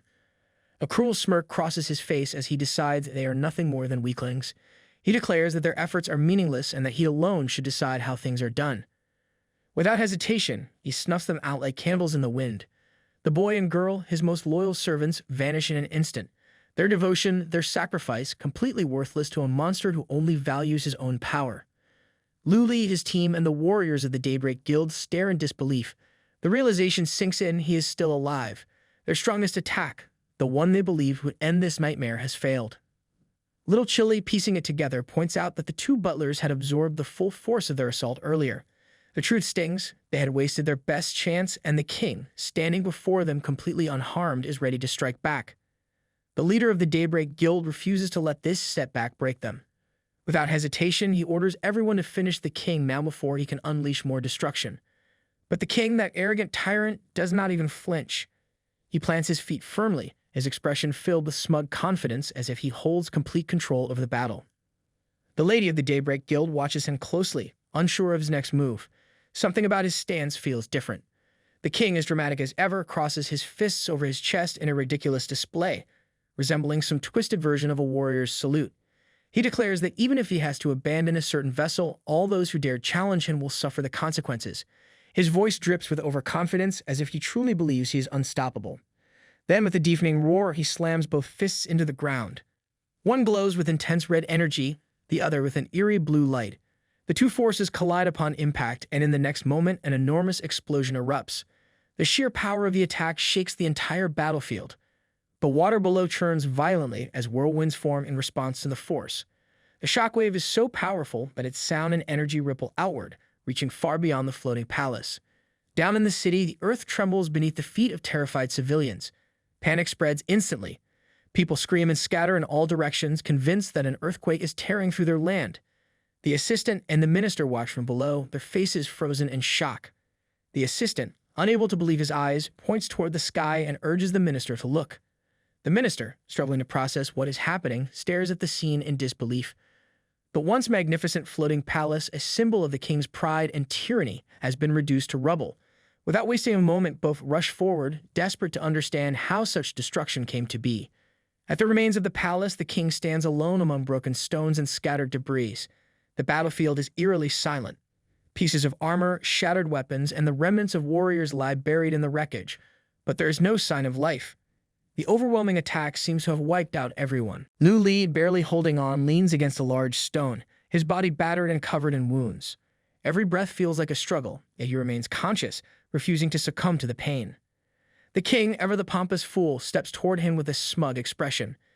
Instead of finishing him off immediately, he wastes time gloating, reveling in his own perceived superiority. He acknowledges that he is impressed that Lu Li is still alive. In his deluded mind, this is proof that Lu Li is meant to become his vessel, a fate he arrogantly believes is set in stone. Just then, a notification appears. The message declares to Lu Li that the tome of random achievements has been triggered. The task is simple: defeat the king of Tapini in a solo battle. But this is no ordinary victory requirement. The instructions demand that the opponent be reduced to pure, soul-crushing despair broken by sheer power alone. A straightforward defeat is not enough. Lu Li sits on a stone block, his body drained from the brutal fight. His breath is uneven, his exhaustion evident. The king, standing tall before him, smirks with mocking arrogance. He assumes the battle is already won, taunting Lu Li with empty words. If there are any last tricks left, now would be the time to reveal them. Lu Li, without hesitation, responds. There is in fact one last move. Lu Li rises to his feet, ignoring the pain coursing through his body. A powerful energy erupts from him as he activates Azura mode. Crimson lightning crackles around him, wrapping his body in an overwhelming aura.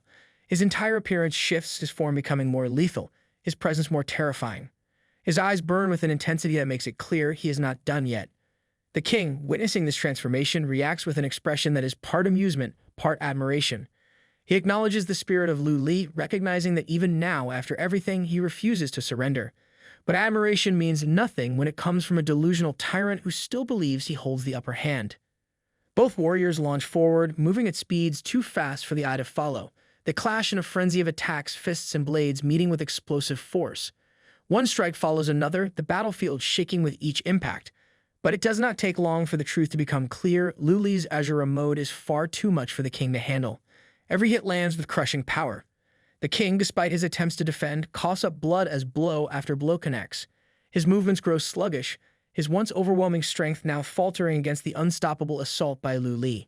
He forces himself to analyze the situation, trying to regain some sense of control. Lu Li has indeed become faster and stronger, but in the king's mind, that is all there is to it.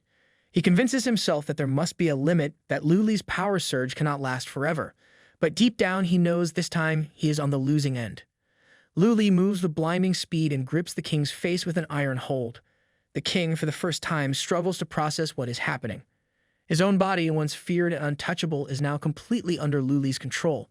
He thrashes, trying to break free, but Lu Li's grip remains unshaken.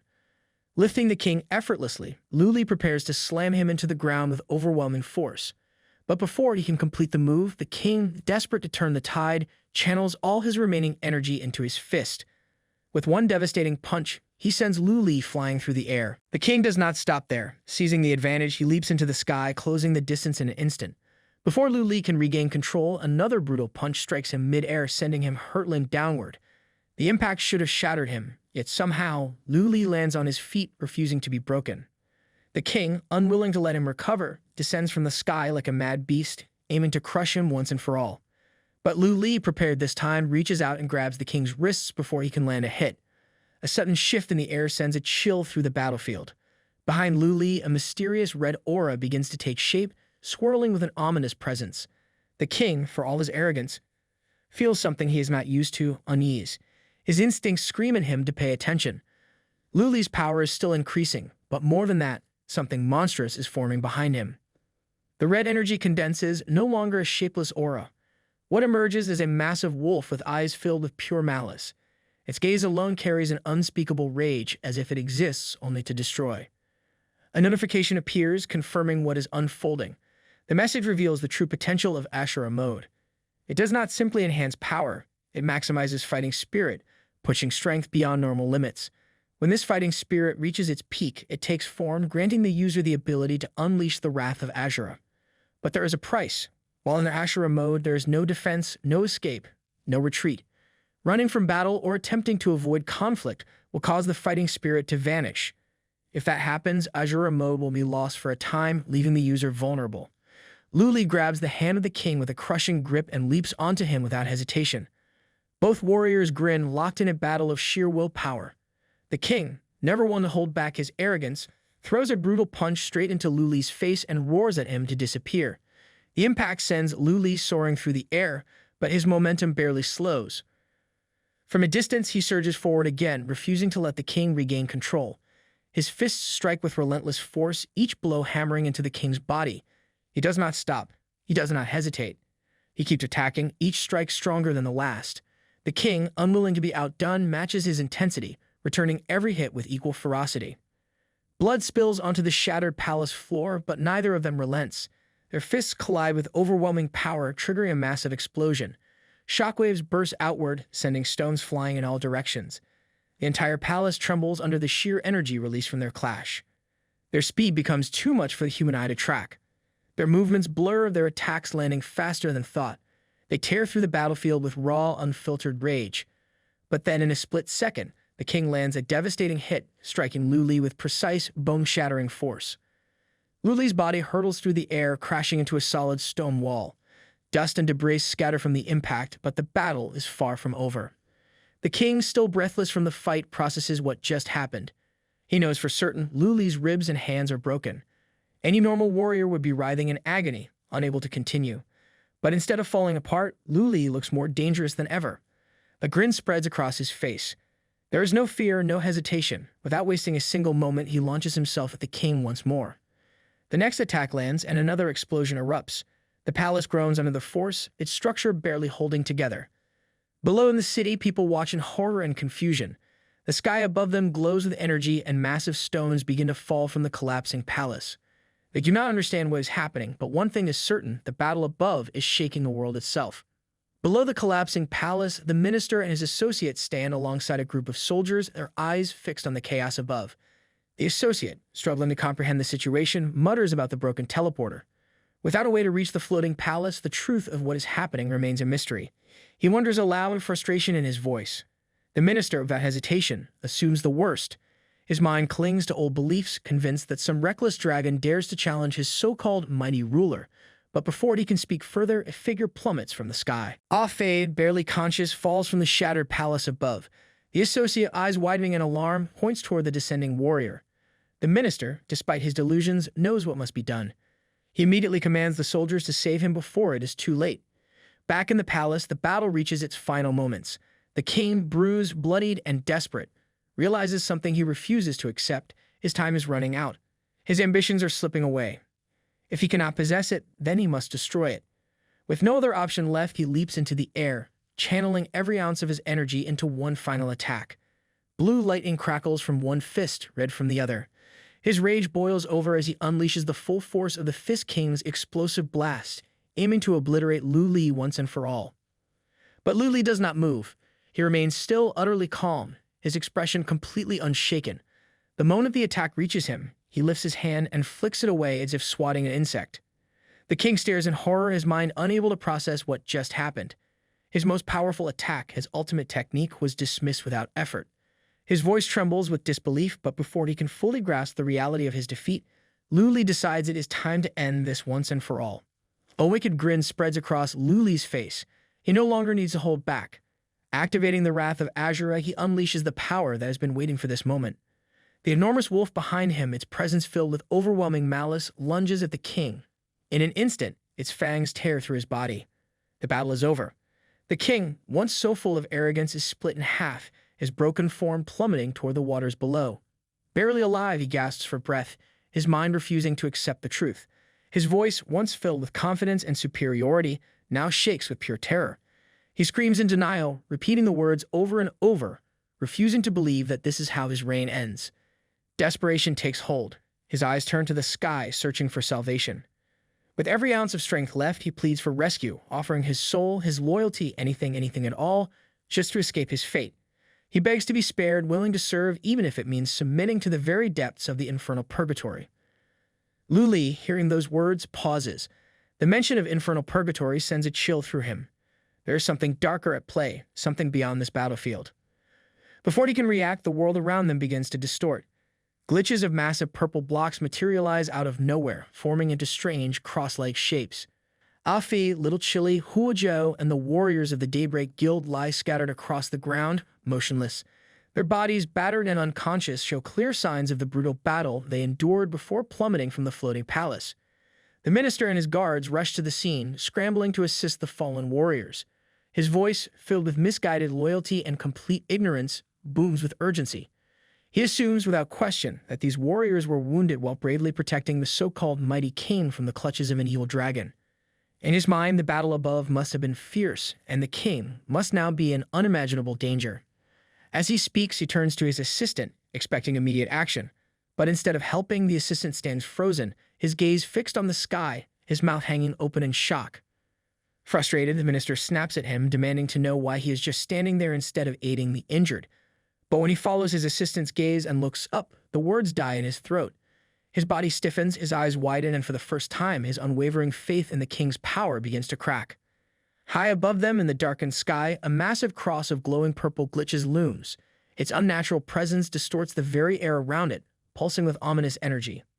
The assistant, barely able to comprehend what he is seeing, mutters in horror.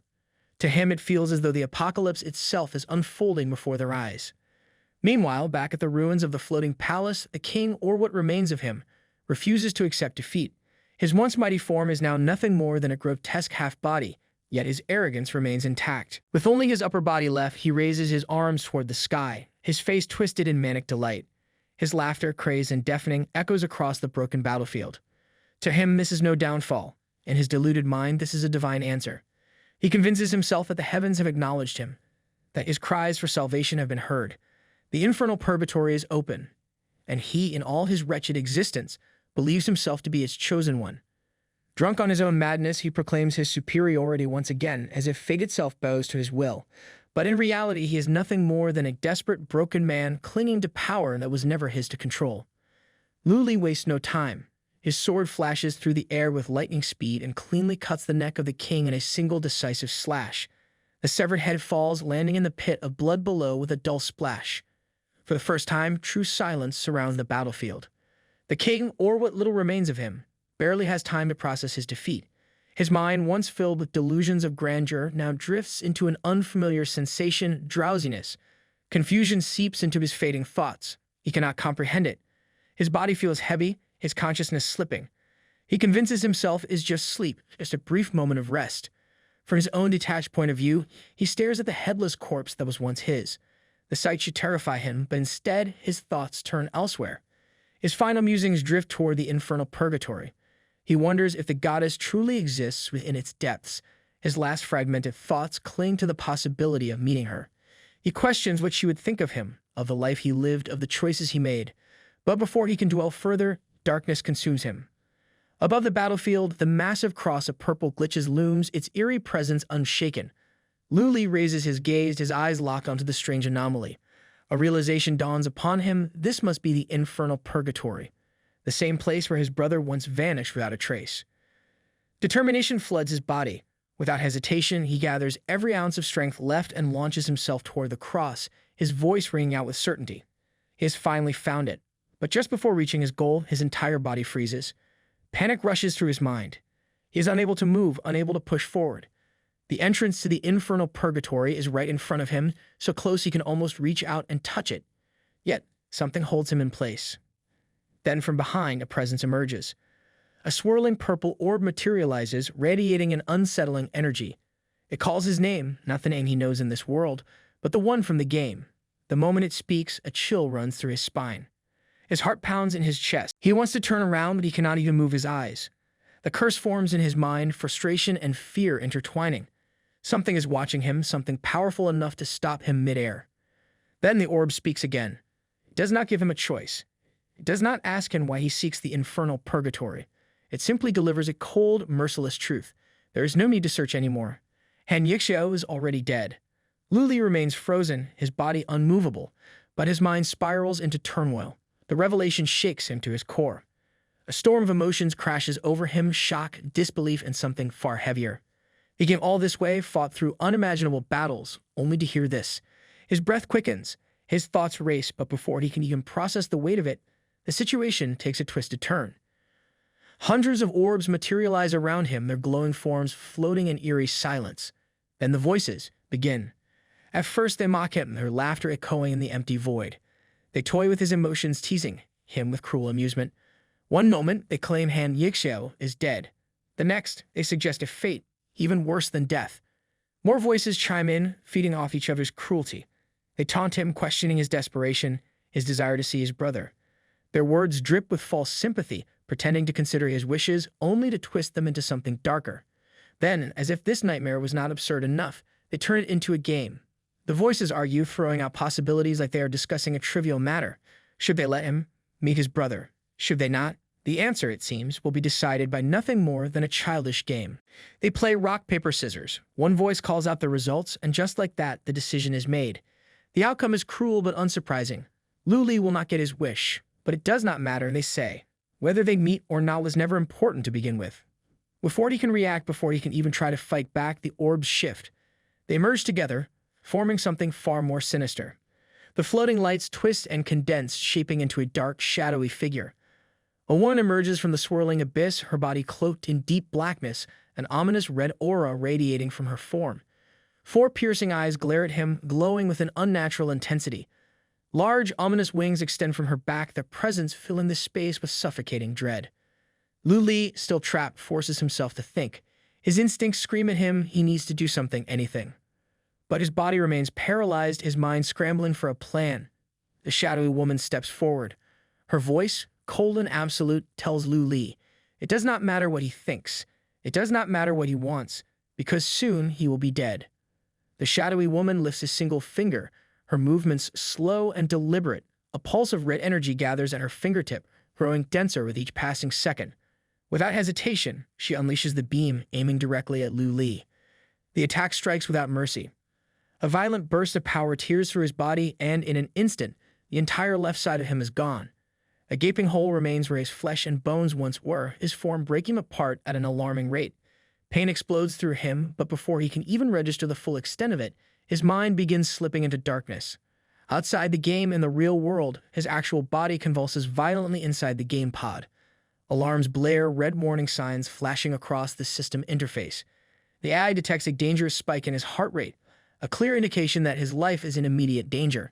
The system initiates an emergency ejection, attempting to forcefully pull him out of the game before it is too late. But then something goes wrong. The ejection fails. A system error flashes on the screen. The automated safety protocols collapse, unable to extract him. The system, overwhelmed by the anomaly, begins rebooting, but precious seconds are slipping away. Inside the game, as his body continues to disintegrate, the Dark Angel speaks one last time. Her tone is neither rushed nor concerned. There is no urgency in her words, only cold amusement. She does not simply want to kill him. No, she wants him to see something before he vanishes completely. She declares that before he dies, he will witness the opening ceremony, the very event that his brother, Han Yixeo, had fought so desperately to prevent but failed in the end. Then the sky shifts. Massive crosses of purple glitches begin appearing all across the game world. One after another, they spread like a virus, infecting the very fabric of reality. The game's sky, once stable and bright, darkens unnaturally.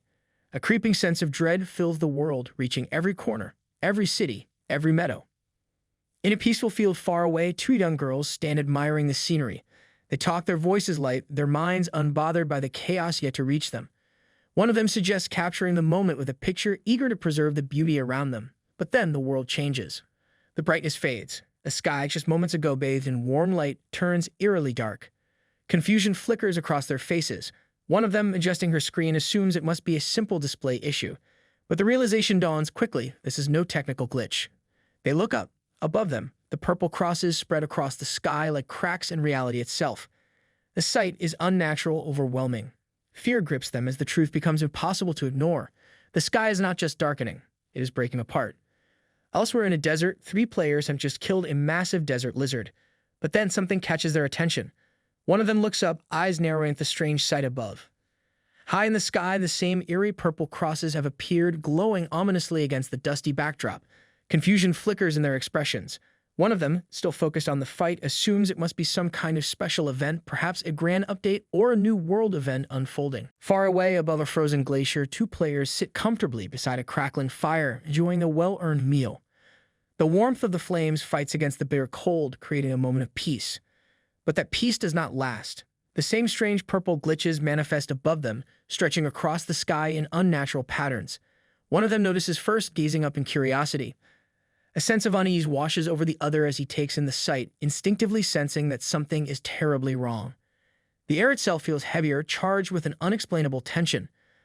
The phenomenon is no longer isolated.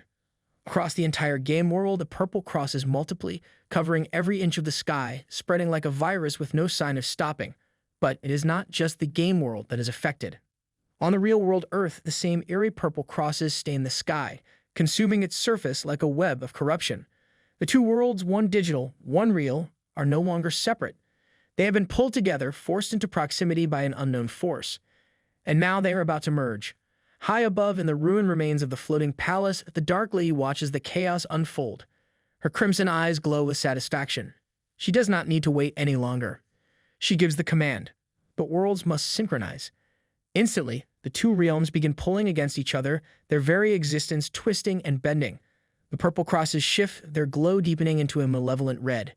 Energy surges through the air, crackling with uncontrollable power. Then, without warning, portals begin ripping open from the crosses, flooding the lands below with intense, blinding red light. Near one of these portals, a group of players stand frozen in shock. The red glow crashes onto the ground with an overwhelming force, shaking everything around them. One of them, sensing danger, calls out to the others, urging them to retreat. But another scoffs at the fear, convinced that this must be the arrival of something extraordinary. Perhaps a legendary treasure, a once-in-a-lifetime event that will reward the brave. The third player, however, remains silent, his eyes lock onto the portal. His instincts tell him something far worse is happening. The sensation crawling down his spine is not one of anticipation, but of dread. This does not feel like an opportunity. It feels like a teleportation gate, and whatever is coming through it is not meant to be here. From the glowing red portals, figures begin to emerge. Their forms are unsettling, their movements unnatural. Their expressions stretch into sinister grins, their eyes filled with malice. There is no mistaking their intent. Among them, a towering figure with the face of a lion steps forward. His gaze sweeps over the new world before him, his lips curling into a satisfied smirk. The realm of the players stands before them, ripe for the taking. But it is their leader who truly embraces the moment. His laughter erupts in a fit of unhinged excitement, his voice dripping with madness. He has waited for this. He has longed for this. And now the moment has arrived. His order is simple, ruthless, absolute. Kill. Kill them all. Across the world, chaos unfolds. More portals tear open, flooding every city, every land with invaders. They come without hesitation, without mercy. There is no warning, no time for the players or the real-world inhabitants to react. The invasion has begun. At the center of it all, the shadowy woman stands before Lu Li, her twisted satisfaction evident. She gestures toward the destruction, reveling in the grandeur of what she has unleashed. To her, this is not just a battle. It is a spectacle. She turns to him, her voice smooth, mocking. She calls it majestic.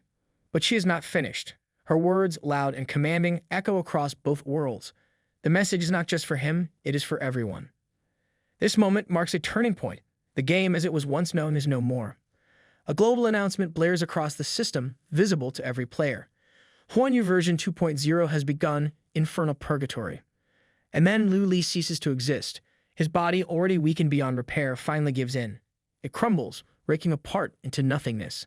The last traces of his form scatter into the void. Back in the real world, the system detects what has just occurred. Cold, mechanical words appear on the screen, sealing his fate. The player's vital signs have disappeared. The invaders from the portals waste no time and unleash a full-scale attack on the players. Chaos erupts as the players desperately try to fight back. Blades clash, spells explode, and cries of battle fill the air. Among the fighters, one player struggles against the overwhelming force of the enemy. His attacks barely make a dent, and frustration creeps into his voice. He questions whether these monsters are just ordinary troops. If they are, then the true elites must be on an entirely different level. His companion, also locked in combat, refuses to give in to despair. He believes that if their enemies are this strong, then the loot they drop must be worth the struggle. Desperation fuels his swings, but deep down he knows they are in over their heads. On the other side, the invaders show no signs of concern. A mage from the portal, draped in a cloak of arrogance, watches the battle with amusement. His expression barely hides his disgust as he observes the players scrambling like frightened insects. He wonders aloud if these so-called players, these weak, pitiful creatures, are truly the ones resisting them. With a smirk, the mage raises his staff. The ground trembles as he casts Greater of Spike. In an instant, thousands of stone spikes burst from the ground, impaling hundreds of players. Blood soaks the battlefield as the screams of the fallen echo into the night. The attack leaves nothing but devastation, and those who survive are left paralyzed by fear. Among the remaining players, panic spreads. One of them, his voice shaking, realizes they have no chance of winning. He yells for everyone to run, hoping to escape this massacre. Another player immediately agrees, seeing no other option but to flee. But escape is a foolish dream. Before they can take a single step, the lion-headed warrior appears before them, his eyes filled with cruel amusement. He towers over them, blocking their path like an executioner savoring his victim's final moments. A smirk plays on his face as he mocks their desperation, taunting them for even thinking they could outrun their fate. Without hesitation, he unleashes ferocious claw slash. In a blink, their bodies are torn apart, their lives snuffed out before they even realize what happened. Despite the carnage, not all players are willing to run. Hundreds of them gather in one final act of defiance, forming ranks and charging toward the invaders. Their hearts burn with anger, their voices rising in unison. If they are to fall, they will do so fighting. One of them, filled with fury, roars at the invaders, demanding that they put an end to their arrogance. Their leader, refusing to back down, rallies the warriors of the Pinnacle and Royal Dynasty guilds. With unshaken determination, he orders them forward. A war cry erupts across the battlefield. Voices rise in defiance. They will not stand by and watch their world be destroyed. They will overcome. With renewed strength, they charge. The battlefield trembles once more. All of them charge with every ounce of strength they have left. They refuse to let fear control them, believing that their numbers will be enough to turn the tide. Their voices rise in unison, their battle cries shaking the air as they surge forward. But it is all meaningless. The leader of the invaders does not even move from his spot. He simply raises a hand and calmly closes his fist. That single motion releases a torrent of energy, an overwhelming blast of aqua-blue lightning flames. The power surges outward in circular waves, swallowing everything in its path. The flames crackle with violent intensity, striking down every single player from the Pinnacle and Dynasty guilds in an instant. No screams, no last words, only the empty sound of bodies collapsing lifelessly onto the battlefield. Watching this display of absolute dominance, the lion-headed warrior is practically in awe. He sings endless praises for his leader, treating him like a divine being who stands above all. The mage, ever the sycophant, follows suit. His admiration is sickening, dripping with exaggerated devotion. He acts as though their leader is untouchable beyond all comparison. The leader, basking in their worship, does not even pretend to be humble. His orders are simple, cruel, and final. The remaining players are to be slaughtered without hesitation. Their souls, once separated from their bodies, are to be collected. These souls will serve as currency, a resource to be traded in Blood Moon City for whatever their killers desire. Strength, wealth, power is all up for grabs. His words send a wave of bloodthirsty excitement through his army. The invaders erupt into a crazed chant, their voices filled with madness. Kill, kill, kill. Their hunger for destruction knows no limit. Meanwhile, in the real world, heavy rain pours against the rooftops, drumming endlessly in the night. A young man lies motionless on his bed, his body still. The Game Gear remains attached to his head, its interface glowing faintly. At first glance, it seems like he is merely lost in the game. But something is wrong. His body does not move, his chest barely rises with breath. The bedroom door swings open. His mother enters, her voice filled with frustration. She calls out to him, demanding to know if he has any sense of time. Her anger spills over as she scolds him for wasting his days in front of the screen. To her, it is always the same. He plays, plays, and plays. Nothing else matters to him. She cannot understand his obsession, cannot see why he dedicates so much of his life to this virtual world. If only, she thinks, he would put even half that passion into his studies. If only he cared about reality as much as he cared about that game. If that were the case, she tells herself, she would light incense and thank the heavens. But she does not yet realize her son is no longer simply playing. The mother sighs in frustration and walks toward the window. With an impatient tug, she pulls open the curtains, letting the dim, rain-soaked light seep into the room. The downpour outside pounds against the glass, but she barely notices. Her thoughts are consumed by the endless cycle of disappointment. She continues lecturing, her voice growing sharper. If her son cannot get into a university and cannot find a job, then what will he do with his life? There is no future in playing games all day. She glances outside the heavy rain, muttering that it is time for him to get up, take a shower, and change his clothes. His father will be sending him to tuition soon, whether he likes it or not. Turning back to the bed, she steps closer. Her patience, already worn thin, finally snaps. She calls his name again, demanding that he get out of bed immediately. Does he think he can ignore her now? That he no longer needs to care about what his mother says? She reminds him of all the years she spent raising him, all the sacrifices she made. And for what? A son who only cares about playing games. She cannot accept it. Her anger boils over and she grabs the gaming helmet, yanking it off his head. If nothing else, she will put an end to this addiction herself. But the moment she sees his face, her anger turns to horror. Her son is unresponsive. His skin is pale, his lips slightly parted, but worst of all, his eyes are lifeless.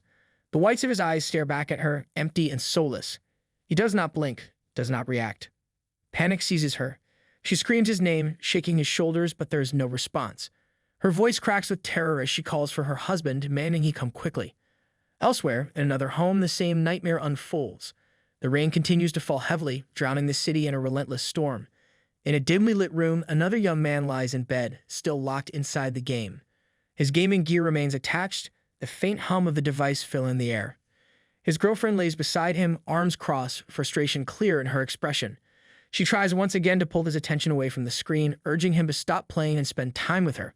But he does not answer. She waits for a response. Seconds pass, and an uneasy feeling creeps into her chest. She steps closer, shaking his arm gently. Still nothing. Her eyes widen in alarm. Something is very wrong. Across the world, the pattern repeats. Thousands of players, all connected to the game, remain motionless. Their bodies lie still, their minds trapped elsewhere. Some are slumped over in chairs, others sprawled out in beds. Their families and loved ones try to wake them, their voices rising in panic.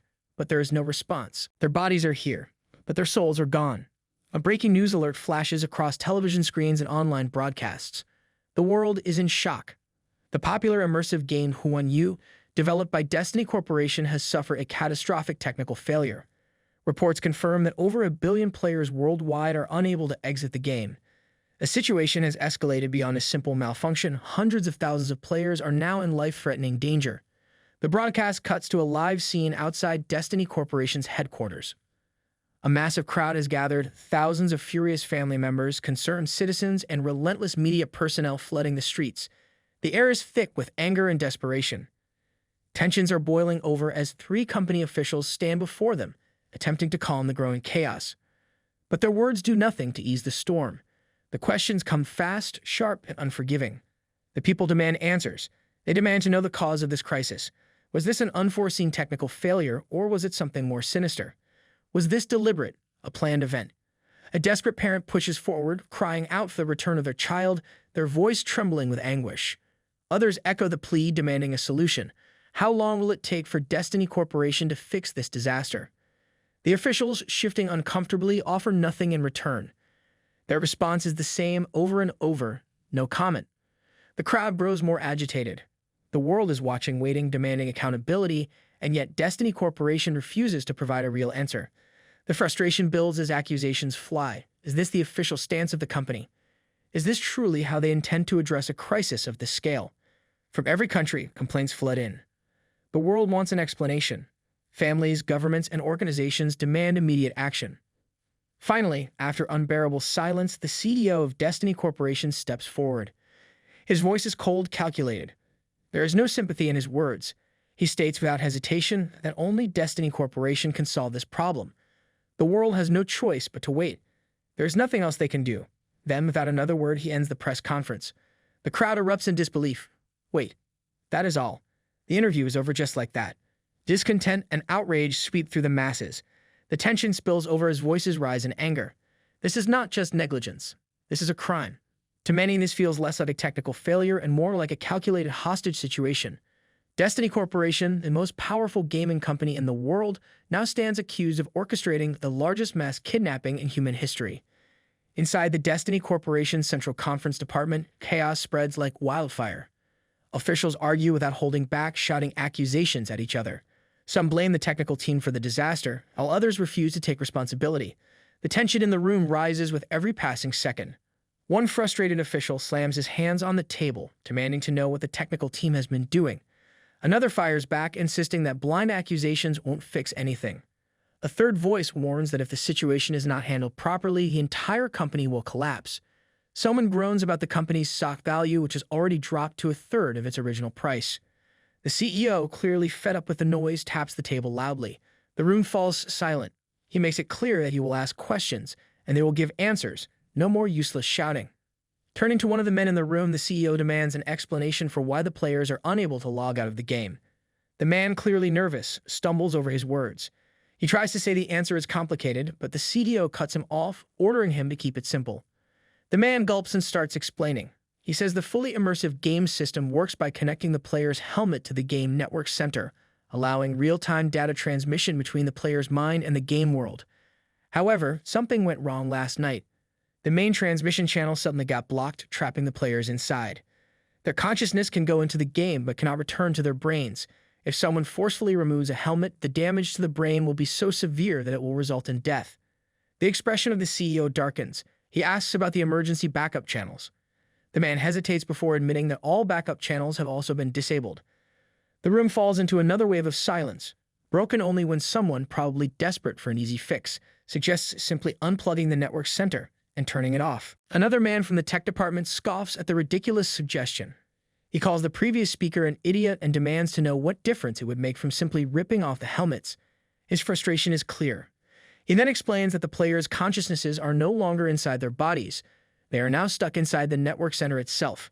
Shutting it down won't just disconnect them, it will permanently damage their brain nerves. The players won't survive. The CEO, already losing patience, silences both of them. His tone leaves no room for more pointless debates. He declares that the technical department must find a solution immediately, no matter the cost. He also states that the company will hire the best engineers in the world to assist. Next, he shifts focus to public relations. He orders an increased budget to control the media and minimize the damage to the company's reputation. Then he makes a decision that surprises the room. He instructs someone to arrange a meeting with the Secretary General of the United Nations as soon as possible. With finality, he dismisses the room. The officials, still tense but without a choice, stand up and leave. The heavy footsteps fade, leaving the CEO alone in the vast conference room. He stays seated, deep in thought. His expression remains unreadable as he opens his system screen and makes a few quick taps. A live CCTV feed appears on his display, showing a mysterious room. Inside, Lumina lies motionless on a mechanical bed. Cold metal straps hold her tightly in place, preventing any movement. Her face is pale, her breathing shallow. She appears completely unconscious. It is now the second day of the Huan Yu logout denial crisis, and the heavy rain shows no signs of stopping. Thick clouds cover the sky, casting a gloomy shadow over the city. On every television screen, news reports continue to broadcast urgent updates. The crisis caused by Destiny Corporation has left countless people unreachable, including essential workers. The damage is spreading and the situation grows worse by the hour. The news anchor advises everyone to remain alert and to check in with close friends and family. If someone cannot be contacted, it should be visited immediately. For those living far away, the nearest authorities should be informed. Inside their homes, people react with shock and frustration. Some worry about the blackout, demanding to know if anyone's handling it. Others, more concerned with their own trivial problems, whine about food deliveries being delayed. One person panics over the endless rain, pointing out that the first floor of their building is already underwater. A few start spreading rumors about the dam upstream, claiming it is reaching its limit. Meanwhile, inside the city's control room, a disturbing scene unfolds. The officials responsible for managing the crisis are slumped over in their chairs, completely unconscious. The reason becomes clear: they were also playing the game and are now trapped inside. A walkie-talkie on the desk crackles with urgency. A distressed voice from the other end calls out to the control room, reporting that the heavy rain has pushed the water level to dangerous heights. The dam must be opened immediately to prevent a catastrophic flood. There is no response.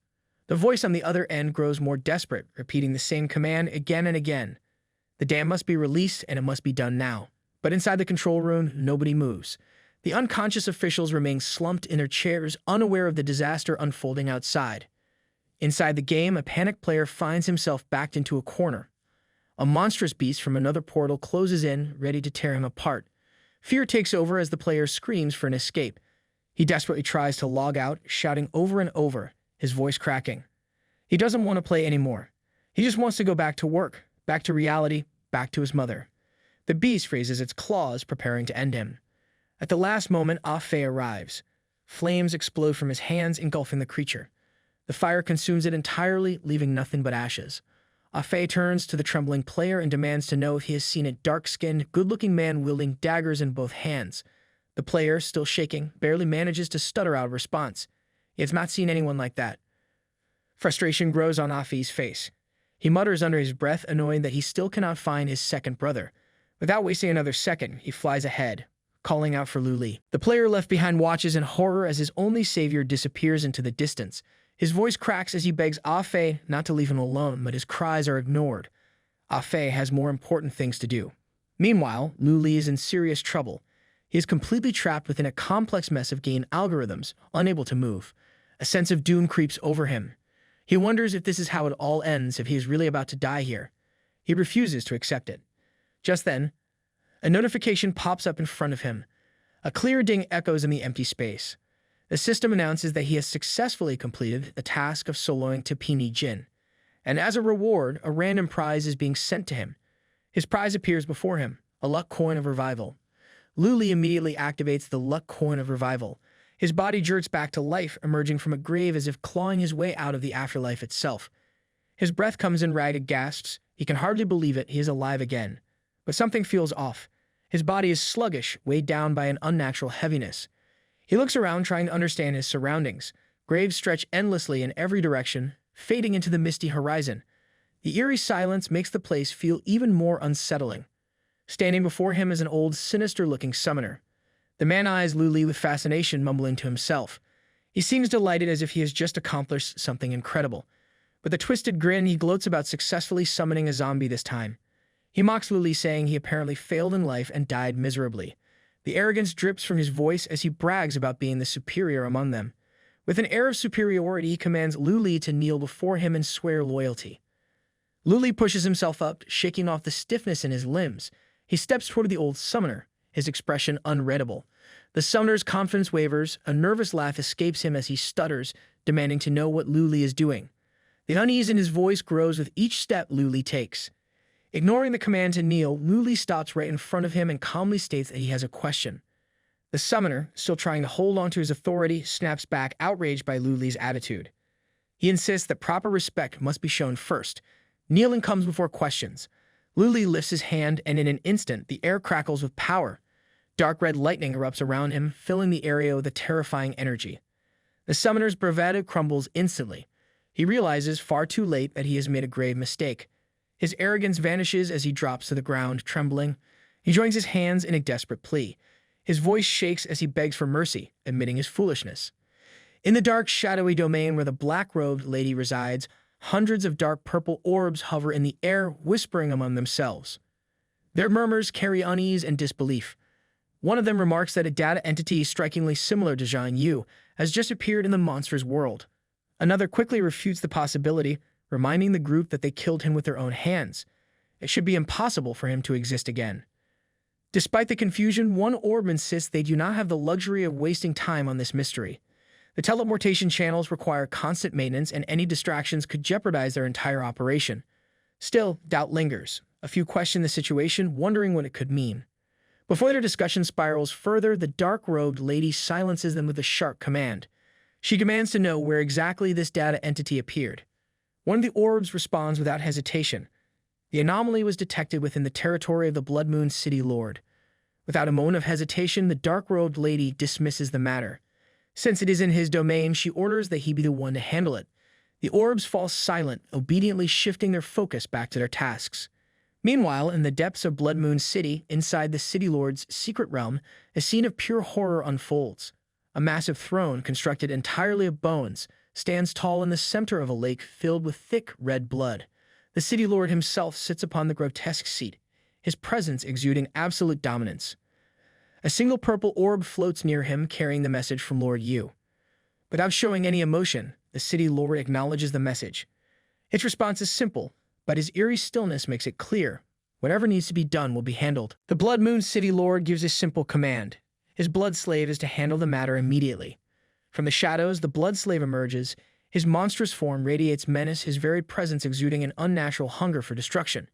Kneeling before the City Lord, he accepts the order without hesitation. His voice carries complete devotion as he promises to obey. Meanwhile, back in the graveyard, the old summoner has no intention of sticking around any longer. He spins on his heels and bolts, not even bothering to look back.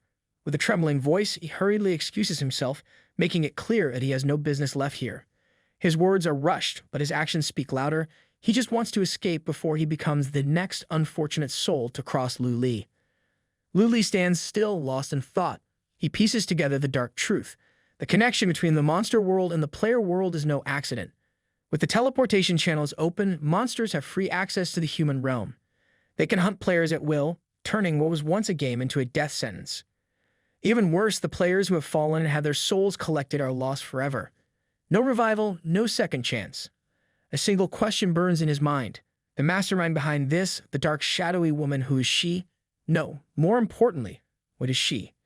Despite everything, one realization takes priority. His brother is still alive. Everything he has learned points to a single truth. His brother is trapped, likely under that woman's control. If he can find her, he can find the answers. But before he can dwell on it any longer, something shifts in the distance. Perched on a high cliff, a figure sits atop a horse, watching him. Lu Li narrows his eyes. At first he wonders if his mind is playing tricks on him. But no, this presence is real. Before he can react, the figure vanishes from the cliff in an instant. In the next breath, the blood slave materializes directly behind him. Lu Li feels the weight of the moment, but does not hesitate. His stance tightens, his muscles coil, and his mind sharpens. The fight is coming. He is ready. I hope that you liked today's video, and if you did, hit that like button, as today's like goal is 1,500 likes. Comment next part down below for the next part. Also, consider subscribing with the notification bell on to get notified as soon as a new video drops onto the channel. You can also join the channel to support me financially and watch videos before public release. I'll meet you in the next video. Until then, thanks for watching.